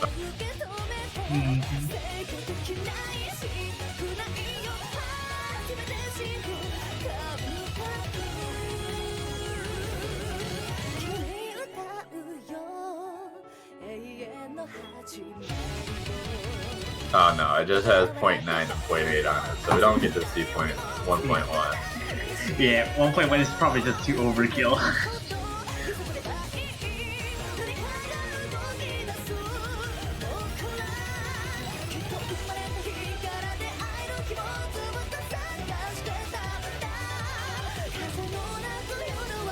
It should be good to show a second warm-up, but it seems like it has a bit of an issue in loading, something like that. Yeah, there you go. A bit of a technical issue right there to load the maps whenever.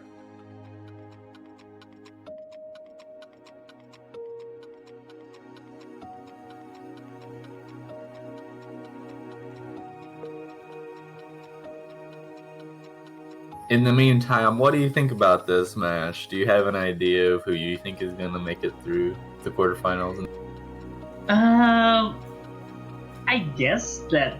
I mean, to be fair, in all honesty, I think that these both teams are grateful enough to be getting over through like the knockout stage, just like say like getting into the like quarterfinals, because I think both not like none of these teams are actually getting past groups for like over the past few years. So getting to like quarters is pretty decent enough for them. But then yeah, it's actually really. I didn't actually even think about this.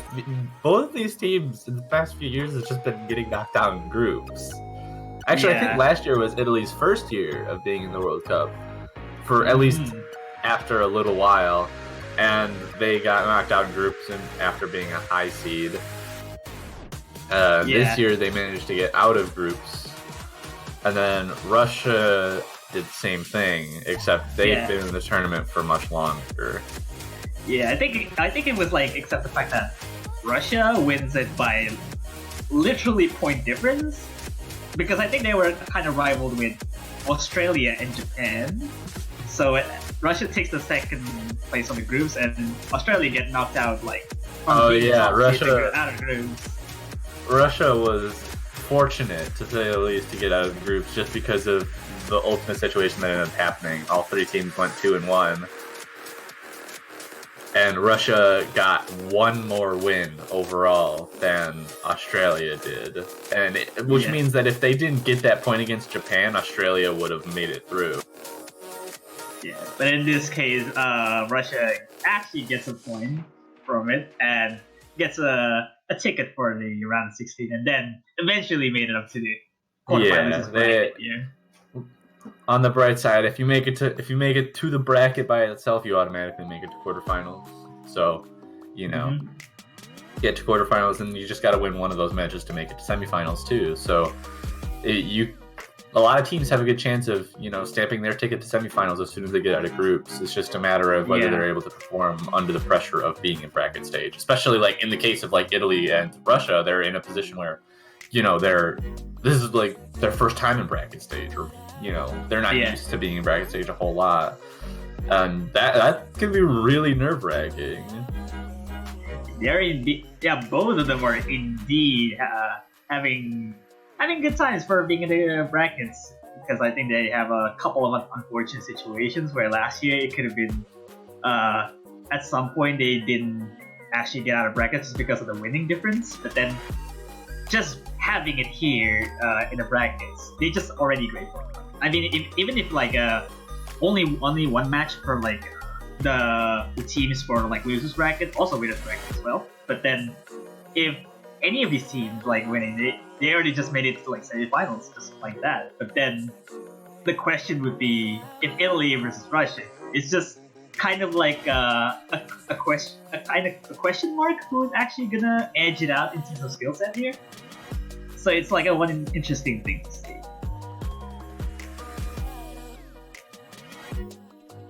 For sure. Hopefully we'll be getting back into this match soon. But as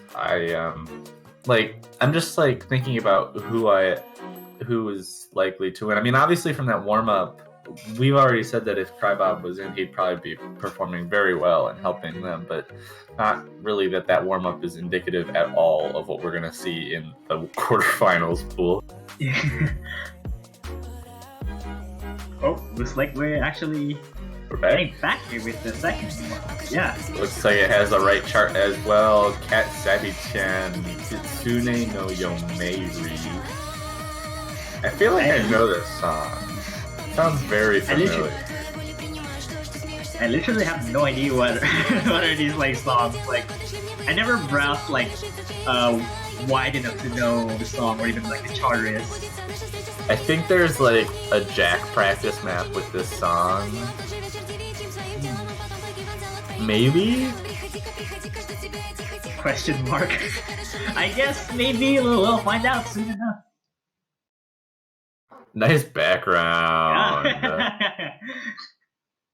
That kind of fits.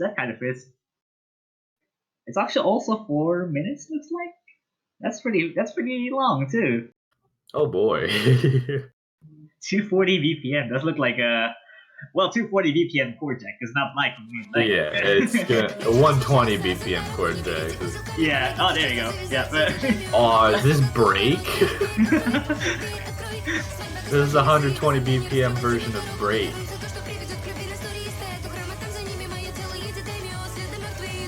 I don't think that it's kind of looping because you never know. You never want to have like 4 minutes of break. 4 minutes.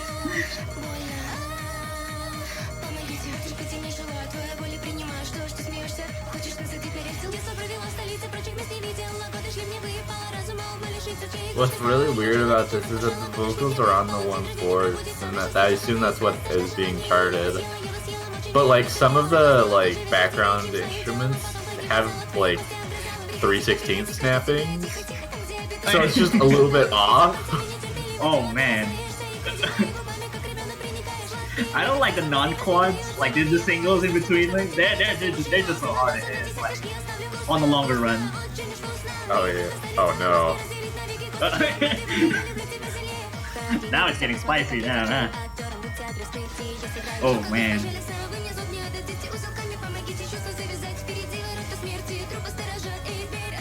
I guess my cyber is kind of popping out right at 99.9.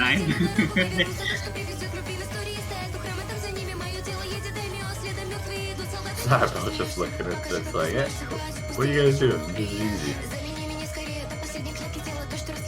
Yeah, they probably just like ran out of stuff. That's what we just don't want to even play like a 4-minute chart. Yeah, I forgot that this is 4 minutes too, so we still got like 2 minutes of this left. Yeah, half more to go. We're stopped. I Clear seemed to have given up as well for the most part. Well, not given up, but purposely hitting really early on everything. Yeah, I think Angela was like, some of the black a little bit there, but since we get back up. Yeah, Cybo's kind of keeping like crease there. He's trying to get up to the 99.91, dude. He's right there. He's right there too. 3K combo. Oh, a break. We get a break. Oh, nice. He might get up to 99.91 with this. Oh, never mind. We're back to this. We're back to this again, huh? Oh, now we actually just get like a negative space reading jacks right now. You can only just see the space. Oh, dude, those patterns are awful. There were 1/3/4s and 1/2/4s, and that was it. How is okay? Never mind. Oh, we got the first boys back. Mura's back too. Oh, nice. He's playing again. Is that 57%? That's even better than Clear's score. Clear. He's about to pass Clear though. There he goes. Clear now has the lowest accuracy.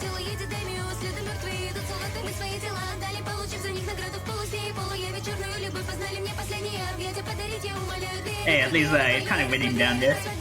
No patterns like triples in between and then quads. Oh, there you go. We're still back to this again. I want to see the ratio of this. It looks so promising to see. If you're getting like the 4 minute, it has a really big amount of like notes. It's gonna be funny to see the score. All right, what did Clear get? 525. Not bad.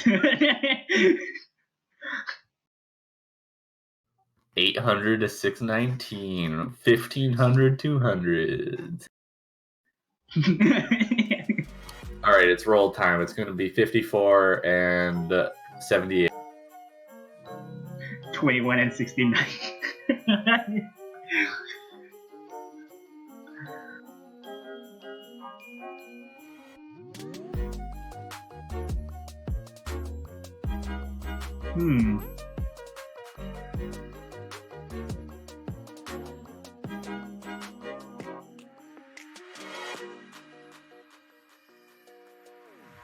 Still waiting for it.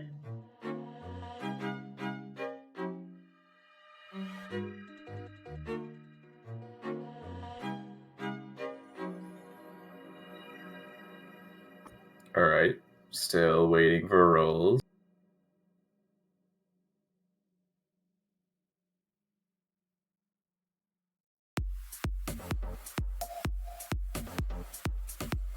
Maybe he's waiting for probably the captain of Italy just to get the rolls here, I think.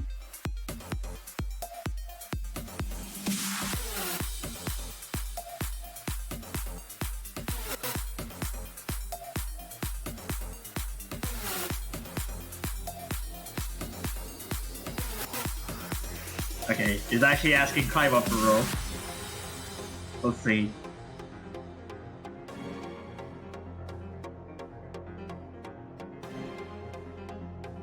Whoa! Oh, that's a nice roll! We got a 100 roll, boys. Yalcha gets the jackpot.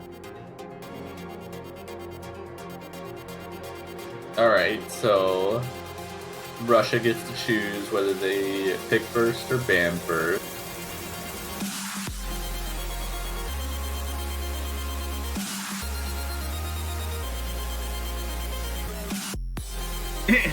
Yalcha actually win every single roll so far in group stage round 16, and then you get to like quarterfinals. They still win.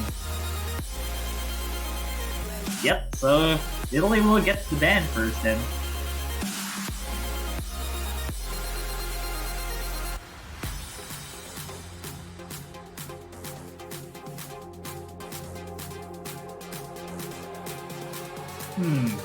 I would imagine Italy would probably just go ban enemies because they don't feel like they're training them. Since they're kind of confused with what to ban is it. Yeah, there you go. Lots of spices being banned from Italy. I guess it's already hard in itself to practice, so that's no surprise at all. Russia probably won't be banning SVs either.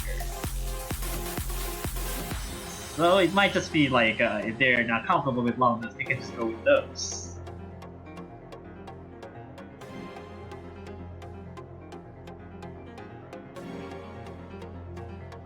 Alright, let's see what Russia decides to ban. I'm actually not sure what they expect to ban, what I expect them to ban. There's a lot of chokeable charts as well as cubic squeal being open, and that's possible if they really didn't practice SVs, but I don't know. Given Italy banned out lots of spices, I don't expect cubic squeal to go away, though you never know what's going to happen, really. Yeah. Oh, okay, Terminal, I like Terminal 11. I like that ban. I like it. I like that ban. I will accept that ban for what it is. Yeah. Flip you, Gekido, by the way.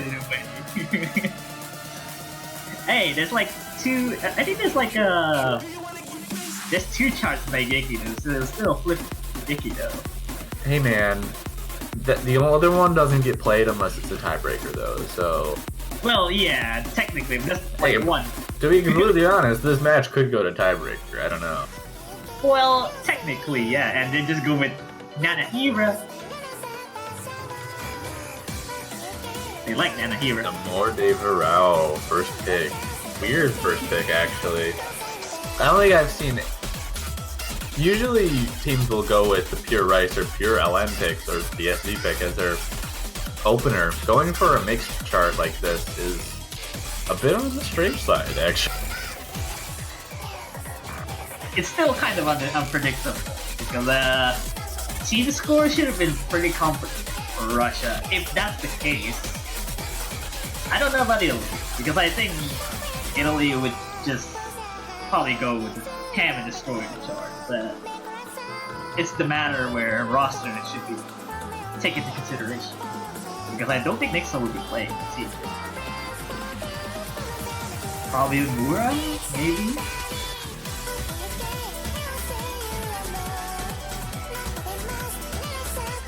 I guess this is an unpopular opinion, but this song slaps. I don't care what anyone says. That's just my opinion. I don't know what I expect to see out of these players. I'd assume that it was picked because it's one of the most comfortable picks that Russia has on their arsenal from their team list. Either that, or they're trying to avoid the speed and accuracy picks that are going to favor Italy more than likely. Yeah, straightforward charts like math score or even something like Things like Power Spirit Justice. Low Shaxi, Spirit of Justice. Yeah. All those charts are going to probably be very favorable to a team that is strong on Rice, and Italy is definitely that, to say the least. But every mixed picks is kind of like a big question mark on who is actually get the edge.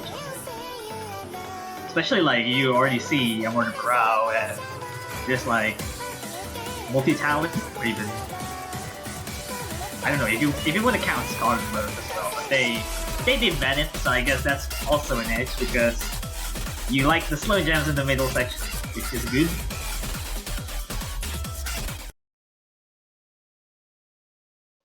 So here we go. We got the Mirrormon on Cybele, actually.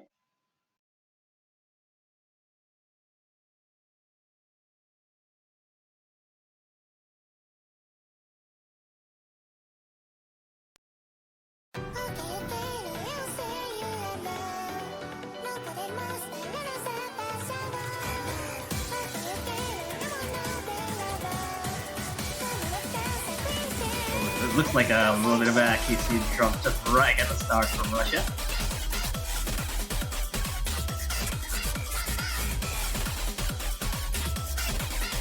Yeah, Italy starting off with a huge foot in the right direction, especially now with Clear missing there. Only one player on Russia's side above the 99 range, whereas all of Italy is above 99.3. So not looking too hot as the first pick from Russia's side, but you know. Oh, Cybele also missed though.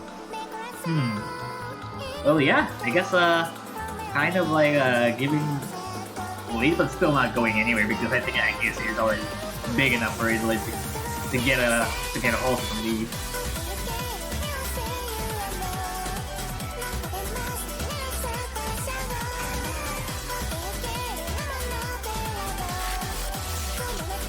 Section 2 is pretty straightforward outside of the long notes like that.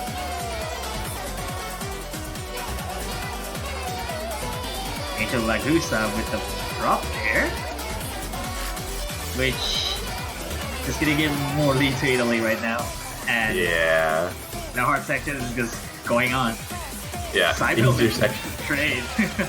Oh yeah! Oh my God, Cybele dropped again. Clear as well too.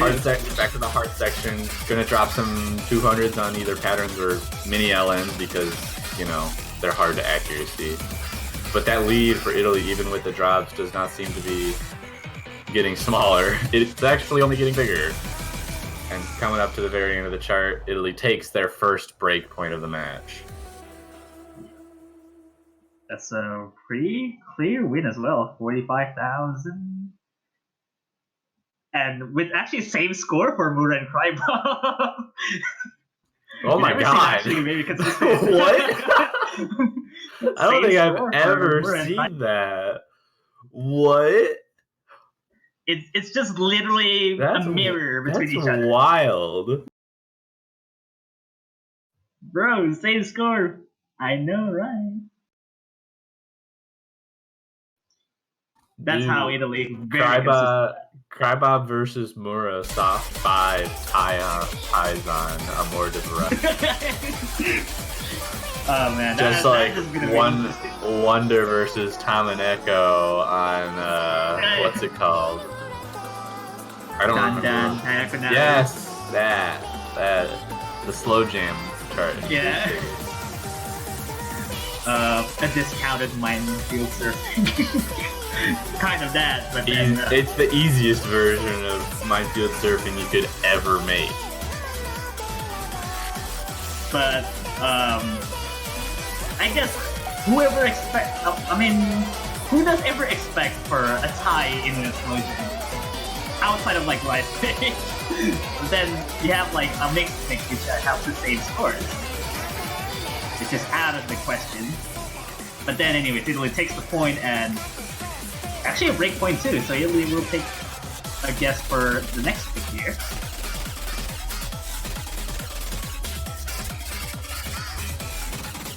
At this point, I might just expect Italy to go with whatever they deem to be the most physically demanding in the pool, especially given Russia's performance on that previous pick. So going with something like Low Shaxi or Frame might be a good idea in this situation, or multi-talents populated, possibly, but I think Frame or Low Shaxi. Oh, yeah, there it is. Yeah, there you go, Low Shaxi. Called it. Easy choice.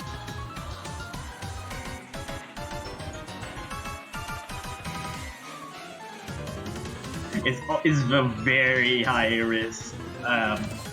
Just the chart itself has quite a lot of like handshakes and birds too. I find myself like it's very uncomfortable to hit for most of them.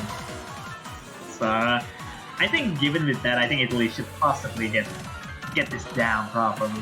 Russia would probably just gonna just pair a bit different. Let's see.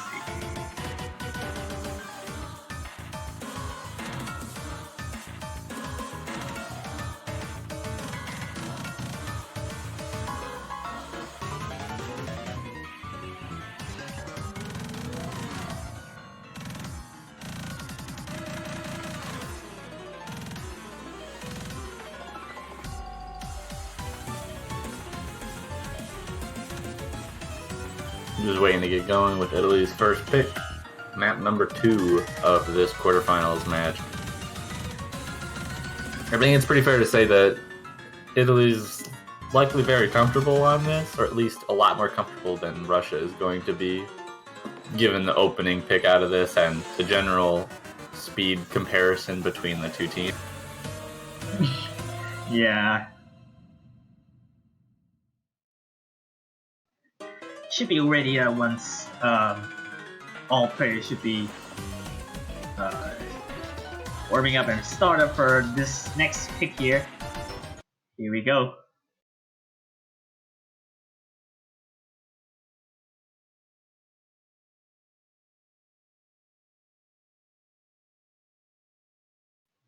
Background actually gives a bit of anxiety. Very stressful background.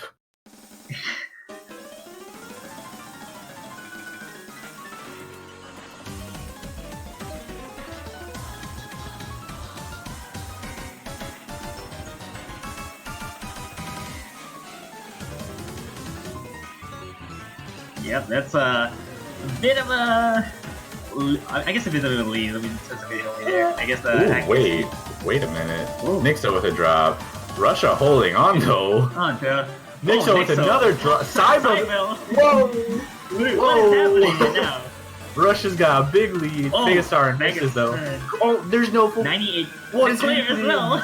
Everyone's dropping. Angela Lagusa only full combo left so far. Whoa, Megastar clear as well. Oh, the lead's back now to Italy right now. Double miss from Clear and Pegasar does give the lead back to Italy. Like what a wild first half. Cybel missed again. Again, lead is shrinking, kind of. Chart is Clear and very Pegasar. Yeah, Clear and Pegasar almost back up to that 400 combo mark. They're going to take a big advantage out of that miss now. There's a lot of 200 by Nixo too. Gotta be wary of those. This might be close at the end. And this ending pattern is not easy to hit. I can see lots of chokes happening right here. Around? Cybel's up to the 400 combo mark. Here it goes. Who's gonna take it? No one drops.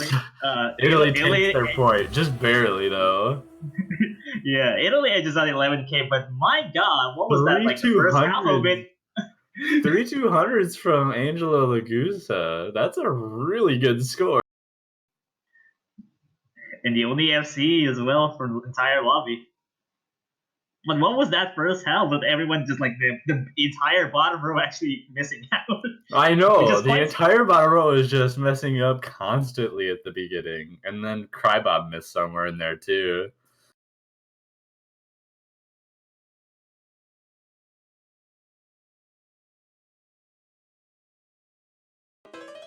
but it takes the cake again for Italy. And now Russia's pick now.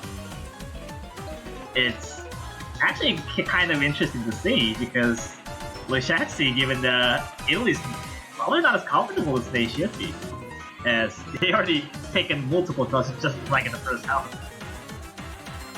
In that case, it might be just frame could go either way at that point.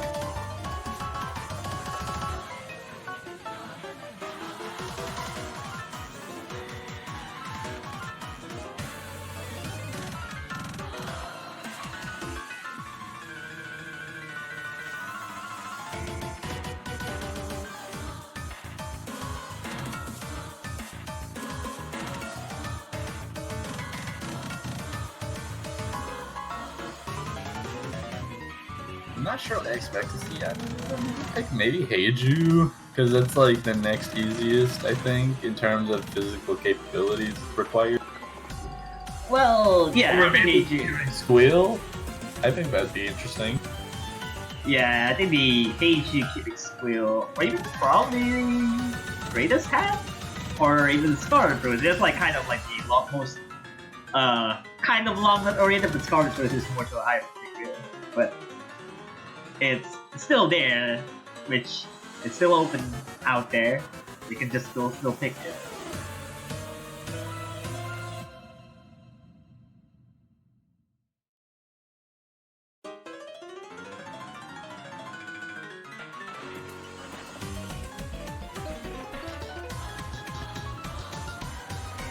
Kind of pointing out there. Still waiting for Russia's pick there.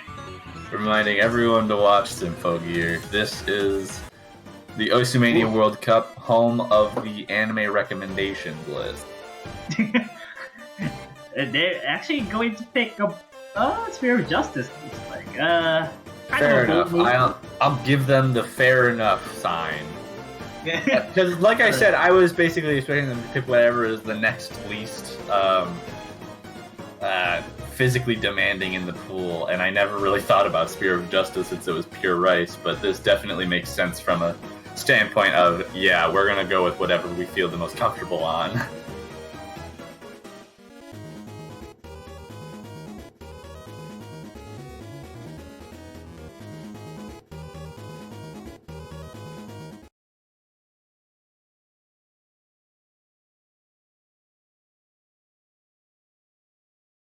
And moving right into Spear of Justice, pick number 3 of the match. This, honestly, with how Italy choked on Low Shaxi so much, I could definitely see this going in Russia's favor. But this is much less chokeable than Low Shaxi, to be completely fair.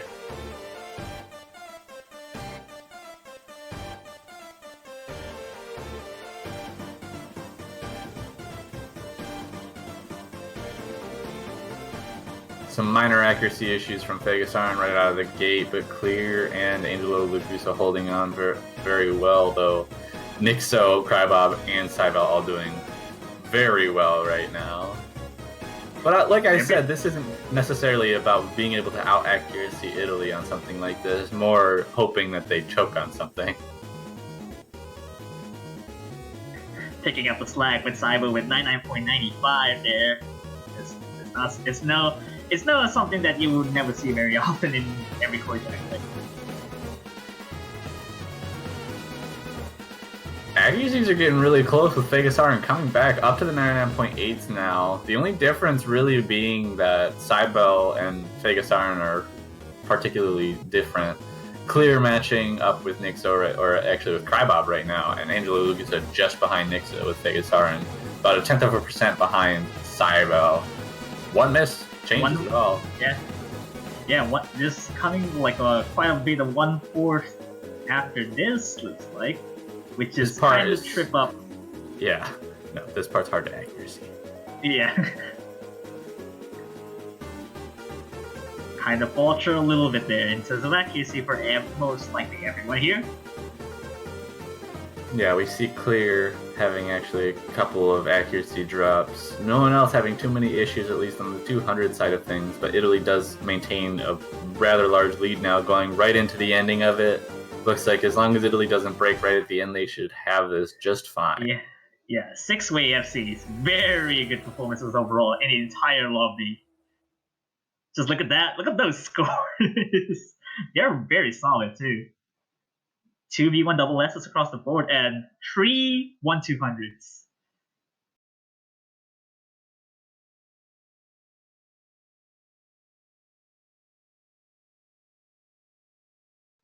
If it just wasn't for the 200 clear, I think it still would have been extremely close too, I guess.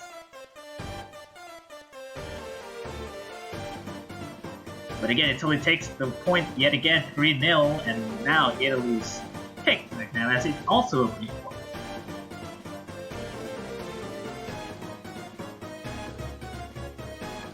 Well, at this point, I think the only remaining straightforward picks that are probably fairly low risk would just be Matt's score, and then everything else is just mixed picks. Or probably you would say Frame too, but I guess Frame is kind of a different pick than you would normally see in every straightforward ones. Maybe you can just go try for longiness, but they're also very long. But it's out there. My guess is Frame. Falling out. There we go. Ooh, got him. They're so predictable. Yeah. I don't even know if that's technically their pick, but it says Frame there. It's a potential second call. Got him. You heard it right.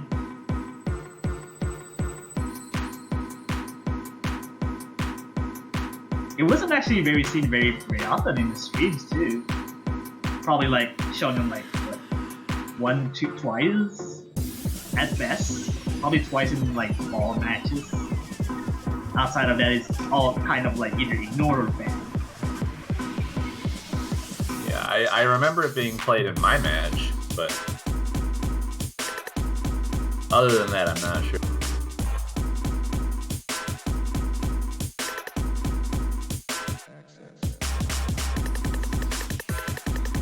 I'm not sure exactly, because I think if you mind block a specific charts like this, it's just go with mirror mod. Except it's pretty much reasonable to go over mirror mod on this. You already seen on I think your match you have probably two players in the entire lobby would use this mirror mod to utilize the recovery of. Oh yeah, AJ and Halogen and Gekido were both using mirror on that. So I think it looks like everyone doesn't use mirror mod, so they're pretty comfortable with the original chart itself. Yeah, Frame has been picked twice. So in 6 matches, it was picked twice and banned once. I don't think the results of the other 2 matches have been put into it yet, but I'm pretty sure it was ignored in the previous match. So this will be his 3rd time being picked.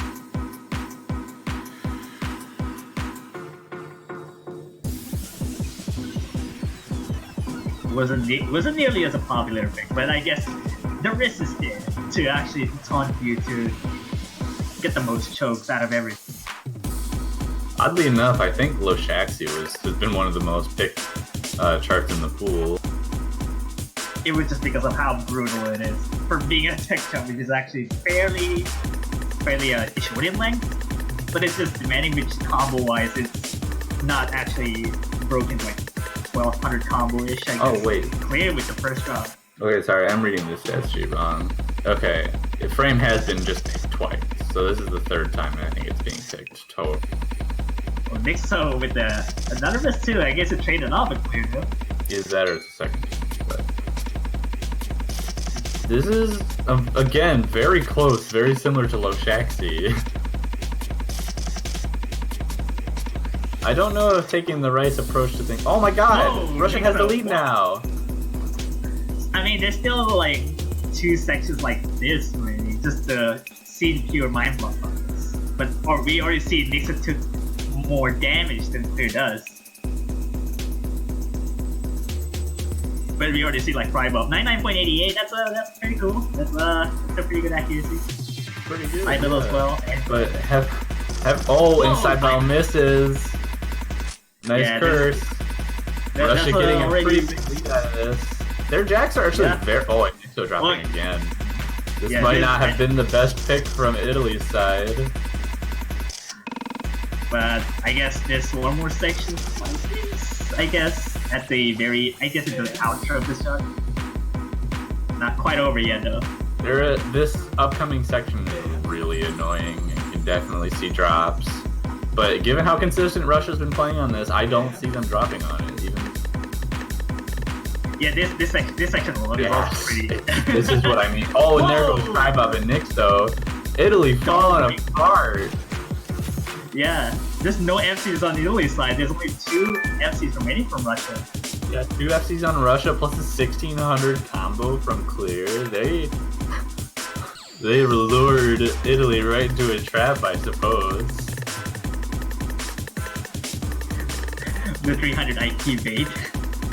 Absolutely. Hopefully, yeah, missing again, but then it's not gonna matter since Russia will take the breakpoint as well. Russia takes their first point on a breakpoint. They're getting onto their own pick so they can start getting themselves back into this match. Whoa, those scores are very good. Angel like this 3-200s, Mega 7 compliment, so very, very good score. Yes, very good plays from Russia, and with that, they have a good way to get some momentum back in the match. Yeah, this is now Russia's pick now, so they have at least a little bit of morale boost there, luring Italy for their trap as well, for picking the fairly high risk pick too.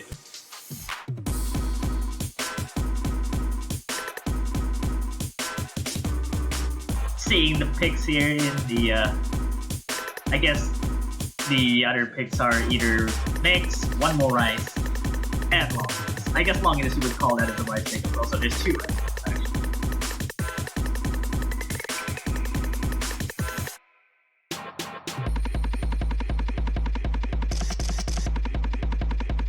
Or they can just go with Cubic Squeal.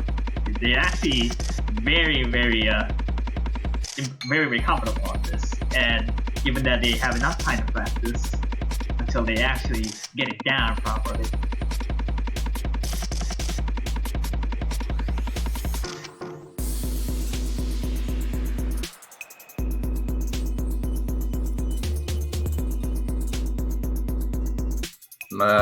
Heiju. It's either Heiju or Cubic Squeal still. I think those are the next 2 picks. Or actually, at this point, maybe they go with multi-talents, you know? Yeah, that's actually a fair one. I guess, given how Frame does work, I think multi-talents could be a decent choice, but there's still quite a lot of picks that Russia can just go for. Yeah, it could be like multi-talents or like Scarlet Rose taking advantage of those jags, trying to trip up Italy as much as possible. Who knows?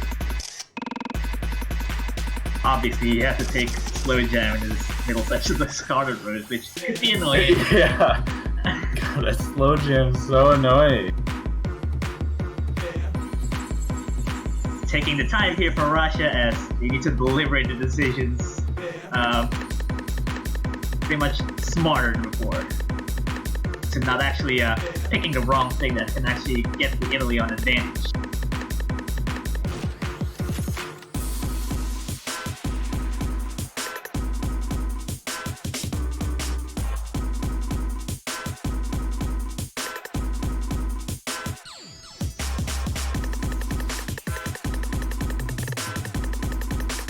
Multi-talent, there we go! I am a legend!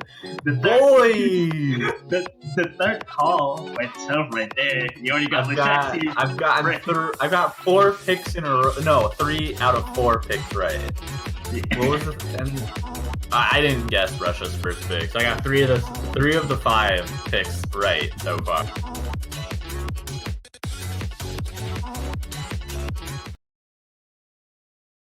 Well, Russia's first pick was Amor de Varao, actually. Yeah, the only 2 I got wrong were Amor de Varao and then Spear of Justice. Teams are too predictable, man.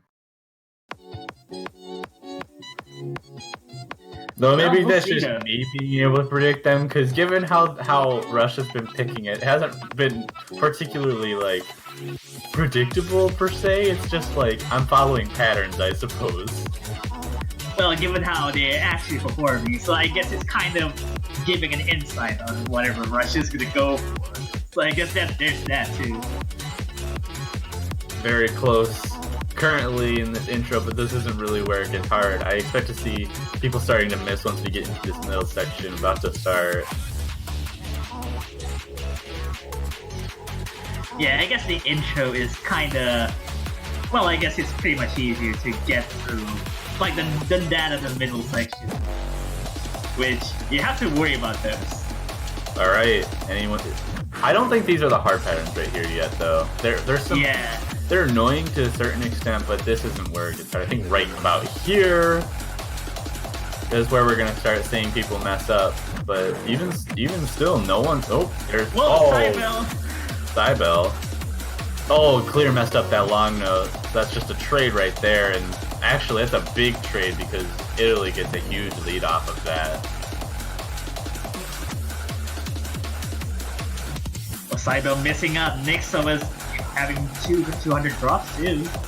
So it's kind of traded up a little bit there. His play is back to 400 almost. We're getting But to the still easier not over section yet. too. Yep, okay, here we go. Back to the intro. Gonna get a little bit of leeway given to Russia in this end section just because Cybele's still not at the 400 combo mark, but as long as it really doesn't break, I think they're gonna be able to take this. The shields are also kind of annoying to hit as well. I think it might just like triple 200 at every single one of them. Yeah, You're but not careful. any miss from Italy right now? I think Italy's fine. Easy.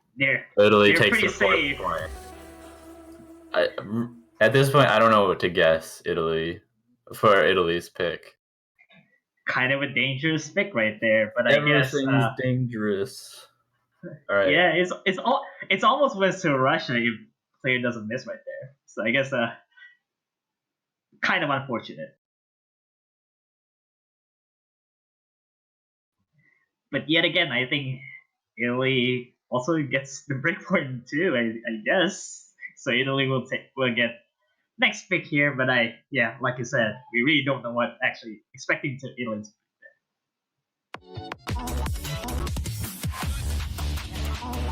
like let's see, we got UMP 9, Matt score, KG, and actually two long ones, KG the greatest hat, Scarlet Rose. Yeah, also as well. 9. There's 9 greatest hat, Scarlet Rose, and Heiju are all there. But so my guess is Matt's core. The least chokeable map in the pool, aside from maybe Spear of Justice, but Before he actually gets the port call correctly here this time. am I right or am I right? Matt's core is my guess. This one shouldn't be that. It's like a 50-50 shot, I think, unless Italy just throws a curveball. Well, outside of that, I guess it's like two long enough picks, and I think Italy. Oh, they are Italy's talking about maybe choosing LN. Or bring back Mura, seems like. So I guess it could have been a longer choice there. Scarlet Rose, if it's an LN pick, but actually, or maybe Ump9, or Matt's. Oh, it does say Matt's core there. I mean, yeah, so you're having a deep chat. Is there even like Jackson Matt's core? I think he's saying something about the intro. Oh yeah, that's fair enough. Yeah, I know it. But I guess it's not too. I guess not too mad. It doesn't really matter that much because it's the intro of it. But the burst is also. Oh, the burst is so potential. annoying. Oh, Yeah. Ump. I see Ump9 maybe being a possible choice. He said Scarlet and Ump. What is this? All three of the picks I said. Italy makes a brain game. I don't know, man.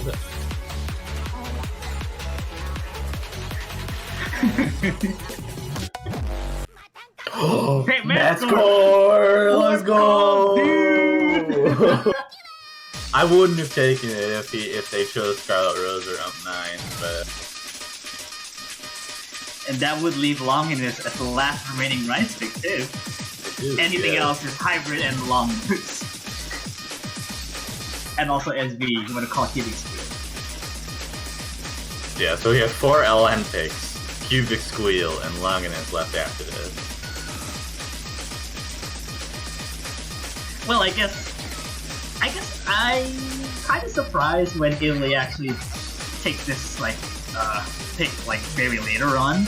I would expect it to be as different, not actually in the later, say the 6th song or the 6th chart in the match. But it's still picked regardless. It could have been well suited for Italy, I guess. Russia probably also very comfortable with this.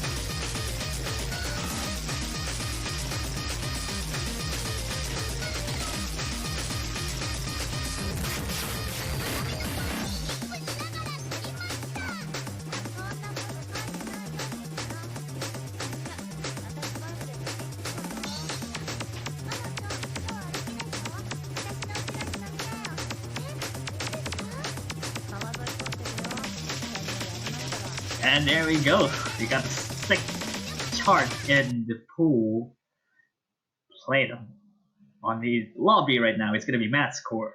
We got a mirror from Clear. This is the first mirror we've seen in this lobby, I think. Yeah, I think it was the first mirror one. Maybe just want to clear out the mind block on the birds, maybe? We'll see.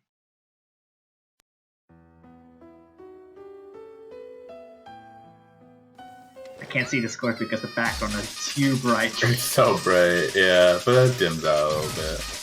But Cybele with an opening drop. What was that? I guess the intro, so I guess it's fine. Regardless if they not matter too much, but it's still a drop regardless. His accuracy is also really down there, mid 98th right now.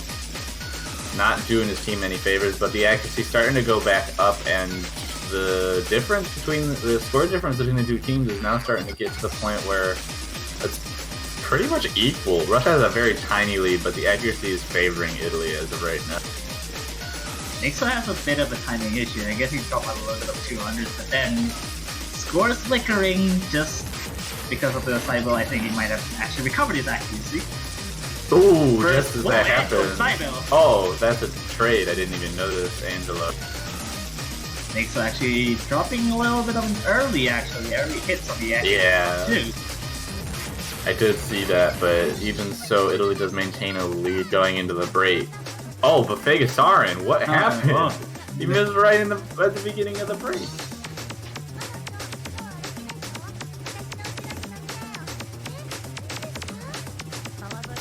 Only 3 FCs remaining in the entire lobby. Only if Fegasarin didn't break at the beginning of the break there. There's only been 4 FCs. But I guess the lead is shifting towards Italy because of, the sheer accuracy difference. Because Angela's accuracy is kind of matching Cybele, but Nixon and Cybele has much better accuracy. Clear is kind of behind Nixon.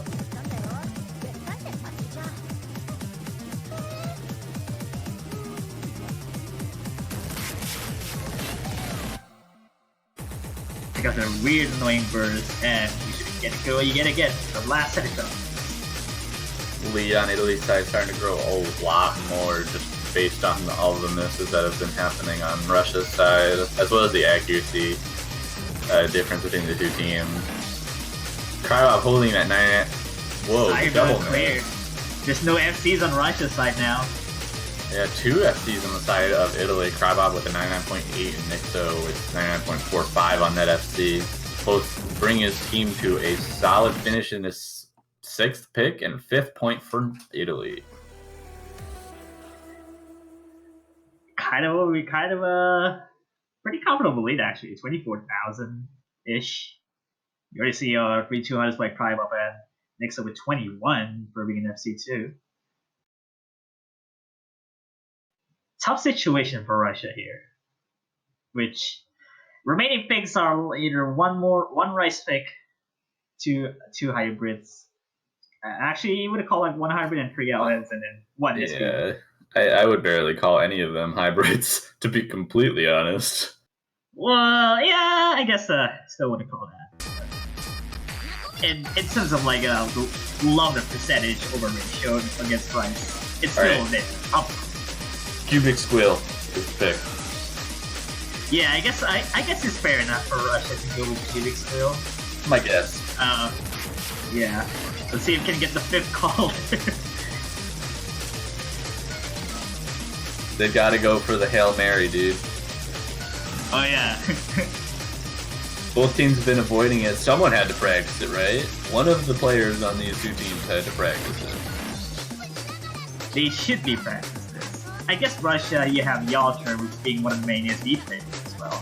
I don't know if Italy would have actually solidly practice on Cubic Squill, so we have to find out if Russia ends up picking Cubic Squill.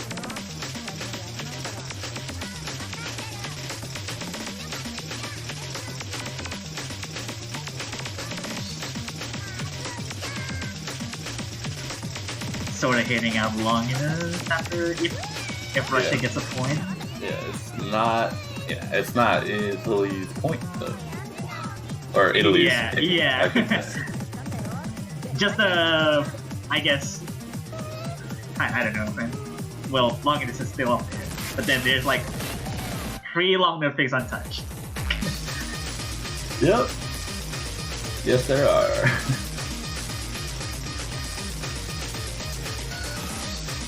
Alright, we just need to find Russia, wherever they are. Yeah, I think while the maps are in here, I guess we haven't shown like the entire lobby. I think the entire lobby will be showing Yalter instead of the usual 3-man roster for Russia in this lobby.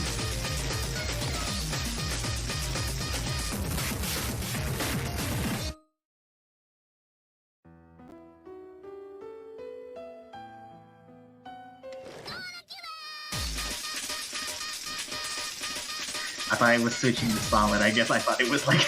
No, that's just the intro of NASCAR.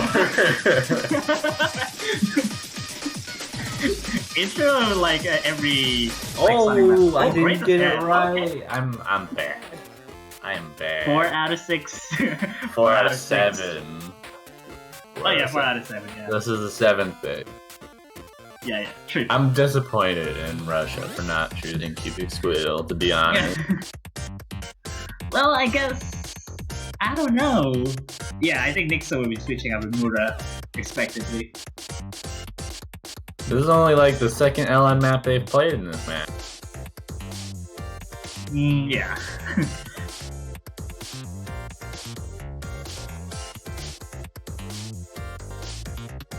I don't know about this. I don't know about this pick, really. Other than maybe Aju or Scarborough, they're just still up there.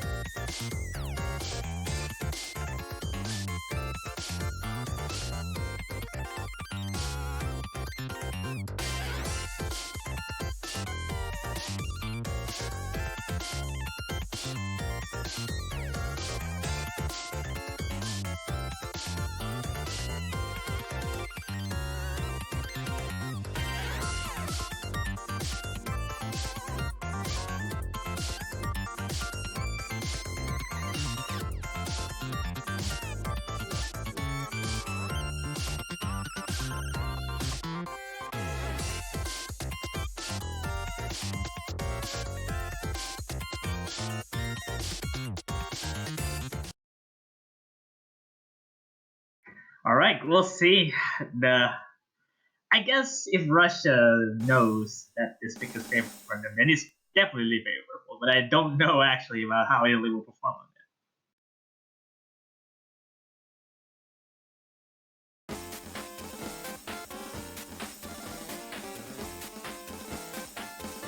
Cyber with a mirror mod, which is interestingly enough, but... Bit of an accuracy. Ooh. Yeah. Miss on Cybo's side. Russia got a lead in the intro now. Kind of a bit of a rocky start for Cybo there, but it's still the intro we got. So it's like the same deal like the match score.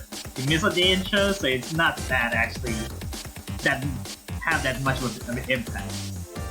Yeah, he's already up to 400 combo. Accuracies are slightly favoring Italy, I think, but not by a whole lot. So as long as Russia holds their combo, they should be able to at least keep the lead for a little while.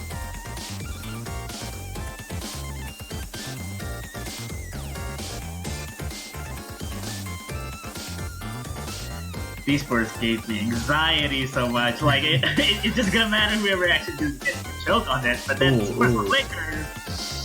Italy has kind of a lead now. It's too close to really say anything about it, though. Italy's accuracy is... Oh, but Cybele missed!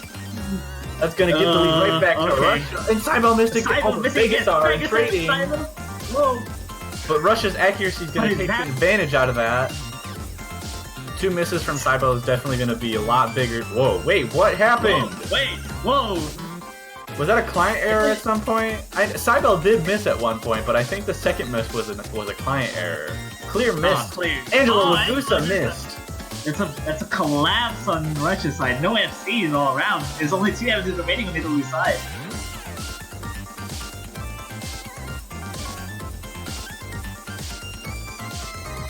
Big lead on the side of Italy going into this ending portion. Russia's gonna have to hope for a big choke on the side of Italy now, which, granted, is possible, but Krybov and Mura have been very consistent on these Ellen choices, and Vegastar and missing right there again. It's pretty much gonna seal all hopes for Russia to win this pick.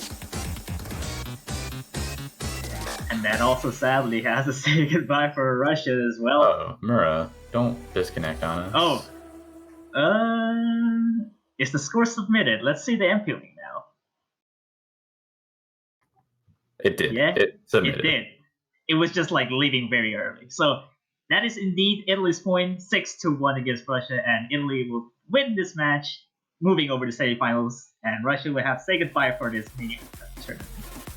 Congrats to Italy as well. Congrats to Russia as well for actually getting moved out from the groups and getting past the brackets level.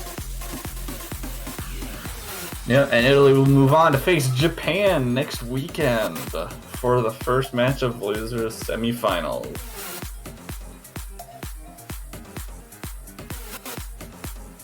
And with that, all matches on the quarterfinals have also already been done as well. You already got results, which for the semifinal matchups, it's like.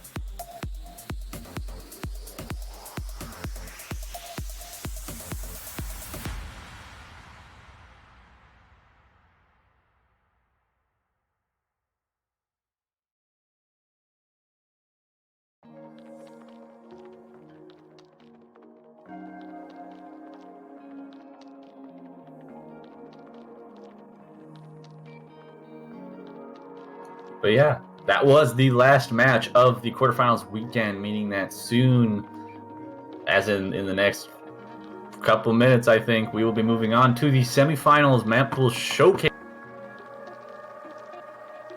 As for tradition on every last matches, and as well, map pools are getting a lot more interesting for every level of stages.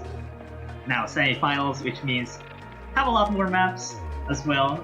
Probably actually 2 more maps, but then I guess we have to see and wait for the map showcase to start up just yet.